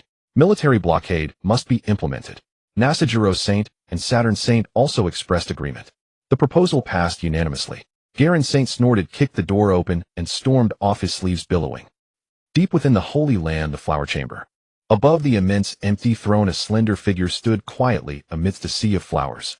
In IMS hand, a black eavesdropping Den Den Mushi had finished its mimicry. Set down, the Den Den Mushi walked over to a cluster of vivid red roses, reached out, and snapped off a thorny branch. Living filters. Sustainable exploitation. Compared to Garen Saint, a brute who only knew force, this Pitt's ruthlessness and vision were far more valuable. Turning a troublesome crisis into profit, maintaining the most dignified rule with the cruelest means. This was the mind the celestial dragons truly needed. Im threw the rose casually to the ground and turned toward the throne. Outside the Hall of Power, Lin walked along the red-carpeted corridor, followed by two trembling CP0 agents. Not only had he not been exposed, but he had also legally seized control of the Sabaody archipelago. Just then the long silent system within his mind stirred. Warning lifted. Crisis assessment revised. Deadly trap absolute control. Strategy review sustainable exploitation identified as core deception logic. Core deception logic evaluation. The act of liberating compatriots was packaged as ultimate exploitation, successfully gaining the enemy's highest trust and resource support. Mission results exceeded expectations. 1. Exposure crisis resolved. 2. Full control over Sabaody archipelago acquired. 3. Deep trust from the enemy's supreme leader obtained. Host behavioral pattern has surpassed the system's preset model. Updating undercover behavior database. Overall assessment. You are pioneering a new paradigm of revolution. The heavy doors of the power hall slowly closed, completely sealing off the reluctant silhouette of Jialansheng. His furious footsteps echoed through the empty corridor, eventually swallowed by the dead silence. Several ghostly CP0 agents silently slid into the hall, not making a single sound of leather shoes scuffing the floor. They swiftly cleaned up the shattered glass and straightened the kicked-over chairs, as if performing a silent ritual. Then they bowed respectfully and quickly retreated backward, exiting the hall. The hall returned to a suffocating dead silence. In the air, the faint metallic scent left by Jialansheng's conqueror's haki had weakened to the point of being negligible. Lin N's slender fingers gently pressed on the smooth desktop, triggering the copper communicator. Send in the reports compiled overnight by the Agricultural Affairs Department and the Internal Affairs Department. The voice was not loud, yet it shattered the silence of the hall. Soon after, a maid pushed open the heavy door. In her hands, she carried a black lacquered tray. On the left were two thick document pouches sealed with wax, and on the right was a cup of Ceylon tea steaming with warmth. She kept her head lowered, her steps steady, and each stride precisely measured. From the corner of his eye, Lin noticed that her hands holding the tray were as steady as a rock, without a hint of tremor. This was a top-trained professional, not a mere maid. She walked to the long table and gently pushed the document pouches in front of Jialansheng and Mastermind. Finally, she gently placed the cup of black tea beside Lin N's hand, the coaster making a crisp tap sound as it touched. She bowed and withdrew, never once raising her head. Lin N leaned back in the spacious chair, calmly picked up the black tea and took a sip. The temperature was perfect, allowing him to savor the most intense aroma. Take a look. Lin N set down the teacup, his gaze calmly sweeping across his four colleagues. These are the initial plans for the farm on the Wufeng Belt, along with the sanitation monitoring data of the Holy Land over the past half-month. Jialansheng reached out his fingernail, slicing open the wax seal. He pulled out the agricultural report stamped with the top-secret seal of the Agricultural Affairs Department and flipped to the first page. The hall was filled only with the rustling sound of paper turning and the gradually deepening breaths of Jialansheng. His eyes rapidly scanned the text and tables on the paper, finally fixating on the columns: expected grain yield, labor attrition rate, and military expenditure offset ratio. In those eyes, always hidden behind lenses, an undisguised greed burst forth for the first time, like a gold prospector who had struck a massive vein. He raised his hand, pressing hard on the bridge of his nose to digest the astonishing figures. 23,000 slaves. Jialansheng spoke, his voice carrying a slight tremor of excitement, but more of the precision born from meticulous calculation. According to your high-intensity labor plan, disregarding the mortality rate, the first year's grain output after deducting all costs is enough to supply more than one-third of the Marine headquarters' regular consumption. He slammed the report flat on the table, producing a dull thud. In the past, these slaves were kept in Pangu Castle, consuming vast amounts of food daily and requiring medical care and guards. Pure liabilities. Jialansheng turned to Lin in his attitude, making a complete 180-degree turn, his eyes filled with appreciation for a kindred spirit. Now no medical care, no shelter needed. Just give them the cheapest seeds and nearly broken iron tools. Before they die, they can save the government hundreds of billions of berries in military expenses each year. Jialansheng crossed his hands and placed them contentedly on the report, as if caressing a mountain of gold. I take back what I said before. I indeed greatly underestimated your schemes. This method of squeezing the marrow out of them is 1,000 times more valuable than simply killing them. Lin nodded slightly, accepting the praise. He knew that to these power holders who only cared about profits, the numbers on the books were the most sacred scriptures. They would not care about the lives of the slaves, as long as the profits were enormous enough. They would even actively help you perfect this hell. On the other side, Mastermind, who was extremely germophobic, also finished reading the sanitation report. He closed the report as if the words on it were stained with filth, then pulled out a snow-white silk handkerchief and meticulously wiped each finger. The data from the Internal Affairs Department is clear and pleasing. Ma Zisheng's voice came through the handkerchief muffled but immensely satisfied. Ever since sealing off Xiangbedi and cutting off the influx of those inferior goods over this half-month, the incidence of several unnamed fevers in the lower servant district of Malichaya has plummeted nearly to zero. He pushed the report to the center of the table with an elegant gesture. Not only that the cases of skin ulceration among servants responsible for cleaning the courtyards of Tianlong Run caused by contact with unknown excreta have also decreased by over 80%. Ma Zisheng's gaze finally fell on Lin, in his eyes revealing rare approval. Your Sanitation and Epidemic Prevention Act is very timely, Bai Te. Cutting off these walking sources of filth has indeed fundamentally purified the Holy Land. We cannot allow the dwelling of the Creator to become a petri dish for the diseases of the lower class. Ma Zisheng, of course, did not know that the decline in servant illness was simply because they no longer had to clean the foul and crowded slave pens. Their working conditions had improved. But in the logic of the Wuluoxing, this directly confirmed the sanctity and correctness of the act. Sa Tansheng leaned on his cane, his murky eyes slowly scanning over the two reports. The Tianlong Run have lost some boring toys, but the world government has gained a purer environment, healthier servants, and a supply of resources sufficient to influence the war situation. He lightly tapped the ground with his cane and made the final judgment in a hoarse voice. This is an extremely profitable deal. The always silent Nazishalang, Sheng Ri hung the still humming first-generation Kitetsu at his waist. The soft sound of the sheath sliding home signified the complete dissolution of hostility. He'll personally take care of Jialin, Nazishalang Sheng said, looking at Lin In with sharp eyes. The Shunji Qishir Tuan has indeed been overly inflated recently. Xiangbedi Islands and the Wufing Belt will be fully handed over to your Agricultural Affairs Department and the Navy. Not a single fly from the Knights is allowed to cross over. Agreed. Lin In picked up his black tea, everything under control. The meeting ended. The four Wuluoxing left one after another, their faces bearing a tacit satisfaction unlike when they arrived. In the blink of an eye, only Lin In remained in the vast hall. He sat on that chair, symbolizing the world's highest power, looking at the two reports that had secured his victory and revealed a cold sneer. He had removed the malignant tumor, freed the slaves, and kindled the first spark for duelage. Yet in the eyes of his colleagues and he had instead become an even purer, more ruthless, iron-blooded exploiter than they were. He had not only rightfully seized Xiangbedi, this strategic location, but also completely expelled the surveillance of the Shun Ji Qishir Tuan from his sphere of influence. Lin In finished the last sip of black tea in his cup, slowly stood up, and walked to the large floor-to-ceiling window. Outside the window was Pangu Castle, shrouded in mist, a divine kingdom built upon countless bones. He was using the highest authority granted by the world government to formulate new rules that subverted the existing ones, using their own blade to cut their own chain of interests. Like a most patient surgeon, he precisely sliced away piece by piece the most rotten flesh from this massive machine. And the machine itself rejoiced at every incision he made. 3 days later, Lin In was the only one in the power hall. He picked up a freshly brewed Ceylon black tea. However, before he could take a sip, a familiar piercing sound of electric current abruptly rang in his mind. Alert! Bloodshed has erupted in the non-allied nation of Lock Kingdom in the East Sea. The anti-tax civilians are being unilaterally slaughtered by the local noble armed forces. The spark of revolution is in turmoil. Limited time mission activated. Save the fire of uprising. Mission reward: top-tier body technique, life restoration. Mission failure penalty: directly deduct 20 years of lifespan. Lin In's wrist stiffened and the teacup paused in midair. 20 years of lifespan. He set the teacup back down, the porcelain clinking softly. Lock Kingdom, a non-allied nation that barely exists on the map of the world government. The lives of the commoners there are not even worthy to be a topic of conversation during afternoon tea in Mariawa. But the problem is the system wants him to save them. If he doesn't save them, his life will be deducted. Just as he was contemplating how to incorporate this matter into his agenda, the heavy mahogany double doors of the hall swung open. Lock Kingdom, a non-allied nation that barely exists on the map of the world government.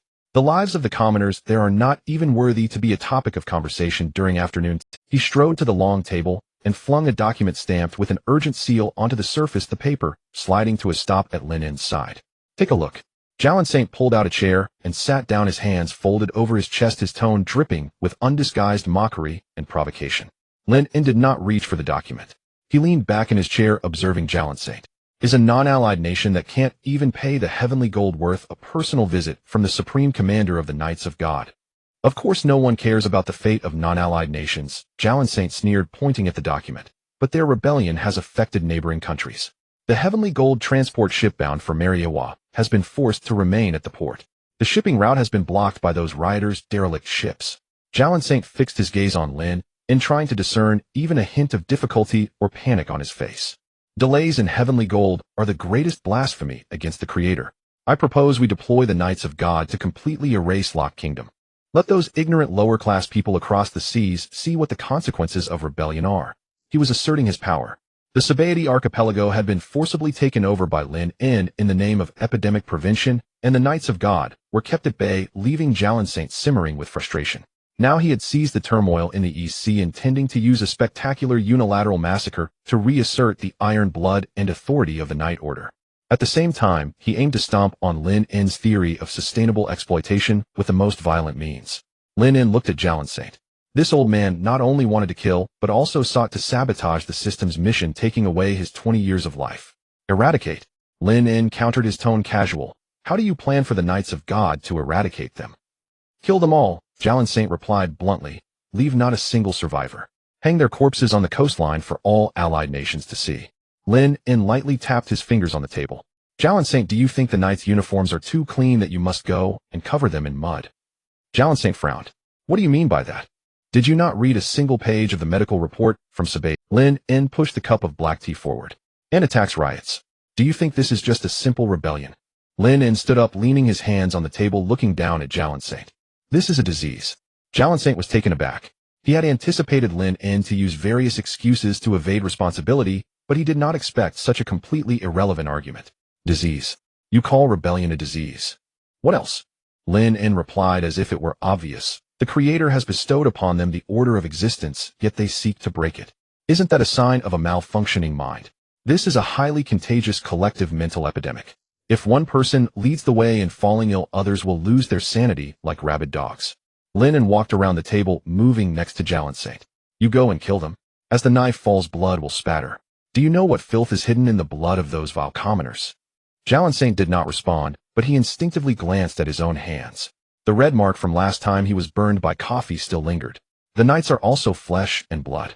Lin N continued, weaving his argument, his tone growing more resolute. They go to such a filthy and germ-infested place, stepping over the corpses of the infected, breathing in the contaminated air.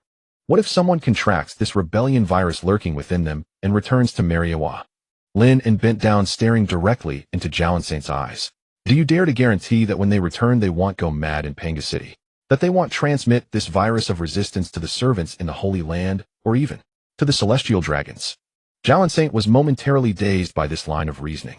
He instinctively felt that this was pure nonsense, but Lin N's tone was too confident, and combined with the recent successful case of physical destruction in Sabaody, he found himself unable to pinpoint a refutation. What do the celestial dragons fear the most? They fear death, dirt, and the plagues of the lower class. Lin N bound rebellion and plague together, striking directly at Mary Geoise's most sensitive nerve.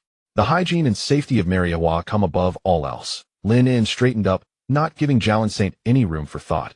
This large-scale epidemic of the lower class falls under the joint jurisdiction of the Agricultural Department and the Internal Affairs Department. No need to trouble the Knights of God with dirty hands. What about the shipping routes for heavenly gold? Jialan Saint finally found a rebuttal. Should we just watch the transport ships remain at port? Physical disinfection. Lin N walked back to his seat, picking up the golden telephone bug on the table. He dialed the direct line to the Admiral of the Navy in front of Jialan Saint. The telephone bug connected quickly, transforming into the cold, rugged face of Akainu. Sakazuki. Lin N called directly. Lord Admiral, please give your orders. Akainu's voice came through the telephone bug, carrying a high degree of respect and tension of being on standby. Jialan Saint watched this scene with an increasingly grim expression. When did the Navy Admiral, the highest combat power of the world government, become so obedient to an agricultural elder star? An epidemic has erupted among the lower class in Lock Kingdom of the East Sea. The local nobility's mismanagement has caused the epidemic to overflow, affecting the shipping route for heavenly gold. Lin N pushed the intelligence document aside, without even glancing at it. Bring your fleet and carry out physical disinfection. Understood. Akainu wasted no words and went straight to execution. Should we clean up all sources of the epidemic? Lin N's mind was still flashing red lights from the system. The task was to save the fire of uprising, but if Akainu went and incinerated all the anti-tax civilians with magma, his lifespan would still be deducted. Use your brain to think, Lin N said to the telephone bug, his tone stern. What is the breeding ground for bacteria? On the other end, Akainu fell silent for 2 seconds. It's a corrupt environment, Akainu replied. Correct. Lin In was satisfied with this answer. The nobility of Lock Kingdom is incompetent. They not only failed to control the epidemic, but also allowed the situation to escalate, polluting the surrounding waters and even interfering with the transport of heavenly gold. They have lost their value as administrators. Lin In tapped the table, setting the tone. Eliminate those useless wastes. Cut off the source of infection and leave a quarantine zone. As for those civilians infected with the frenzy, Lin In paused. The alarm in his mind began to weaken. Drive them to an open place and let them fend for themselves. Do not let the Marines come into contact with that filth. Seal the shipping routes and wait for them to die out or recover. Yes. Akainu's voice was filled with evident enthusiasm. Cleaning up the incompetent and troublesome nobility aligned perfectly with his current understanding of absolute justice. In his view, Lord Admiral was using the guise of epidemic prevention to eradicate the cancers of the four seas one by one. Such tactics are not merely brilliant. The call ended. The telephone bug closed its eyes, returning to a lifeless state. Lin In looked at Jalinsaint. Did you hear that clearly? This is called professional handling. Jalinsaint stood up, pressing his hands on the table, staring fiercely at Lin In. You better pray that your physical disinfection works. Jalinsaint gritted his teeth. If heavenly gold isn't delivered next month, I will personally go to Lord M to impeach you. He turned and left the door, slamming shut with a heavy thud. In the capital square of the Kingdom of Locke, the scorching noon sun fiercely scorched the rough bluestone slabs. The gaps between the stones were filled with years of accumulated filth mixed with livestock manure and rotting matter emanating a nauseating sour stench. In the center of the square stood 10 crude wooden gallows, glaringly prominent. Below the coarse hemp ropes, the man at the forefront, named Loada, was the most vehement resistor from the eastern farm of the city. His hands were bound behind him to a wooden post, and his tattered linen clothing had long since disintegrated into strips. He raised his head, his bloodshot eyes fixed intently on the figure on the high platform, filled only with endless hatred and despair. He knew that after his death his wife and young son, who had just learned to walk, would likely be reduced to slavery. On his bare back the marks left by the whip crisscrossed, old wounds scabbed over while new ones gaped open. Swarms of green flies buzzed around, greedily sucking on his blood and sweat. To the north of the square stood a 2-story high platform, a stark contrast to the filthy scene surrounding it. The ground of the platform was covered with a red velvet carpet, airlifted from the western sea, soft enough to sink into one's ankles. In the center of the platform lay a long polished oak dining table laden with sizzling whole roasted lamb, rare vintage wine immersed in ice buckets, and exotic fruits emitting sweet fragrances from the Sky Islands. King Barton of the Kingdom of Locke was sunk in a soft chair at the center of the table.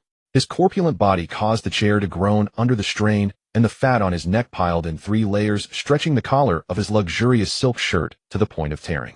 The pure gold crown atop his head, embedded with 12 rubies, glinted with a bloody hue under the sunlight. Barton held a silver dining knife, leisurely slicing a piece of the juiciest lamb leg and stuffing it into his mouth with loud crunching.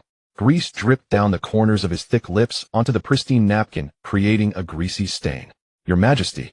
The tax official, bowing with both hands holding a sheepskin scroll flattered, stood beside Barton. The preparations for the execution have been completed and can be carried out at any time. Then hurry up and deal with them. Barton gruffly swallowed the lamb meat and tossed the knife onto the silver platter. The stench of these lower-class people wafts in with the wind, ruining my appetite for fine food. How unfortunate. The tax official wiped the cold sweat from his forehead. Your Majesty, these 10 men are the strongest laborers from the eastern farm. If they are killed, no one will harvest the just ripe wheat from the eastern farm. The agricultural tax for the second half of the year. I fear it will not be paid. If no one plants, let the land lie fallow. Barton raised his goblet, gulping down a big mouthful of cold wine, impatiently waving his hand. Capture their wives and children, brand them as slaves, and sell them to the slave ships. The money from the sales will just about fill the gap in the royal treasury. If that's not enough, then raise the breathing tax and streetwear tax in the western part of the city by another 30%. The tax official's hand trembled violently, the sheepskin scroll dropping to the ground with a thud. Your Majesty, absolutely not. Just 2 days ago there was a tax revolt in the western part of the city, resulting in the deaths of over 100 people. If the tax rate is raised again, I fear it will lead to a citywide riot. A riot. Barton laughed as if he had heard the greatest joke, slamming his goblet down on the table, spilling wine everywhere. I spend a huge sum to maintain those 2,000 royal guards, not to let them be mere decorations. Anyone who dares to cause trouble will end up like those 10 ruffians hanged in the square. I'll hang their corpses on the lampposts to dry in the sun for half a month, and let's see who dares to pay one less belly. Just then 3 enormous shadows obscuring the sun appeared on the sea surface, connected to the east side of the square. 3 heavy warships flying the seagull flag sped into the harbor with an unstoppable force. Clang! A massive iron anchor crashed into the sea, creating towering waves with iron chains scraping against the ship's side, emitting a piercing noise. A heavy wooden gangplank slammed onto the stone pier. Admiral Sakaski stepped down from the warship. He wore a neat, dark red, double-breasted suit draped with an admiral's coat bearing the word Justice, the hem of the coat fluttering in the briny sea breeze. General Doberman followed closely behind, hand on his sword hilt, not leaving his side. 300 fully armed naval soldiers ran down the gangplank, rifles with shining bayonets, their military boots striking the pier in perfect unison, resembling a great iron beast marching. Akainu walked at the front, his steps steady. He did not head directly to the square, but slowed his pace, his indifferent gaze sweeping over the sides of the street. The houses were dilapidated, the wooden boards of the doors and windows rotten into splinters. Filthy water breeding mosquitoes and flies flowed in the gutters. On the roadside, barely clothed civilians lay haphazardly. They were so thin that only skin wrapped around bones remained, their eyes deeply sunken, vacant, and numb, lacking even the strength to call for help from the army that had descended from the sky. A few wild dogs were unperturbed, gnawing at a body that had long since begun to rot. Even the elite Marines, accustomed to the hellish scenes, tightened their grips on their rifles, their Adam's apples bobbing. Akainu's breathing remained steady, but the depths of his gaze grew increasingly cold and sharp. He lifted his head, looking towards the colorful flags fluttering atop the distant platform, catching the nauseating scent of grilled meat and rotting corpses mingling in the air. In the phone call from Mariewa, the orders of St. Peter replayed word for word in his mind, incredibly clear. Rebellion is a highly contagious mass psychological epidemic. The breeding ground for pathogens is a corrupt environment. The aristocrats of the Kingdom of Locke are incompetent, having lost their value as managers. Eliminate the waste. Cut off the source of infection. Leave a quarantine zone. Akainu looked at the starving corpses by the roadside and then at the excessively luxurious dining table on the platform. Boom. Akainu's mind erupted with a thunderous realization. He instantly comprehended. The wealth of the nation has been drained, and the common people have been deprived of even the most basic rights to survive. The managers failed to fulfill their duty of maintaining order, instead using extreme greed to drive the common people to the brink of despair. The dying commoners on the roadside and those so-called rebels in the square are merely symptoms of the epidemic. And the fat, gluttonous king on the platform, along with his aristocrats, are the true breeding ground and source of infection for this epidemic. In their insatiable pursuit of personal desires, they have incited turmoil, even audaciously affecting the transportation of celestial gold, which is the most direct and incompetent provocation against the order of the world government. St. Peter was not deceived by the superficiality of the commoners' rebellion. He saw through the essence of this turmoil at a glance. He classified tax resistance as an epidemic and the corrupt aristocrats as pathogens. No compromise, no muddling, directly issuing the highest command for physical disinfection. This is the true thorough justice that transcends all appearances. Only by removing the necrotic flesh with thunderous means can the body rejuvenate. Having understood all this, Akainu's gaze was no longer hesitant. Only the absolute will to execute justice remained. Barton also spotted the naval force approaching from the end of the street, instantly recognizing the man at the front. Dark red suit, Admiral's epaulets. He was startled and sprang up from the soft chair, pushing aside the obstructing tax official, stumbling down the high platform along the red carpet. He ran too hastily, his flesh jiggling violently, and his crown tilted to one side. Admiral Sakazuki. Barton skidded to a halt 5 paces before Akainu, fervently rubbing his greasy hands together, his face wreathed in a flattering smile. What brings your excellency to this humble backwater? It is my boundless honor. Akainu halted, gazing down at him from on high with a detached stare, as if regarding some squirming filth underfoot. Barton, utterly oblivious to the murderous intent behind that gaze, assumed Akainu had come to demand an explanation for the delay of the heavenly tribute. He hastened to point at the gallows in the square, rushing to explain, "Admiral, your timing is impeccable. The reason the heavenly tribute transport ship failed to depart on schedule is entirely these lowly rabble." He donned a pained expression. These miscreants have contracted madness, daring to unite in tax resistance. They blocked the harbor's fairway with broken vessels and have been rioting throughout the city. I was about to hang the ringleaders to teach the rest who their master is. Barton crept 2 steps closer and lowered his voice. "Admiral, now that you have brought so many elite Marines, you can do me a great favor. There are still thousands of rioters in the western quarter. Order your warships to bombard that area with main guns and cleanse those filthy rats along with their nests. Once the waterway is clear, the heavenly tribute can set sail tomorrow dawn." After hearing this, Akainu's gaze shifted past him toward the gallows. The bound commoners hung their heads low, their bodies trembling faintly at the king's venomous words of extermination, yet they lacked even the strength to lift their faces. Prolonged starvation and torment had long shattered their will. Akainu withdrew his gaze, fixed his eyes back on Barton, and spoke in measured tones.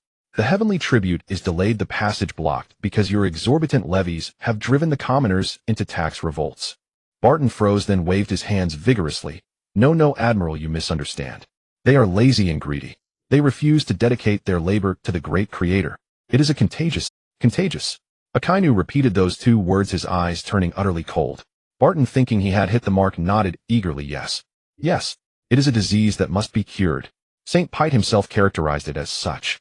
Akainu took a step forward, his military boots thudding heavily on the stone slabs. Barton's face lit up with elation, his pudgy cheeks squeezing together until his eyes nearly disappeared. The Gorosei are wise. The Gorosei see all. You see, even the supreme Gorosei deem it a disease. Indeed, it must be cured. Akainu stepped forward again, his towering frame casting a shadow that enveloped Barton. Barton rubbed his hands together, eyes full of anticipation, already picturing the naval bombardment obliterating all resistors. How does the Admiral propose to cure it? Should I summon the city gate guards to assist? Whatever you do, I offer my full support. Akainu slowly raised his right hand. The skin on his arm instantly transformed into dark crimson magma bubbling with searing heat. Terrifying temperatures radiated outward, heat waves rippling, and the stone slabs beneath him cracked and began to melt at the edges. A scorching blast of air hit Barton, singeing his face, the hem of his expensive silk shirt instantly blackening and curling. The smile froze on his face. Hey Admiral, what are you doing? St. Pite has issued the supreme directive. Akainu stared into Barton's terrified eyes, his voice devoid of all emotion. The nobles of the Rock Kingdom are incompetent, mishandling the outbreak, allowing the contagion to spread, contaminating the seas, and disrupting the heavenly tribute transport. You have lost your value as administrators. Barton's breath caught in his throat. He couldn't grasp the complex words, but he understood those four: lost your value. A chill shot straight through him, plunging him into an icy abyss. Wait, Admiral, I am a noble of a non-member kingdom who pays the heavenly tribute in full each year. I am under the protection of the world government. You cannot act arbitrarily. This violates the rules. He shrieked, his voice turning shrill with terror. A breeding ground for germs must be thoroughly eliminated. Akainu paid no heed to his protests. This is physical disinfection. As the words fell, Akainu's right arm swung forward. Great eruption. A colossal magma fist detached from his arm, carrying enough heat to incinerate mountains and boil seas, hurtling toward Barton like a small meteor. The look of terror on Barton's face froze in an instant. He was instantly engulfed by the magma giant fist. At over 1,000 degrees, his silk shirt, flesh, and bones vaporized within 1/10 of a second. The gold crown inset with rubies melted into a pool of liquid metal, dripping onto the scorching stone, with a sizzle, eventually cooling into a shapeless lump. The magma fist continued unimpeded, crashing into the platform behind Barton. Boom! The wooden platform caught fire, the luxurious velvet carpet reduced to ashes. The roast lamb and wine on the dining table evaporated instantly. The tax officials and a dozen nobles on the platform, engulfed in the sea of flame amid desperate screams, had no chance to flee, turning into charred remains that scattered in the wind. The square fell into dead silence.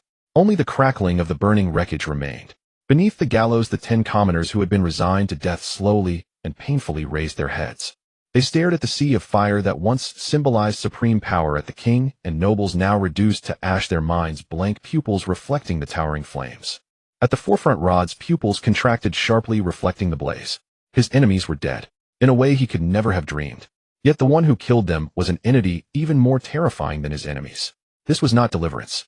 It was annihilation, like a natural calamity. Akainu withdrew his arm, the magma receding, his skin returning to normal. He did not even glance at the commoners, instead turning to the ranks of Marines standing at attention behind him. Vice Admiral Doberman. Sir. Doberman stepped forward, saluting with resolve in his eyes. Convey St. Pite's supreme directive, lock down the entire Rock Kingdom. Akainu pointed at the burning ruins, his voice cold and merciless. Find every royal family member, noble, and corrupt official in the city. No survivors. Physically dispose of all on sight. Sever all sources of contagion. Yes, sir. Doberman drew his sword with a sharp clang, turned to face the 300 Marines, and bellowed the command. All troops hear me. Form 10-man squads, disperse into the city, execute sterilization and disinfection mission. Kill anyone who resists without mercy. Yes, Commander.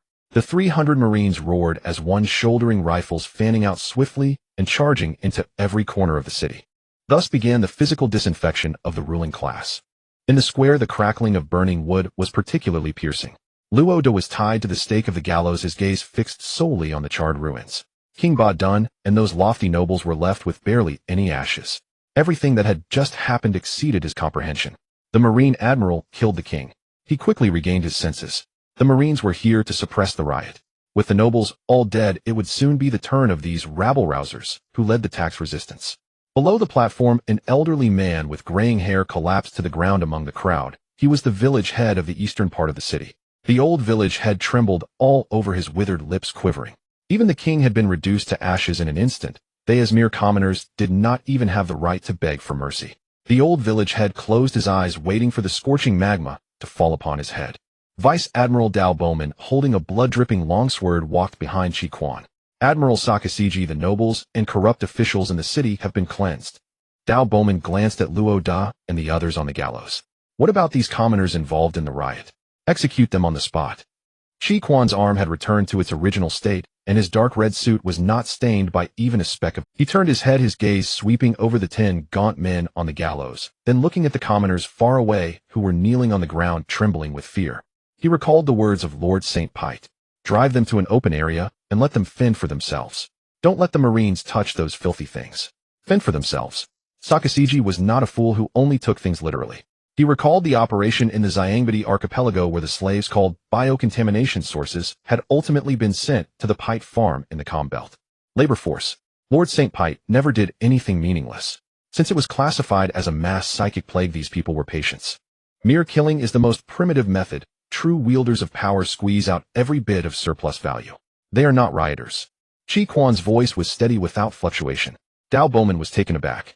They are suspected infected individuals. Chi Quan set the tone for the matter. Luo Da barely lifted his head, his cracked lips parting as he tried to speak, but no sound came out. Infected with what? Chi Quan walked to the gallows, his tall frame blocking the sunlight, casting a shadow over Luo Da. The kingdom of Luo Ku has been struck by a highly contagious resistance to rule plague.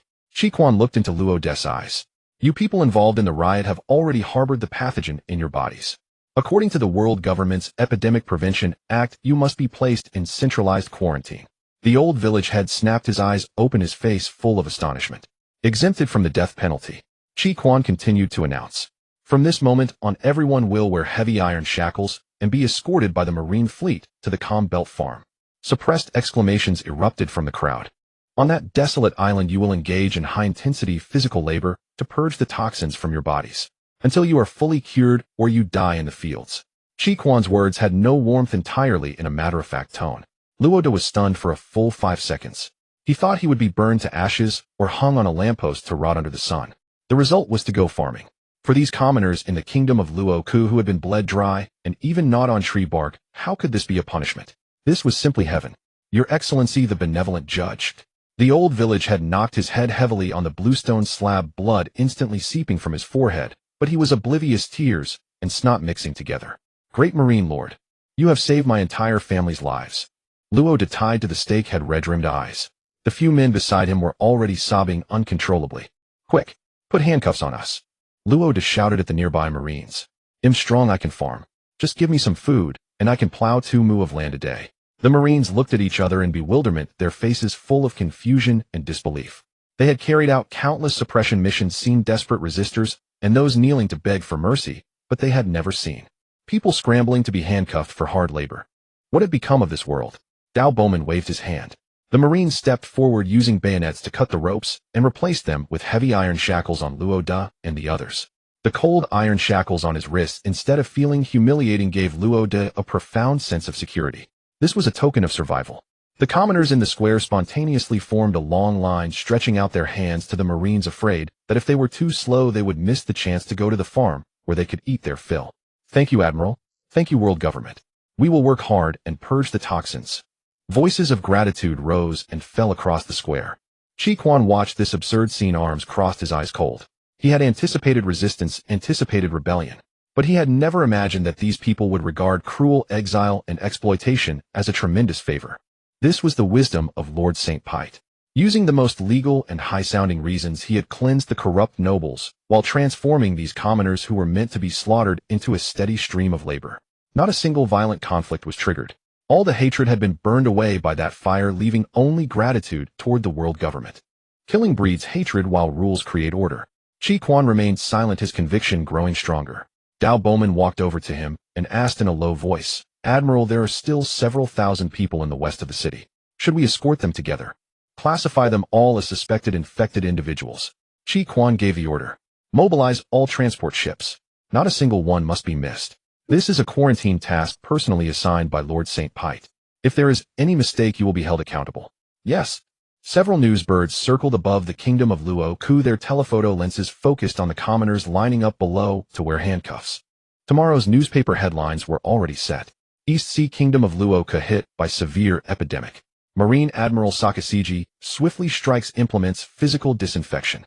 Merciful decision. Tens of thousands of infected commoners spared from death, transferred to Combelt for quarantine treatment. Chi Quan turned and walked toward the dock. His steps were more steady than when he arrived. He was witnessing an unprecedented thorough reshuffle. The corrupt old forces would be completely eliminated while labor would be redistributed. The port of the kingdom of Luo Ku. Ships originally used to transport the heavenly gold were now filled with chained commoners. Luo De sat in the dark hold holding a piece of hard black bread. He took a careful bite, chewing the coarse bran. "Dad." Luo De's son leaned against him, also clutching a small piece of bread. "Can we eat this every day from now on?" Luo De patted his son's head, his eyes stinging. "Yes." That great marine lord said, "As long as we work hard, we'll have food." The old village head sat nearby, hands pressed together, bowing toward the direction of Mary Geoise. "I heard this was ordered by a big shot in the Holy Land, a Lord St. Pite or something. What a living Buddha. If not for him, we would all have died in the square today." The people in the hold nodded in agreement. Meanwhile, Chi Quan stood on the deck of the warship, watching the massive fleet of transport ships heading toward the Combelt. He dialed the Den Den Mushi of the power hall. The Den Den Mushi's eyes opened, taking on the lazy, casual appearance of Lin En. "Lord St. Pite, the physical disinfection mission in the kingdom of Luo Ku has been completed." Chi Quan reported, "The breeding ground and sources of infection have been completely cut off. All suspected infected individuals have been taken into custody and are being escorted to the Combelt farm for quarantine labor." The sound of papers being flipped came from the other end of the Den Den Mushi. "No survivors left." Lin En was referring to the nobles. "The Ba Dun royal family and the officials involved have all been destroyed on the spot." "Good." Lin En's voice betrayed no emotion. "Has the shipping route for the heavenly gold been cleared?" "The port has been cleansed, and the transport ships can set sail tomorrow." Mary Geoise Panga City, Lin's mansion. In front of a wide redwood desk, Lin reached out to hang up the communication. The golden phone bug closed its eyes, returning to a lifeless state. The troubles in the kingdom of Loke have been resolved. The efficiency of Akainu is exceptionally high, leaving no trace of risk. Lin picked up the cup of perfectly warm Ceylon black tea and took a gentle sip. Deep within his mind, the piercing sound of electrical currents rang out on time. Ding. Crisis in the kingdom of Loke detected and resolved. Task settlement in progress. This time the synthesized voice of the system lost its usual stiffness, mixed with an incredibly excited high-frequency tremor exploding directly in Lin's cerebral cortex. A miracle. This is a miracle in the history of revolution. The host faced the brutal Marine Admiral and the butcher's knife, not only without flinching, but also employing incredible strategic means to turn the inevitable demise into victory without bloodshed. Tens of thousands of suffering compatriots on your meticulous planning successfully escaped the butcher's knife. You disguised them as exiled prisoners, borrowing the enemy's warships, and openly transferred the seeds of revolution to a safe rear base. Your wisdom turned the decayed world government into your transportation fleet. Task rating SSS level. Time task: saving the fire of rebellion, perfectly accomplished with no lifespan deducted. Excess completion reward issued: supreme body technique life restoration. Just as the system's announcement finished, a vast and strange energy appeared out of nowhere, instantly pouring into his limbs. He put down his teacup, leaned back on the leather sofa, and closed his eyes. There was no pain, no tearing sensation. Instead, there was an absolute, undeniable sense of control. Lin could clearly perceive the texture of every muscle in his body, the flow rate of blood in every vein, and even the density of every bone. With a slight thought, the fingernail of his right index finger suddenly surged 3 inches sharp and hard, gleaming with a metallic luster. Then the nail retracted back to its original state, within half a second returning to a flat appearance. He controlled his heartbeat to slow down. 60 beats per minute, 30-10-5. The hall was so quiet that his breathing couldn't be heard. He entered a state akin to a near hibernation, reducing his life signs to the minimum. As long as he wished, he could maintain this state and survive for several days underwater. Then he flipped his thoughts. His heartbeat instantly surged to 300 beats per minute. Blood rushed through his veins with tremendous pressure, delivering vast amounts of oxygen and energy to every cell. The temperature of his body's surface rose sharply, his skin flushed a faint red, and fine explosions echoed from deep within his bones. He grabbed a solid brass paperweight from the table, tightening his fingers. Creak. The hard brass deformed in his hand, twisted into a lump of scrap metal. Lin released his grip, and the brass block fell onto the table. He calmed his heartbeat, and his body temperature returned to normal. This is life restoration. The advanced mystery of the 6 styles of the Navy allows one to infuse consciousness into the body, thereby freely controlling every part, hair, and even the internal organs. Combined with his supreme observation haki and flowing cherry, his close combat ability has reached an extremely terrifying level. He preserved his lifespan and gained power. Lin opened his eyes and picked up a clean white napkin to wipe his fingers. The golden phone bug on the table suddenly emitted another brew call. The shell of this phone bug bore the emblem of the Ministry of Internal Affairs. Lin pressed the answer button.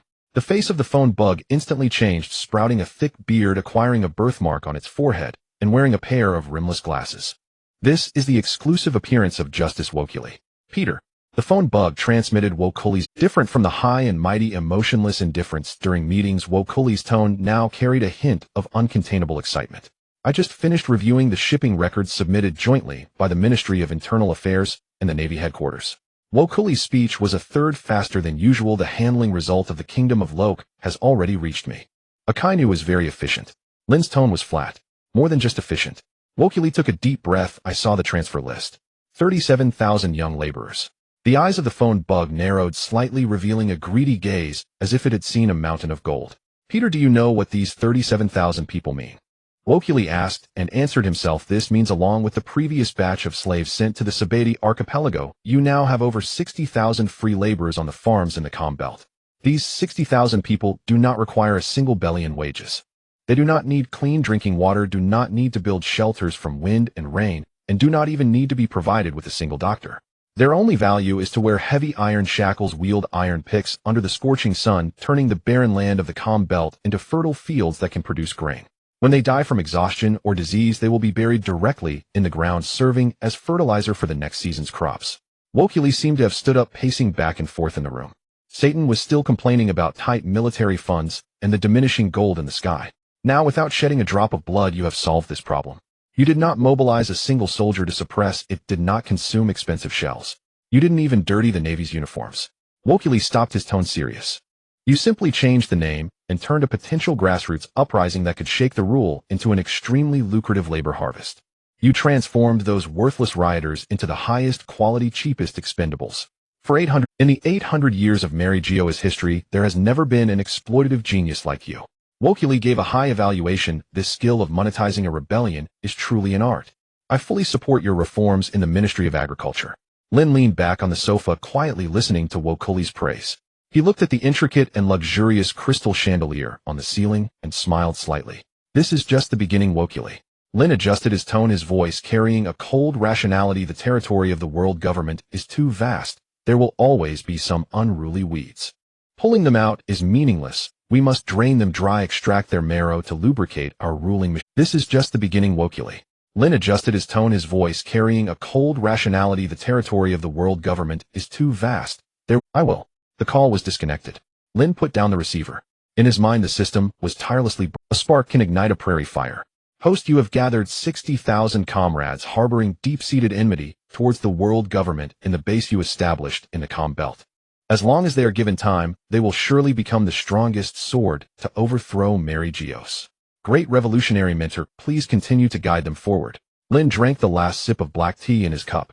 In his left ear were his colleagues' praises of an exploitative genius rarely seen in 800 years.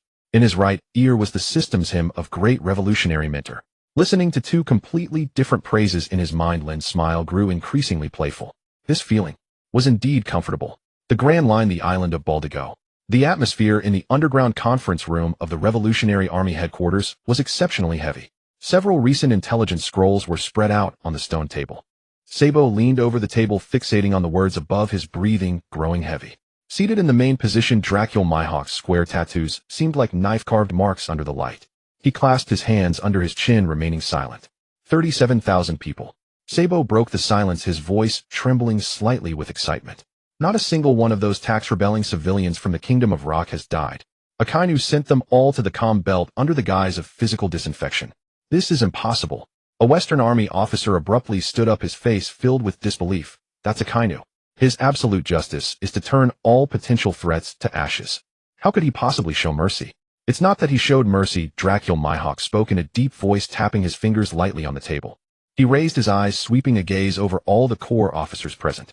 The last line of the intelligence states that all the orders for a kindness operation bypassed the Navy headquarters and came directly from Mariawa. The issuer is the farming warlord St. Peto. It's him again. In the conference room, the sound of a needle dropping could be heard, quickly followed by an explosion of suppressed exclamations. Sabo suddenly stood up straight, his eyes filled with incredulous excitement and fervor. Leader, this is the second time. He passionately pointed to another intelligence report regarding the Sabaody archipelago. Last time it was over 20,000 slaves seen as playthings by the celestial dragons, and this time it's over 30,000 civilians categorized as rebellious who have risen in revolt. Those who were viewed as trash by the world government, who could be wiped out at any moment, have all been sent to the same place, the farms in the Calm Belt. Dracul Mihawk nodded, his gaze profound. To classify the rebellion as a plague, what a genius idea. He has wielded the rules most valued by the world government as a weapon, snatching people from the Navy's butcher's knife. Even Dracul Mihawk's voice took on a hint of reverence, one he was not even aware of himself. He even used the Navy's warships to openly transport our potential comrades. Such a maneuver, aside from that, Lord, I can't think of anyone else who could accomplish it. Not only is he saving people, but he is also building us a strong rear. Sabo clenched his fist, his knuckles turning white from the force. The slaves in Sabaody, the civilians of the Kingdom of Rock. Combined, there are already over 60,000. Over 60,000 laborers who harbor deep-seated grievances against the world government and the celestial dragons. If we guide them just a little, they could become a steel army capable of piercing the Red Continent. The officers exchanged glances, their faces filled with shock and excitement. But the environment of the Calm Belt. A logistics officer quickly calmed down, a worried expression on his face. That place is a death zone with no fresh water, no tools. If tens of thousands gather there without any supplies, they will turn into a living hell within half a month. Dracul Mihawk stood up and walked to the enormous nautical chart on the wall, his gaze fixed on the coordinates of the Calm Belt. That lord is in the wolf's den with countless eyes watching him. The fact that he can use the rules to save people is already pushing the limits. He cannot openly transport supplies again, as that would expose him instantly, leading to irreparable consequences. Therefore, this matter must be done by us. Dracul Mihawk turned around, surveying everyone, his voice resolute. Sabo immediately straightened up, his eyes firm. Leader, please give the order. The supplies sent last time were definitely not enough. We must allocate 30% of strategic supplies from the northern and western armies. Fresh water, high-yield seeds, medical equipment, water purification devices, not a single one can be lacking. All to be loaded onto unmarked merchant ships flying the Jolly Roger, disguised as pirates, and drop the supplies at the edge of the Calm Belt. We must ensure that these 60,000 comrades survive. Yes. Sabo nodded emphatically. Dracul Mihawk sat back down, his eyes revealing a complex mixture of respect and emotion. That lord is paving the way for the revolution in his own way, in the deepest darkness. They must not allow him to fight alone. Mariawa Panga City. In the back garden of the farming warlord's mansion. Lin lay on a velvet lounge chair, his eyes slightly closed. He had just completed an in-depth test of life restoration, with every inch of his muscles and every nerve under absolute control. This feeling is quite pleasant. A very light sound of footsteps came from behind. Redvine approached, carrying a silver tray with chilled grape juice and several delicate pastries. My lord, your juice. She slightly bowed, placing the tray on the small round table beside him. Lin opened his eyes and sat up. He picked up the glass, the icy liquid sliding down his throat, dispelling the afternoon drowsiness. Redvine stood beside him, her hands clasped in front of her, her gaze lowered. Yet her eyes could not help but secretly fall upon the side profile of Lin. Calm, languid. As if the bizarre atmosphere in the sacred place, the anger of St. Gallen, and the murmurs of the other elders had nothing to do with him. Redvine knew what had happened in the Kingdom of Rock, and even more about the fate of those civilians. She watched Lin's hand holding the cup long and steady. It was these hands that signed the ruthless orders amidst laughter, yet saved the lives of tens of thousands in the shadows. He sat alone at the pinnacle of power, facing the entire decaying world, playing everyone like puppets. Bearing the doubts of his colleagues, burdened with the title of executioner, yet without a single word of defense. What a loneliness and what greatness. Redvine gathered her thoughts. Today, she had to send out the latest intelligence. As she pretended to organize the newspapers on the table, her fingertips moved, slipping a very thin note into the newspaper's fold. The entire process was silent. During these days, she had written a confidential report detailing Lin's decisions during the incident in the Kingdom of Rock, his stance in the Elders' meeting, and his subsequent arrangements for the farms in the Combelt. The headquarters must know of this comrade's greatness and solitude. Lin set down his glass, his gaze sweeping over the stack of newspapers. His observation Haki had long since caught all of her subtle movements. He did not speak, not even glancing at it again. He knew this girl was an undercover agent for the Revolutionary Army. Keeping her around was to ensure she would convey the information he hoped Dracul Mihawk would be aware of without alterations. He needed the Revolutionary Army to behave and not come to Mariawa to make trouble for him. As long as Dracul Mihawk regarded him as one of them, he would not turn against him. As for those laborers sent to the Calm Belt, as long as they could grow food to fill the heavenly gold gap, his position would be unshakable. Now, if the Revolutionary Army was willing to use their resources to help him sustain this batch of expendables. Free labor. Free logistical support. Lin leaned back against the lounge chair, revealing a faint smile. Redvine. He suddenly spoke. Redvine's fingers froze, her heart almost leaping out of her chest. She forced herself to calm down, turning around and respectfully lowering her head. My lord, what is your command? Go to the wine cellar and bring a bottle of red wine from the West Sea. Lin spoke casually. And inform the Ministry of Internal Affairs that tomorrow morning I want to review all agricultural tax reports from non-member countries. Yes, my lord. Redvine breathed a sigh of relief and quickly withdrew. Lin watched her figure disappear into the corridor. He picked up the stack of newspapers and casually flipped through them, the note tucked inside revealing a corner. Lin did not touch it, simply tossing the newspapers back onto the table. He yawned, closed his eyes, and continued to enjoy this damned luxurious yet peaceful pinnacle of life. As for what others thought, it had nothing to do with him. In the afternoon of Mary Geoise, the courtyard was so quiet that one could hear a pin drop. A gentle breeze swept past the white jade pillars, carrying a hint of salty sea breeze from afar. Lin reclined in a rattan chair, his legs crossed. On the white porcelain plate before him lay a deep-sea dessert freshly airshipped from the all-sea kingdoms of the New World, icy star rock souffle. The ingredients for this dessert were exceedingly demanding. It required star rock seaweed harvested from depths of 10,000 meters beneath the ocean, paired with flame bird eggs unique to volcanic islands, and finally baked by a top-tier chef in a freezing chamber at -50 degrees Celsius. Lin picked up the pure silver spoon and gently tapped the surface of the souffle. Crack! The razor-thin caramel shell shattered at the touch. He scooped a small piece into his mouth, chewed twice, and furrowed his brows slightly. The heat is off. Setting down the silver spoon, he wiped his hands with a napkin. From behind, Hong Tung stepped forward and bowed respectfully. Your Holiness, does this dessert not suit your palate? The crust was baked too hard, cracking at the slightest tap. Lin pointed at the cracked dessert on the plate. The filling inside is semi-congealed, and the seaweed's fishy taste hasn't been fully removed. The chef was too impatient, focusing only on the presentation while the foundation is a complete mess. He took a sip of lemon water to cleanse his palate. Tell the Internal Affairs to replace the chef. If he can't even control the basic heat, keeping him in the Pangea Castle is just wasting food. Lin was merely complaining about the texture of the food. After all, having finally become one of the 5 elders and enjoying the world's top-tier treatment, it was only natural for his palate to be more discerning. But Hong Tung remained standing, her eyes lowered on the shattered souffle. The shell too hard, cracking at a tap. The interior semi-congealed with an unremoved fishy taste, all surface a chaotic foundation. She held her breath, her heart pounding wildly. The master never wasted time on meaningless complaints. These words were not about the dessert at all, but a precise dissection of the current situation. The shell referred to the iron-fisted rule of the world government and navy. Seemingly unbreakable, yet already fragile. A single tap would send it crumbling. The semi-congealed interior and fishy taste spoke of the Revolutionary Army. Though comrades had been rescued, they were not yet integrated, the revolutionary timing far from ripe, still carrying the blind impulsiveness of the old era. Replace the chef. The master was hinting at purging the existing power structure of the world government and conducting a thorough reshuffle. Hong Tung forcibly suppressed the surging storm and fervor within her, inwardly awestruck by the master's farsightedness. She replied respectfully, her tone tinged with an imperceptible tremor. I have taken note of your teachings, master. Some things, indeed, cannot be rushed. We must patiently wait for them to slowly ferment, to shed the fishy smell, and become a true delicacy. Lin glanced at her with some oddity. Ferment?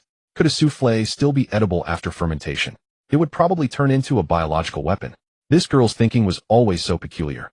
Lin didn't bother correcting her culinary knowledge. He waved a hand. Take this away, it's an eyesore. Yes.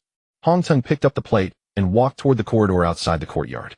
Lin closed his eyes again, continuing to enjoy the leisurely afternoon. As long as they didn't disturb his rest, the underlings could imagine whatever they wished. In the kitchen waste disposal station of the Pangea Castle logistics area, Hong Teng walked into the dim corridor with the plate in hand. At 3 in the afternoon, a specialist would come to collect the tableware and kitchen waste from each residence. She approached the recycle bin designated for the agricultural god's mansion and poured the souffle inside. At the moment of emptying, she quickly swiped her fingertip across the bottom of the plate, silently tucking a miniature note rolled into a thin tube into the crevice of the bin's edge. This was the new meeting point agreed with her contact. After finishing this, Hong Teng returned along the same path with the empty plate. The corridor fell silent again. 5 minutes later, a shadow silently dropped from a ventilation duct at the end of the corridor. Wearing a gray janitorial uniform, the shadow pushed a garbage cart and stopped before the recycle bin. He wore specially made leather gloves and skillfully dumped the contents into the cart. When cleaning the rim of the bin, his fingers precisely located the crevice and pinched out the miniature note. The shadow pushed the garbage cart and quietly left. He was not a Revolutionary Army contact. He was an agent of the Divine Knights, codename Owl. Ever since the Sabbaty Archipelago incident, St. Garling had deployed the top intelligence operatives to keep a round-the-clock tight watch on the agricultural god's mansion. Lin himself was unfathomable, so the agents dared not approach him directly, instead targeting the servants of his household. The intimate maid Hong Teng was naturally the key surveillance target. Owl pushed the cart around 2 blocks and slipped into an abandoned storage room. He closed the door, retrieved a developing kit from a hidden compartment in the corner, and unfolded the note. On it was a mess of random numbers and symbols. Owl photographed the content with a micro camera, then tucked the original note back into his glove, changed clothes, and left silently. The original note would be returned to another dead drop to avoid alerting the target. Meanwhile, the negatives were rushed to the highest command of the Divine Knights. At the top floor of the command center, St. Garling's private office. Heavy curtains completely blocked out the light, with only a dim desk lamp illuminating the room. St. Garling sat in a wide leather armchair, toying with a pure gold badge inlaid with a ruby. The image of him being publicly humiliated by Lin in the power hall flashed through his mind, and his fingers around the badge tightened continuously. Commander. The office door opened, and Owl strode in, kneeling on one knee, presenting a sealed dossier with both hands. The target's intimate maid Hong Teng sent a secret report 10 minutes ago. This is the intercepted and decrypted copy. St. Garling paused, took the dossier, and pulled out the papers inside. Only a few lines were on the paper. Translated by cryptographers using the Revolutionary Army codebook captured by the Divine Knights regarding the incident in the Lock Kingdom, His Holiness Pete used physical disinfection as a cover. In reality, it was a diversion. 37,000 laborers have been safely transferred to the Combelt farm. His Holiness Pete has unparalleled connections, operating within the world government's rules without arousing suspicion. Today's hint: the time is not yet ripe. One must not rush for success. Wait for the Navy and the government's internal decay, and seize the opportunity to replace them. St. Garling's gaze was nailed to those lines. The air in the room was icy. His chest felt tight, each breath burning with heat. First came disbelief, then he connected the contents of this paper with every previous anomalous behavior of Lin. The slaves in Sabbaty, the mob in the Lock Kingdom, his tough stance on the Navy, his strange enthusiasm for agriculture. All threads converged at this moment into a razor-sharp blade. Bang! He slammed the paper violently onto the table, leaving a shallow dent in the hard rosewood surface. V.O. Lu. Tian. Ari. A.R. My.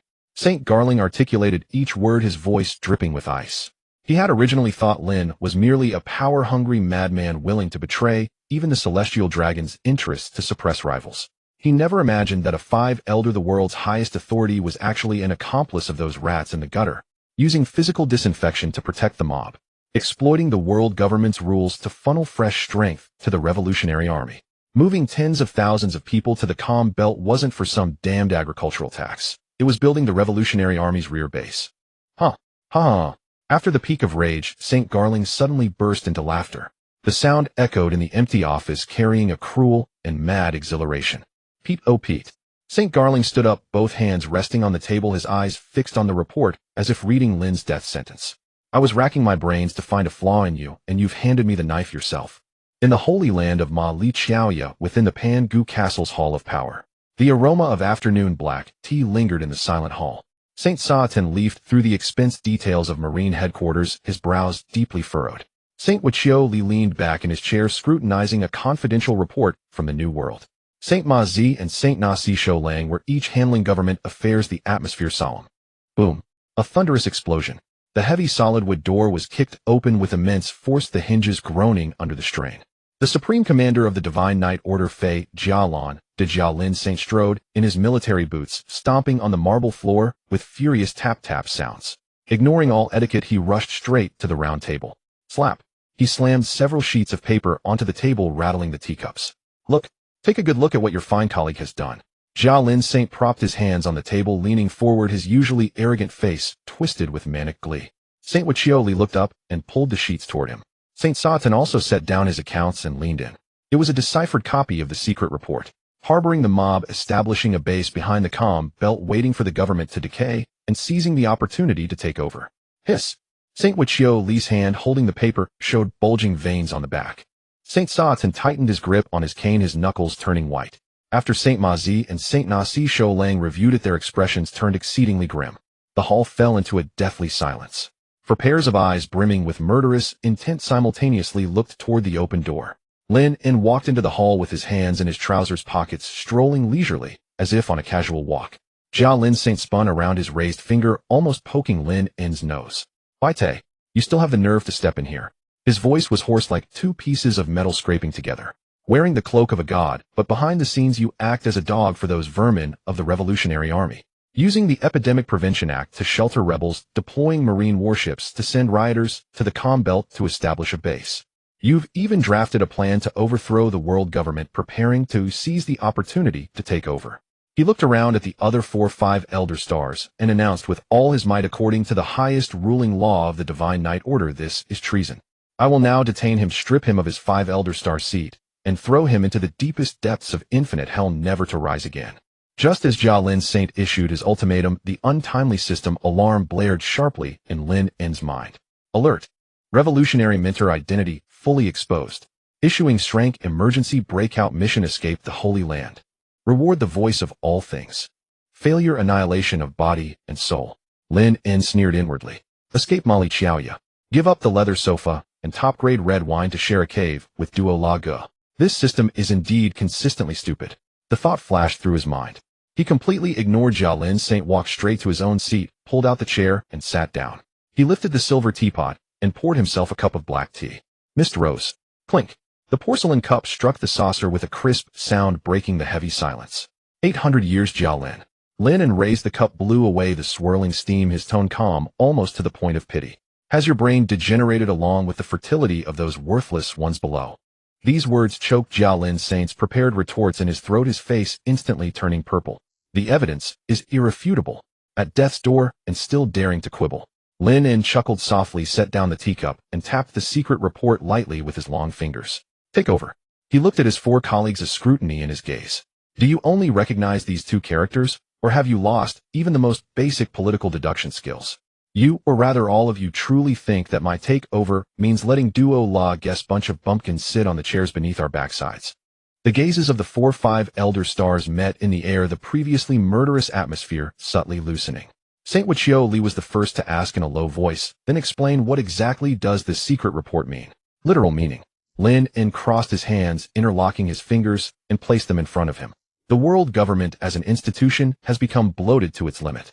Mali Xiaoya raises too many waste-making machines that need to be fed even when eating. The celestial tribute has been tight for years. Aside from the Navy's military expenses, tell me, where is the biggest financial black hole? His gaze swept over everyone present, finally landing precisely on Jialin Saint. In your Divine Knight Order, and those low-class celestial dragons who only cause trouble everywhere below and constantly bring us headaches. His words were slow, but each word cut like a knife. When I say take over, I mean to replace this bunch of trash. To kick your Knight Order.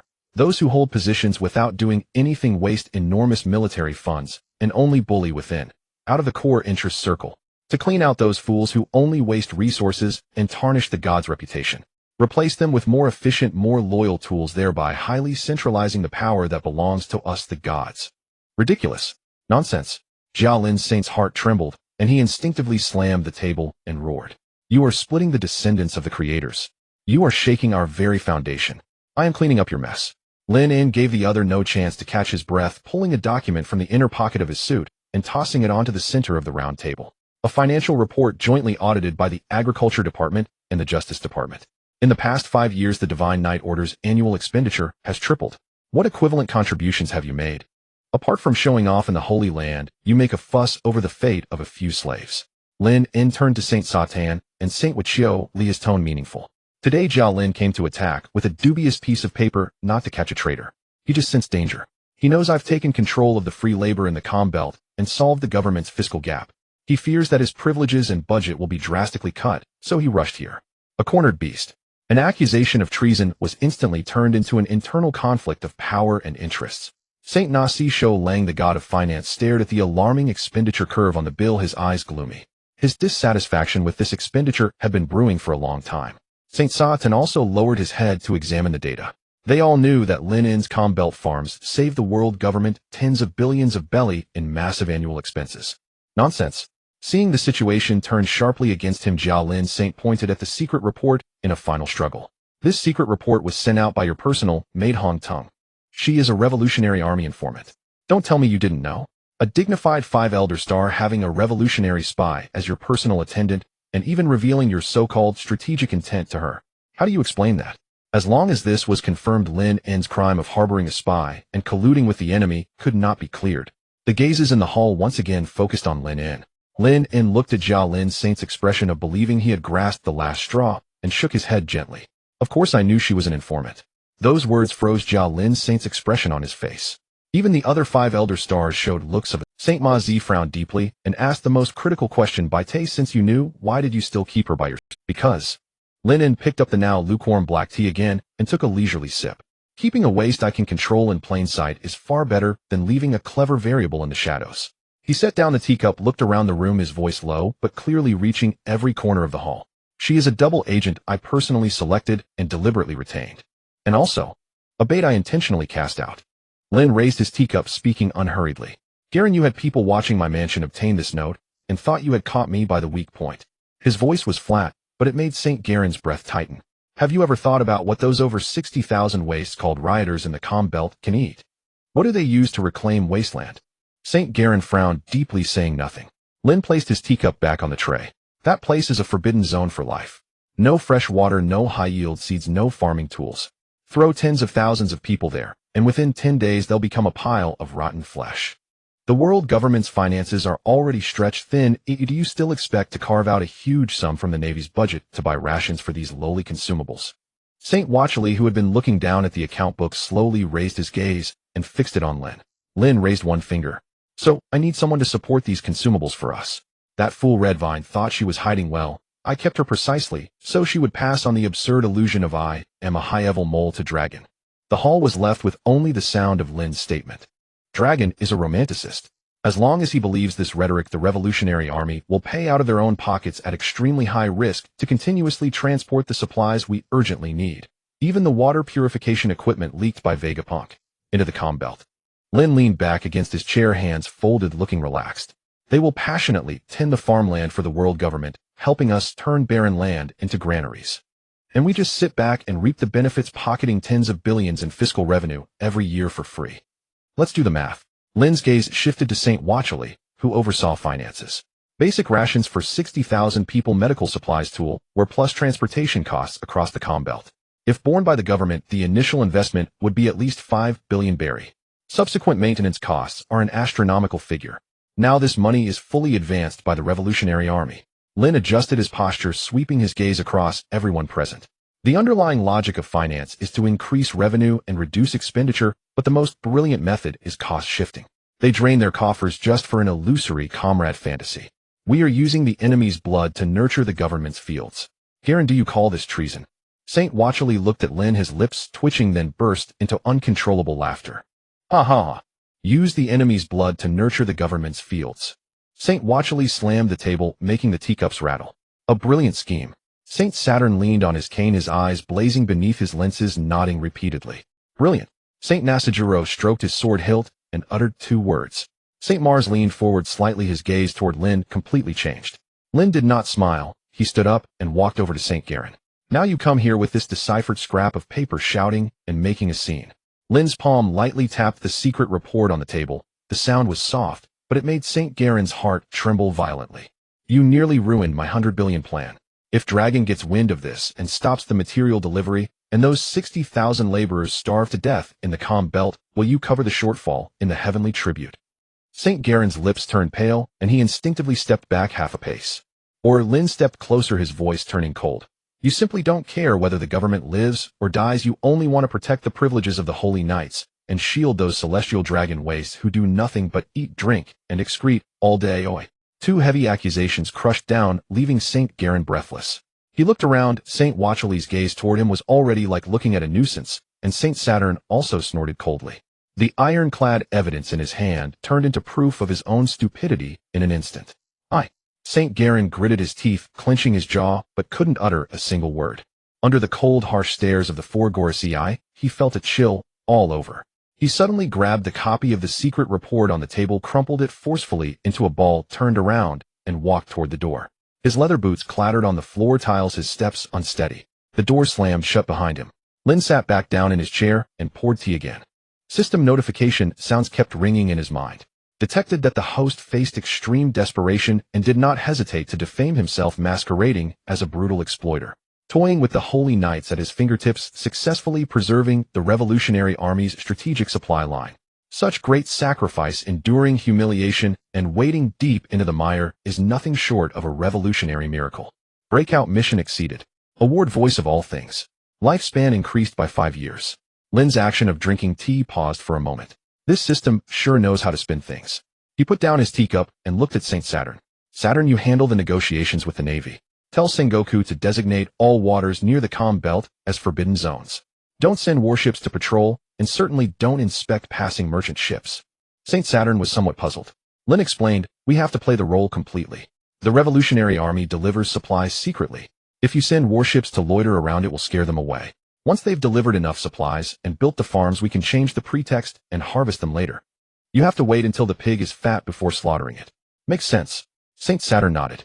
I will order the Navy to avoid that sea area. St. Watchley closed the account book, his tone unprecedentedly light. I will have the Internal Affairs Ministry prioritize approving the Agriculture Ministry's budget this year. Whatever you need, go through my special approval channel. Okay, Lin agreed. The meeting ended and the four colleagues left one after another. Lin leaned back on the leather sofa, closing his eyes to rest. The control of the comm belt had from today completely fallen into his pocket. Whoever dared to interfere would be cutting off the world government's revenue stream. At the same time, on the Grand Line, the waters at the edge of the comm belt, a three-masted sailing ship, disguised as a pirate ship, was sailing steadily. The hold was filled with high-yield seeds, water purification equipment, medical supplies, and large quantities of compressed biscuits gathered from various places. On the deck, Dragon, draped in a dark green cloak, stood at the bow, gazing at the calm, waveless sea ahead. Sabo stood beside him, clutching a navigational chart. Chief, after sailing half a day further, we can reach the farm coordinates designated by Comrade St. Peter. Sabo's voice was a bit strained. This time we've drained the resources of the Western and Northern armies. The supplies are enough for those 60,000 to survive the first year. Dragon nodded. Sabo clenched his fist, flames burning in his eyes. Comrade St. Peter is fighting alone in merry Geoise, facing the suspicions of those decadent celestial dragons every day. He withstood the most difficult start. We must not let him lose his backup. These supplies are the Revolutionary Army's stance. This one-way trust deep in enemy territory is the highest form of revolutionary flame. He bears much greater risks than we do. Dragon's voice was low. Pass the order, everyone stay alert. Sea kings frequently appear in the comm belt. We must ensure the supplies arrive safely. Yes. Sabo turned and walked toward the wheelhouse. Dragon looked at the distant horizon. The weather was fine, visibility extremely high. Several black dots appeared at the end of the horizon. Dragon raised his binoculars. The black spots magnified in his view. They were 3 heavy warships. Tall masts, white sails, and the iconic seagull flag. The bow of the leading warship bore a giant doghead wooden carving with a bone in its mouth. On the deck of the doghead warship, an old man with white hair and a sturdy build was sitting on a beach chair. He wore a floral shirt, a large bag of donuts beside him, and was munching away. Beside him stood an adjutant wearing a doghead cap. Dragon lowered the binoculars. The Navy hero guard. The sea breeze whipped up, white waves. Dragon lowered his telescope, his brows furrowed. The doghead warship sat silently in the middle of the channel. On the deck, an old man in a floral shirt lay on a beach chair, a half-eaten donut in his hand. Chief, it's Vice Admiral Garp. Sabo lowered his voice, his grip on the water pipe tightening unconsciously. Why would he appear in such a remote sea? Have we been exposed? Dragon did not answer. He gazed at the warship in the distance, swiftly weighing his options. Naval hero Garp would never appear at the edge of the comm belt without reason. It was an extremely dangerous signal. Dragon turned and looked back at the long line of ships behind him. The holds were filled with high-yield seeds, medical equipment, and water purification devices, the entire reserve scraped together by the Western and Northern armies. More importantly, these were the heartfelt efforts of that comrade and Mary Geoise paid for with his life and future. We cannot let him stop the ships. Dragon pulled down his green hood resolute. All ships maintain course. He'll hold him off. Before the words faded, he had transformed into a gale charging straight toward the Doghead warship. Garp was chewing a donut. His adjutant Bogart approached, Vice Admiral and unidentified fleet ahead. The ships sit deep in the water as if fully laden. Garp lazily picked up his telescope. One glance nearly made the donut fall from his mouth. That bastard. Garp stood up, instantly brushing the powdered sugar from his hands. He had come here purely because Sengoku had driven him out. A few days earlier, Sakazuki had been ordered to purge headquarters, and several rear admirals had been sent straight to impel down. To avoid a conflict between him and Sakazuki, Sengoku had forcibly stuffed him onto a warship and ordered him to go on vacation somewhere in the Four Blues to lay low. The edge of the comm belt was ungoverned, perfect for sleeping. Who would have thought that taking a nap could lead to bumping into his own son, wanted by the entire world? Garp clenched his fists. A gale howled as Dragon landed on the prow of the Doghead warship, surrounded by azure green wind blades. Old man, clear the channel. You damn brat, not seen for years, and this is how you greet your old man. Garp ripped off his floral shirt, revealing his muscular upper body. Today I'm going to knock you into the sea to feed the fish. Without further ado, the two clashed.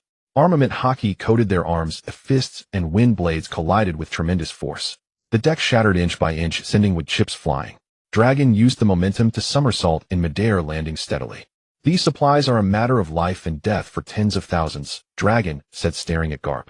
This is the hope of the future. Don't let the Navy stretch its claws too far. Garp was completely baffled. Tens of thousands. Hope. All he knew was that his rebellious son was enough reason to throw a punch. I don't care about your hope. Garp threw another punch. The two engaged in fierce combat on the deck. Meanwhile at Marineford. In the Fleet Admiral's office, Sengoku was massaging his temples, surrounded by piles of complaint letters from branches all over. Sakazuki's purge methods had been too extreme, unsettling nearly half the Navy. The den mushy on the desk suddenly rang. Sengoku pressed the answer button. Fleet Admiral Sengoku, this is Vice Admiral Garp's adjutant Bogart. Speak. We are in the waters at the edge of the comm belt, and we have encountered the Revolutionary Army leader Dragon. He is leading a large transport fleet attempting to force its way through. Vice Admiral Garp has engaged Dragon. Sengoku shot to his feet. Dragon. Transport fleet. Comm belt. The combination of these three words made him sense something extremely unusual. The Revolutionary Army had always been elusive. Why would they make a conspicuous appearance in a death zone like the comm belt? Sengoku paced back and forth in his office. Vice Admiral Tsuru, seated on the sofa, put down her documents and adjusted her glasses. The comm belt has no civilians, no nations, only sea kings. Their transport ships indicate a large amount of supplies to be delivered. What place there needs supplies? Sengoku stopped in his tracks. He strode to his desk and pulled out a classified document from the bottom drawer. It was a file from half a month ago where St. Pitt had ordered the exile of slaves from Sabaody to that location. Then he pulled out a briefing that had just arrived yesterday. The Luaka Kingdom Rebellion, Sakazuki, under the orders of St. Pitt, had transported over 30,000 rioters to the farms in the comm belt. 60,000 mouths to feed. Sengoku had been troubled by this very matter. The consumption of 60,000 people was astronomical. The world government wasn't paying a cent. Was the Navy supposed to foot the bill? Just half an hour ago, St. Saturn of the Five Elders had called personally. The comm belt waters are designated a restricted zone. Do not send warships to patrol, and do not inspect any merchant ships encountered. This is St. Pitt's order. Sengoku stared at the three documents on his desk, his breath growing heavy. All the clues finally connected. A startling inference was about to emerge. So that's it. Sengoku muttered, cold sweat beading on his forehead. What have you realized? Asked Tsuru. Tsuru, we have all underestimated that agricultural war god. Sengoku looked up, his eyes filled with unprecedented wariness. He placed the three documents before Vice Admiral Tsuru. St. Pitt moved 60,000 people to the comm belt without spending a penny. Then he ordered the Navy to withdraw from that area and not inspect merchant ships. Sengoku swallowed, his voice hoarse. Then Dragon appears there with a fleet loaded with supplies. Vice Admiral Tsuru's gaze fell on the documents, her expression darkening sharply. You mean? Exactly. Sengoku slammed his palm on the desk. Dragon thinks those 60,000 people are the sparks of revolution, and he's going to rescue them. St. Pitt had already seen through the Revolutionary Army's movements. He deliberately ordered the Navy to withdraw just to leave a transport route open for Dragon. A chill ran down Sengoku's spine. He's using the Revolutionary Army's money to support the world government's consumables. Once the farms are built and the crops are grown, the world government takes the profits for free while the Revolutionary Army has emptied its coffers. Vice Admiral Tsuru's face instantly changed. Such machinations. Sengoku grabbed the Den Mushi. Contact Bogard immediately. Tell that fool Garp to stop. The call connected. Bogard, put Garp on. Sengoku roared. On the battlefield, Garp was about to finish his warm-up with a boned fist. Bogard ran over holding the Den Mushi. Vice Admiral, an urgent call from Fleet Admiral Sengoku. Garp took it impatiently. Sengoku, why are you calling now? I'm about to capture this unfilial son. Capture my ass. Sengoku's roar shook the Den Mushi. Get your men out of that area immediately. Clear the channel and let them through. Garp was stunned. Have you lost your mind? Dragon is right in front of me. This is a top priority order. Sengoku gritted his teeth, lowering his voice. This is a scheme personally set by the five elders concerning the world government's future financial strategy. If you dare sink even one of Dragon's ships, the wrath from above will burn the entire Navy headquarters to ashes. Withdraw now. Garp fell silent. Sengoku had invoked the five elders, and at this point the severity was self-evident. Garp put down the Den Mushi and glanced at Dragon across from him. You got lucky today, you brat. He picked up his floral shirt, draped it over his shoulders, and walked toward the cabin without looking back. Give the order. Turn the ship around and clear the channel. The warship slowly turned, opening a wide waterway. The wind died down. Dragon landed on the deck of his own flagship. Sabo hurried forward, utterly confused. Chief, why did Vice Admiral Garp suddenly retreat? He clearly had the upper hand. Dragon watched the departing doghead warship silent for a long time. He turned and walked to the bow. Sabo. The old man retreated after receiving a call. The only person who could make someone like him unconditionally yield is Fleet Admiral Sengoku. And Sengoku would never pass up a chance to capture me. Unless someone at a higher level than him gave him a direct, unassailable order. Sabo was taken aback. You mean St. Pitt? Dragon nodded, a complex emotion in his voice. Comrade St. Pitt not only helped us find a base and used clever means to send people out. He even calculated the Navy's patrol routes, applied pressure at the highest council, and forced the Navy headquarters to transfer the old man away, clearing a safe transport route for us. Chief. Sabo's eyes reddened. How have we earned such devotion from Comrade St. Pitt to do this much for us? Dragon patted Sabo on the shoulder. Keep this gratitude in your heart. All we can do is deliver these supplies intact to our comrades and turn that wasteland into the most unbreakable fortress. Dragon raised his right hand, his voice firm. All ships full sail. Proceed to the target coordinates. At the edge of the comm belt. Heavy wooden crates hoisted by thick ropes landed steadily on the sandy beach. The lids were pried open, revealing high-yield wheat seeds and parts of portable water purification equipment. Sabo stood on a reef, charcoal pencil in hand, quickly checking off items on a list. He looked up at the civilians not far away who had already begun swinging hose to till the land. These people wore shackles, but did not complain. They drank deeply of the fresh water brought by the Revolutionary Army, their eyes filled with hope for the future. Dragon stood beside Sabo, the sea breeze stirring his dark green cloak. Commander, all supplies have been unloaded. Sabo closed the list. The first batch of water purification equipment has been assembled and put into use, enough for these 60,000 people for a month. The subsequent supply lines are also arranged. Dragon nodded slightly, watching the figures reclaiming the wasteland. The old man didn't chase us, and the Navy patrol ships have completely disappeared. Dragon's voice was low. Comrade Bit Saint's maneuvering in Mary Geoise is even more thorough than we imagined. Sabo clenched his fists. He is in the heart of the enemy, under the surveillance of the celestial dragons, and has forcibly torn open an opening for us. This trust is too heavy. Dragon turned and walked up the gangplank. Notify the West Army and North Army to continue procure. This is a base won by the lives of our comrades. There must be no mistake. The three-masted ship retracted the gangplank and slowly sailed away from the coast. Atop the red line, the holy land of Mary Geoise. In the power hall of Pangea Castle, the afternoon sunlight streamed through enormous French windows, casting a glow over the luxurious red carpet. Lin leaned back on the leather sofa, crossing his legs. Today he wore a dark red suit with one button casually undone at the collar. A chef pushed a silver trolley on which sat a set of bone china tea utensils and several plates of exquisite pastries. Bit Saint, this is the special afternoon tea prepared by the new head chef. The chef bowed respectfully, picked up a piece of mousse cake adorned with gold leaf with silver tongs, and placed it on the porcelain plate in front of Lin. The tea is the finest black tea tribute from the South Sea, just brewed with morning dew. Lin lifted the teacup and took a gentle sip. The temperature was perfect, the taste rich without a hint of astringency. He set down the cup, picked up a small silver spoon, cut a piece of the mousse cake, and put it into his mouth. It melted instantly, the sweetness controlled with extreme precision.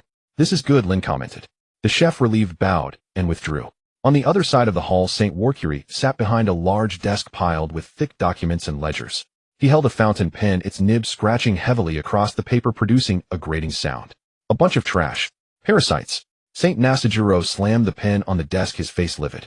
St. Warcury was sitting nearby with eyes closed, resting. He looked up upon hearing this. "What is it now? Financial matters always get you angry so easily. See for yourself."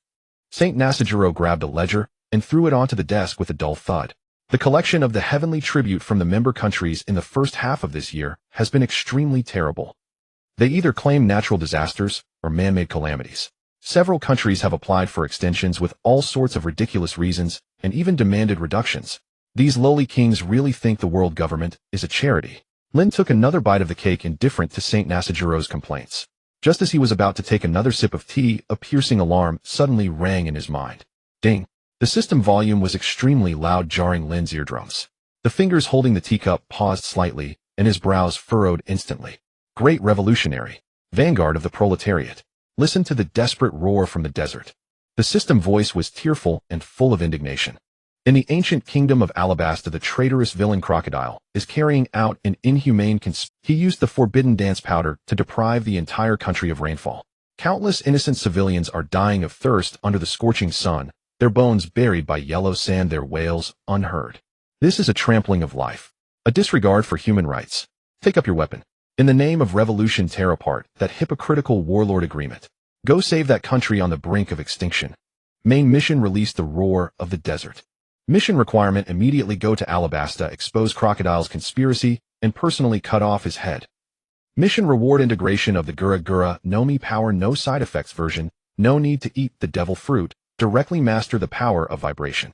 Failure penalty: deduct 30 years of lifespan, and randomly strip 1 mastered top-tier Haki. Lin set down the teacup, a trace of irritation rising in his heart. Go to the desert. He glanced at his well-maintained hands.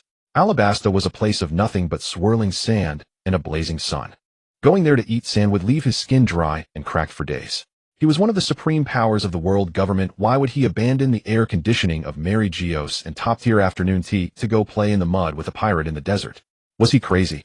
Lin instinctively wanted to refuse. But this damn system's failure penalty this time involved both lifespan and Haki. For someone already at the pinnacle of life, this was an unacceptable loss. Lin leaned back on the sofa, fingers tapping lightly on the leather armrest. He needed to find a way to get the mission completed without having to eat sand himself. Kill Crocodile. The warlords were pirates legally recognized by the world government and under its protection. If the 5 elders ordered the execution of a warlord without reason, it would not only cause panic among other warlords, but also make the Navy feel the top brass acted without any rules. There must be a legitimate, impeccable reason. Lin's gaze crossed the hall and landed on the pile of ledgers on St. Nasajiro's desk. He stood up and walked to St. Nasajiro's desk. "You just said a few countries applied for an extension of the Lin asked. St. Nasajiro rubbed his brow and pointed to the topmost report. "In the first half of the Grand Line, the Kingdom of Alabasta. Cobra has submitted extension applications for 3 consecutive years." Lin picked up the report and opened it. It bore the seal of the Alabasta royal family. The reason was clearly stated: the country had suffered an unprecedented drought with no rain for 3 consecutive years. Harvests had failed, oases had dried up. The national treasury was completely bankrupt, unable to bear the massive heavenly tribute, and begged the world government for leniency. Lin stared at the words, no rain for 3 consecutive years. Combined with the intelligence from the system, the whole picture became clear in his mind. Crocodile had used dance powder in Alabasta, stealing the country's rainfall and creating a 3-year drought. The drought left the commoners with no harvest, paralyzing the economy. Cobra couldn't collect taxes, the treasury was empty. The empty treasury meant they couldn't pay the heavenly tribute. Lin closed the report and tossed it back onto the desk with a light thud. In the eyes of people like Dragon or the system, Crocodile was an ambitious man who harmed civilians and tried to overthrow the kingdom, a heroic rescue drama. But in the eyes of Lin, the agricultural martial god, and one of the supreme rulers of the world government, the essence of the matter was extremely simple. Alabasta couldn't pay the heavenly tribute because the money was gone. Where did the money go? Buying dance powder required huge sums, and funding the thousands of agents of Baroque works cost massive amounts of berries.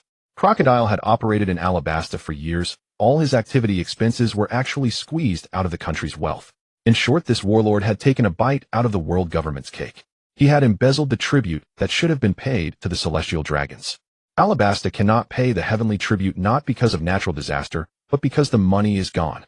Lin reclined on the plush leather sofa, legs crossed, his gaze languidly fixed on the face of finance god of war Nasushi Shuriai, Saint, which was etched with irritation. Where did the money go? Nasushi Shuriai Saint adjusted his round-rimmed glasses. The documents are clear. Years of consecutive drought, no harvest whatsoever. The national treasury is empty. That useless cobra is even slashing the royal guard's wages. How can he pay the tribute? Drought. Lin let out a soft laugh, picked up the bone china teacup, and blew the mist from its rim. That excuse meant to fool the common soldiers. Do you, the world government's financial steward, actually believe it?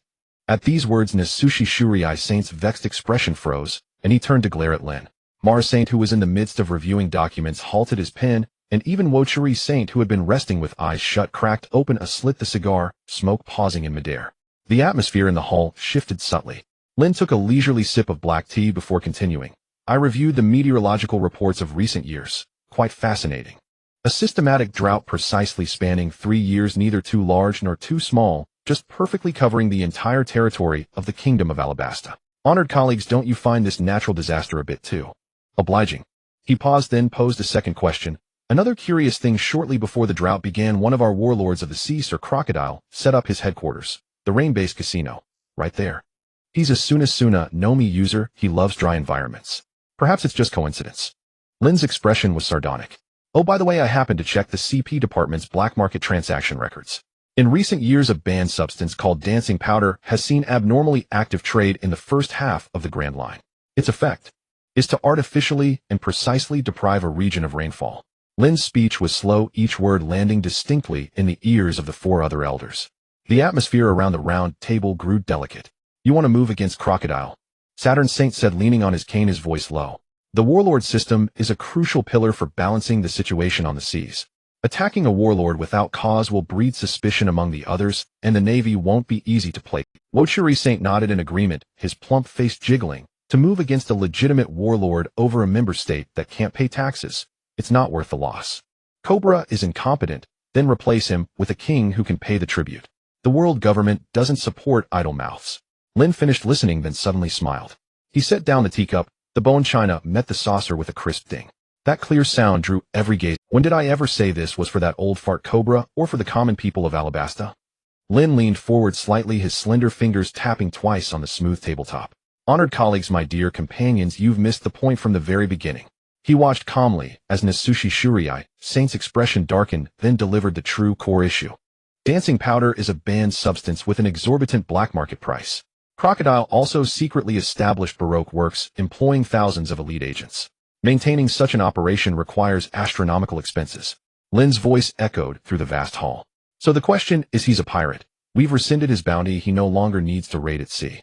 Where does he get the money to buy dancing powder? Where does he get the money to feed those thousands of mouths? Nasushi Shuriai Saint's complexion changed completely. As the finance god of war, he was most sensitive to the flow of numbers. Lin's words, like a key, instantly unlocked a blind spot in his thinking.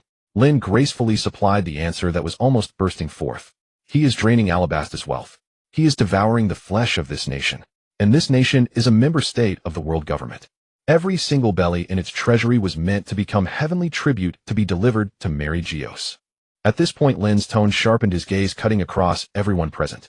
Crocodile is not subverting a country. He is using the warlord privileges we granted him to reach into the world government's money pouch. He is embezzling. He is evading taxes. He is appropriating property that rightfully belongs to the celestial dragons. Clatter. Nasushi Shuriai Saint's fountain pen slipped from his hand, bouncing twice on the polished floor. The hall fell silent. Saturn Saint's grip on his cane tightened, his knuckles whitening. Wochuri Saint's face quivered violently, his breathing growing ragged. Mars Saint rose directly from his seat, his eyes blazing with fury. A brazen worm.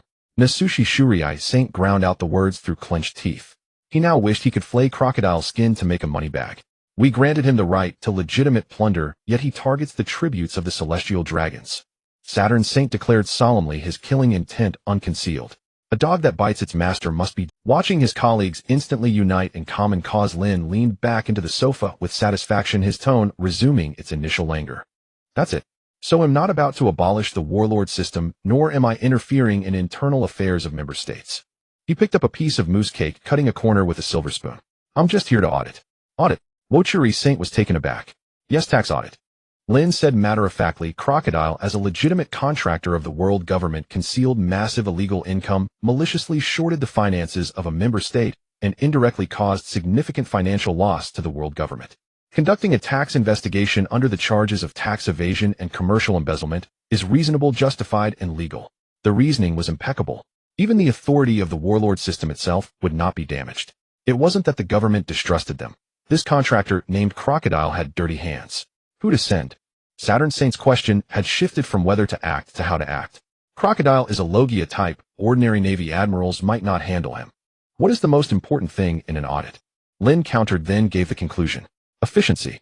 We must strike like thunder before the suspect transfers assets or destroys ledgers, seize both the man and the accounts. He raised a hand, casually pointing toward Marineford outside the window. Send Borsellino. Kizaru. Mars Saint hesitated. Deploying a Navy admiral against a single crocodile? Isn't that too much noise? If the noise isn't loud, how do we intimidate the other warlords who might have ulterior motives? Lin savored a bite of cake before continuing. Besides, Borsellino is the fastest. Nothing suits a tax audit better than light speed. Tell him the operation code name is Lightspeed Tax Audit. By any means, make Crocodile cough up every belly he swallowed over these years with interest. If even one belly is missing, deduct it from his salary. Nasushi Shuriai Saint had no further objections. He picked up his pen, grabbed a blank directive bearing the highest authority seal of the 5 elders, and with a ruthless glint in his eyes, swiftly wrote out the order. The 5 elders at the pinnacle of world power each pressed their seals onto this unprecedented tax audit. Thus began the tax audit storm, targeting the warlords of the sea. Marineford. In the office of the admiral. The mechanical clock on the wall ticked monotonously. Borsellino lounged with his long legs resting on the desk, holding a cup of hot tea, his eyes fixated on the red second hand. 10 seconds left. 5, 4, 3, 2, 1. It was exactly 5 o'clock in the afternoon. He leisurely set down the teacup, let his legs fall to the ground, stood up, and grabbed the yellow and white striped coat hanging on the back of the chair to drape over his shoulders. Punching out for the day. This was the most sacred and untouchable principle of his position as an admiral. Just as he took a step, the special phone bug with a golden shell and a white mustache suddenly rang. Bring, bring. Borsellino halted his steps. He looked down at the phone bug. The golden shell signified the highest authority of Mariawa. It usually only rings during a world conference or when a demon-slaying order is issued. It was now off-duty hours. He pretended not to hear and continued walking towards the door. The phone bug rang even louder, vibrating violently. The door was flung open. Admiral Sengoku strode in, holding a freshly printed fax paper, his expression dark. Vice Admiral Tsuru, following behind, furrowed her brows. Answer the phone. Borsellino. Sengoku pointed at the desk. Borsellino sighed, pouted, and slowly walked back to the desk to pick up the receiver. Moshi Moshi, this is Kizaru. The phone bug's face wriggled, transforming into a stern, authoritative elder's visage with round glasses perched on the bridge of his nose. Finance Warlord Nezushiro. The voice on the other end was flat and emotionless, yet carried a suffocating weight. You are being notified of a top-secret mission now. I've already clocked out. Borsellino elongated his tone. Shut up and listen, Nezushiro interrupted directly. Immediately proceed to the first half of the Grand Line, the Alabasta Kingdom. Alabasta. That's the territory of Warlord Crocodile. Borsellino scratched his chin. What for? To audit accounts. What? Borsellino suspected he had misheard. Crocodile has secretly formed a criminal organization in Alabasta, using his warlord privileges, concealing massive illegal income for a long time, maliciously shorting the finances of the affiliated country, causing it to be unable to pay the heavenly gold.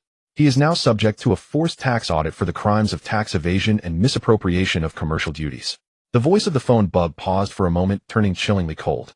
This is the unanimous decision of the 5 elders. Operation Codename Lightning Tax Audit. Borsellino's mouth fell open, speechless for a long time. Audit taxes. Have an admiral audit a warlord's taxes.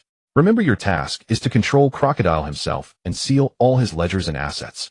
Get back all the berries he has swallowed over the years, principal and interest for the world government. Nezushiro issued the ultimatum: if even a single berry is missing, it will be deducted from your admiral's salary. Click. The phone hung up. Borsellino held the receiver that was making a busy signal. Turning to look at Sengoku, slammed the fax paper down on the desk, which bore the joint seal of the 5 elders. Marshal, are those old men up there drunk? Borsellino set the receiver down. The warlord system was decided by. Now they're asking me to audit the taxes of a warlord. and deduct my salary. Sengoku did not respond, his gaze fixed on the text on the fax, beads of sweat forming in his palm. Sir, what do you think? Sengoku turned to ask. Vice Admiral Tsuru stepped forward, examining the orders on the fax closely. This is taking advantage of the situation. Crocodile's underhanded dealings in Alabasta have raised suspicions in our intelligence department. But he has been very secretive, and we cannot grasp substantial evidence. Moreover, with the warlord's immunity, the Navy cannot move against him at all. So why are the five elders moving? Sengoku asked in confusion. Because of money. Tsuru's gaze fell on the words tax evasion. Alabasta has failed to pay the heavenly gold for 3 consecutive years. In the past, the government only blamed the king's incompetence. But the logic of this order has changed. They are telling everyone that the warlords are dogs raised by the government. Dogs can go out to bite, people can steal meat to eat, but must never stick their paws into the master's pocket. Crocodile has touched the treasury of Alabasta, which is equivalent to touching the heavenly gold. This has violated the taboo of the celestial dragons. Sengoku's clenched fist slowly relaxed. He recalled the lazy yet extremely cold face of the agriculture warlord Saint Bit from a few days ago in Mariawa, sending the rabble from the Kingdom of Rock to the Calm Belt as free labor, while conveniently calculating the supplies of the Revolutionary Army, now opening fire on the warlords under the pretense of tax auditing. This series of combination punches caught everyone off guard. Now Mariawa.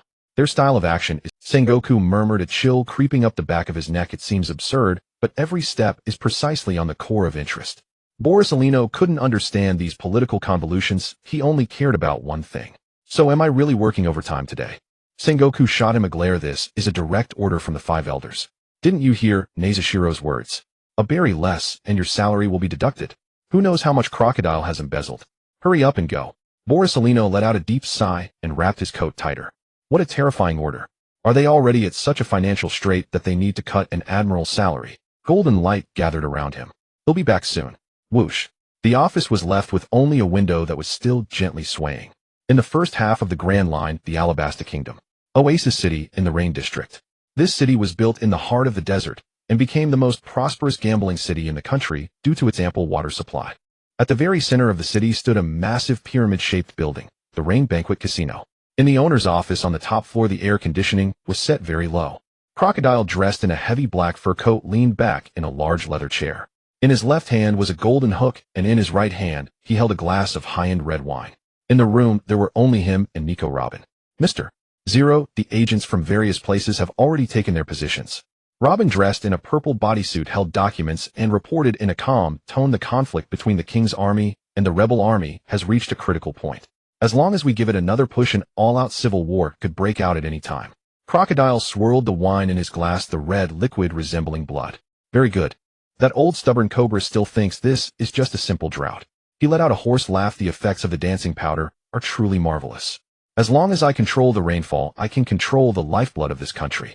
Once they are both severely injured, I will stand up as a national hero, quell the rebellion, and take over everything. By then, Alabasta will be mine. The ancient weapon Pluton hidden beneath this country will also belong to me. With Pluton, I can establish an ideal military nation that the world government cannot intervene in. Robin closed the documents, watching Crocodile's arrogant demeanor.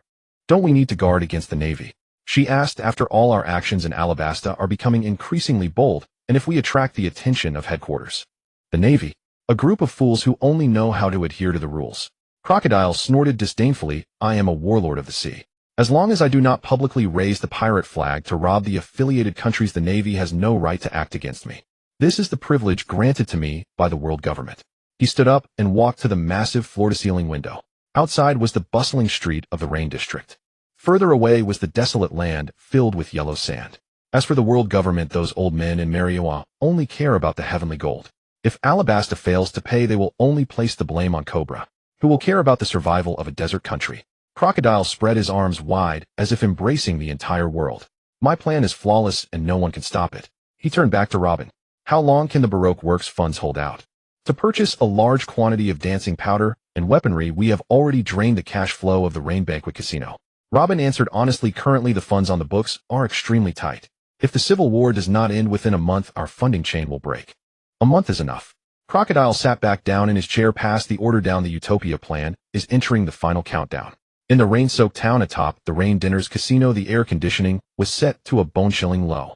Crocodile lounged in a spacious executive chair, exhaling a thick plume of cigar smoke.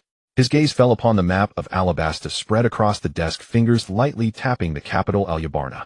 The plan was now at its final stage. The rift between the royal army and the rebels was beyond reconciliation. A single spark would set the entire kingdom ablaze. Nico Robin stood nearby, organizing deployment documents for several high-ranking agents, then placed them on the corner of the desk. Mr. Zero, the funding chain cannot be delayed much longer, Robin reminded. It won't need long, Crocodile replied, picking up his wine glass. Within a month I will obtain what I desire. By then money will no longer be an issue. Just as the red wine reached his lips, a blinding golden light suddenly pierced through the ceiling of the Rain Dinners casino.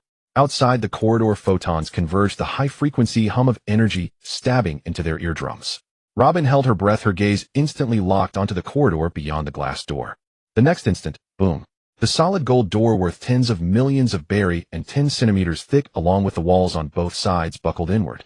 The entire door panel tore from its frame, hurtling like a flung biscuit across the office, carving through the thick carpet before shattering the mahogany desk in front of Crocodile. With splinters and papers exploded into the air. Crocodile remained seated, still holding his glass. The goblet in his hand had already shattered, the crimson wine trickling through his gold-ringed fingers, drip by drip, staining the carpet beneath his feet. The dust in the corridor settled.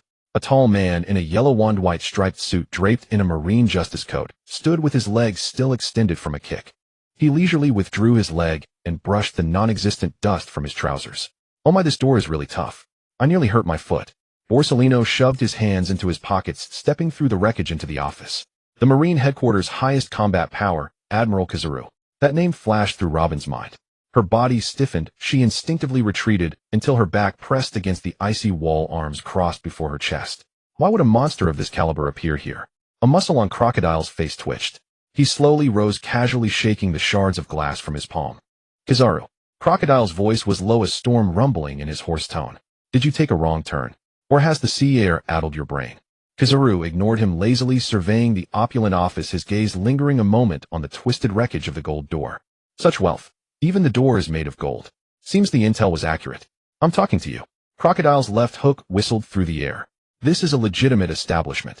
I am a Shichibukai recognized by the world government. Are you trying to tear up the treaty and ignite an all-out war between the world government and the 7 warlords? The Shichibukai system was a policy set by the Gorosei. As long as he didn't openly fly pirate flags and plunder, the Marines had no right to act against him. This was his privilege, the shield that allowed him to scheme in Alabasta. He was convinced Kizaru wouldn't dare overstep. Kizaru sighed, dramatically pulling a folded fax sheet from his pocket. I didn't want to come either. It's past quitting time, and I have to travel all the way to this sandy place. But order. He unfolded the paper. At the bottom, 5 scarlet seals caught Crocodile's eye, the joint mark of the Gorosei, the highest authority of the world government. Crocodile's expression hardened. This wasn't from Marine headquarters. It was a direct order from Mary Geoise. Could it be that the matter of Pluton had been exposed? No, impossible. Only he and that woman knew about it. Kizaru cleared his throat and began reading the Sir Crocodile. It has been verified that by abusing your Shichibukai privileges, you secretly established the criminal organization Baroque Works in Alabasta and long concealed massive illegal income. You maliciously shorted the treasury of a member nation, causing the kingdom of Alabasta to fail to pay the heavenly tribute for 3 consecutive years. Pausing here, Kizaru glanced at Crocodile, his eyes full of pity that said, "You're in deep trouble." Crocodile froze. He had prepared a dozen rebuttals about Pluton, even ready to fight his way out. But what was he hearing? Concealing illegal income. Shorting the national treasury. Kizaru continued, "You are hereby charged with tax evasion and commercial embezzlement. All assets under your name are to be forcibly seized. These are the heavenly tribute, tax evasion penalty, and asset seizure order, personally signed by finance god Nasajiro." He turned the paper to show Crocodile. "According to the calculation, you must immediately pay the back owed heavenly tribute plus various fines totaling 10 billion berry." Kizaru shrugged, complaining, "I'm just following orders. Pay up quickly and I can report back. Maybe even catch the late-night snack at headquarters. But if you don't, or if you're even 1 berry short," Lord Nasajiro said, "the difference will be deducted from my salary. That would mean you're violently resisting law enforcement." Scary, isn't it? The office fell into dead silence. By the wall, Robin's usually unflappable face was etched with a pirate being audited by a Marine Admiral and being slapped with a 10 billion berry fine. Crocodile's expression froze solid. He stared intently at the paper in Kizaru's hand, the words tax evasion echoing in his ears. He was a pirate. He burned, killed, and pillaged. He formed an assassin syndicate, plotted to usurp a kingdom, and sought to seize an ancient weapon. Any single crime he had committed was enough to warrant public execution. Yet now the world government sent a Marine Admiral across half the Grand Line, kicked in his gold door, and presented him with a fine, saying you evaded taxes, pay 10 billion berry. An indescribable absurdity seized every nerve in his body. This was humiliation. An outright mockery, treating him like a petty market trader shortchanging his customers. 10 billion berry. Crocodile lowered his head, his shoulders beginning to tremble uncontrollably. Yes, 10 billion. Cash or gold. I brought warships to carry it. Kizaru kindly reminded. Is that old fool Sengoku, and those geeks in Mary Geoise, all mad? Crocodile snapped his head up, veins bulging on his forehead, his voice hoarse with fury. If you want an excuse to start a war, can't you even fabricate a decent one? Tax evasion. I'm a pirate. When the hell did I ever pay taxes to you? Kizaru shrugged helplessly. It's not my fabrication. Those were the Gorosei's own words. You raided Alabastus treasury, causing the celestial dragons not to get their payment. Their logic is quite clear. Bullshit. Crocodile exploded completely. This humiliation made him lose all reason. His right hand instantly turned to sand, a wild sandstorm billowing. The office's chill was devoured by the scorching sands, the carpet and remaining furniture torn apart by the gale. If you want to take my money, see if you have the skill. Oh dear. Kizaru's lazy voice sounded through the sandstorm, golden light gathering at his fingertips. Forcing me to work overtime? Such a nuisance. The sandstorm raged atop the rain banquet. Crocodile's roar was completely drowned out by the high-frequency hum of energy. Desert Spada. He struck in fury, his right hand slashing downward. A massive blade formed from densely compressed sand, sharp enough to tear steel, slice straight toward Kizaru's face. Yet Kizaru didn't even move. He raised his right hand, the tip of his index finger glowing with golden light. Too slow, he murmured. And too dark. Yasakani no Magatama. The moment he spoke, a torrent of billions of golden light bullets poured from his fingertip. The speed of light instantly tore apart the tangible sand blade. It also riddled the entire sandstorm Crocodile had raised, turning it into a sieve full of holes. Each beam precisely evaporated the core of the sandstorm, disintegrating it completely. What a... Crocodile was startled, immediately elementalizing and retreating, trying to gain distance. Speed is weight. Have you ever been kicked at the speed of light? That languid voice sent chills down his spine. It came from behind him. Impossible. Crocodile's eyes narrowed sharply. Before he could turn, an irresistible, terrifying force struck his waist. The lightspeed kick coated with advanced armament Haki landed squarely on his side. Haki forcibly broke through his elemental form, making him feel not like intangible sand, but fragile flesh and blood. Crack. The crisp sound of bones snapping echoed clearly in the empty room. Crocodile was sent flying, crashing through 3 load-bearing walls in succession, slamming heavily into the rubble. 3 ribs were instantly broken. The agony nearly made him faint, and his elementalization was forcibly interrupted. Kizaru strolled over, pulled a pair of sea-stone handcuffs from his suit pocket, and deftly flicked them open. Click. The cold metal rings locked around Crocodile's wrists. The battle ended in less than a minute. Cough. Cough. Crocodile lay on the ground, gasping for breath, each inhalation tinged with bloody froth. He glared at Kizaru's perpetually carefree face, his eyes filled with resentment and absurdity. The grand plan he had schemed for years to usurp the kingdom, his ambition to seek the ancient weapon Pluton, ended in such an ironic manner. I still have to go back for a late-night snack. Kizaru dusted off his hands. Crocodile, where is your money hidden? There was no answer. Kizaru didn't mind. His observation Haki had already covered the entire building. He glanced at the end of the corridor. It was empty. That woman named Nico Robin had fled without a trace the moment he had kicked. Kizaru didn't pursue. His mission list didn't include capturing a wanted criminal, only tax inspection. He transformed into a beam of golden light and shot straight into the underground of the rain banquet. The door to the underground vault was violently forced open with a lightspeed kick. Dazzling light flooded the basement. Chests of gold, bricks, piles of berries, and precious jewelry were piled up like a mountain. Kizaru rubbed his chin, beginning to estimate. About 3 billion in cash and roughly 4 billion in gold and jewelry. That's only 7 billion total. He frowned. Saint Nasajiro had given a direct order: if a single berry was missing, it would be deducted from the admiral's salary. The fine was 10 billion, and they were still 3 billion short. Kizaru turned to the several marine officers who had followed him in. Load all this onto the ship. The officers exchanged glances. A bold captain couldn't help but say, Admiral Kizaru, this. How is this any different from looting? It goes against. The officers exchanged glances. A bold captain couldn't help but say, Admiral Kizaru, this. How is this any different from looting? It goes against our marine justice. Difference. Kizaru glanced at him.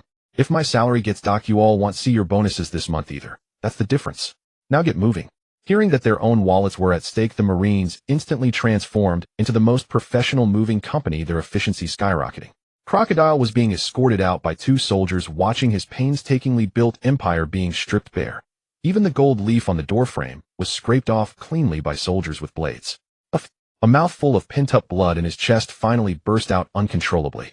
"Madmen. You bunch of madmen," he muttered hoarsely. "The Marines. You Marines are even worse than pirates." A few days later, in the waters near the entrance to the Grand Line, the Mary rose and fell on the waves. Luffy sat on the sheep-shaped figurehead, holding a fishing rod, yawning out of boredom. "I'm so hungry.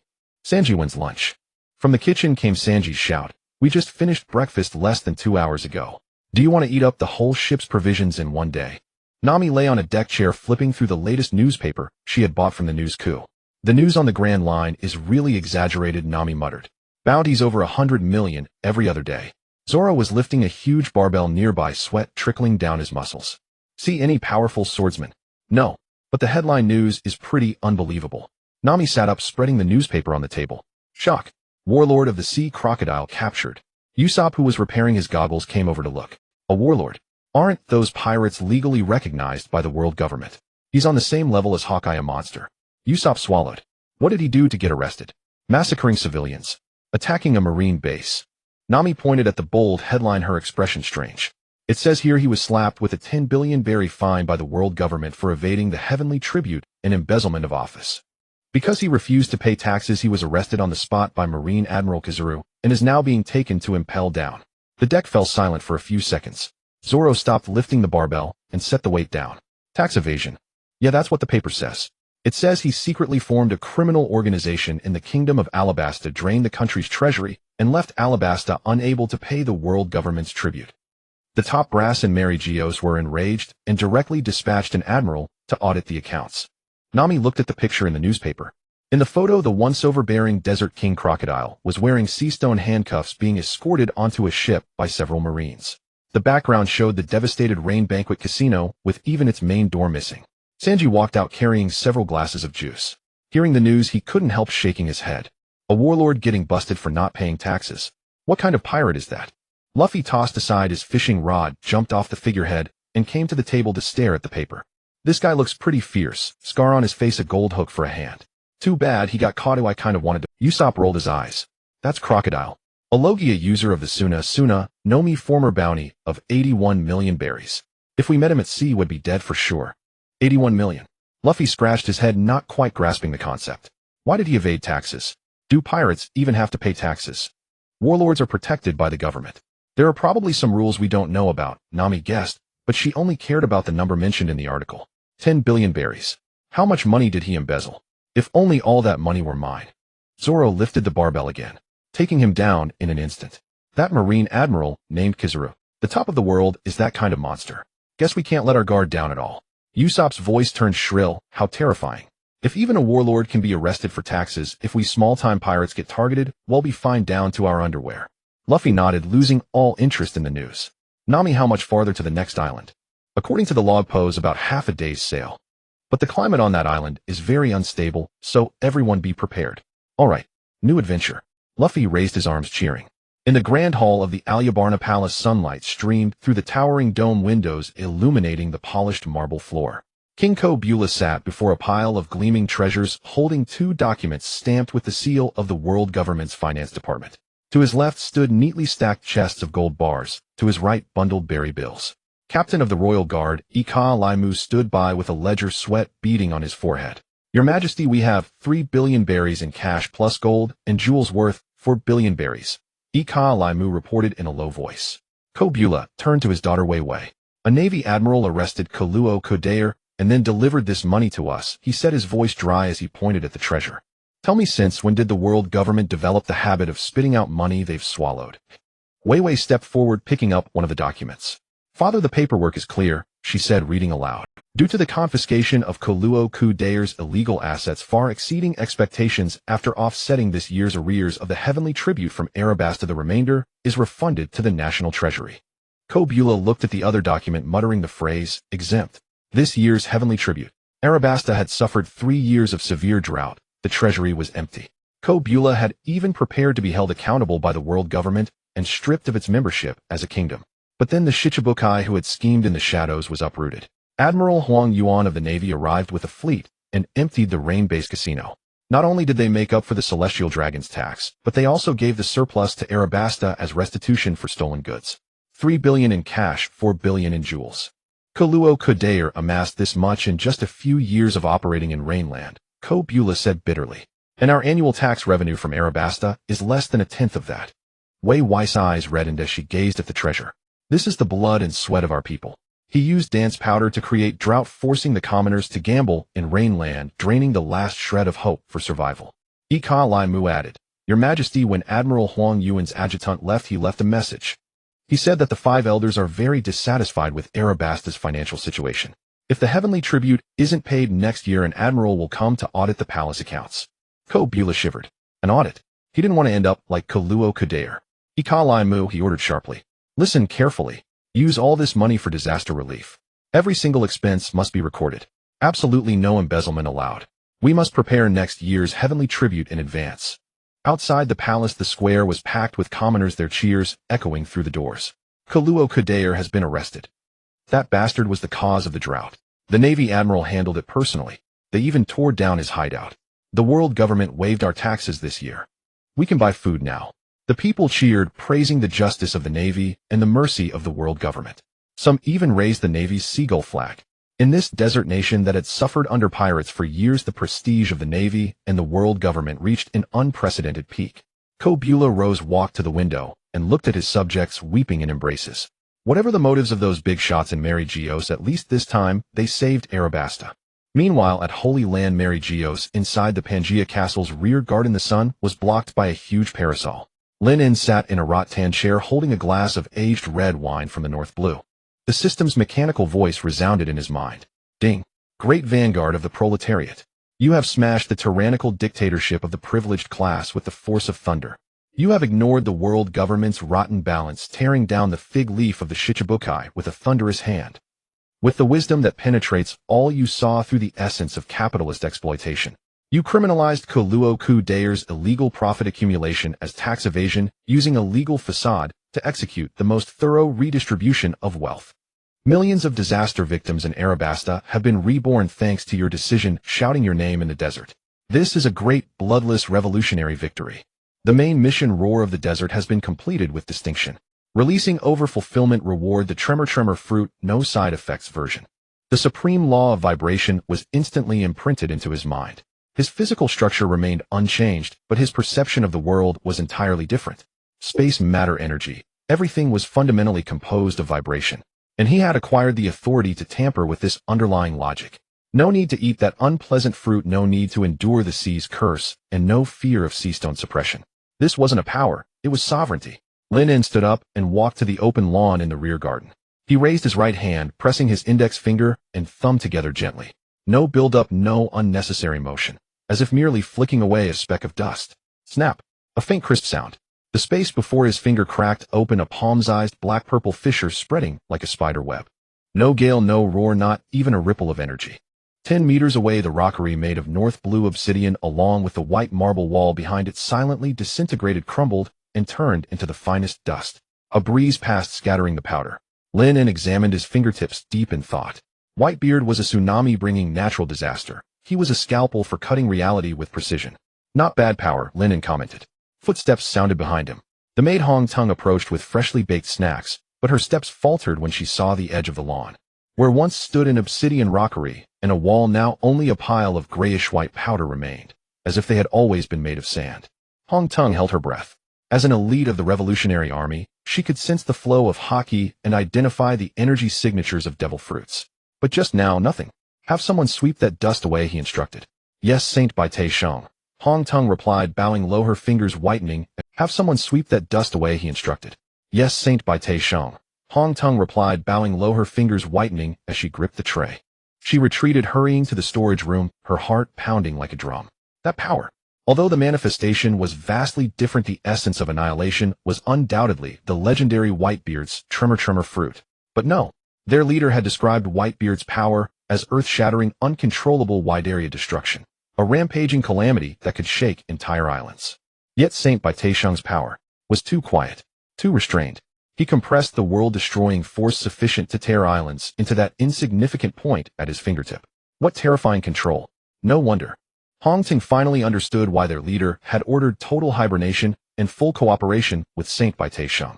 This esteemed figure not only manipulated the political arena but also possessed personal strength that had already reached, even surpassed the pinnacle of this world. He had been hiding this power all along, waiting for the right moment to deliver the most silent, most deadly blow to the celestial dragons in the final battle. This intelligence must be transmitted immediately. Chief Duo La Ge needed to know that their comrade in Mary Geoise possessed not just insider value, but god-tier combat power capable of ending the war single-handedly. Lin En took a bite of a snack, and the system panel materialized before him. Host Lin En Identity 5 Elders Agricultural War God Saint Bai Taisheng Abilities Armament Haki Advanced Raiwo Observation Haki Future Sight Conquerors Haki Advanced Infusion 6 Powers Mastery Life Return Mastery Tremor Fruit Ability Conceptual Version. He had accumulated substantial capital in this world. With these abilities as a foundation, even if Emu one day went mad and tried to purge him, Lin En would have the confidence to overturn the table. Lin En raised his glass and drained the remaining red wine. In the power hall of Panga City, the report submitted by Kizaru lay silently at the center of the ebony long table. Lin flipped through the thick list, his gaze sweeping over the densely packed figures. A fine of 10 billion berries. Kizaru had exceeded expectations. Not only had he gathered enough cash and gold, but the end of the list also included a long string of physical collateral. 2 pure gold doors from the Rain Dinners Casino, 20 famous oil paintings, 300 square meters of Persian handwoven carpets. He hadn't even spared the gilded faucets in the restrooms.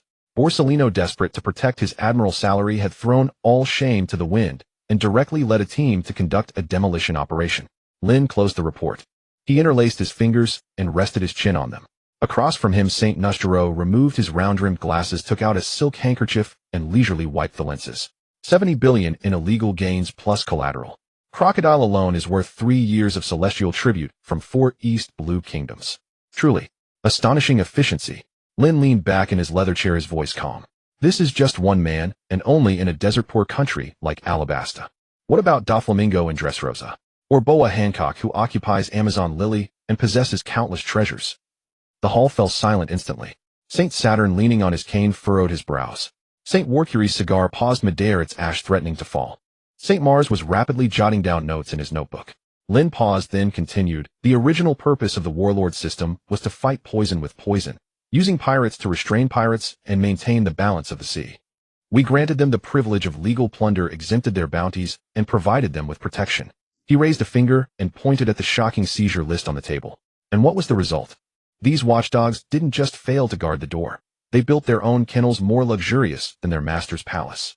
Under the banner of the world government, they've been amassing wealth for themselves, lining their own pockets. Crocodile dared to reach into Alabasta's treasury. Others will dare to reach into the celestial tribute transport ships. Saint Nostero put his glasses back on, his gaze behind the lenses sharpening. You're saying the warlord system has gone out of control? Saint Nostero put his glasses back on, his gaze behind the lenses sharpening. You're saying the warlord system has gone out of control? They pocket the money they earn, but when they cause trouble, the Navy has to clean up their mess. There's no such easy job in the world. Saint Mercury exhaled a puff of smoke, his voice deep. Abolish the warlords. The Navy's pressure would be immense. The 4 emperors in the New World have been making frequent moves recently. We need this force. I said I'm not abolishing the warlords. Abolish? How could that be? These great pirates were all incredibly skilled at amassing wealth. Eliminating them outright would be a waste. The right course was to control them and make them regularly hand over their riches. When a dog doesn't obey, you don't kill it. You put a collar on it. Lin placed both hands on the table, leaning slightly forward, and looked around at the others. I propose that, taking advantage of Crocodile's capture, we set down rules for the remaining 6 warlords. Saint Saturn raised his head. How? Summon them to Navy headquarters for a meeting. Impossible. Saint Mars immediately shook his head, his tone sharp. Except for Kuma, who's a cyborg, which of the others isn't a rebellious soul? Doflamingo plays the underground king in Dressrosa. Mihawk's whereabouts are unknown, and Jinbi has been paying us lip service, expecting them to obediently come to a meeting. It's a pipe dream. Lin tapped his fingers lightly on the table. Before, they didn't come because the government was too lenient with them. Meetings were just a formality. Coming or not didn't matter. But this time is different. Lin picked up Kazara's report and waved it in the air. This meeting's theme is asset and ideology assessment.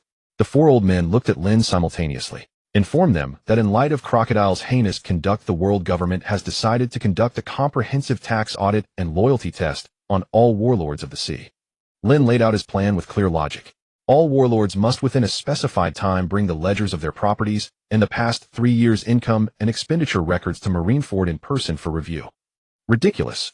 Saint Saturn was the first to oppose, thumping his cane heavily.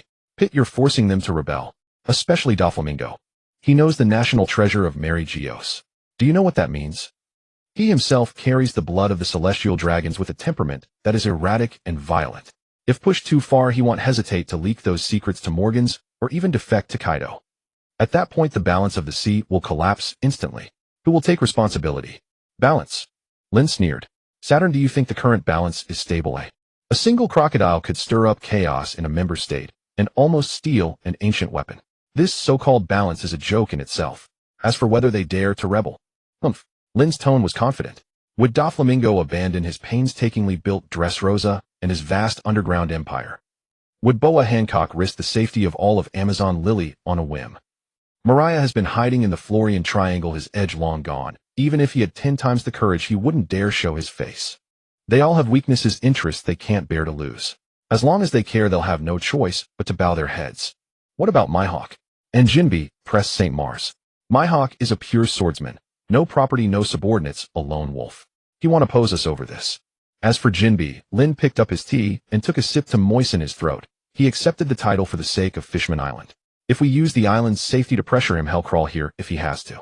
And if they refuse, St. Nostro asked the most critical question, his fingers already unconsciously stroking the table. Lin spread his hands, his tone light. Refusal to submit to audit is tantamount to desertion. Directly revoke the warlord title, reinstate the bounty, dispatch the navy for military suppression, and seize all assets. He finally looked at St. Nostro. Crocodile, a man scrabbling in the desert, yielded 70 billion. Then what about Doflamingo, who controls the underworld, trafficking weapons and devil fruits? His wealth is at least 10 times Crocodile's. Conservative estimate. 700 billion berries. 700 billion berries. This number detonated like a silent bomb in the power hall. The entire hall fell into a dead silence. St. Warcury's hand, extinguishing his cigar, trembled slightly, crushing the precious cigar out of shape. St. Mars' pen scratched a long ink mark across his notebook. St. Saturn, who had just been filled with rage, now froze in place. Their breaths, almost in unison, grew heavier. This sum alone could fill the Navy headquarters' military budget for the next 5 years and significantly enrich the treasury of Mary Geoise. I agree. St. Warcury abruptly stubbed out his cigar and made the decision. We can no longer let these pirates ride roughshod over the government. It's time they recognize their place. They are merely tools of the government. St. Mars also nodded. This is a perfect opportunity to fundamentally weaken their independence. Use taxes and audits to control them, make them understand that their privileges are granted by the world government and can be revoked at any time. St. Saturn, seeing the fervor in the other's eyes, finally sighed and no longer opposed. In the face of profit, the so-called balance risk was insignificant. St. Nostro no longer hesitated. He directly took a blank order sheet and a fountain pen. When will the meeting be held? 15 days from now. Lin gave the time. Give them enough time to hesitate, struggle, and finally face reality. Have Sengoku deliver the notice. Tell him that he is fully responsible for the security of this meeting. Anyone who causes trouble in Marineford is to be executed on the spot without trial. St. Nostro wrote swiftly, his pen flowing like a dragon, and heavily stamped his seal. The order sheet was passed around the table, and each of the 5 elders affixed their seals in turn. Finally, the document reached Lin. He picked up the seal on the table and pressed it down. A mandatory summons order powerful enough to shake the entire sea was thereby born. Naval Headquarters, Marineford. In the Marshal's office. Sengoku stared intensely at the fax document. On the document, 5 striking red seals marked Supreme Authority stung his eyes. He gripped it too tightly, the edges of the paper starting to curl. His temples throbbed, and it felt as if the blood vessels in his brain could burst at any moment, causing his vision to darken.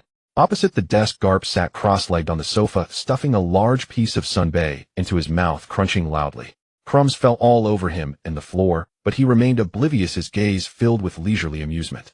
Sengoku, your face looks worse than that ice cube of Akiji's. Garp mumbled, nonchalantly grabbing Sengoku's teacup and gulping it down in one go, finishing with a resounding burp. Bang! Sengoku slammed his palm down on the table. The thin fax paper jumped half a foot into the air before fluttering back down. Look for yourself. See what brilliant idea those high-ranking officials have come up with. Garp lazily leaned over, casting a quick glance at the paper. In just a second, his eyes widened in disbelief. Pooh, cough. Cough, cough, cough. A mouthful of half-chewed senbei along with the hot tea he had just swallowed sprayed all over Sengoku's face. Immediately after, fits of uncontrollable earth-shattering laughter and coughing erupted. Cough, cough. Ha ha ha. Let the 7 warlords hold a meeting at headquarters. And they want to bring their financial records. What sort of asset evaluation and tax audit is this? Cough, cough.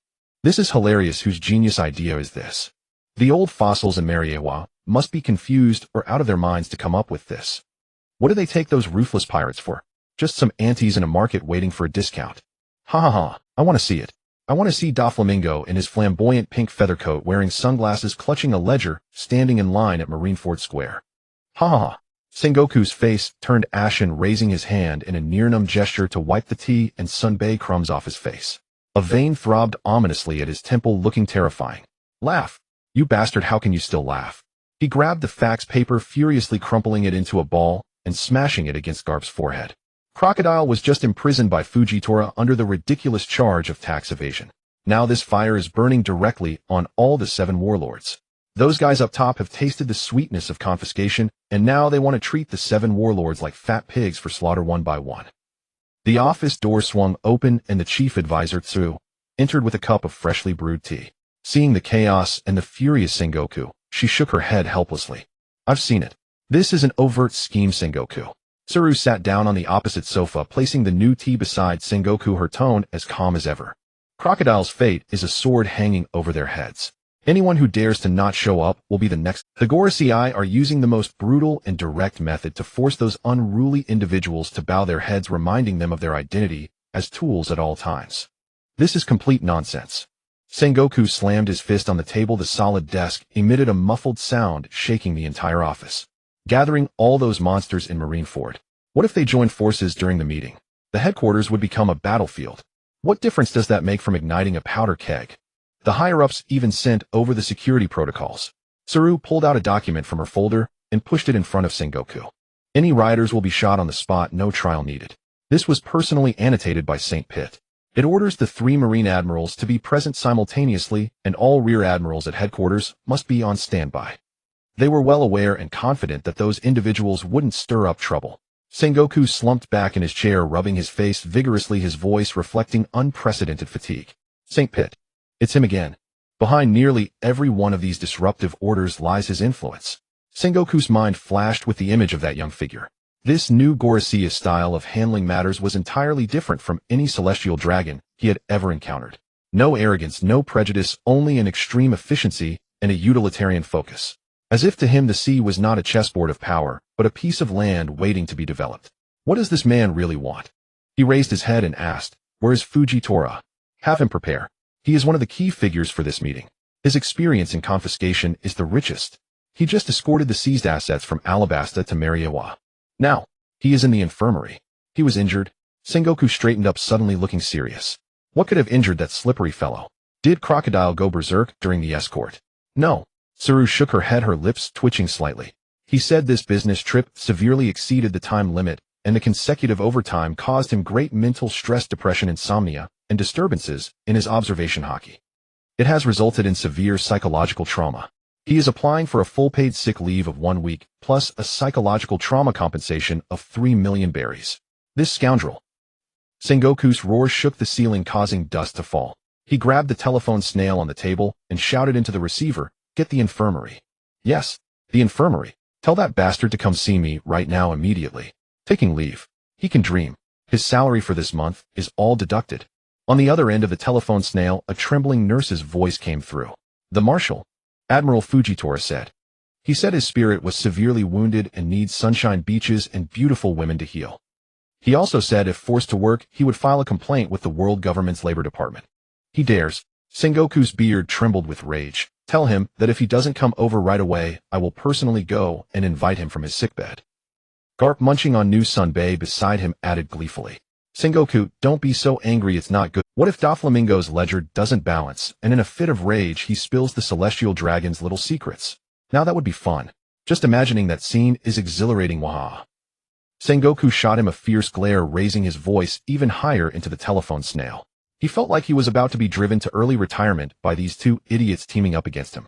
He took a deep breath, forcing himself to calm down, and then with the authority of the Marshal issued the final command.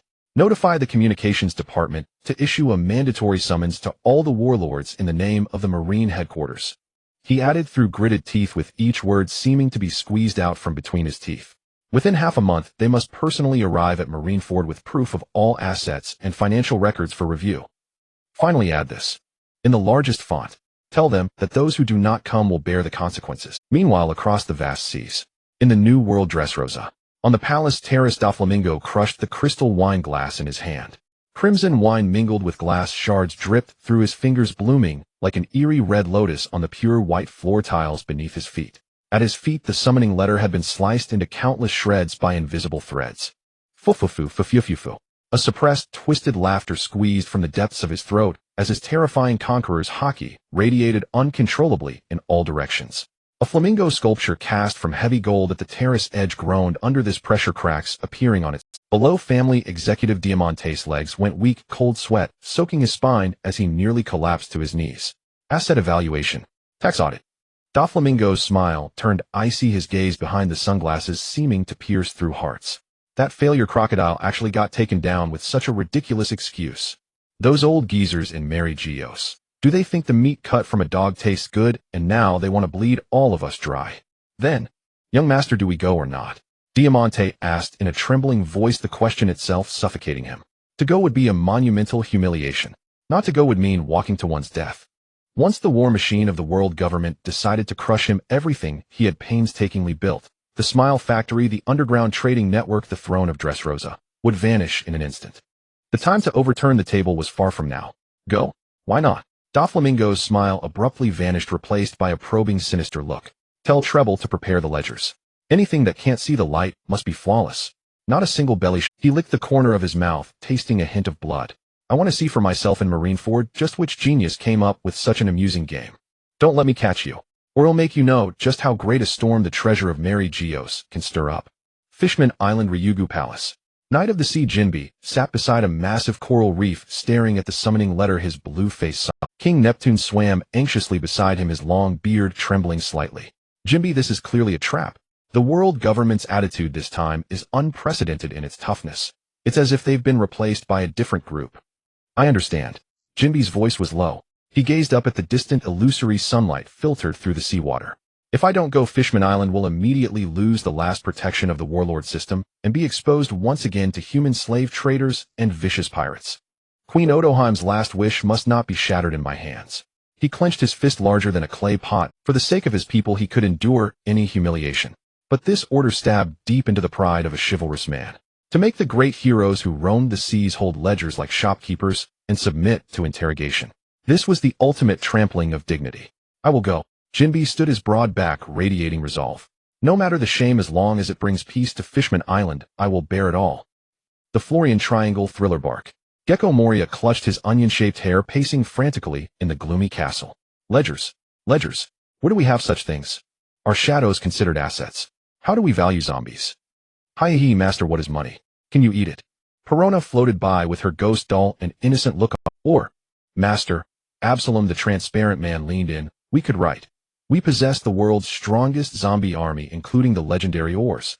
Shadow reserves in the thousands. Total asset valuation. 1 trillion belly. Moria's eyes went wide instantly. He slapped his thigh and burst into a self-satisfied maniacal laugh. Hee. Great idea. Write it just like that. Make it even more exaggerated. List or size the battle records of every general zombie. I'll use this ledger to scare those marine bastards to death. Let them know my terror. Amazon Lily. Hancock tossed the summoning letter into the brazier, lifting her chin proudly, her face even more radiant with anger. You want me to submit to an audit by those commoners? It's an insult to the world's most beautiful woman. What right do they have?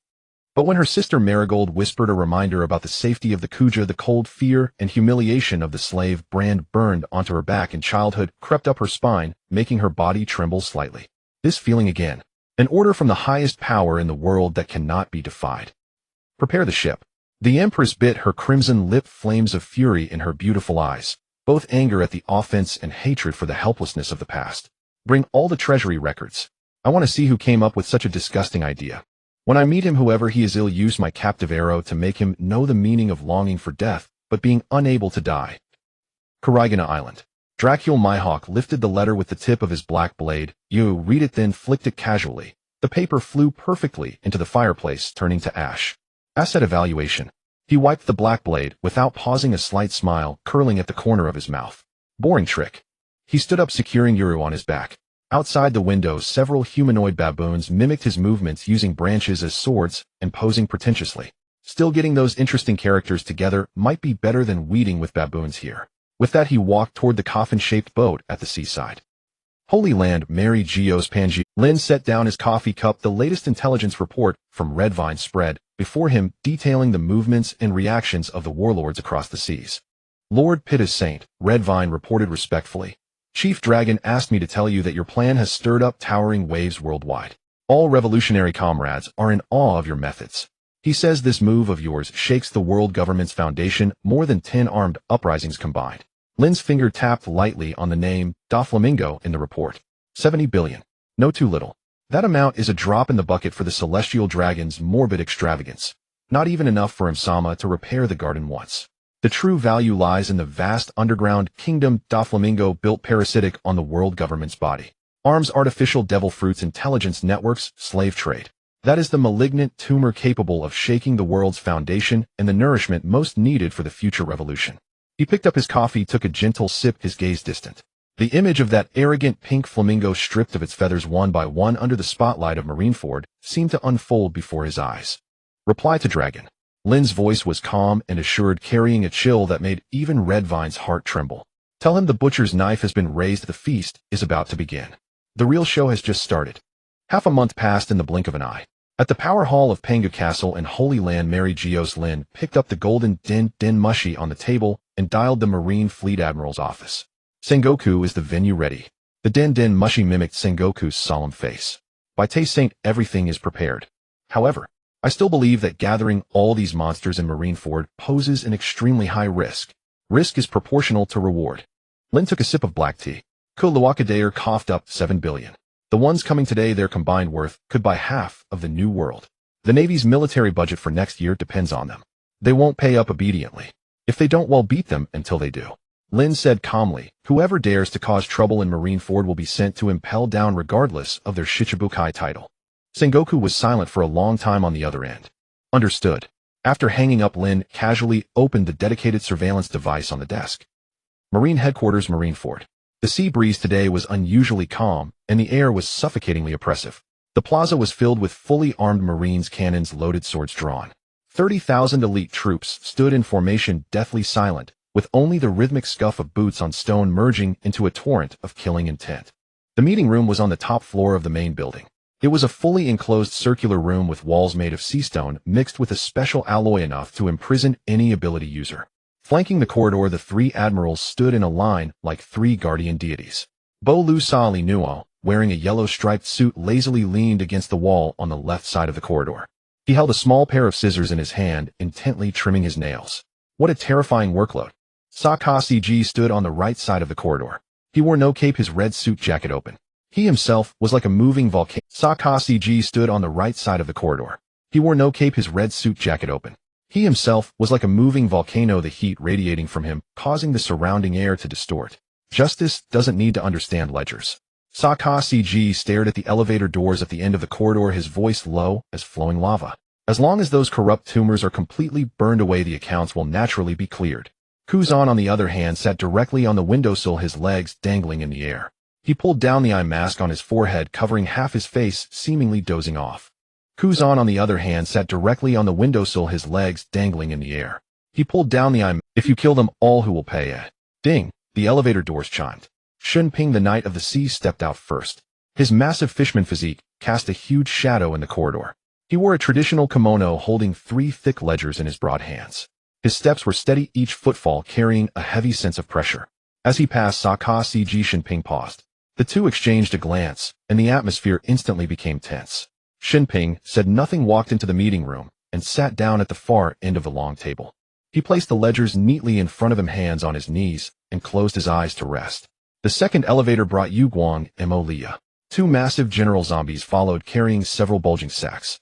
Hee wow, this lineup is really scary. Mo Lia cackled as he walked out. The 3 admirals acting as doormen. Is that old man Zhang trembling with fear inside? Bo Lu Sa Li Nua blew the nail clippings from his fingers without even lifting his eyelids. Molia, if one of your zombies dares to drop a piece of rotten meat in this corridor, they'll kick your head into your own stomach. Molia's laughter abruptly stopped. He sullenly had the zombies drop the sacks at the door, then walked and pulled out a chair and sat down heavily. Zhangguo. Molia slammed a list onto the table. This is the combat data of all my zombies and the reserve list of shadows. Thriller Bark is a small business. We only store shadows, not money. You Navy can appraise it yourselves. Zhangguo sat at the head of the table flipping through a document without even looking up, as if he hadn't heard. The crisp sound of high heels came from the corridor. Boyahan Ku emerged from the elevator flanked by 2 rows of female warriors from Amazon Lily. The female warriors pushed 5 heavy carts piled with gold bricks, pearls, and various gems, shimmering so brightly that they nearly dazzled the eyes. Han Ku walked past the line of the 3 admirals without a sideways glance, her chin slightly raised with a haughty expression. When she reached the meeting room door, she stopped and looked back at the treasures with disgust. Unload the things at the door. She walked into the meeting room, chose the seat farthest from everyone, and turned her head away, her face filled with disgust at being in the same room as common mortals. That's 10 years' worth of taxes from Amazon Lily. Han Ku said coldly to Zhangguo. After counting it, don't send such tedious summons again. I have no time to play such childish games with you. Yinmi Huaku came up the stairs. He pushed open the stairwell door and brushed the dust off his clothes. He carried the massive black blade, Yi, on his back, hands in his pockets like a neighbor dropping by. Yen, Zhangguo finally looked up. Where is your ledger?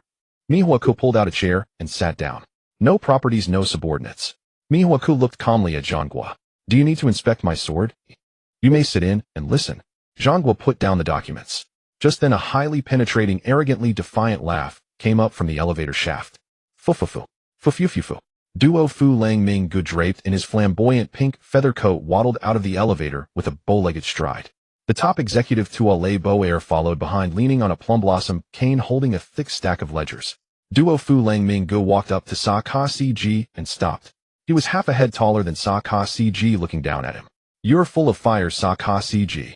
Duo Fu Lang Ming Gu grinned, his eyes behind the sunglasses full of provocation. I hear you made a windfall in Alabasta. What got a taste of the sweetness and want to take a bite out of us too? Sa Ka CJI's right arm instantly melted, turning into scorching magma that dripped onto the floor with a sizzling, corrosive sound. Pirate. Sa Ka CG squeezed out 2 words through gritted teeth. Put away your underworld antics. This is Marine Ford. Take one more step forward and you won't leave intact. Fufufu's such a bad temper. Duo Fu Lang Ming Gu sidestepped the magma on the floor and swaggered into the meeting room. He walked to the long table, placed his hands on the surface, and looked down at Zhangguo in the main seat. Tuale Boair stepped forward and slammed the beautifully bound stack of ledgers onto the table with a loud smack, sending papers flying. I heard the world government is so broke it wants to squeeze oil out of our bones. Duo Fu Lang Ming Gu adjusted his red sunglasses, his gaze sweeping over Zhangguo and Vice Admiral. His face is cold and provocative. He abruptly pulled out a chair, sat down heavily, and slammed his feet onto the conference table with a bang. Those pointed leather shoes were pointed directly at Fleet Admiral Zhangguo's face. This is the ledger of Dressrosa for the past 3 years. Duo Fu Lang Ming Gu spread his arms and leaned back, his posture extremely arrogant. Unfortunately, my country has been running at a loss for years. Factories closed, citizens can't even get enough to eat. I'm almost bankrupt. He grinned exaggeratedly at Zhangguo. Marshal Zhangguo, you called me all the way here. How much relief money are you planning to give me? At the Holy Land of Mary Geoise, within the castle of Pangaea, the Hall of Authority, Lin sat upright on a genuine leather sofa, his fingertips tapping lightly on the armrest. Before him, a golden din mushy broadcasted every sound from the conference room in Marineford, word for word in real time. He closed his eyes and reposed, a faint smile curling at the corners of his mouth. The grand spectacle he had orchestrated with his own hands had finally commenced. He was eager to see what brilliant sparks would fly when these monsters, shackled together by the chains of legality, collided. In the circular conference room atop Marineford's main building, a deathly silence reigned. The heavy sea stone doors were pushed open. 5 Marine Finance Department officers, their shoulders bearing the rank of Rear Admiral, stepped inside. They carried the world government's most advanced portable analytical computers and a stack of blank asset declaration forms. Leading them was Chief Finance Rear Admiral Roy, known throughout the Marines as the Iron Abacus, infamous for his rigidity and lack of human feeling. Now he forcibly straightened his back, feigning composure, but the beads of sweat dripping from his brow and the faint tremor in the fingers holding the documents betrayed everything. Seated here were 7 monsters capable of toppling nations with ease. Their very presence had transformed this solemn conference room into a coliseum imprisoning prehistoric beasts. The audit began in the stillness. Iron Abacus Roy took a deep breath and approached Gecko Moria, the most massive figure in the room. He opened the asset inventory that resembled a treasure map. The moment he glanced at it, his rigid face cracked. Lord Moria. Roy's voice was hoarse and tight. This list you provided: quality shadow reserve, 6,000 units, each unit valued at 100 million berries. Comprehensive intangible assets, total valuation, 1 trillion berries. Roy's voice warped with shock, creating a ridiculous echo in the silent chamber. Doflamingo, with his feet crossed on the table, lightly tapped his toes, and behind his sunglasses the corners of his mouth silently spread into a mocking grin. Dracul Mihawk paused for a split second in his motion of wiping his black blade. Moria leaned back, his colossal frame, his custom chair emitting a harsh screech.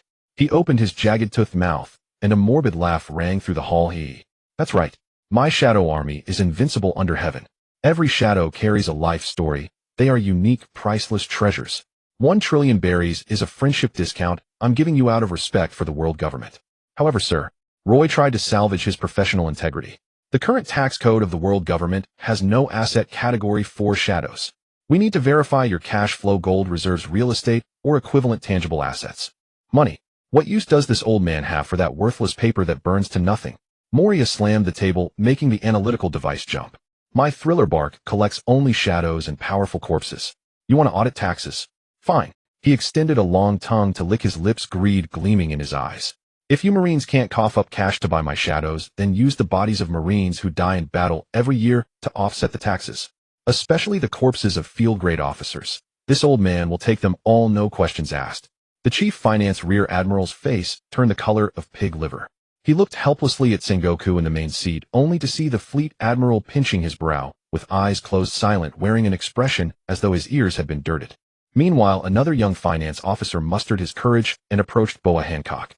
Remembering his colleague's warning, he kept his head low, not daring to let his gaze stray even a fraction. He respectfully held an asset verification form with both hands, cautiously stopping 3 meters away from Hancock. Lady Hancock, per procedure, please present the detailed income and expenditure ledgers of the Amazon Lily Kingdom, so that we may conduct a verification. Before he could finish his sentence, a fragrant wind swept past, and a deadly sound of piercing air rang out. Hancock had already risen, and her long jade-like legs, reputed as the world's most beautiful, transformed into the most lethal weapon. Bang! The heel of her high-heeled shoe kicked precise and viciously into the finance officer's abdomen. The Marine officer's face changed color instantly. Before he could even scream, his body shot back like a cannonball, slamming violently into the hard sea stone wall. Crack! The wall shattered on impact, a shocking web of fissures spreading out. He slid to the ground, vomiting a mouthful of blood mixed with fragments of internal organs. His body convulsed twice, and he immediately fainted.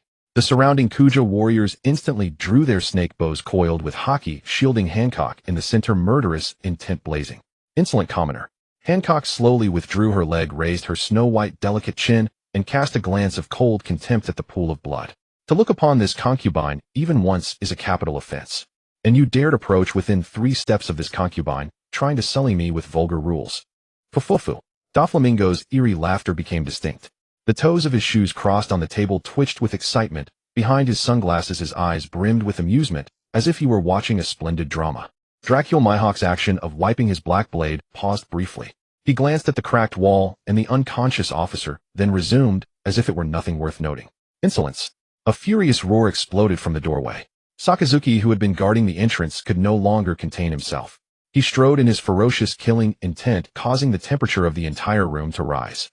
The red suit covering the right half of his body instantly vaporized from the intense heat. His entire right arm transformed into roiling, boiling, sulfurous, dark red magma. Scorching heat made the air shimmer. A few drops of magma fell onto the floor, burning straight through the special alloy layer, emitting hissing white steam and acrid smoke. Sakazuki fixed his eyes on Hancock, his killing intent so heavy that other Marine officers struggled to breathe. Pirate Empress, this is Marineford, not your Amazon Lily. If you can't produce the ledgers, you will all be reduced to ashes and die here today. Oh, at Mary Geoise, Lin raised an eyebrow. He lifted his teacup of black tea, listening with keen interest to the high-temperature explosions coming from the den mushy. Red Dog is still so impatient. But that's just right. Without intensifying the conflict, how can we stir up the waters? Inside the conference room, Hancock remained utterly unfazed by the Admiral's murderous intent. She raised her slender jade hand, assuming the starting stance of Mero Mellow. The Kuja warrior's arrows gleamed darker with Armament Haki, fixed on Sakazuki's vital points. Just as a bloody battle between an admiral and a warlord seemed about to erupt in the heart of the Marines, Jinbe, who had been resting with eyes closed, suddenly opened his eyes. "Stop, all of you." He rose abruptly, a blue mountain blocking between the two sides. A heavy condensed haki radiated from his body, forcefully severing the charged hostile atmosphere between Sakazuki and Hancock. "Admiral Sakazuki, Lady Hancock, I beg you both to calm your thunderous fury." Jinbe crossed his arms, his voice low, but carrying an undeniable force. "The world government summoned us here to audit accounts, not to wage war. Lady Hancock has brought her treasures, the Marines need only inventory them. Why make such a great stir and harm the peace?" Sakazuki let out a cold snort. The heat of his magma arm subsided somewhat, but he did not revert it to normal. His anger had not yet cooled. Hancock averted her gaze in disgust from the bloodstain on the floor. She sat back down on her chair, turned her head haughtily, and deigned to look at Red Dog again. The two farces concluded. The focus of the meeting finally settled upon the pile of ledgers, half a meter high and most exquisitely bound. The complete financial archives of Dressrosa for the past 3 years. Two finance rear admirals, suppressing their terror, sat opposite Doflamingo and began flipping through the pages rapidly. Doflamingo was utterly unconcerned. He brazenly propped his feet on the conference table, his pink feather coat spreading out on the floor like sunset clouds. The fingertips of his right hand silently twitched and twisted in the air, as if manipulating invisible threads to cut someone's throat. 10 minutes passed. Half an hour passed. The two finance vice admirals turned the pages of the ledgers with ever-slowing hands, their foreheads streaming with sweat that formed rivulets and dripped onto the table. They exchanged glances numerous times, each seeing deep despair and absurdity in the other's eyes. Finally, the chief finance vice admiral rose tremblingly, clutching a newly compiled summary report, and staggered over to Sengoku. "Fleet Admiral." His voice was barely a whisper, but the final syllable quivered. The preliminary audit of the accounts is complete. And the result?" Sengoku demanded in a deep voice, already feeling a foreboding sense of dread. "The Kingdom of Dressrosa's national treasury has been in severe deficit for 3 consecutive years." The vice admiral swallowed hard, reading the data in a tone that sounded like a eulogy. "The kingdom's port trade revenue is extremely low and agricultural output barely suffices to keep the people from starvation. According to the books, the kingdom's largest expenditure item is the daily maintenance and operational costs of toy factories across the country. To keep these toy factories, which bring smiles to children running the Dressrosa royal family, even mortgaged the crown to the World Economy newspaper and took out a high-interest loan." Sengoku's eyes snapped open, his gaze piercing straight at Doflamingo. "Fufufu. Fufufu." Doflamingo stopped the twitching of his fingers, leaned forward, interlocked his hands on the table, and curled his lips into a cruel, mocking grin. "What? Can't find anything wrong." Doflamingo adjusted his red sunglasses, his gaze contemptuously sweeping over the sweat-drenched, spiritless finance officers. "The efficiency of the Navy is truly disappointing. I went through the trouble of hauling these ledgers all the way from the New World, and this is the conclusion you come up with. If the world government is only capable of this, are they even worthy of summoning us, those who risk our lives on the high seas, and berating us like criminals?" Bang! Sengoku could no longer contain himself and slammed his palm on the table, rising abruptly. The sturdy conference table cracked like a spiderweb under the force of his furious blow. "Doflamingo." Sengoku's anger surged, bulging veins appearing on his forehead. "Do you really think we're all fools? The Joker of the underworld. The biggest arms dealer in the New World. Where have you hidden all your filthy, untouchable black money?" Facing the thunderous rage of the Navy, Fleet Admiral Doflamingo showed not a trace of fear. Instead, he stood up, spread his arms wide, and let out a maniacal laugh that echoed through the entire conference room, rattling eardrums. "Then investigate." Doflamingo kicked the table leg, pointing at the pristine ledgers, and roared at Sengoku. "Show me the evidence." "Fleet Admiral Sengoku, without evidence shouting at me like this. What are you trying to do? Or has the Navy sunk so low that it now uses trumped-up charges to outright rob a member nation's king of his money?" He turned his head, his gaze sweeping over the observing Mihawk and Jinbe, attempting to rally allies. "This will chill the hearts of all us warlords. Today you can accuse me of tax evasion without proof. Tomorrow you might find some excuse to strip them of their titles and send them to impel down. Isn't that right, everyone?" Mihawk Hawks continued to wipe his black blade, utterly uninterested in the farce. Jinbe kept his eyes shut, as still as a meditating monk, deaf to the clamor. Receiving no response, Doflamingo was not embarrassed. He retracted his smile, his eyes turning icy cold. Without evidence, follow the rules of the world government. The ledgers are right here, immaculate and seamless. If you find something wrong, I'll accept the penalty. If you can't stop wasting my precious time, I need to get back to Dressrosa to deal with those nearly bankrupt toy factories and comfort my starving citizens. You lying scum of a pirate. Sakazuki's patience finally snapped. With a furious roar, he strode forward, the floor behind him igniting into a pool of molten lava from his uncontrollable magma. I'll burn you and your filthy ledger to ashes right now. Come on, you lapdog of the world government. Doflamingo thrust his 10 fingers wide, and black armament Haki instantly coated thousands of invisible threads, causing them to hum with a buzzing vibration. Let's see how many die here in Marineford today. If you dare lay a finger on me, believe me, tomorrow the whole world will know how the world government discards its pawns. The situation spiraled completely out of control. The gazes of the 3 admirals locked onto Doflamingo, simultaneously interweaving killing intent, frost, and heat. Doflamingo did not back down an inch. His overwhelming conqueror's Haki erupted from within, clashing heat with the admiral's auras. The seastone walls of the conference room groaned under the strain. In that hair-trigger moment when blood was about to spill. Brew, brew, brew, brew. Brew, brew, brew, brew. The golden top-secret den mushy at the center of the conference table, which had been dormant, suddenly rang without warning. The crisp, urgent ring seemed to possess a strange magic, piercing through the violent clash of Haki and boiling bloodlust in the room. The room instantly fell silent. Sengoku's expression shifted dramatically, a complex mix of shock, confusion, and awe. He immediately raised his hand and commanded in an unmistakably authoritative tone, "Sakazuki, stop." Sakazuki forced down his murderous intent, the magma slowly receding from his body, though his teeth ground audibly. Doflamingo also frowned, dispersing the threads from his hands, his eyes filled with suspicion and uncertainty. This level of den mushy connected to only one place.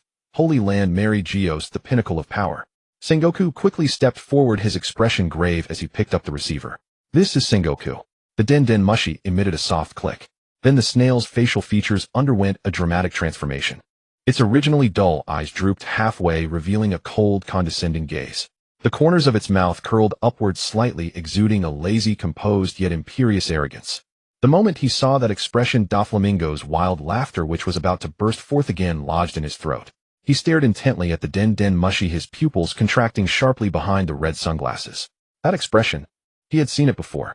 It was the expression of the world's highest authority, the 5 elders, branded deep in the nightmares of his childhood. Holy Land, Mary Geoise, Pangea Castle. Lin In sat calmly on the genuine leather sofa in the Hall of Power. On the table before him, the monitoring equipment and loudspeaker faithfully relayed everything happening in Marineford. Every taunt of Doflamingo, every burst of wild laughter was clearly audible.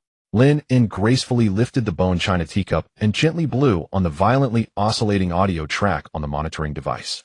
He waited until the breathing on the other end had all been held still before speaking unhurriedly. His voice, transmitted through the den mushy, clearly descended upon the Marineford conference room. "It seems the ledgers you brought aren't quite up to standard, Doflamingo." Jimby pondered for a moment. This would effectively put the Navy in charge of Fishman Island's defense, but it was better than paying an unbearable sum. "Lord Baicheng."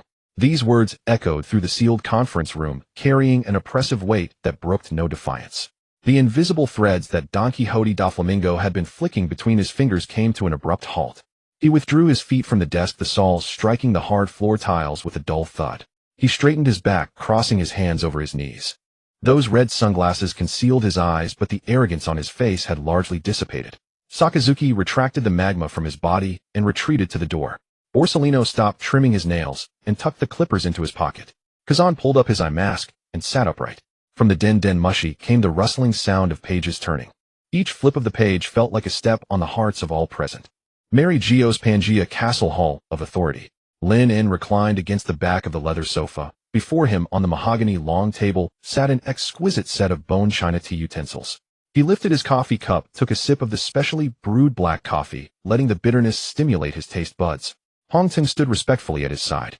10 minutes ago, she had delivered a piece of top-secret intelligence into Lin In's hands, a gift from the Revolutionary Army leader Monkey D.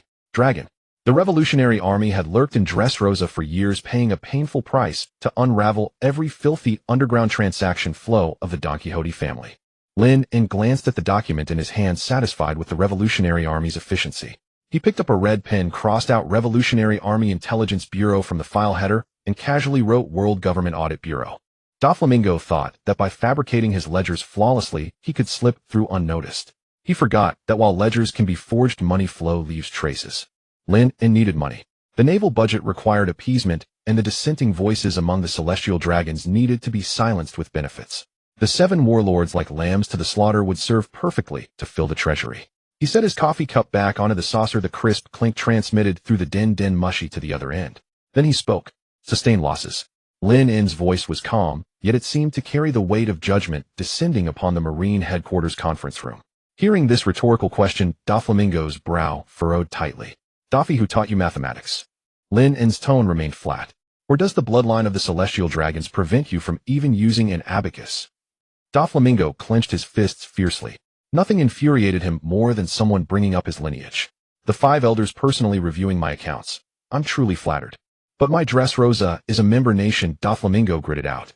All its industries operate within the framework of legality. Lin N let out a cold, mirthless laugh. He opened the first page of the document. Legal operation. Using that term on you is a splendid joke. 60% of the New World's illegal arms trade. 48 secret berths in the underground port. And your factory churning out smile artificial devil fruits day and night. Doffy, you call this lawful business? Lin N's voice was unhurried, enunciating each word. The annual net profit conservatively estimated exceeds 50 billion berries. Doflamingo shot to his feet. He braced his hands on the tabletop, glaring at the din mushy, as if trying to bore through it. Everyone else in the room changed expression. Sengoku's sharp gaze swept toward the 2 financial vice admirals. They shook their heads, desperately pale as sheets. The ledgers in their hands were spotless. In March of Sea Circle year 1520, through the family transport fleet, weapons were smuggled to 3 non-member nations in the North Blue, yielding a profit of 7 billion. In June of the same year, using the warlord's inspection-free privilege, you evaded 40% of the government's shipping route tax. In Sea Circle year 1521, you manipulated the war in Proden's kingdom, selling arms to both sides for a profit of 12 billion. That same year, you supplied smile fruits to the beast's pirates in exchange for the right to process Wayno's seastone valued at 30 billion berries. Lin N tossed the document onto the table with a soft thud. Not a single berry of tax was paid on this money by the Don Quixote family. Furthermore, by monopolizing arms, you maliciously inflated the defense costs of 12 surrounding member nations, extracting a commission as high as 20%. Doflamingo felt a chill running through his limbs. The underground network he had carefully cultivated for years stood utterly transparent and defenseless before the highest authority. How did the 5 elders know this intelligence? Those are the rules of the underworld. Doflamingo retorted through gritted teeth. What right does the world government have to tax me? Because I am a 5 elder. Lin N's tone suddenly sharpened. Because this sea belongs to the world government. Every berry you earn exists under our tacit permission. Now that we need money, you will deliver it. Refuse, and it becomes tax evasion and embezzlement. There are still empty cells and impel down. You can keep Crocodile Company. Lin N paused, delivering the final verdict. According to the World Government Anti-Monopoly and Franchise Act, the tax evasion amount is enormous, and you have embezzled the government's potential profits. Don Quixote Doflamingo, including principal, interest, overdue fines, and penalties, you need to repay 100 billion berries. Cash, or equivalent tangible assets. 100 billion. The number struck like thunder in the conference room. Chief Financial Officer Vice Admiral Roy's legs gave way, and he collapsed onto the floor. 100 billion. Enough to equip 10 full-strength naval fleets. Gecko Moria's jaw nearly dropped. His own 1 trillion was a bluff, but Doflamingo's was solid gold. Jimby, the Knight of the Sea, opened his eyes and gazed gravely at the pink flamingo teetering on the edge of rage. 100 billion. You're blatantly robbing me. Doflamingo completely lost his composure. He overturned the chair before him and pointed at the din mushy, roaring with veins bulging like earthworms across his forehead, his red sunglasses askew from the contortion of his face. Lord Bitechum, don't push me. Doflamingo gnashed his teeth, his voice dripping with sheer madness. Do you think him a soft touch like Crocodile? One you can manipulate at will? He strode to the center of the table, looking down at the golden snail, as if peering at the master of the pinnacle of power. If you dare to move against me, I'll expose that secret of Mary Geoise to the world. I'll make the entire celestial dragon class perish alongside me. At these words, Sengoku turned ashen. Sakazuki's expression darkened, radiating a murderous chill. He had no idea what secret Doflamingo referred to, but intuition told him it could shake the world. Borsellino shed all his laziness, his eyes becoming razor-sharp. In an instant, the entire conference room fell into a deathly silence. Borsellino shed all his laziness, his eyes becoming razor-sharp. In In an instant, the entire in the Marineford conference room, even the sound of breathing ceased. Doflamingo's chest heaved violently, thick gasps trapped in his throat. His hands gripped the table edge with savage force, nails scraping against the wood grain, producing a grating noise. The arrogant grin returned to his face, fully aware of what he was doing. That secret buried in the deepest recesses of Mary Geoise was a national treasure capable of overturning the entire world's perception. This was his trump card. He held the lifeblood of the celestial dragons in his grasp. No matter how these lofty five elders postured faced with this matter, they could only compromise and swallow their pride. Sengoku's forehead beaded with cold sweat. Sakazuki clenched his fists, magma flowing beneath his skin. Everyone waited for the response from that golden transponder snail. The snail was silent for 2 seconds. After 2 seconds, a light, dismissive laugh came through. Is that all? Doflamingo's smile froze on his face. The expression mimicked by the snail showed no panic, instead carrying a hint of mocking condescension. Doflamingo, have you been living in the sewers so long that mold has eaten your brain? Lin's voice was unhurried. You want to leak information? Fine, go contact Morgans. See if that old newsbird has the nerve to print your nonsense on the front page. Even if he does print it, Lin said as he picked up his teacup. The crisp clink of porcelain traveled through the snail across the entire conference room. Guess what? The ignorant masses on this sea. Would they believe a bloodstained tax-evading crime lord or the gods who have ruled the world for 800 years? Doflamingo gritted his teeth, veins bulging on his forehead. You think clutching a moldy secret can buy? Lin's tone turned icy. Arrogant fool. You. Doflamingo barely uttered a word before a crisp sound came from the snail. It hung up. The golden snail drooped its eyelids and returned to dormant state. In the conference room, only Doflamingo's increasingly heavy breathing remained. No, it wasn't just breathing. His mind went blank. Those words, arrogant fool, reverberated in his ears like a cursed melody. How could this be? How dare he? That secret could shatter the world government. Why did he not care at all? That contemptuous tone was like mocking a child threatening an adult with a toy gun. An icy chill climbed up his spine, suffocating his trademark maniacal laugh. Holy Land, Mary Geoise, Pangea Castle. Lin set down the receiver. He leaned back on the sofa. This Doflamingo, who had always sailed with favorable winds, truly believed that grasping some historical leftovers would let him challenge the world government, using a centuries-old account to threaten the current de facto rulers. Ridiculous. It seemed that relying solely on Sengoku and the three admirals as tools wasn't enough to suppress these reckless wild dogs who wouldn't cry until they saw the coffin. The deterrent of words had reached its limit. What was needed next was a display of absolute power. Lin stood up. Hong Tung stepped forward, swiftly presenting a pure black-white coat. Lin put on the coat, adjusted the collar. If I don't go personally, these wild dogs will never know how painful the mask. With that, Lin exerted force from his feet. Shave. Combining it with the extreme control over his body from life, return, his form vanished from the spot. The air was forcibly displaced, the shockwave knocking over the bone china teacup on the table. Hong Ting stood still, lowering her head to clean the shards as if long accustomed to it. Above Marineford, the sky without warning darkened. Thick clouds converged from all directions, blotting out the sunlight. The sea breeze stopped. The air grew viscous, carrying a burnt smell of rust and lightning. 30,000 elite Marines in the square looked up at the sky. An invisible weight descended from the heavens. It was not mere pressure. It was the manifestation of a will, a command to kneel imprinted directly onto every soul.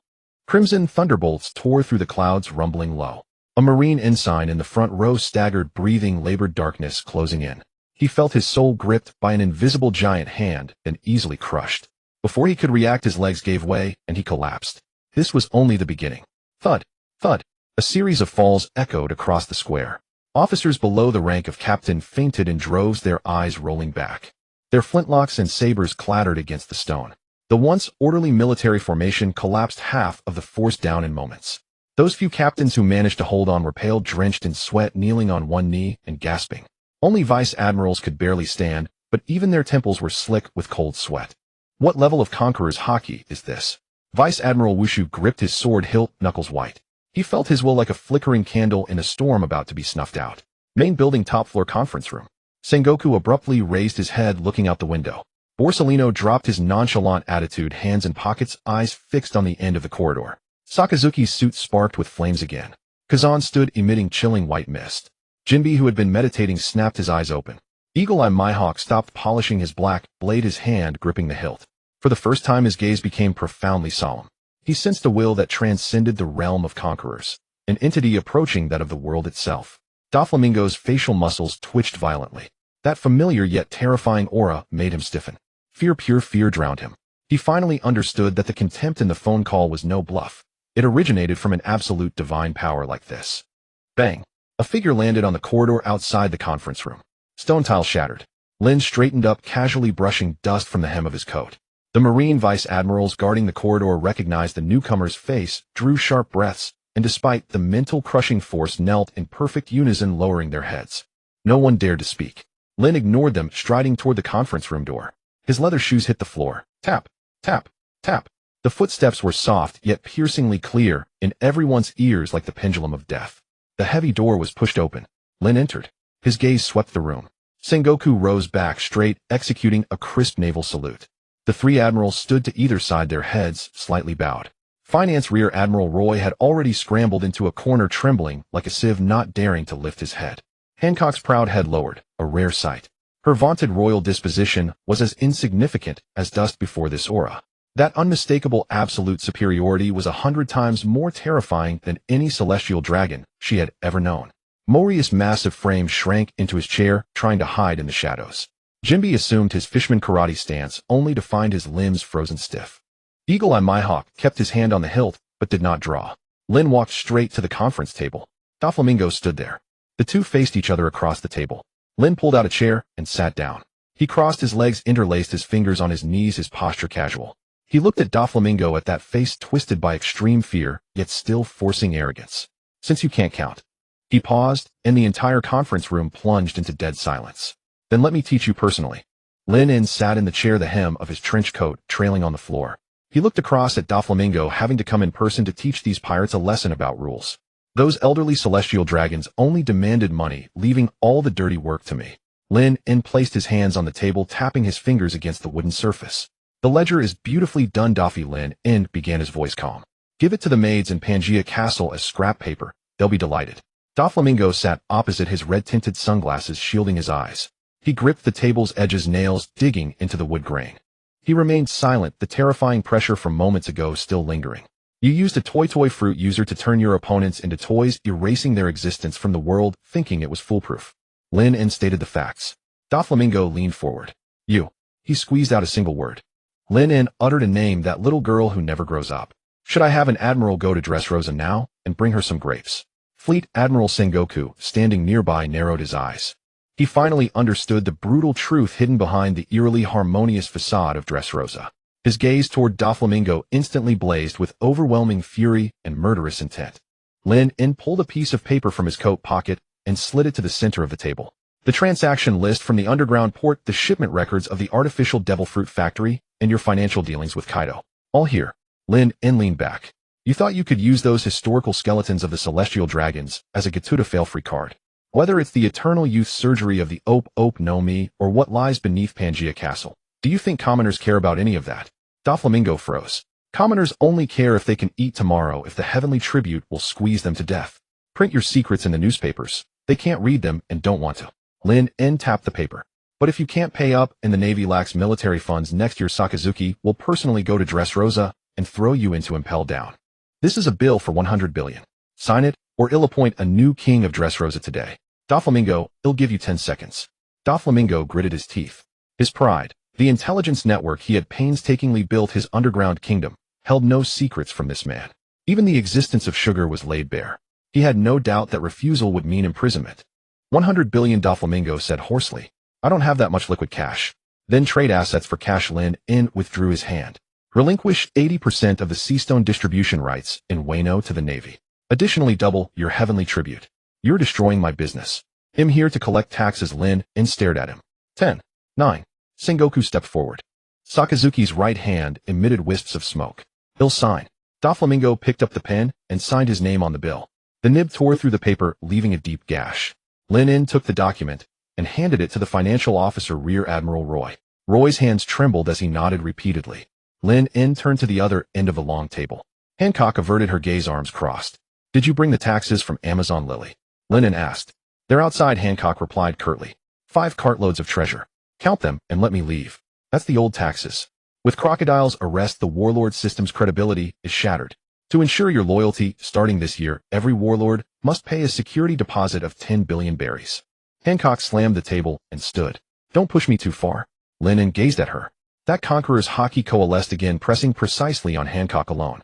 Hancock's legs gave way, and she collapsed back into her chair. Sweat beaded on her forehead as dark memories from her childhood in Mary Geoise surged back. 10 billion Lin, and repeated. Not a single berry less, and Navy warships will anchor in the calm belt tomorrow. Fine. Hancock bit her lip, forcing out the word. Mariah shrank in his chair and raised his hand. I have no money. Then go steal some Lin, and cut him off. Aren't you a pirate? Or have you forgotten how to be one after spending so long in the Florian Triangle? Fishman Island doesn't need to pay, Lin, and said. The others looked over. Jimby, your island's location is... Jimby sighed. Fishman Island doesn't have that much wealth, he stated plainly. Fishman Island doesn't need to pay, Lin, and said. The others looked over. Jimby, your island's location is... I want you to open the port of Fishman Island, allow the Navy to establish a sub-base there to maintain security on the seabed route. In exchange, your deposit is waived. Jimby pondered for a moment. This would effectively put the Navy in charge of Fishman Island's defense, but it was better than paying an unbearable sum. I agree, Jimby acquiesced. Lin En looked at the last person, Dracula Mihawk. Mihawk leaned back, meeting Lin En's gaze. I have no territory, no subordinates. Only this sword, Mihawk said. You don't need to pay. The title of world's greatest swordsman is a deterrent in itself. Lin En stood up. But when the mandatory summons is issued, you must answer the call. Otherwise, I'll personally visit Karagana Island and see whose blade is sharper, yours or mine. Mihawk rested his hand on the hilt of his sword. I look forward to it. Lin En adjusted the collar of his trench coat. Sengoku handled the rest. Count the money and send it to Mary Geoise. Deduct the military funding shortfall from it. Understood. Sengoku saluted. The elevator doors closed. In the meeting room, Doflamingo sat motionless, staring at the spot where the bill had been taken.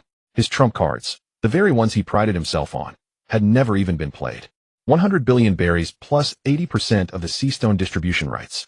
The Don Quixote family's profits for the next 5 years had been drained dry. Sengoku Doflamingo rose, his pink feathered coat dragging on the floor. Your master is quite something. Sengoku looked at him. You've signed, now get lost. Marine Ford doesn't feed pirates. Doflamingo snorted coldly and turned toward the door. Sakazuki stepped aside, watching Doflamingo leave. Fleet Admiral, are we just letting him go? Sakazuki asked. What else can we do? Sengoku sank back into his chair, rubbing his temples. 100 billion. Plus the deposits from the others. St. Peter is a terrifying man. He had seen through every pirate's weakness, precisely squeezing each one's vulnerabilities. What was most terrifying was that unreasoning, overwhelming power. Borsellino walked and pulled out a chair and sat down. How terrifying. I barely dared to breathe just now. Are all the 5 elders this short-tempered these days? Kazan stood by the window, watching the sky outside clear again, silent for a long time. Sengoku looked at the papers on the table. With this money, the Navy's expansion plan could commence. The situation in the New World grew more chaotic. The Emperor's movements became more frequent. The Navy needed strength. Count the money and store it. Sengoku ordered. Roy, you are personally responsible. If a single berry is missing, you'll answer to me. Rear Admiral Roy scrambled up from the floor, wiping sweat from his brow. Yes, sir. Marineford Underground, 3rd level treasury. The wheels of handcarts rolled over the anti-slip tiles, emitting a dull rumbling sound. Boxes of sealed berries were pushed deep into the vault by Marine soldiers. Rear Admiral Roy sat at 2 iron desks pushed together with 3 large calculators in front of him. He unbuttoned the top 2 buttons of his uniform, his fingers flying across the keys as a continuous clatter sounded. 60 billion. 700 billion. Roy reported the figures in a hoarse voice. The 100 billion in cash sent by Doflamingo, along with the deposits from Hancock and others, had filled half of the originally empty treasury. Golden bricks were stacked like steps, and cases of banknotes reached the ceiling. Sengoku stood before a pile of gold bricks, reached out, and touched the topmost bar. Its touch was cold.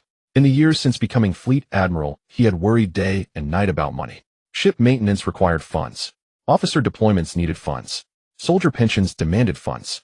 Yet the world government's allocations had been shrinking year after year, to the point where he wished he could split a single berry in 2. Today this enormous sum entered the vault, completely closing the budgetary gap for the Marines' next few years. Thump. Roy stamped a red seal heavily on the final summary list. He stood up, his knees numb from Fleet Admiral. Roy handed the list with both hands. The first batch of cash has been counted. After deducting the portion to be turned over, the funds left for headquarters are sufficient to complete the artillery upgrade of the frontline fleet in the New World. The worldwide conscription plan can also be brought forward. Sengoku took the list, which was slightly softened by sweat, and looked at the long string of zeros. He walked to a long table nearby piled with letters of aid and budget requests from various branches. Sengoku picked up the topmost document without even glancing at its contents. G2 branch requests replacement of 32 new heavy cannons with a funding shortfall of 800 million berries. He picked up a fountain pen and signed his name. Approved. He picked up the second one. Headquarters Recruit Training Camp requests expansion of facilities and procurement of combat simulation equipment requiring 2 billion berries. G9 branch requests installation of seastone coating on patrol ships with a budget of 3 billion. Approved. Approved. Approved. All approved. Sengoku seemed to release all the pent-up frustration of the past few years, signing each document without hesitation. The budget reports that once gave him gray hair were now handled with remarkable ease. Roy stood by watching the Fleet Admiral sign, without hesitation, his heart racing. The Marine at last no longer had to scrape and save. The sound of military boots on stone slabs came from the passage entrance. Sakazuki descended the stairs, not even glancing at the mountain of treasure around him, and strode straight to Sengoku. The funds are in place, Sakazuki stated bluntly. The expansion request for G5 branch in the New World should be approved. Sengoku turned to look at him. G5 faces the 4 emperors. Sakazuki extended his hand and traced a vague area in the air. Invest the money. Build coastal defense fortresses. Deploy the latest seastone-armored warships. We will place cannons right at the Emperor's doorstep. That's reckless, Sakazuki. Vice Admiral Tsuru walked in from another passage, glanced at the money chests, and positioned herself between the two. Within this money, the hottest potato is the agency rights for 80% of Wano's seastone, Tsuru reminded. This fat morsel is hard to swallow. Sakazuki sneered. Wano is the territory of Kaido of the Beasts, Tsuru said, handing a dossier to Sengoku. By taking the agency rights, we are directly cutting off Kaido's income stream. Sengoku opened the dossier and quickly scanned it. You both know the modus operandi of the Beast's pirates, Tsuru added. When Kaido finds out his seastone won't reach buyers, retaliation will come immediately. Then let him come, Sakazuki said, crossing his arms. The Marine is now strong and well-equipped. Are we afraid of a pirate? It's not fear. Tsuru shook her head. Saint Bite threw this morsel to the Marine like a test. He has sharpened the blade, and now he is forcing us to draw blood against an emperor to test whether the Marine's fangs are sharp enough. Sengoku closed the dossier. He understood Tsuru's point, but also knew that the Marine needed a tough battle to restore its prestige. With money and equipment in hand, it was time for the pirates of the New World to relearn what justice meant. We must take the seastone, Sengoku decided. Sakazuki, I approve half of the funds for G5 branch. New World Dressrosa. Doflamingo sat on the throne, his pink feather coat discarded at his feet. He crushed the wine glass in his hand. Red wine mixed with glass shards stained the carpet. Dofla, are you really going to hand over the seastone business to the Marine? Treble leaned in his snot, almost reaching his chin. Hand it over, why not? Doflamingo wiped the wine stains from his hand, revealing a sinister grin. I've already given 100 billion. If the Marine can handle this deal, that's their ability. He leaned back in his chair, his eyes growing more manic. Contact Kaido, Doflamingo commanded. Tell Jack that next month's seastone will be picked up by the Marine. Treble sniffled his snot. Behehe. Kaido will go crazy. He'll tear the Marine's ships apart along with that entire sea. That's exactly what I want. Him to go crazy. Doflamingo laughed loudly. The 5 elders are unkind, so don't blame me for being unjust. If I'm not having a good time, no one will. I'm stirring up the entire New World. Let's see how they clean it up. Fuha. Holy Land, Mary Geo's Pangea Castle. A phonograph played soothing classical music. Lin leaned back on the sofa, plucked a purple grape, and tossed it into his mouth. The sweetness spread on his tongue. A map of the New World lay spread on the table. A fed beast must be let out to bite. Lin picked up a red pen, his gaze roaming across the map. The Seastone Agency rights surrendered by Doflamingo were the bone he threw out, and also a perfect fuse. Kaido, having lost his income, would inevitably rage. The Marine accepted this hot potato and had no choice but to fight. Let them wear each other down, tearing and bleeding freely. Lin's pen tip stopped on a sea route, the necessary passage out of Wano. He drew a red circle at a node on the route, the handover point designated by Doflamingo. Soon it would become a slaughterhouse for the Marine and the Beast pirates. Kizuru was in the science unit. Akiji was on leave. Sengoku could only dispatch Sakazuki. That mad dog never left a pirate alive. A perfect war of attrition. Lin picked up his teacup and took a light sip. Muddy waters make it easier to fish. Outside the door, Hongting stood against the wall, clutching a small scroll tightly in her hand, her palms sweaty. While cleaning, just now she had seen the map on the table with the red circle. She suddenly realized. Hongting quickly walked to the ventilation outlet at the end of the corridor, stuffed the scroll into a preset hidden compartment, and leaned against the wall, her heart pounding like a drum. Saint Bite's scheme. How far-reaching. Using tax audits to extort the 7 warlords, filling the treasury, and then effortlessly pitting the Marine against the 4 emperors. Using the enemy's money to sharpen one's own blade, then letting that blade clash with another enemy. Interlocking links. Chief Dragon's judgment was correct. This comrade is the most solid backing of the Revolutionary Army. Every step he took in Mary Geoise paved the way for the ultimate revolution. Hongting closed her eyes and her mind was the figure of that man sitting on the sofa leisurely sipping tea. In the new world, the land of Wano. Onigashima. Deep within the cavern, the air was thick with the stench of alcohol, and scattered on the ground were over a dozen In the new world, the land of Wano. Onigashima. Deep within the cavern, the air was thick with the stench of alcohol, and scattered on the ground were over a dozen shattered sake barrels, their contents seeping into the dirt. Kaido sat cross-legged on a stone platform. He held a massive gourd of sake in his hand, tilting his head back to drink as the liquor streamed down his beard and into the scale-like tattoos on his chest. On a nearby stone table rested a Den Mushi the snail, sporting red sunglasses and a miniature coat of pink feathers. Kaido hay-raced the situation. Doflamingo's voice emerged, the snail's facial muscles tense. It's not that I'm breaking our deal. The Gorosei stepped in personally and took 80% of the distribution rights. I had no choice but to hand it over. Kaido set down the gourd and let out a belch. The reek of alcohol spread through the cave. Several henchmen carrying sake cowered in the corner, trembling. Joker. Kaido's voice rasped. You got your money stolen, and you come crying to me. The Den Mushi adjusted its sunglasses. I'm warning you. The Navy is coming to take over your sea stone. Doflamingo stated the facts. The old men in Mary Geoise have a big appetite. They've cut off our trade route. Kaido rose to his feet. His 8-meter-tall frame blocked the torchlight from the cave entrance. He grabbed his massive multi-ton spiked club Hasaikai, his arm muscles bulging with veins popping. He activated his hybrid form. Cyan scales covered the left half of his body, a horn sprouted from his forehead, and his tail swept down a stone pillar beside him. Kaido swung the club, smashing it into the cave wall. The rock face shattered and crumbled. Several tons of stone crashed to the ground, kicking up dust with rubble rolling to the feet of the henchmen, and several pirates were knocked unconscious by the shockwave. If I can't trade sea stone for money, how am I supposed to expand my Smile army? Kaido planted the club on the ground. I don't care about the Gorosei or your sob story. All I know is that the beast pirate's money is missing. Silence from the other end of the Den Mushi. Kaido snatched the snail and squeezed it in his hand. If the Navy wants the goods, let them come. Kaido spoke into the receiver. They'll swallow their ships whole. Kaido tossed the Den Mushi onto the table. In the Dressrosa Royal Palace, Doflamingo swept the buzzing Den Mushi to the floor. He poured himself a glass of red wine and downed it in one gulp. Punctuate Saint. The Navy. He muttered the two names, a wild gleam of madness in his eyes. Let's see how you handle Kaido's gift. Fufufu. A towering figure stepped into the cave from the entrance.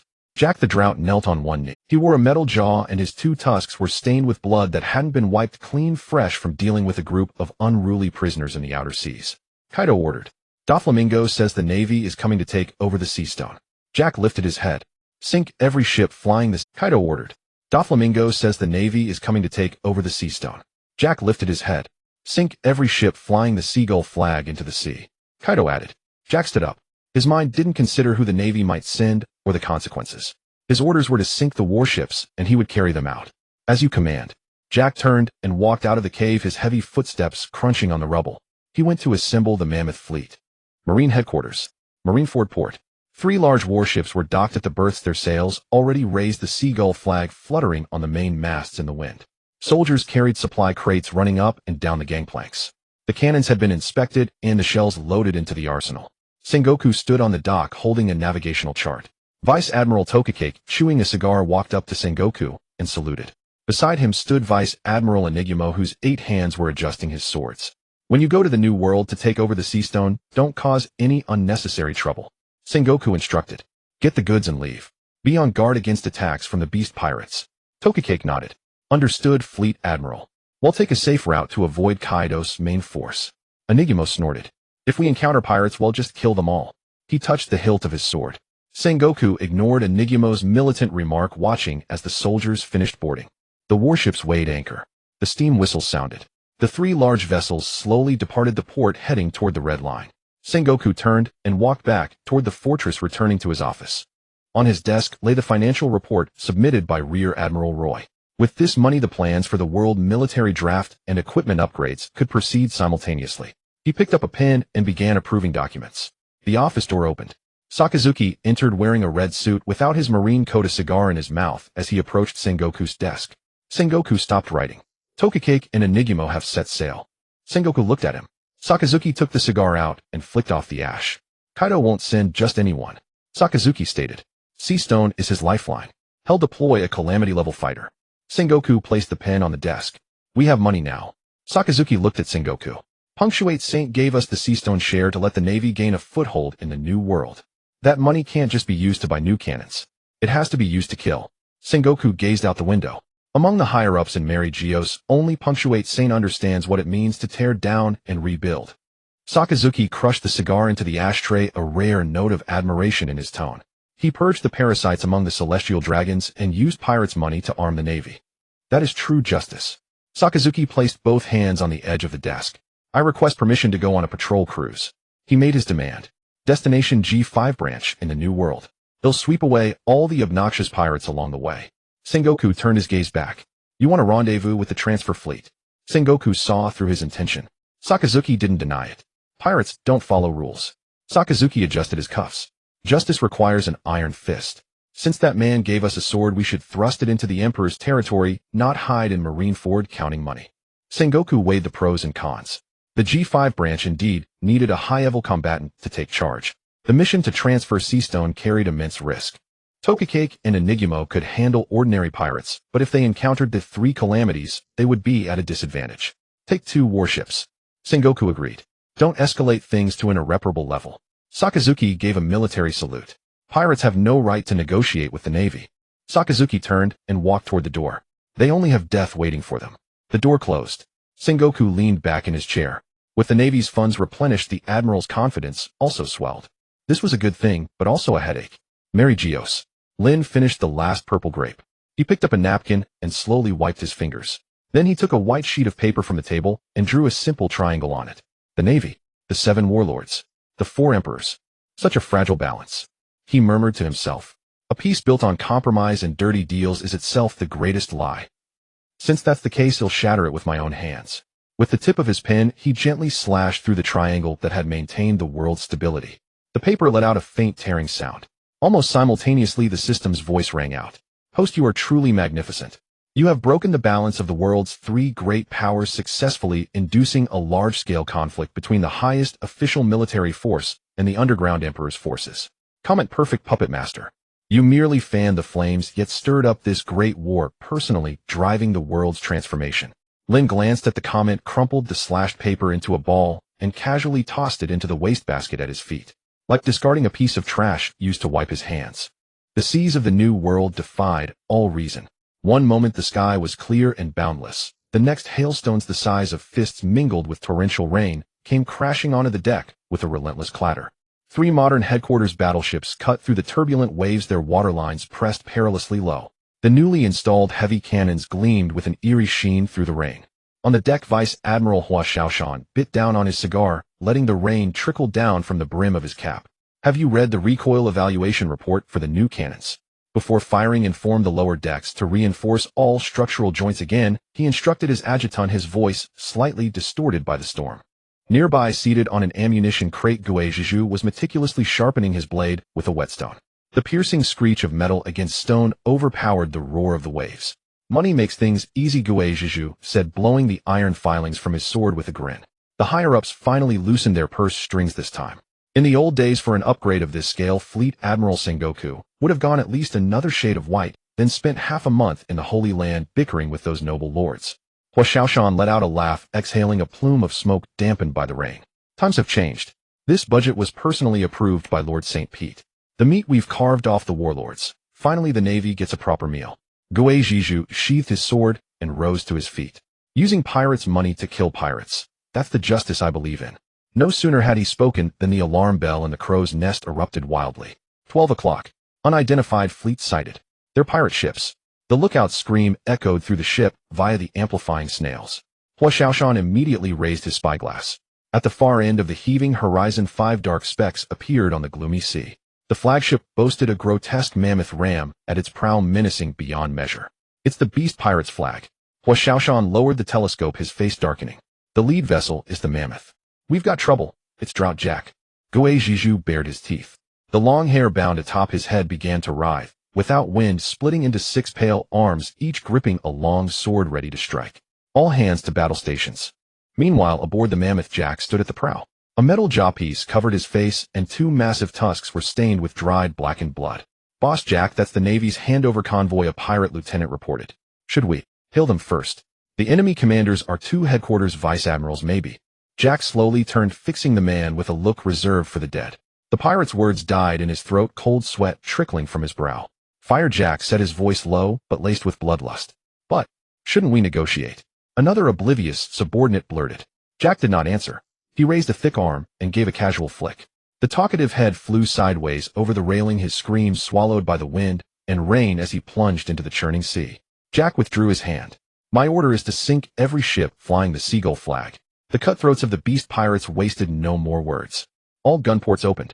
Amidst the deafening roar, countless solid cannonballs trailing black smoke rained down upon the Navy fleet like a storm.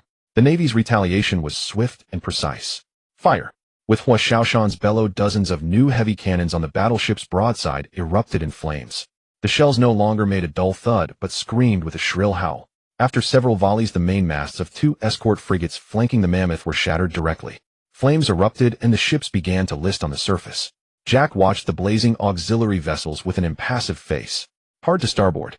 Get me alongside." He drew the two massive Shodel swords from his waist. The Mammoth groaned under the strain, forcing its way through concentrated shellfire. The enormous elephant head ram slammed viciously into the Navy flagship's side. A thunderous crash rent the thick hull, sending splinters flying.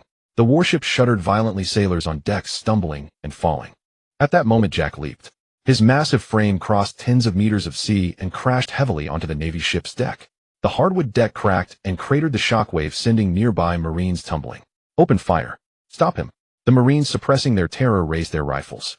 A hail of lead pellets struck Jack, only to be deflected by his thick hide and muscle with a clatter of metallic chimes. Jack impatiently swung his blades. A flash of cold light, and the nearest soldiers were cleaved in two, warm blood mingling with rain across the deck. "Bastard!" Geoise roared, his 8 swords weaving a net that sealed all of Jack's attack routes. 6 sword-style spiders, sticky web. Clang! The ear-splitting shriek of metal clashing exploded, sparks scattering in the dim rain. All 8 of Geoise's arms shuddered violently, his tiger's mouth split open, instantly blood gushing. An overwhelming force transmitted through the blades, churning his internal organs. This strength was pure, irrational savagery.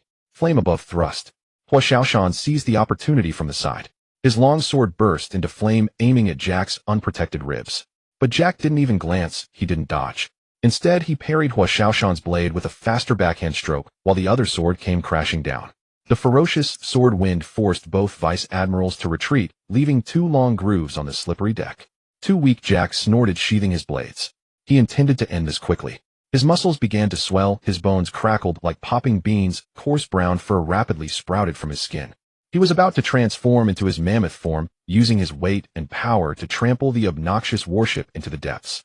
Just then the sky changed. It was not the clouds of a storm, but a dark crimson staining the entire heavenly blanket like a burning brand. The surrounding temperature soared in seconds, and the air grew thick with the acrid smell of sulfur. A Marine soldier pointed at the sky, lips trembling, speechless. Several huge masses of molten magma, trailing long tails of fire, descended from heaven. Their target was the trailing beast pirates' fleet. Boom, boom. The largest magma fist struck dead center of the Mammoth's hull. The exorbitant pirate vessel, along with its proud ram, was melted through, torn apart, and snapped cleanly in two. The scorching magma ignited everything, and countless pirates were burned to cinders in their screams, or leaped into the sea ablaze. Jack's massive form froze, his transformation halted mid-motion. He snapped his head up, staring at the direction from which the magma fell. 2 warships flying the Admiral's flag emerged slowly from the thick fog. A man stood on the bow railing of the lead ship. He wore a red suit, a cigar clamped between his teeth, smoke curling around him. The right half of his body had already transformed into churning, dripping molten magma. The superheated lava dripped onto the deck, burning scorched black pits with a sizzling sound. Fleet Admiral of the Navy Headquarters, Akainu Sakasiji. Hua Xiaoshan Geoise, stand down. Sakasiji stepped onto the deck, each footstep causing the planks to groan under the weight. The 2 disheveled vice admirals exchanged a glance, sheathed their weapons, and quickly retreated with the surviving Marines. Sakasiji stared at the massive fishman before him and slowly exhaled a smoke ring. Kaido's underlings. Sure enough, their brains are filled with seawater. Do they really think this ocean is their own backyard? Jack drew his now somewhat damaged twin swords again, glaring fiercely. The Navy meddles too much. This batch of sea stone belongs to us. We don't just meddle with sea stone. Sakazuki's right arm roiled with magma, emitting a gurgling, dreadful sound. We also meddle with your lives. Sakazuki took another step forward, the heat wave causing even Jack's skin to sting. The funds that His Grace worked so hard to allocate are not meant for the Navy to play pirate house with trash like you. Sakazuki removed his cigar. It's fine that pirates don't know the rules. Today I'll teach you reality with your lives. Remember the iron fist of justice. And then turn to ashes right here. The rain poured down in torrents, striking the deck and splashing into dense water droplets. In the air, the scorching smell of sulfur clashed violently with the cold, fishy scent of the sea, creating a twisted white mist that rose and swirled. Sakazuki stood there, half of his body flowing with dark red magma. His mere presence transformed this storm-tossed sea into a volcano on the verge of eruption. The metal jaw on Jack's face was faintly reddened by the high temperature. He watched as the fleet behind him turned into a hellish inferno under the rain of molten lava. For the first time, emotions of shock and fury mingled on a face that had only ever known cruelty. Sakazuki. Jack ground out the name through clenched teeth. He stomped his foot hard and the deck beneath him groaned under the immense pressure. He cared nothing for a Navy admiral. Kaido's orders were clear: sink every ship flying the seagull flag. And that was what he would do.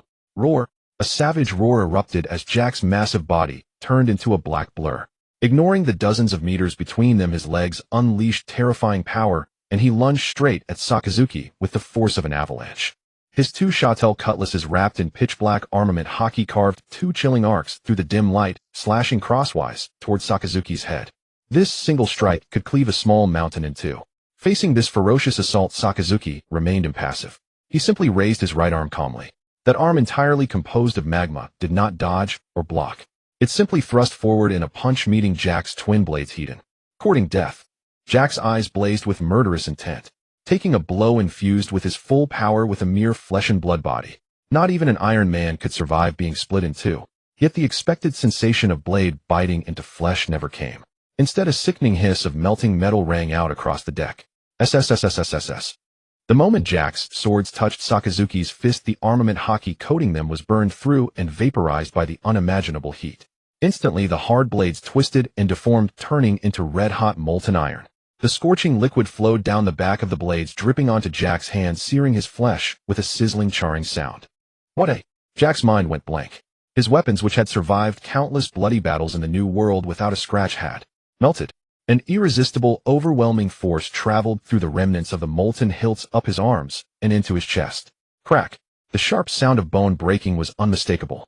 Jack's colossal body flew backward with even greater momentum, crashing heavily through the cabin wall of the warship behind him and embedding itself deep within, sending splintered wood and metal parts flying in all directions.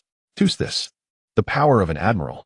A young Marine soldier muttered to himself, watching Sakazuki drought. Jack, a pirate with a bounty of 1 billion berries, one of the 3 disasters of the Beast's pirates, a monster renowned for his inexhaustible stamina and terrifying destructive power.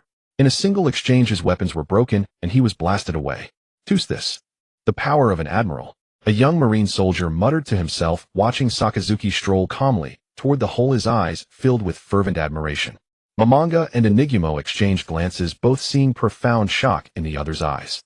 Even when they fought together, they couldn't last more than a few rounds against Jack, yet Sakazuki had done it with a single punch. Cough. Huh.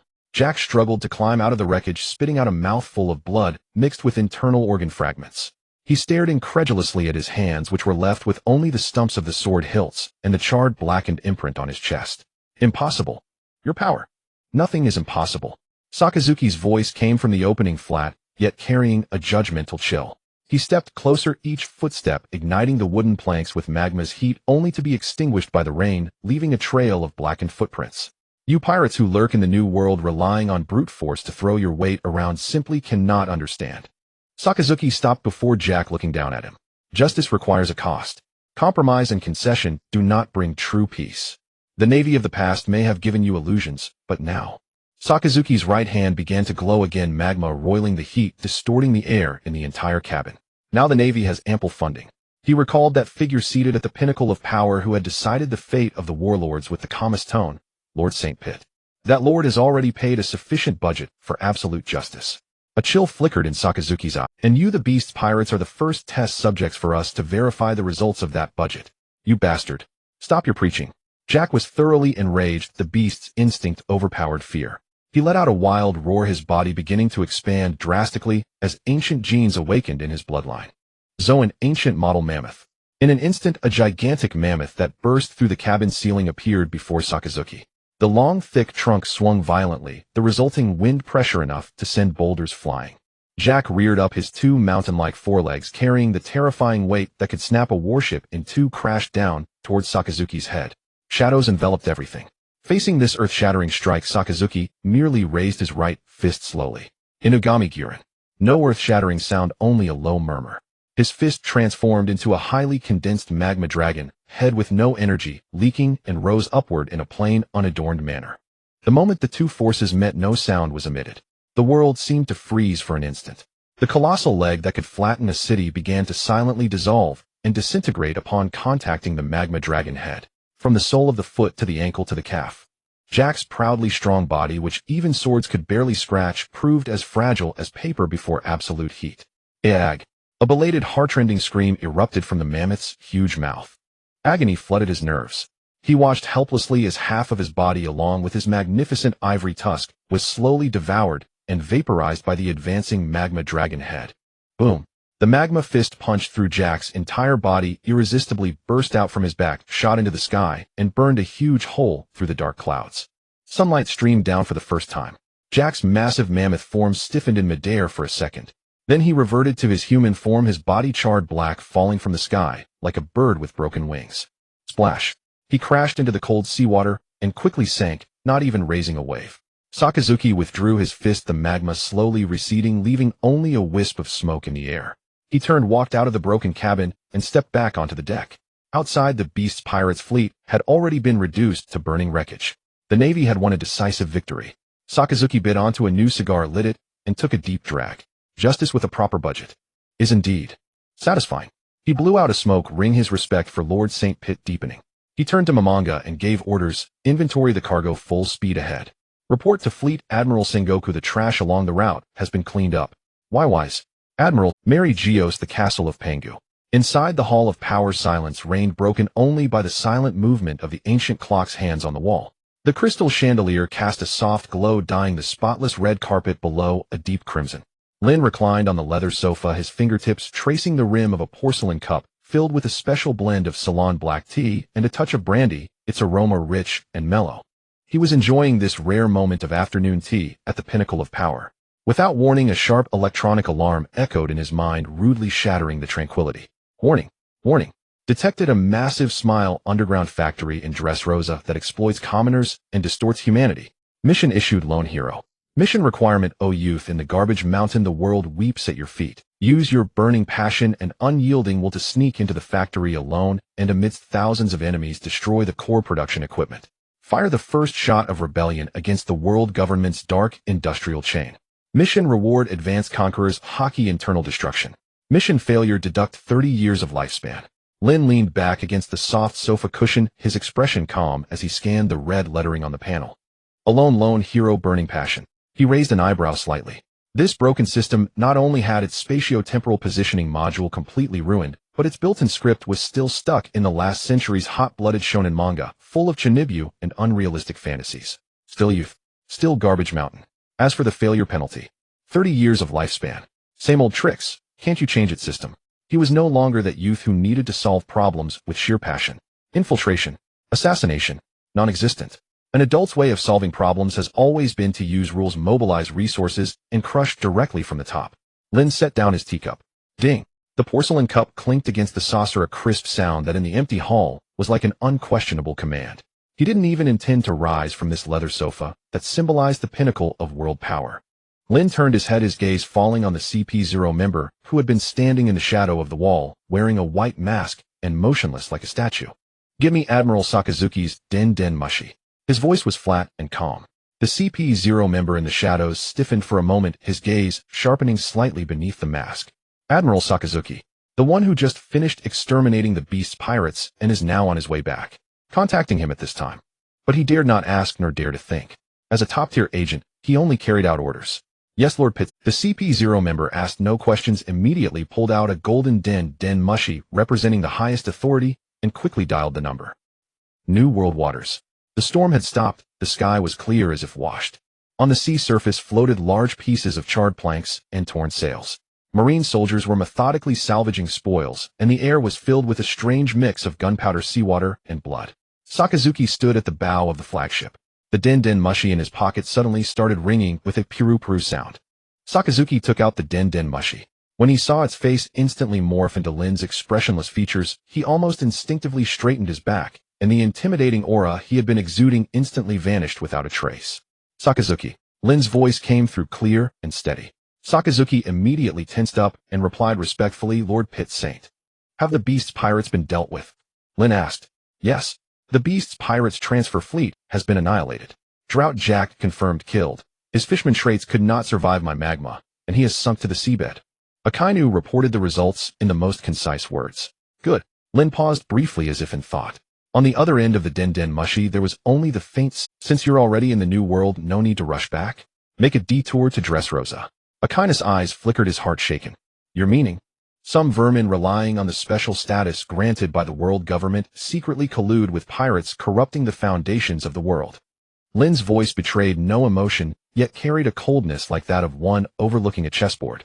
The lifeline of the nation must never be touched by filthy pirates. I hear there are things that should not exist. They're tarnishing the banner of justice. I need you. Lin's tone was unquestionable, to wipe the stains off that banner. If anyone or anything obstructs your execution of absolute justice, execute them on the spot. No matter who they are.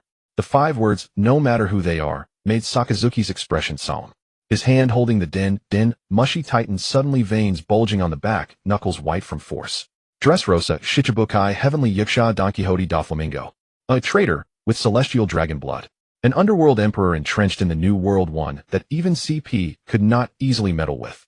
By the old rules of the Marines, without the fleet admiral's approval or the government's tedious paperwork, attacking such a king and Shichibukai was an absolutely unimaginable mad act.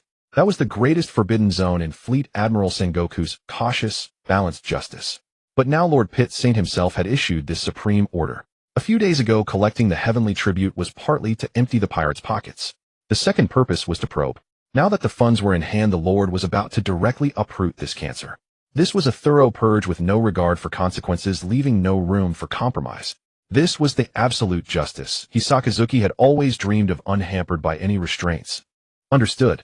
Akainu's voice was extremely deep due to intense excitement, yet carried an irrepressible, almost erupting fervor. I will turn all evil to ashes under absolute justice. The call ended. Akainu carefully placed the din mushi back into his chest pocket, as if it were not a communication tool, but an imperial edict. He spun around sharply, looking at Momonga and Enigmo, who were alarmed by his aura. All ships turn. Target Dressrosa. Momonga stood frozen, startled by the abrupt order, and blurted out, Admiral Sakazuki. Shouldn't we report to Fleet Admiral Sengoku first? Dressrosa is. No need to report. Akainu cut him off coldly, his tone like iron. He walked to the edge of the deck, gazing at the rolling dark blue waves ahead. We are executing the highest order from the pinnacle of power. Fleet Admiral Sengoku has too many concerns. Balance only breeds more evil. The Marines need true, uncompromising justice. Akainu took out a new cigar from his pocket and lit it. Full speed ahead. In the land of Wano, on Onigashima, dark clouds loomed over the city and lightning traversed the clouds, casting the enormous outline of a skull-shaped rock. In the hall, Kaido sat on the skull throne, holding a gigantic gourd of liquor. Gulp, gulp. The strong liquor flowed down his rugged chin, dripping onto the ground and emitting a pungent smell. In the center of the hall, a member of the Beast's pirates knelt, soaked and severely burned by the intense heat. His skin was charred and curled, using his last bit of strength to bring the information back to Onigashima. Are you saying that Jack has been killed? Kaido's voice was low and thunderous, causing the stone pillars to vibrate. Yes, it was Akainu leading the charge. Captain Jack. His mammoth form was pierced through by a punch of magma, and even the fishman's regenerative abilities couldn't activate in time, and he sank to the seabed. The subordinate's voice trembled, his head bowed to the ground, not daring to lift it. Kaido stopped drinking. He smashed the giant gourd heavily onto the ground. Boom. The wooden planks splintered, and a large pit was created in the ground with liquor mixed with wood chips splattering everywhere. Sakazuki. Kaido stood up, casting a shadow over the entire hall with his massive frame. The subordinate felt an overwhelming pressure descend like a mountain, causing his chest to feel tight and his breathing to become labored. The Navy's dogs. They've become bolder. Where did Akaina's ship go? The subordinate swallowed nervously, nearly fainting under the pressure. The intel says the Navy fleet has turned towards Dressrosa. Kaido sees the nearby spiked bat Budgerung gun. The spiked weapon dragged across the ground, producing a screeching sound. Dressrosa. Kaido gritted his teeth, pronouncing the name slowly. It was the location of his Smile Factory, the foundation of his Zoan army. The Navy has killed his flagship, and now they intend to cut off his supplies. This was a provocation against his title of the strongest creature in land, sea, and air. Kaido strode out of the hall, the cold wind above Onigashima tousling his wild hair. He stepped onto the edge of the cliff, causing the rocks to crack. His body began to swell, blue dragon scales bursting forth from beneath his skin, covering him entirely, his limbs transforming into sharp claws. Roar! With a thunderous dragon roar, the heavens trembled. A gigantic azure dragon soared into the sky, its wild power shattering the peaks at Onigashima's edge, massive rocks plunging into the sea, creating towering waves.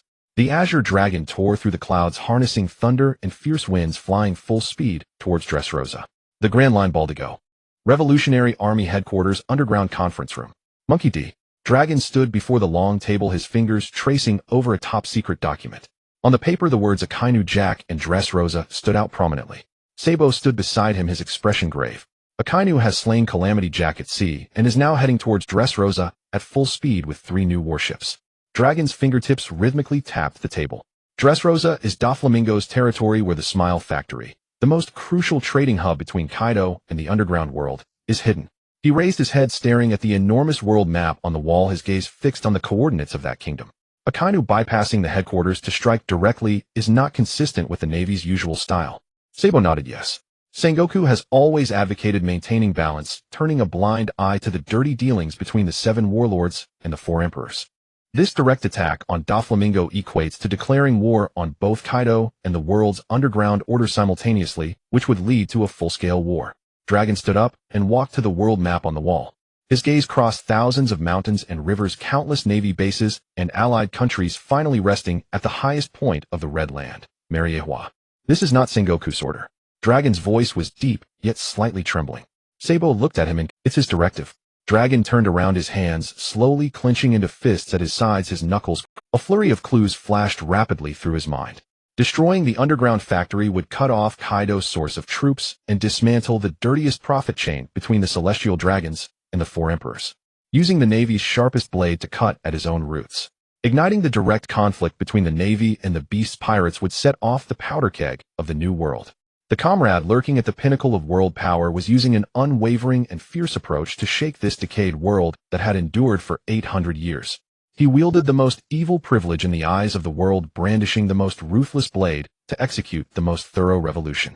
For victory, he was willing to provoke a world-class war alone, bearing all the risks and blame. A flicker of emotion passed through Dragon's eyes. What a tragic resolve. His heart surged, but in the next moment his gaze returned to the steely determination. Immediately notify all intelligence networks to prioritize Dressrosa with the highest urgency. Dragon commanded. We cannot let him fight alone. Sabo mobilized the elite, ready to intervene in the battlefield to support him, for justice to share. On the King's Plateau, the royal palace. Doflamingo lounged in a velvet sofa, swirling red wine in his goblet. Doflamingo, the intel has confirmed that Kaido has left Wano and is flying this way. Moreover, Akainu has killed Jack at sea. Toripole stood by with a cane, his long mucus trailing, yet his tone was excited. Doflamingo erupted into his signature laughter. Hee. He downed the wine in his cup, his gaze manic and self-satisfied. This sea is finally going to erupt completely. The Navy and the Beast pirates are going to war, and we'll just sit here and watch them tear each other apart. How wonderful. This is the new era. Doflamingo stood up, spreading his arms, walking to the massive floor-to-ceiling window. Torpal passed the word down. The production capacity of the underground factory must be increased. Once the war fully erupts, the demand for weapons and artificial devil fruits will skyrocket tenfold. This is all money. Capital to dominate this era. He looked down at the town below, where toys and humans coexisted harmoniously, his smile growing increasingly manic. Suddenly his laughter came to an abrupt halt. His goblet froze in midair, a drop of red wine sliding from the rim, splattering onto his expensive leather shoes. Doflamingo's smile froze on his face. The corner of his forehead behind his sunglasses twitched slightly. Through the massive floor-to-ceiling window, the harbor waters of Dressrosa, at some point 3 entirely black new Navy warships lined up, their massive hulls blocking the horizon. The black cannon muzzles had all been turned, locking onto the harbor and the King's Plateau where he was located. On the lead warship's deck stood a crimson figure. From a distance, a wave of heat and menace still rushed forward. Crimson magma dripped continuously from that person's arm. The magma plummeted into the sea. Hiss! The sea boiled violently, massive white steam rising into the sky, enveloping the entire harbor. A pungent smell of sulfur wafted with the sea breeze, invading the luxurious palace, penetrating Doflamingo's nostrils. Doflamingo. Toripole forgot to sniff back his mucus, stammering as he pointed outside, Is that Akainu? What is he doing here? Doflamingo did not answer. In one moment he had been laughing and fantasizing, and in the next the man who was the least likely to appear here, and whom he least wanted to see, was poised at the city gates with an aura of judgment. He wanted to laugh, but the muscles in his face were entirely stiff, his mouth twitching, emitting dry, strange sounds. The coastline of Delusional was completely blockaded by 3 new type warships, pitch black and resembling deep-sea behemoths. Their ferocious gun muzzles turned in unison, the sights spanning the gaudy town to lock relentlessly onto the palace atop the highland. Sakasiji stepped off the gangplank, his heavy military boots sinking into the soft white sand. He had no heart for the scenery. The terrifying heat radiating from his right arm caused the sand beneath his feet to sizzle and whimper, rapidly melting and crystallizing. In his wake, a black glassy trail like a path to hell was left behind. The air on this island was thick with a nauseating false sweetness built of lies and sugar. Form ranks. Hua Xiaoshan and Geoise led 500 elite marines, rapidly deploying into battle formation along the coastline. They remained silent, their movements perfectly uniform, their grim, killing intent dispersing the salty dampness of the sea breeze. The Den Mushy amplifier was connected, and Sakasiji's cold, dead voice rolled like thunder across the entire port town, drilling into everyone's ears and making window panes hum. Don Quixote Doflamingo. By the supreme order of Grandmaster Bite Shung, the god of agriculture and military. From now on, the Navy will fully take over all industries in Delusional, including that filthy port you've hidden underground. In the town, the laughing and playing residents stopped in their tracks, their happy expressions freezing like masks. A toy bear handing flowers to its human wife had its arm frozen midair, fear reflected in its plastic eyes. The various toys moving about on the streets also seemed to have been pressed on pause, frozen in all sorts of Any who obstruct will be summarily executed. Having finished, Sakasiji casually tossed the amplifier Den Mushy to his adjutant, as if discarding useless scrap paper. His gaze was icy. He had long decided in his heart what Lord Bite Shung had entrusted was the authority to cleanse the world. The property and life of a mere warlord were no more than dust inevitably stirred up in the process of cleansing. Clack, clack, clack. The sound of cannons completing their final loading clicked in unison along the coastline, a grim and deadly aura soaring to the heavens. The King's Plateau. Crash. The goblet filled with top-grade red wine slipped from Doflamingo's hand and shattered on the floor. His maniacal laughter stopped abruptly, his expression turning dark and sinister. Bang! The next moment he kicked open the palace's ornate door, worth tens of millions of berry, charging to the outer balcony like a mad tiger.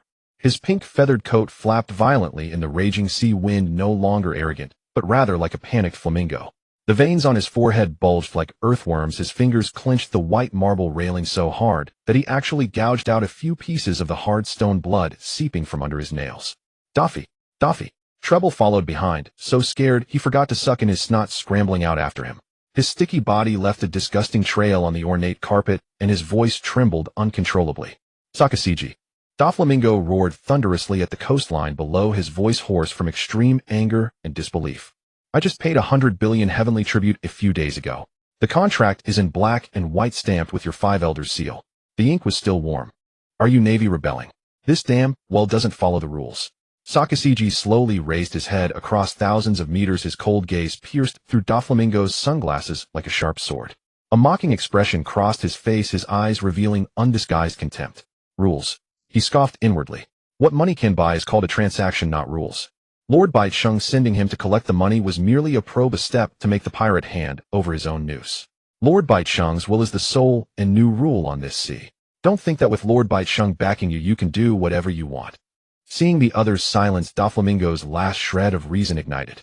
He crossed his hands abruptly, spreading his 10 fingers, countless transparent threads invisible to the naked eye entwining at his fingertips, the void around him trembling violently under the heavy pressure. Overheat whip. Several thick white strands entwined with dense Armament Haki twisted into a terrifying giant whip capable of cleaving mountains, tearing through the air with a shriek towards Sakasiji 1,000 meters away. This was his proudest move, enough to intimidate any Vice Admiral level opponent. Yet the threads that could cut steel lost control when they were still dozens of meters from Sakasiji's body. Under the terrifying heat radiation that could distort light, the giant whip began to redden and curl from the tip inch by inch, ultimately turning to ash silently in midair. PFF. The backlash of power made Doflamingo taste blood in his throat, his eyeballs shaking violently, his eyes filled with horror. What absurdly high temperature was this? His strongest attack didn't even have the qualification to touch his opponent. This ruthless crushing completely devoured his reason. He revealed his final and biggest trump card, his voice shrill. I warn you, Sakashiji. The national treasure beneath Pangu Castle in Marijoa. The secret that can overturn the world. I know it all. Force me to the edge, and I will make it public immediately. Then I'll activate the birdcage and make the hundreds of thousands of commoners on this island be buried with me. No one will survive. He brought the lives of the commoners and the greatest taboo of the celestial dragons onto the table. This was his ultimate bargaining chip that had allowed him to maneuver against the 4 emperors in the New World for years. Sakashiji finally reacted. He took the lit cigar from his mouth and casually tossed it into the seawater at his feet, producing a soft sizzle. Lord Baicheng's will cannot be contradicted by any noise. Sakashiji was expressionless, finding this threat utterly absurd. This stale threat the Lord had probably anticipated when issuing the order. Using civilians as shields precisely proved that he was nothing but irredeemable trash that needed to be eliminated. In the face of absolute justice, a pirate's leverage was worthless. He slowly raised his right arm. Great eruption. Without any unnecessary motion, lava flowed wildly over his muscles, gathering into a giant magma fist that seemed capable of incinerating everything. The surrounding air exploded with ear-piercing cracking sounds from the heat, and the light was severely refracted. Nothing remained in heaven and earth but that all-destroying crimson. A single punch thrown. The lava giant fist detached from his arm, swelling rapidly in midair like a true meteor, casting the sky in a dark red glow. It traversed kilometers, carrying an aura of utter destruction, and hurtled straight toward the King's Plateau. Threads gushed wildly from Doflamingo's fingertips, trying to weave a defensive web, but they melted and broke inch by inch upon contact with that soul-burning, terrifying heat. Boom! The colossal roar had not yet arrived when the devastating light and heat descended. The white marble railing was vaporized the instant it touched the magma. Immediately after, half of the palace's high wall collapsed like paper. Countless rubble mixed with scorching magma turned into an apocalyptic meteor shower, crashing down toward the town below. Doflamingo felt every bone in his body shatter under the brutal force. Like a broken ragdoll, his body uncontrollably crashed through 3 thick palace walls, finally smashing a human-shaped deep crater in the wreckage of the garden. His flashy pink feather coat was scorched black and curled, stained with dust and coughed-up blood, emitting a stench of burnt protein. The arrogance ingrained in his very bones, along with the pride he lived by, was crushed to nothing by a single punch in the face of absolute violence. Fire! The roar of Vice Admiral Geoise echoed along the coastline, devoid of any mercy. The main cannons of 3 new type warships roared in unison, heavy solid shells tearing through the sky and crashing into the outer defense positions of the King's Plateau like meteors with pinpoint accuracy. The executives of the Don Quixote family had barely recovered from the devastating might of the great eruption when they were completely blanketed by a dense barrage of gunfire. Pika roared as he merged with the rock, attempting to raise a rock giant to block the assault. But the giant's head, just emerging, was blown apart by a concentrated volley of 3 cannonballs, sending stone ships flying. Pika roared as he merged with the rock, attempting to raise a rock giant to block the assault. But the giant's head, just emerging, was blown apart. Enigmo's demonic face was right before him. The underground trading port. The violent tremors of the great eruption were like drumbeats from hell, transmitted through the thick rock layers to hundreds of meters underground. The ceiling lights burst one after another, falling like hailstones. The entire underground world shook violently, on the verge of collapse. Inside the executive tower, Sugar, who appeared as a little girl, sat on the sofa, legs crossed, casually popping a grape into her mouth. Suddenly, the ceiling above her exploded with a deafening roar. The shockwave of the great eruption directly collapsed the foundation of the palace above. A load-bearing rock weighing several tons snapped the reinforced concrete and plummeted vertically with a devastating roar, landing less than half a meter in front of her. Boom! The floor tiles instantly turned to dust. The violent shockwave mixed with dust formed an invisible giant hand that hurled the entire sofa into the air. Sugar was slammed against the wall by the tremendous force, her small body sticking like a poster before slowly sliding down. The grape she hadn't swallowed yet was lodged in her throat by the impact. Her eyes rolled back and she lost consciousness on the spot. Meanwhile, a bizarre scene was unfolding on the streets of Dressrosa. The tin toy bear that was holding flowers to give to his wife made a cracking sound, its parts scattering on the ground as it transformed back into a middle-aged man with tears streaming down his face. He looked at the wife before him, both familiar and strange, as a flood of memories surged into his mind. I'm alive. It's me. The man fell to his knees, letting out a heart-wrenching cry. 10 years. I've been by your side every day, but you didn't recognize me. My God. The puppet soldiers who were loading cargo at the port turned back into scarred pirates and burly men one by one. A one-armed veteran, after regaining his human form, stared blankly at his empty right sleeve, his memory still frozen at the moment when his arm was cut off while opposing Doflamingo. Doflamingo tricked us. King Riku is innocent. My son. He was turned into a toy soldier 10 years ago to protect me. Where is he? The 10 years of suppressed darkness, blood, tears, and hatred were completely ignited by the searing heat and sulfur smell of the lava. The wails of regained memories and desperate cries eventually converged into a sky-shaking roar that resounded throughout Dressrosa. Mariehua, Pangea Castle Hall of Authority. Lin In sat on a leather sofa, holding a silver bird-tickling stick, occasionally flicking the feathers of a canary in its cage, as if enjoying a symphony. A series of cold electronic sounds rang in his mind. Ding. Detected that the host successfully triggered a popular uprising. Smashed the hypocritical chains of the capitalists. The host disintegrated the enemy's core rule without bloodshed, using absolute orderly violence. The advanced reward of Conqueror's Haki. Internal destruction has been unlocked in advance and will be granted upon mission completion. Lennon put down the bird-tickling stick, picked up a bone china cup, and took a sip of warm black tea. Sakazuki does work efficiently, worry-free.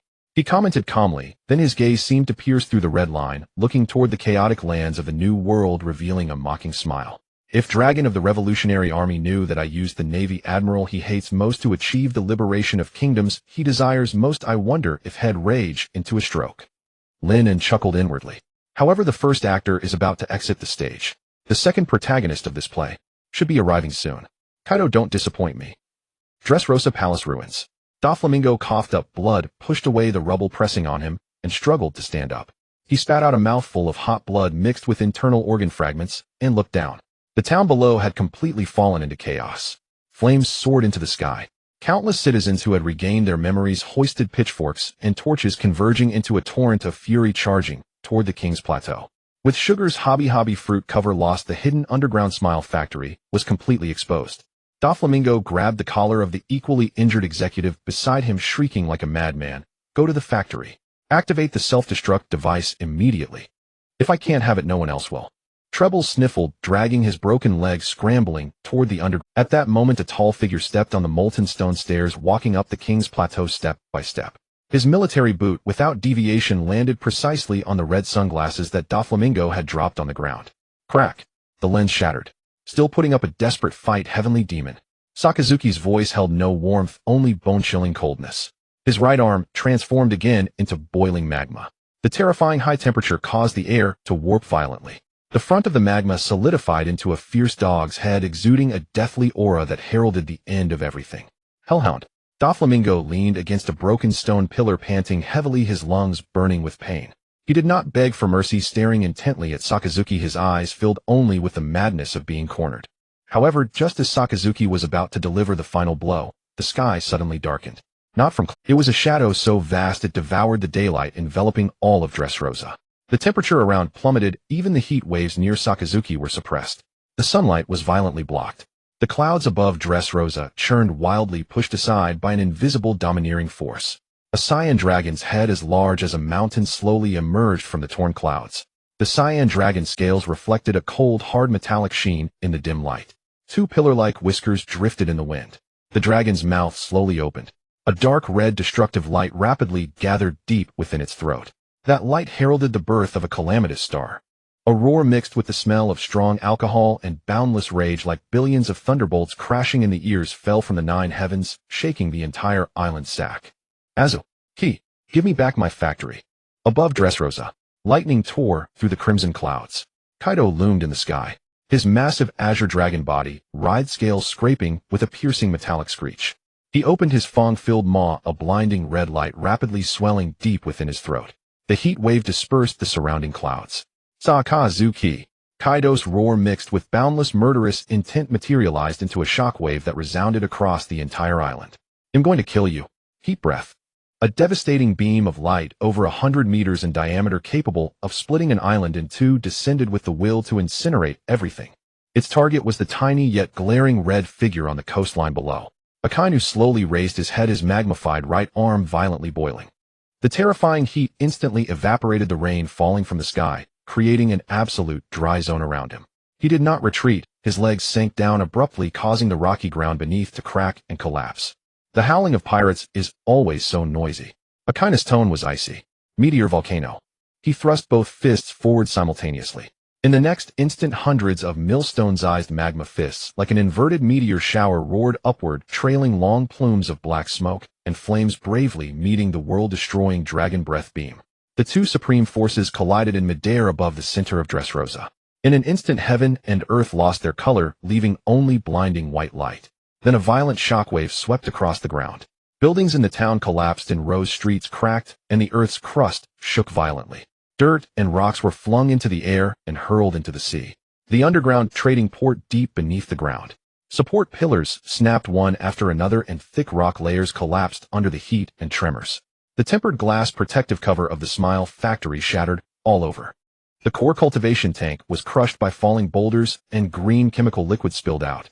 Upon contact with falling magma sparks, it instantly erupted into a towering blaze. The production line of artificial devil fruits was completely ruined. Don Quixote Doflamingo ran through the ruins, stepping on rubble while dodging constantly falling rocks. His pink feather coat was stained with dust and blood, and his shattered sunglasses hung on the bridge of his nose. Ahead, the firelight illuminated the factory's wreckage. Doflamingo stopped, his hands hanging at his sides. He stared at the burning cultivation tank, his mouth twitching, his gums bleeding from clenching. 10 years of hard work. His greatest bargaining chip to maintain his relationship with Kaido. Gone. All gone. A deafening roar came from the sky as Kaido transformed back into his hybrid form, wielding the eight-ring staff, and smashed it toward Akainu. Doflamingo turned around, biting his lip, and sprinted toward the escape passage. Mary Geoise. Pangea Castle, the throne room. Lin leaned back on a leather sofa, holding a bone china cup. An electronic sound effect rang in his mind on time. Ding. Detected complete destruction of the Dressrosa Smile underground factory. Congratulations, host. With extraordinary courage, you have severed the lifeline of the celestial dragons and dismantled the dark industry chain. Mission Lone Hero completed successfully. Reward issued. Conqueror's Haki advanced internal destruction. Lin set down the teacup. A surging power swelled within him. He raised his right hand, his slender index finger gently tapping the heavy tabletop, carved from a single block of white jade. There was no sound, not even a trace of energy fluctuation. The table's surface remained pristine and intact. The CP0 agent standing nearby frowned slightly beneath his mask, puzzled by the meaning of this lord's action. Lin withdrew his finger, stood up with a smile, and brushed non-existent dust off his suit. Crinkle. A faint, gratingly strange sound. The heavy stone table, weighing several tons, had its internal structure instantly disintegrated by an invisible force, collapsing from its core into a pile of fine sand-like white powder that silently accumulated on the luxurious red carpet. Time-saving and effort-saving, easy to clean up too. Lin nodded with satisfaction. The CP0 agent's body suddenly stiffened. Beneath the mask, his eyes were full of terror, pupils suddenly shrinking. Just now, when Lord Baicheng withdrew his finger, an intangible, yet supremely dominant, will swept over him. In that instant, he had an illusion that his entire Bodis bones might turn to dust like that table at any moment. Cold sweat soaked his vest almost instantly. Lord Baicheng. He suppressed his terror, knelt on one knee, his voice tinged with an almost imperceptible tremor. Lord summons you. Lin adjusted his bow tie, stepped out of the hall, as if he had merely brushed a speck of dust off the table. Deep within Pangea Castle, the flower room. There was no sunlight here, only soft interplay of light and shadow. Colorful butterflies fluttered among the flowers. Lin walked up the steps. Upon the empty throne, a slender dark figure sat. That pair of dark red rippled eyes looked down. Lin bowed his head slightly in respect. Dressrosa is in chaos. Spoke, his voice ethereal and ethereal. Lin raised his head, his expression calm. Yes, Lord The Navy is there suppressing pirates. Don Quixote Doflamingo is a warlord. Kaido looked at Lin. You are breaking the balance. Lin met those rippled eyes. The warlords are too powerful to control, and the emperors hoard their forces. They collude in secret, run underground industries. Their tentacles have grown too long. Lin's tone was calm. Using the Navy's budget to fight our own people is foolish. Under the pretext of tax inspection, we incite direct conflict between the Navy and pirates, destroy those uncontrolled industries, and let them wear each other down. Lin paused.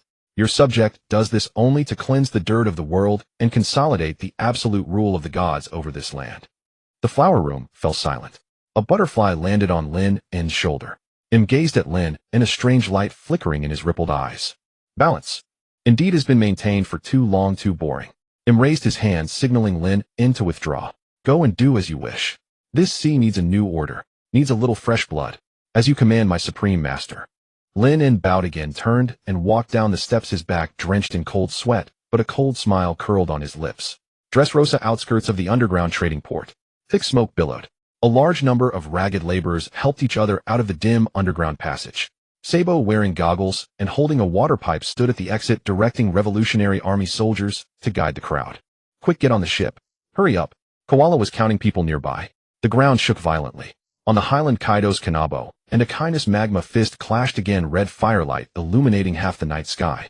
Sabo looked up, watching the distant battlefield. Sabo, all laborers have been evacuated. Koala ran over to report. Sabo nodded. He turned, facing the direction of the red line. That was Mary Geoise. Sabo took off his top hat, pressed it to his chest with a solemn expression. That lord in a high position was willing to bear the infamy of provoking war. He mobilized the most violent forces only to destroy this dark breeding ground and bring freedom to the people at the bottom. We have received your will, Sabo murmured. He put his hat back on, turned, and jumped onto the pirate ship. Set sail, retreat. Marine headquarters. Marineford Fleet Admiral's office. Sengoku sat behind his desk, rubbing his temples, looking at a pile of documents in front of him. The battle report from Dressrosa had just arrived. 80% of the town was destroyed. Civilian casualties were being counted. The battle between Akainu and Kaido was still ongoing, and the eyes of the entire New World were drawn there. Sengoku sighed. The Navy's prestige had indeed been established, but the mess was so huge it gave him a headache. At the corner of the desk, a red emergency din mushy rang, without warning. BRRR, BRRR, BRRR. Sengoku stopped his movements, staring at the din mushy. That was the direct line to the frontline reconnaissance ship in the New World. He picked up the receiver.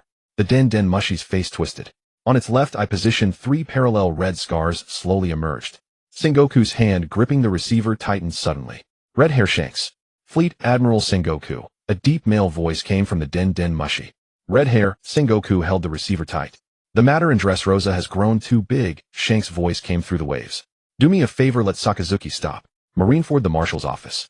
The curtains were drawn halfway. The sky outside was low, and the sea breeze stirred a few fallen leaves against the glass. Sengoku sat behind a large desk, holding the red hotline phone's receiver. The atmosphere in the office had dropped to a freezing point. The phone simulated Shanks' facial features with 3 prominent red scars on his left eye. Give me some face, and let Sakazuki back off. Shanks' voice came through the waves, devoid of pleasantries, and straight to the point. Sengoku tightened his breath, the veins on the back of his hand bulging. Shanks, Sengoku called the other person's name. You've crossed the line. He abruptly stood up, his office chair sliding back. Dressrosa is already boiling like molten lava. Kaido and Sakazuki are fighting for their lives. You, a pirate, come out at this time, demanding the Marine Admiral, the highest combat power of the world government, to yield. Sengoku raised his voice, his roar echoing in the empty office, causing the windows to vibrate. What qualifications do pirates have to talk about face here? This is the most thorough insult to the word justice. He glared, fixating on the plaque of justice reigning supreme on the wall, his eyes filled with bloodshot and struggle. Beside him, his pet sheep was chewing on a discarded official document, the sound of the paper being torn apart echoing clearly in the office. The insult to justice. Shanks repeated this phrase on the other end of the line. New World Red Force. Shanks stood at the bow of the ship, the sea breeze fluttering his black cloak. Marshal Sengoku, Kaido is going mad in Dressrosa, and the balance of the New World has completely collapsed. Sengoku's chest rose and fell violently, yet he did not respond. Doflamingo's underground trading network is extensive. The Smile Factory has been destroyed, and Kaido's source of troops has been cut off. This is not just his issue. Shanks looked at the distant horizon. Charlotte Linlin won't just sit by and watch. Other forces in the underground world are already taking action. Have you considered the consequences if this leads to a battle among the 4 emperors? Shanks' hand rested on the hilt of his sword at his waist. Will the civilians of the entire sea face catastrophic disaster? Is this the situation the Marines want to see? Sengoku fell silent. Maintaining the balance of the New World had always been his core principle as marshal. The 4 emperors restrained each other, allowing the Marines to mediate and protect the safety of hundreds of affiliated countries and innocent civilians. Now the balance had been broken. Sengoku found himself in a dilemma. He knew better than anyone that what Shanks said was true. If they continued fighting, the situation would spiral completely out of control, and the Marines would not be able to bear the consequences. But, back off. Sengoku gritted his teeth. Do you think I can make Sakazuki stop? The eyes of the phone bug widened slightly, and Shanks caught the implications in those words. Sengoku walked despondently to the window. In the square of Marineford, Marine soldiers were training in formation. This operation to cleanse Dressrosa was not my command at all. The orders Sakazuki received came from Mary Geoise. Sengoku enunciated the highest authority and extraordinary order personally issued by Saint Figurer. I don't have the authority to stop Akainu, he only listens to Saint Figurer now. Shanks fell into a long silence. On the deck of the Red Force first, mate Beckman approached Shanks, biting a cigar that wasn't lit. Shanks shook his head at Beckman. The five elders have always been known for their conservatism. They value the stability of the world the most. Now Saint Figurer has bypassed the Marine Marshal directly and has used Akainu to ignite the largest powder keg in the New World. This abnormal action made Shanks feel a strong sense of crisis. What are the higher-ups in Mary Geoise thinking? Shanks tightened his grip on the receiver. If we don't stop Sakazuki, the fire in the New World will never be extinguished. I said I have no authority to interfere. Sengoku's reply was filled with helplessness. Marshal Sengoku Shanks proposed a condition: if the Marines are willing to stop the red-haired pirates will step in personally. Sengoku turned to look at the phone bug on the desk. I will be responsible for intercepting other pirate forces heading to the Dressrosa Sea area. Shanks said anyone attempting to take advantage of the chaos will not get through. As for Charlotte Lean, I will negotiate with her. I promise the New World will not fall into total chaos. The Marines withdraw and the pirates maintain order. Absurd. It's simply ludicrous. But this is currently the only way to control the situation. Marshal Sengoku, this is for the civilians. Shanks added. Sengoku looked at the piles of battle reports. The damage in Dressrosa was still expanding, and the civilian casualty numbers were alarming. I will try my best. To contact Mary Geoise, Sengoku finally said. Please. After Shanks finished, he hung up the phone. On the deck of the Red Force, Beckman exhaled a puff of smoke. What did Sengoku say? The Marine headquarters has been bypassed. Shanks put away the phone bug. Akainu received direct orders from Panga City. The decision was made by Saint Figurer himself. Beckman's movements paused for a moment. The five elders. He looked at the nautical chart. This doesn't seem like their style. They fear trouble the most. If Mary Geoise is planning a reshuffle, why choose this moment? This is the most abnormal aspect. Shanks gazed at the waves. To cut off their own interests only has one What explanation? Someone is cleaning house internally. Shanks' words silenced the surrounding officers. That person giving orders is not only dealing with pirates, but also cleaning out the parasites within the celestial dragons. Using official power against the opposition. Beckman repeated this phrase, his eyes filled with gravity. This requires tremendous courage and absolute control over power. A slight misstep could trigger a civil war within the world government. He doesn't care. Shanks commented, the one giving orders doesn't care about the old rules at all. He treats everyone as pieces on a chessboard, including Akainu, Kaido, and us. Yasop walked over, wiping his gun. Boss, are we really going to wade into these murky waters? We have to. Shanks drew his famous sword Griffin. With that madman Kaido, and Akainu, Dressrosa will be sunk. Big Mom's fleet is already gathering. He turned and looked at the crew on board. No matter what he wants to do, civilians cannot become sacrifices in their... Shanks sheathed his sword. Lachi Lu, notify all fleets under our command to block the surrounding sea areas of Dressrosa. Anyone who dares to break in will be sunk. Understood, boss. Lachi Lu replied, biting into a meat pie. Set sail. Full speed ahead. Sengoku slumped into the spacious office chair. The atmosphere in the room was suffocatingly oppressive. He raised his arm, using the stiff cuff of his uniform to roughly wipe away the sweat beading on his forehead. On the desk lay the reconnaissance photos just developed. The streets of Dressrosa had been reduced to scorched earth, with distant factories nothing but twisted steel skeletons belching ceaseless plumes of smoke. Among the ruins, the blurred, ant-like silhouettes of civilians seemed to let out wails that could pierce through the photographic paper echoing in the silent office. The situation had long spiraled out of control. The conditions put forward by Red Hair were like a sharp thorn piercing the dignity of the Marines. To have the Marines yield to pirates and let pirates maintain order in the New World. This was an unprecedented humiliation in the century-long history of the Marines. Yet it was also the only option to calm the crisis and protect the civilians. Provided that Akainu must retreat. Sengoku's fingers trembled slightly, his knuckles turning white. He picked up another golden den mushi, a dedicated line to Mary Geoise, and heavily dialed the rotary. Mary Geoise, Pangea Castle, the Hall of Power. The atmosphere here was even more intense than the raging battlefield outside. Lin sat at the center of the leather sofa. He elegantly crossed his legs, holding a freshly brewed cup of Darjeeling tea. The rising steam obscured his face, leaving only a pair of deep, calm eyes visible. The other four supreme rulers of the world stood opposite him, forming a semicircle as if to put him on trial. Thump. Saint Saturn thrust his serpent-headed cane heavily onto the plush Persian carpet, producing a muffled sound. His sagging face twitched with anger, and his gray beard trembled with each heavy breath. Saint Saturn's voice was hoarse. You need to give us a reasonable explanation. For what happened in Dressrosa, all four of us demand an answer. Lin seemed not to hear the accusation. He leisurely lowered his head, gently blew on the surface of the tea to clear the floating leaves, then elegantly took a sip. "Tis the water is too hot, the tea is overbrewed." Lin set down the teacup.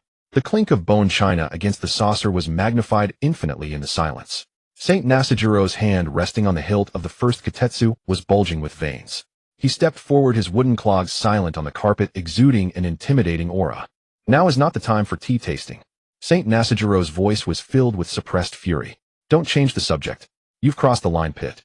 To directly strike at the operations of the Shichibukai. Who gave you that authority?" Lin finally looked up.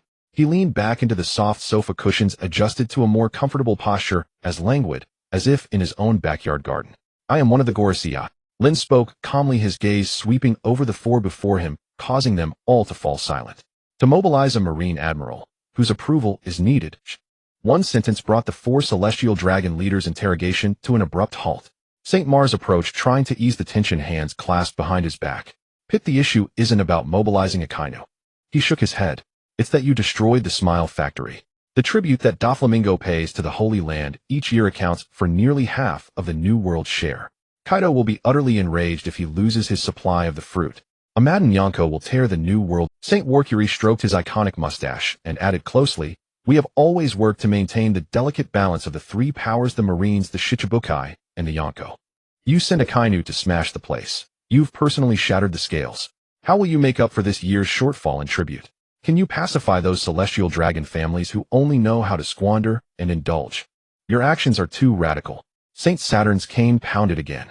"Look at what Akainu did in Dressrosa. Outsiders must think you're a spy sent by the Revolutionary Army to undermine the world government's foundation. You nearly redirected the fury of every pirate toward Mary Geoise." Lin listened to the four ancient relics scolding him in turn and let out a cold sneer. Revolutionary spy. That hit the mark. But to put on sufficient superficial guise, Lin slowly rose to his feet. He was a full head taller than even the bulliest Saint Saturn, and an invisible sense of pressure instantly enveloped the room. He looked down at them from above. "Balance." Lin savored the word with a faint chuckle. "Have you sat on these thrones of power so long that you've forgotten who you are?" The four frowned simultaneously. "We are gods." Lin spread his arms as if to embrace the entire ornate hall. "We are the descendants of the Creator, the sole, true masters of this sea." He walked around the coffee table, pacing up to Saint Nasajiro, his gaze falling on the hand that was gripping the sword hilt almost to the point of drawing. "Since when do gods need to tiptoe around the feelings of mere mortal pirates, eh?" Lin's voice was not loud, but every word was crystal clear to everyone present. "What is the tribute Doflamingo pays? That's him paying us to let him live. While throwing us those scraps, he rules the underworld as a king, extending his filthy tentacles into every corner of the world." Lin turned and walked to the wide, floor-to-ceiling window, gazing down at the rolling sea of clouds below like a deity overlooking the mortal realm. "He's testing our limits." Kaido too. They thought with the Smile Factory and their so-called Zoan army, they could stand shoulder to shoulder with the world government, even haggle. And that bastard Doflamingo even dared to threaten us with that secret. Lin spun around abruptly, his icy gaze sweeping over each of the four astonished faces. "If I don't cut off this hand today, tomorrow their cannons will aim at the red line. You think endless compromise and so-called balance will bring peace? No, it will only breed the pirates' ever-growing greed." He raised his hand, pointing straight at the huge world map on the wall. "I sent Akainu to teach the entire world in the most explosive and unreasonable way that the rules are always set by us. We can grant Doflamingo the title of Shichibukai, and we can take it back like crushing a bug. We can let Kaido rule Wano, and we can reduce everything he has to nothing in an instant." Fine words. Saint Saturn could no longer contain his anger. "But you destroyed the factory and cut off the revenue. The fact is this year's income will plummet. Will you go explain divine dignity to those Celestial Dragon families who only know how to ask for money? They'll only complain that their fine wine and slaves are fewer. Revenue." Lin let out a sneer full of mockery. "Doflamingo made a fortune under our protection. Those crumbs he gave us, can they even be called revenue? That's charity. The descendants of the Creator reduced to living on the charity of a despicable pirate. If word gets out, aren't you ashamed?" He returned to the sofa, sat down again, crossed his legs once more, and regained his composure of total control. "By smashing Dressrosa to pieces and cutting off Kaido's source of soldiers, the pirates of the New World will be forced into civil war over the remaining resources. They'll tear each other apart like mad dogs, and won't have time to bother us. Lin's fingers tapped rhythmically on the sofa armrest. When they've bled each other dry and are gravely weakened, we step in to clean up the mess in the name of justice. Then all of Doflamingo's underground routes and dark trades will be taken over directly by CP0. All profits flow 100% into Pangea Castle. Figure it out. How many times more than his paltry protection fee will that be? The four elders fell into silence, exchanging glances. The audacity of the plan and the enormous benefits it promised stirred their desire. St. Mars pondered for a moment and raised the final concern, directly taking over the underground industries. That goes against the dignity of the world government. We should not be involved in such filthy dealings. Dignity is built on absolute control. Lin's tone was flat. Letting pirates earn money for us. That's outsourcing, always vulnerable to backlash. Grasping the world's economic lifeline firmly in our own hands. That's true, unquestionable power. Lin raised the bone china cup and poured the remaining half cup of black tea into the potted plant beside him. He lifted his head, his gaze sweeping over the four people before him. Do you think that me sitting here today telling you all this is some personal whim of mine? Lin's tone was calm, revealing no fluctuation of emotion. Saturn Saint furrowed his brow. Nostero Saint tightened his grip on the sword. Lin stood up, smoothing out non-existent creases on his suit. He paced toward the center of the hall, his leather shoes producing muffled sounds on the Persian carpet. Just before Akainu set out for Dressrosa, I visited the flower chamber. At the mention of flower chamber, the air in the hall seemed to freeze. Saturn Saint's cane froze midair. Mars Saint instinctively stepped back half a pace. Mercury Saint's hand stroking his mustache paused instantly. Nostero Saint even released the hilt of the Shodai Kitetsu. The four elders who had lived for countless ages simultaneously held their breath. Lin took in their reactions, hands in his pockets, and continued. Imsama summoned me. I reported to him on the situation in the New World, as well as the little moves made by Doflamingo and Kaido. What did he say? Saturn Saint's voice was as dry as rusted gears turning. Lin stopped walking. He lifted his head, his gaze passing over the four fixed on the huge floor-to-ceiling window. He only said one sentence. Lin turned around, looking straight into Saturn Saint's eyes. Balance has been maintained, too long, too boring. That sentence was thrown out verbatim by Lin. The temperature in the hall plummeted to freezing. Cold sweat broke out on the foreheads of the four Gorosei simultaneously. They understood the weight of that sentence better than anyone. This was no mere remark. It was a divine oracle. Saturn Saint's hand gripping the cane loosened slightly, and his once ramrod straight back visibly hunched. Nostero Saint lowered his head, his eyes falling on his wooden clogs. Mars Saint raised a hand to wipe the sweat from his brow. Mercury Saint let out a long sigh. The absolute obedience rooted in blood and soul made them instantly set aside all anger and doubt. The will of Imsama was the sole law governing this world. I see. Saturn Saint's voice was low. Since it is Imsama's will, breaking the balance is a necessity. Eliminating Doflamingo and igniting the flames of war in the New World is only logical. We misjudged you, Peter. Mars Saint stepped forward, his attitude shifting 180 degrees. You are faithfully executing his orders. Leave the takeover of the underground industries to you. CP will fully cooperate. Invoking IMS name was more effective than any analysis of interests. The will of the master requires no explanation to anyone. Lin sat back down on the sofa. We only need to execute. Just as the power hall regained its eerie calm, a sudden ringing broke the silence. Poru, poru, poru. A golden den mushi placed in the corner of the coffee table rang, its shell bearing the seagull emblem of Marine headquarters. Mars Saint walked over and picked up the receiver. This is Mars. On the other end of the line came Sengoku's hoarse and weary voice. Lord Mars, this is Sengoku. The situation in Dressrosa has spiraled out of control. Sakazuki and Kaido are locked in a deadly struggle. The town is heavily damaged, civilian casualties are immeasurable. Mars Saint glanced at Lin, but said nothing. Sengoku continued from the other end. Red-haired Shanks just contacted headquarters. He made a demand. Red hair. Mars Saint frowned. What does he want? He demands that the Navy withdraw. Sengoku's voice carried a note of humiliation. He promises that if Akainu stops, the Red Hair pirates will fully blockade the Dressrosa seas. He will personally intercept Charlotte Linland's fleet and any other underworld forces trying to exploit the chaos. He guarantees that the New World will not descend into all-out war. Inside the hall, the four Gorosei exchanged glances. Pirates stepping in to maintain order, demanding the Navy back down. This was an open trampling of the world government's face. Preposterous. Saturn Saint struck the floor heavily with his cane. Since when have pirates dictated terms to the Navy? Lord Saturn, if we refuse Kaido, and Akainu will sink Dressrosa entirely. Countless civilians would die. Sengoku raised his voice over the den mushi. Once Big Mom's fleet arrives combined with Kaido, even Sakazuki will be in mortal danger. That is the Navy's highest combat power. We cannot afford to lose an admiral at this moment. Sengoku paused, his tone carrying a hint of hesitation. I request the Gorosei's orders. Shall we recall Sakazuki? Mars Saint held the receiver, turning his head to look at Lin. This was the mess Lin had created, and Lin was executing IMS will. The decision now rested entirely in Lin's hands. Lin stood up, walked to the coffee table, and took the receiver from Mars Saint. Sengoku, this is Peter. On the other end, Sengoku's breathing paused for a second. Lord Peter. Lin leaned against the edge of the coffee table, his tone calm. Shanks wants face, doesn't he? Yes, my lord. Red Hair promises to intercept the other forces. A sneer curled at the corner of Lin's mouth. A free Emperor-level bodyguard. Such a good deal was hard to find, even with a lantern. Since Red Hair is willing to play security for free, let him do it. Lin issued the order into the receiver. We don't need to waste the Navy's budget and combat power for the sake of so-called dignity. On the line, Sengoku was silent for a few seconds, as if digesting the meaning of the order. Tell Akainu. Lin ignored his silence and continued, the cleanup mission is accomplished. Doflamingo's underground factory has been completely destroyed. The Joker's empire is finished. His mission is successfully concluded. Have him bring the remaining spoils and set sail immediately. There's no need to fight to the death against a mindless beast. Understood, Lord Peter.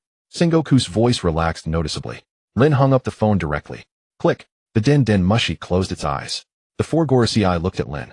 Withdraw. Nustero Saint spoke. This will make the world think we fear Kaido. What the world thinks is unimportant, Lin replied as he walked back to the sofa. What matters is the result. The powder keg of the new world has been lit. Red Hair going after Big Mom will create new rifts among the pirates.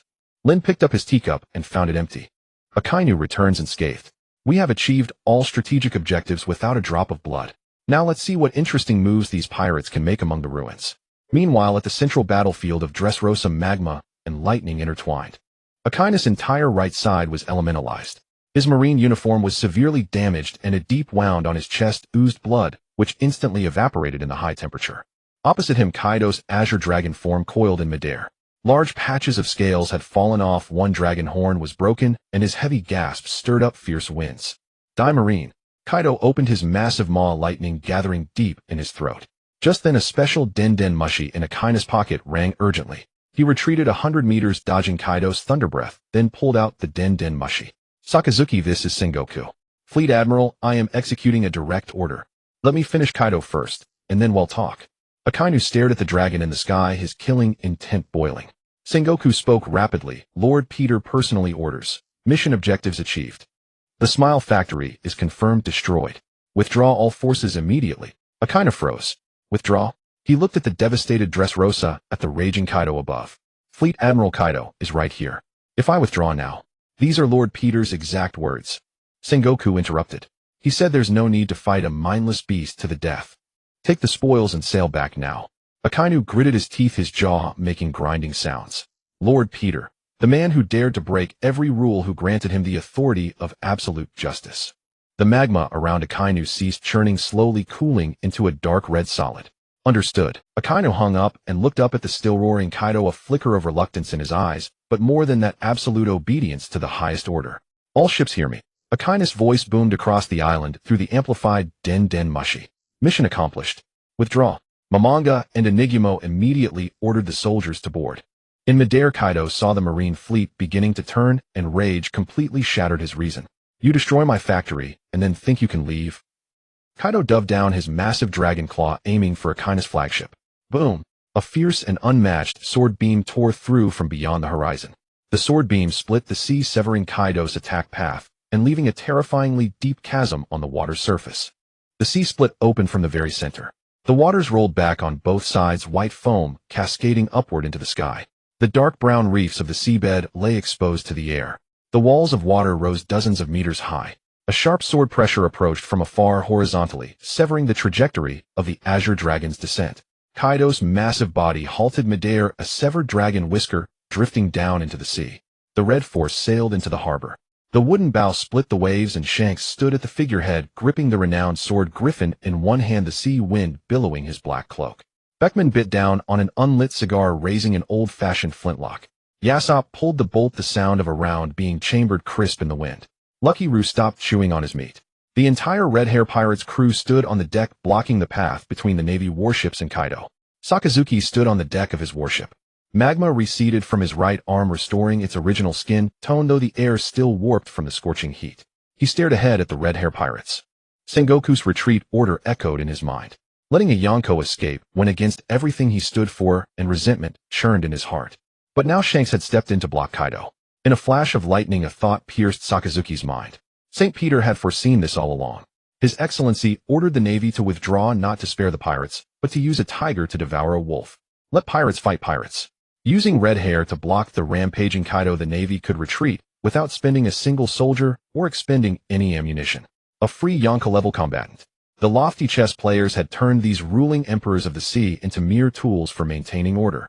Sakazuki removed his military cap, flicking off the dust. This was the height of the gods. St. Peter's methods were truly brilliant. Flamingo full speed ahead. Sakazuki gave the order. The warship turned about and sailed for the open sea. He did not glance back at the battlefield behind. The mission was complete. The remaining mess was for the pirates to clean up themselves.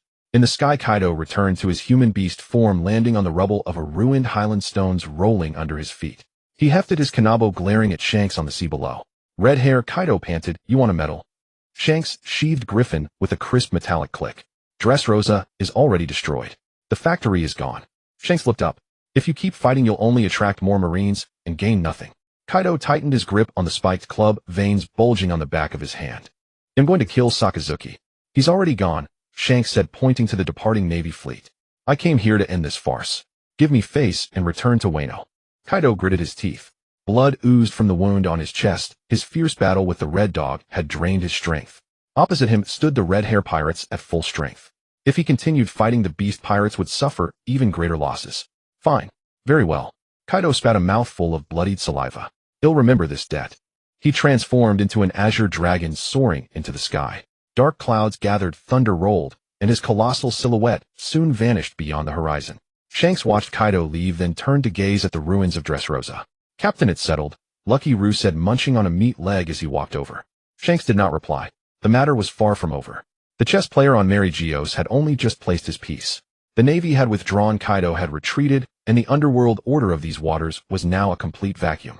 Deep within the ruins of the King's Plateau, Doflamingo pushed aside the stone slab that had fallen on him. His pink feather coat was caked with dirt and blood. He leaned against a half-collapsed pillar, gasping for air. He had witnessed the Navy's retreat and the intervention of Red Hair. From his coat, he pulled out a backup Din Din Mushi, the dedicated line to the major buyers of the underworld. He dialed the transponder. "Buru, buru, buru." The voice that answered was not the familiar black market broker. "This is CP0 3rd Division. The Don Quixote family's underground shipping routes have been completely frozen. All unfulfilled orders are transferred to the world government's licensed trading company." A mechanical announcement echoed. Doflamingo stood frozen. His hand holding the Din Din Mushi began to tremble, not from fear, but from sheer incandescent rage. The 5 elders had sent the Red Dog not for some dogmatic justice, nor to punish him. They had come to rob him. The descendants of the creators, the supreme authority of the world, had used the most despicable means, a direct gangster move, to swallow up a pirate's entire fortune. "St. Peter." Doflamingo howled to the sky, coughing up another mouthful of blood. The business empire he had painstakingly built over 10 years had become the private property of Mary Geoise in an instant. New World Economy, newspaper headquarters. A giant hot air balloon floated in the air.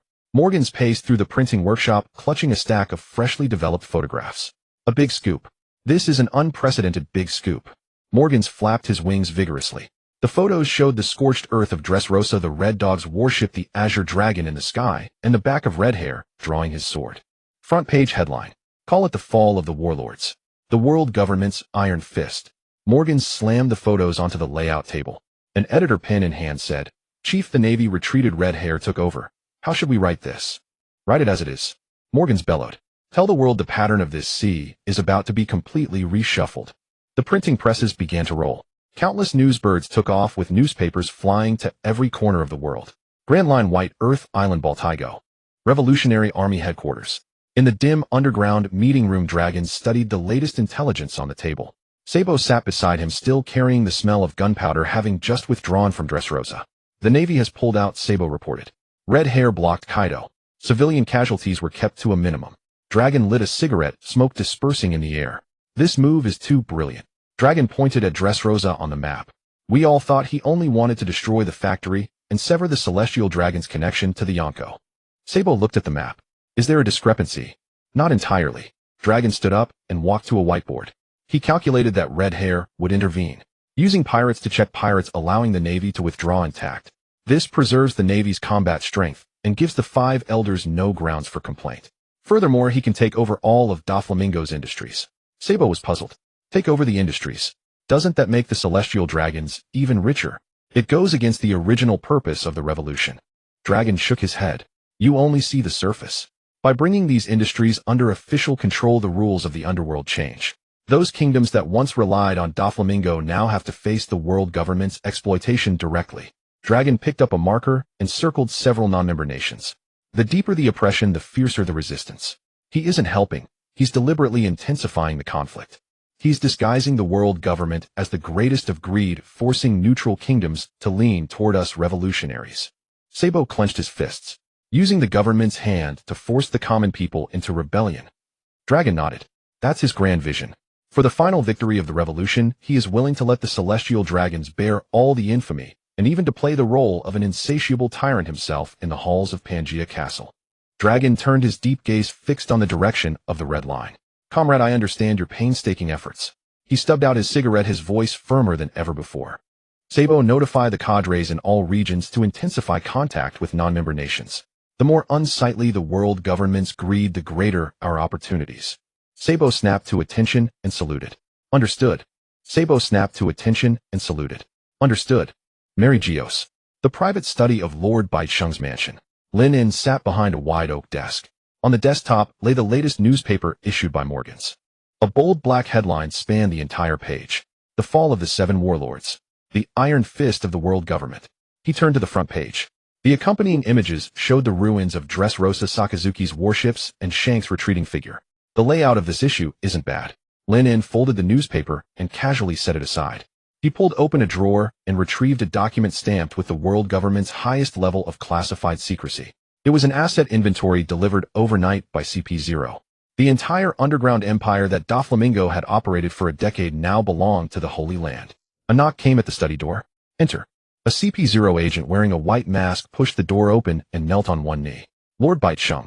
The takeover of the New World's underground shipping routes has advanced to the 7th phase. Of the 4 large transfer stations left by the Don Quixote family, we have secured 3. The remaining one, located on the border of the Prudence Kingdom, has been occupied by local armed forces.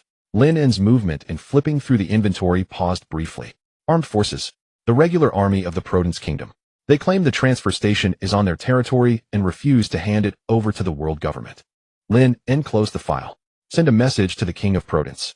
Give him 24 hours to withdraw his troops. For every hour of delay, double next year's tribute. The agent recorded the words with his head lowered. Lin In leaned back in his chair. Tell him this is the demand of the gods. Not even a single stone of the assets taken over by the world government is to be touched by mortals. If he refuses to withdraw, let the Navy branch station in the New World help him do it. The Prudence Kingdom will bear the full military expenses. Understood. The agent rose to leave. One more thing. Lin In stopped him. Shut down the slave trade routes formerly under Doflamingo. The agent lifted his head, confusion glinting behind his mask. My lord, Mary Geoise has already freed a large number of slaves. If we forcibly sever the slave trade, the other lords might object. Lin In picked up the black coffee on the table and took a light sip. It was very bitter. Mary Geoise does not lack a few slaves. Doflamingo's routes were too dirty. He often forcibly abducted people from non-member nations, easily inciting riots. Now that we have taken over his assets, we represent the face of the world government. He set down the coffee cup. Redirect all the funding from the slave trade into weapons smuggling. Raise the price of black market weapons by 300%. The agent's pen paused mid-stroke. 300%. My lord, that would make weapons unaffordable for many small nations in the New World. Good. That's the point. Lin In gazed at the sea of clouds outside the window. Without weapons, they cannot resist pirates. Unable to resist pirates, they will come begging to the world government. Begging requires the right attitude. Lin In interlaced his fingers and placed them on the desk. Spread the word. The world government's licensed trading companies now monopolize over 60% of the weapon supply in the New World. If they want to buy, bring gold to Mary Geoise and line up. The agent bowed and exited the study. Lin In picked up the asset inventory once more. Doflamingo's annual tribute to the Holy Land was no more than 100 billion berries. Now, with the weapon price hike alone, the Holy Land would gain over 500 billion in net profit every year. That money was enough to silence the mouths of the other 4 elders. As for the civilians of non-member nations who could not afford weapons and would be slaughtered by pirates, Lin did not care. The system demanded resistance, demanded class struggle. Driving these nations to desperation left them with no choice but rebellion. That was the fastest shortcut to completing the mission. The Grand Line White Land. Baldigo. Duo Lagu sat at the head of the table. Before him lay an intelligence summary. Sabo sat to his left, having just finished a debriefing report on the Dressrosa incident. The 3,000 laborers we brought back have been settled in Base 3. Their hatred for the world government runs deep. With a little training, they can become excellent fighters, Sabo reported. Bei Luo Bei Di, the commander of the Eastern Army, held a cigarette between her lips, idly playing with a lighter. 3,000. Doflamingo's fall was our windfall. But the Navy's move this time was too abnormal. Akainu actually followed orders and retreated. Linda Bo Gu, the commander of the Southern Army, adjusted his goggles. There's worse news than the Navy's retreat. Look at the latest black market prices. Linda Bo Gu slid several sheets of paper to the center of the table. The world government's licensed trading companies have taken over the Don Quixote family's routes. They have fully monopolized the supply of low to mid-tier weapons. This morning the price of automatic rifles tripled. Artillery prices quadrupled. A brief silence fell over the meeting room. Kalasi, the commander of the Northern Army, spoke in a hoarse voice. Our purchasing budget for this quarter can only buy 1/3 of the equipment we originally planned. Sabo frowned. Is Mary Geoise insane? Raising prices so high, who can afford to buy? Duo Lagu crossed his hands and rested them on his chin. He stared at the price list on the table. They are not insane. They are forcing people to choose sides, Duo Lagu said. All eyes turned to him. The world government does not care whether we can afford the weapons. What they care about are the non-member nations. Duo Lagu stood up and walked to the world map on the wall. He drew circles around several islands in the New World. These countries used to rely on Doflamingo's black market weapons to barely maintain their armed forces and resist pirate raids. Now with Doflamingo gone and weapon prices skyrocketing, they have lost their means of self-defense. Beatty blew out a smoke ring. The pirates will tear them apart. Is the world government using others as blades? It's more than that. Duo Lagu turned around. This is a calculated strategy by Comrade Bai Chung. At the mention of that name, the atmosphere in the room shifted. The cadre knew that at the highest point of the Holy Land, a great revolutionary codenamed Bite was lurking in the shadows. Sabo looked at Duo Lagu. Chief, are you saying Comrade Bai Chung deliberately raised weapon prices? Taking over the underground industry, monopolizing the weapon trade, and driving up prices. This series of actions has mercilessly exposed the world government's insatiable greed to the entire world. Duo Lagu walked back to the table. Before, the celestial dragons were high and mighty, and ordinary people did not feel direct oppression. They only hated pirates. Now Comrade Bai Chung is using the official hand to choke everyone. Duo Lagu pointed at the price list. This is not a simple price hike. It is a guillotine hanging over the non-member nations. Comrade Bai Chung is using this extreme method to shatter their last illusions about the world government. Linda Bo Gu scratched his head. That's too ruthless. Those countries that can't afford weapons will really be annihilated by pirates. Without destruction, there can be no construction. Duo Lagu's tone grew grave. Comrade Bai Chung is deep in enemy territory. He cannot directly protect these people. He can only use this method to push them to our side. Duo Lagu looked at the assembled army commanders. Comrade Bai Chung bears the label of a tyrant in the Holy Land, creating expansion opportunities for us. We must not betray his efforts. Sabo stood up. Chief, please issue the combat orders. Dragon pressed his hands on the table. Belly, take the Eastern Army to the outskirts of the Procten's kingdom. The regular army there is locked in a standoff with the world government's CP agents. Go help them. Tell them the Revolutionary Army is willing to supply a batch of weapons for free.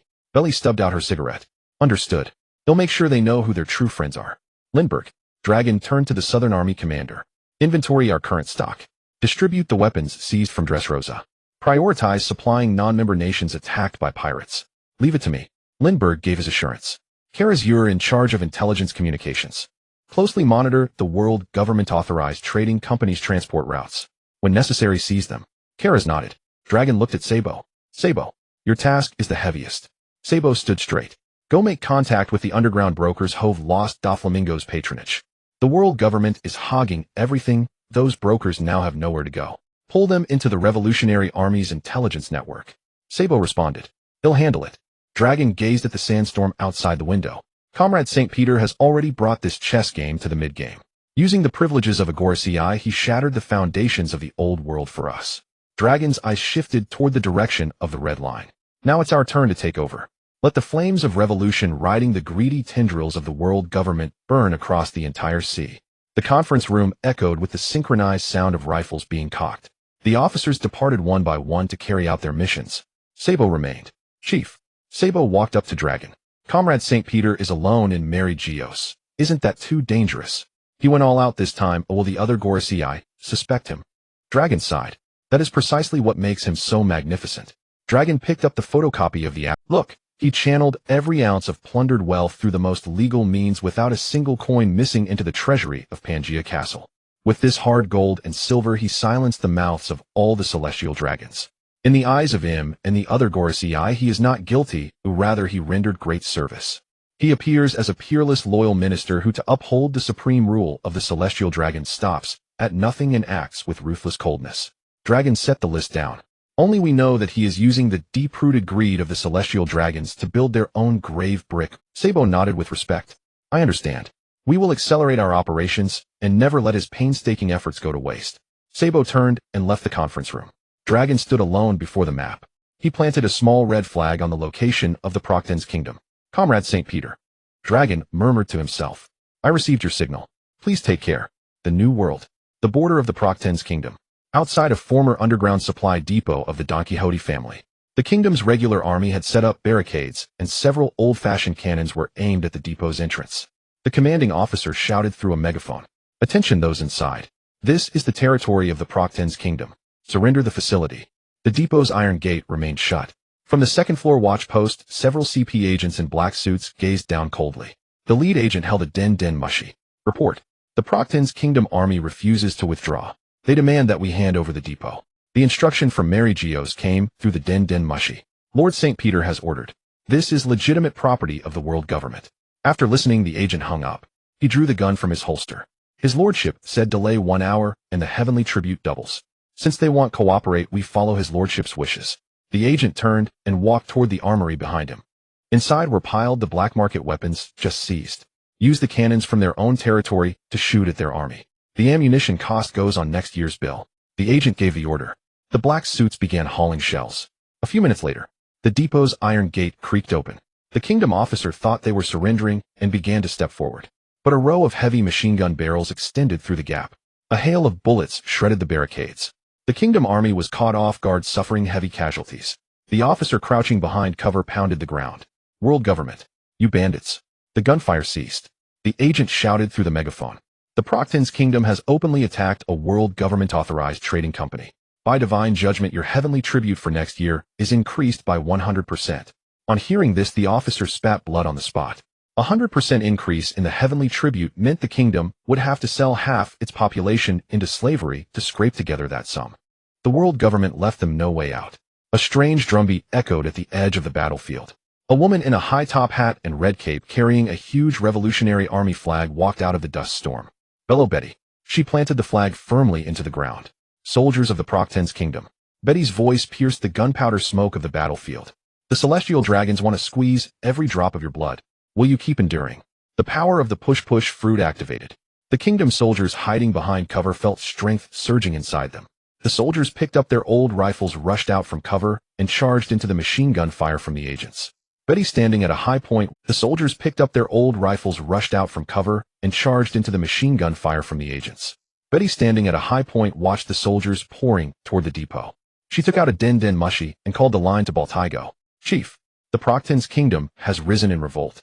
From the other end came Dragon's calm voice. Well done. Give them the weapons. The war on this once peaceful border had fully ignited. A casual order issued by Lin and Mary Geoise became the last straw that broke the back of the non-member nations. Mary Geoise. The study. Lin looked at the latest battle report from CP0. Mutiny among the Procten's kingdom troops. They attacked the depot. The Revolutionary Army's Bellow Betty appeared on the scene. Lin tossed the report into the wastebasket. The Revolutionary Army moves fast. He picked up the cold coffee and finished it in one gulp. The electronic voice in his mind rang out again. Detected armed uprising in the Procten's kingdom. The flames of class struggle are spreading. Issuing phase reward Logiamera Mera, no me si def. Lin sensed the new power surging within him, leaned back against his chair, a glint of amusement flashing in his eyes. That dragon guy was the perfect tool. As long as he magnified the celestial dragon's atrocities here, Dragon would harvest the resistance on the other side. Lin pressed the call bell on his desk. The agent entered again. Send my order to Marine headquarters. Lin spoke at a measured pace. The Proctin's kingdom has colluded with the revolutionary army and resisted the world government's takeover. Last time with Crocodile Kizaru did well. Let Kizaru take a trip. Go collect the tax. Yes, sir. Lin looked out the window, sending a Marine Admiral to act as a debt collector. This was ugly enough. He was eager to see what the revolutionary army would do next. Mali Chaoya, the residence of Lord Bai Sheng. The study was silent. Lin leaned back against the leather sofa, closing his eyes to take a short rest. Ding! A sharp alert resounded in his mind. Warning! Detected that the host's area is under a highest level threat. The Marine Headquarters top combatant Admiral Huang Yuan has locked onto the rebel forces' position in the Polo-Dianci Kingdom. The spark of grassroots revolution is on the verge of extinction. The boy from the trash mountain of East Blue. This is the world you swore. To change you must not retreat. Lin opened his eyes, his gaze scanning the light screen content. Urgent survival mission, face the flash. Mission requirement under the blade of the Marine Admiral, preserve the revolutionary spark of the Polo-Dianci Kingdom's rebel forces. Make the lapdogs of the celestial dragons understand that the will of the resistors is unbreakable. Mission reward natural type rumble fruit, no side effects version. Failure penalty deprivation of one of the 5 senses and being branded with the flying dragon's hoof slavery mark by the celestial dragons. Lin raised a hand and rubbed his temple. Protect the rebel forces. The mission only cares about the outcome. As long as the rebel forces of the Polo-Dianci Kingdom survive, the reward will be credited. The rumble fruit, no side effects version. The value was self-evident. But Huang Yuan had already received orders and had to go to assert dominance. If the rebel forces were annihilated by him, the mission would fail, and he would be forcibly branded with the slavery mark by the system. A 5 elder being branded with the celestial dragon's slavery mark. The image was utterly absurd. Letting the debt collector he dispatched come to collect from him instead. Lin set down his coffee cup and picked up the golden transponder snail. He needed to redraw a boundary for Huang Yuan's actions. He had to let the world government's overbearing image be deeply ingrained, yet not truly uproot the group of leaks. Ma Lin Fan Duo. Marine Headquarters.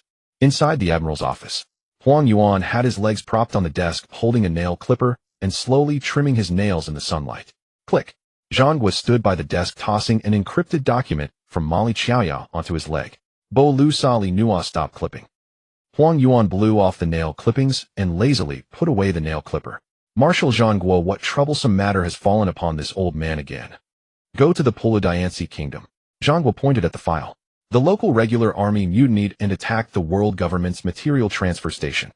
Huang Yuan flipped through 2 pages of the file and casually tossed it back onto the desk. Just a mutiny. Let the nearby branch vice admiral handle it.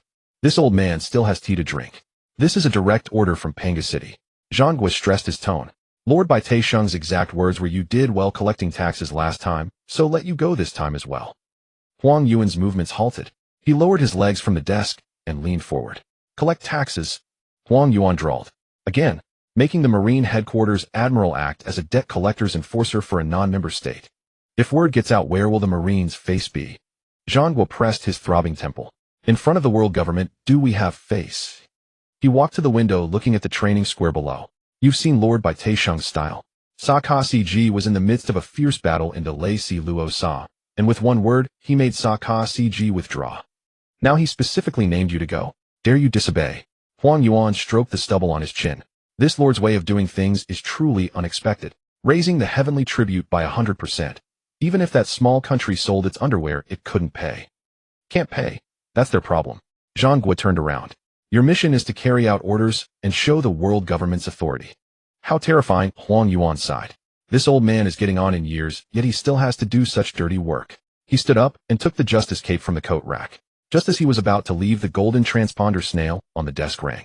Zhang Guo and Huang Yuan both looked at it. Only Mali Chaoya could call this transponder snail. Zhang Guo walked over and picked up the receiver. This is Zhang Guo. The transponder snail simulated Lin's calm, impassive face. Has Huang Yuan departed? Report Lord Bai Sheng. Bo Lu Sali Nua is about to set out. Let him take the call. Zhang Guo handed the receiver to Huang Yuan. Huang Yuan took it. Lord Bai Sheng, this old man is at your service anytime. There was 2 seconds of silence on the line. Bo Lu Sali Nua. Lin began. Regarding the matter of the Polo-Dianci Kingdom, how do you plan to handle it? Huang Yuan carefully answered. Since they dared to attack the world government's Chamber of Commerce, I will naturally use light speed kick to send them all to Tue Jin Cheng. As for the heavenly tribute, arresting the royal family and selling them off should cover the debt. On the sofa, Lin listened to this standard answer. If this were actually done, his own mission would immediately fail. If they're all killed, who will work? Lin retorted. Huang Yuan was stunned. What does the Lord mean? The Puluadiansi Kingdom is a non-member state. Its value lies in sustained output. Lin's tone was cold. Dead people cannot create wealth. If you kill them all, will you pay next year's heavenly tribute yourself? On this side of the transponder snail, Huang Yuan and Zhang Guo exchanged a glance. So your instruction is? Only capture the ringleaders. Huang Yuan asked tentatively. No. Lin rejected the suggestion. Go to demonstrate power, not to massacre. He gave the final order. Let them witness the terror of the highest combat power. Break their defenses, destroy their weapons, shatter their bones. But leave them alive. Huang Yuan scratched his head. Lord, this threshold is hard to gauge. One kick from this old man, and they die easily. That's your problem. Lin's tone was firm. The world government needs a group of living, desperate dead men cannot comprehend the cost of defying the gods. I want them alive to feel fear, alive to scrape together the doubled heavenly tribute. Understand?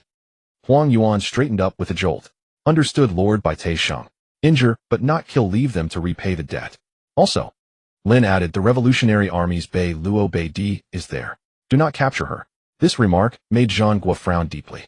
Lord, the Revolutionary Army is the world government's #1 enemy. Letting a corps commander go.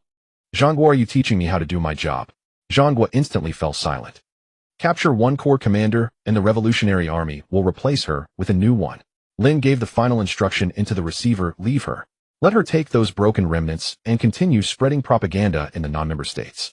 Let her tell everyone how miserable the fate of those who defy the world government is. She is more valuable alive than locked in Tue Jincheng. I will use her mouth to spread fear for the world government. The transponder snail hung up. The office was dead silent. Zhang Guo's hands were pressed on the desk, his knuckles white from the force, as if about to crack the mahogany. He squeezed out words through gritted teeth, using the Revolutionary Army's cadre to spread fear for the world government. Deliberately leaving survivors, letting the rebel forces drag out a miserable existence in despair, burdened with endless debt. This lord's methods are truly vicious to the extreme. That was close. Huang Yuan exaggeratedly patted his chest, his tone as lazy as ever. I almost ruined the Lord's long-term plan. This old man's guilt would have been immense. Zhang Guo looked at him go. As the Lord demands, demonstrate power, destroy defenses, spare their lives. Huang Yuan transformed into a golden light and disappeared through the window. Molly Xiaoya. The study. Lin put down the transponder snail and sank back into the soft sofa. He closed his eyes, revealing a meaningful smile. Huang Yuan would become the most perfect executioner, crushing the hope of resistors with the force of thunder. At the same time, he would also become the most perfect savior, inadvertently preserving the most precious spark of revolution. And Duo La Gu, far away in Bai Er Di Gu, would surely soon receive this kindness from the highest level. Use the celestial dragon's spear to guard the shield of revolution. I believe both sides will be very satisfied.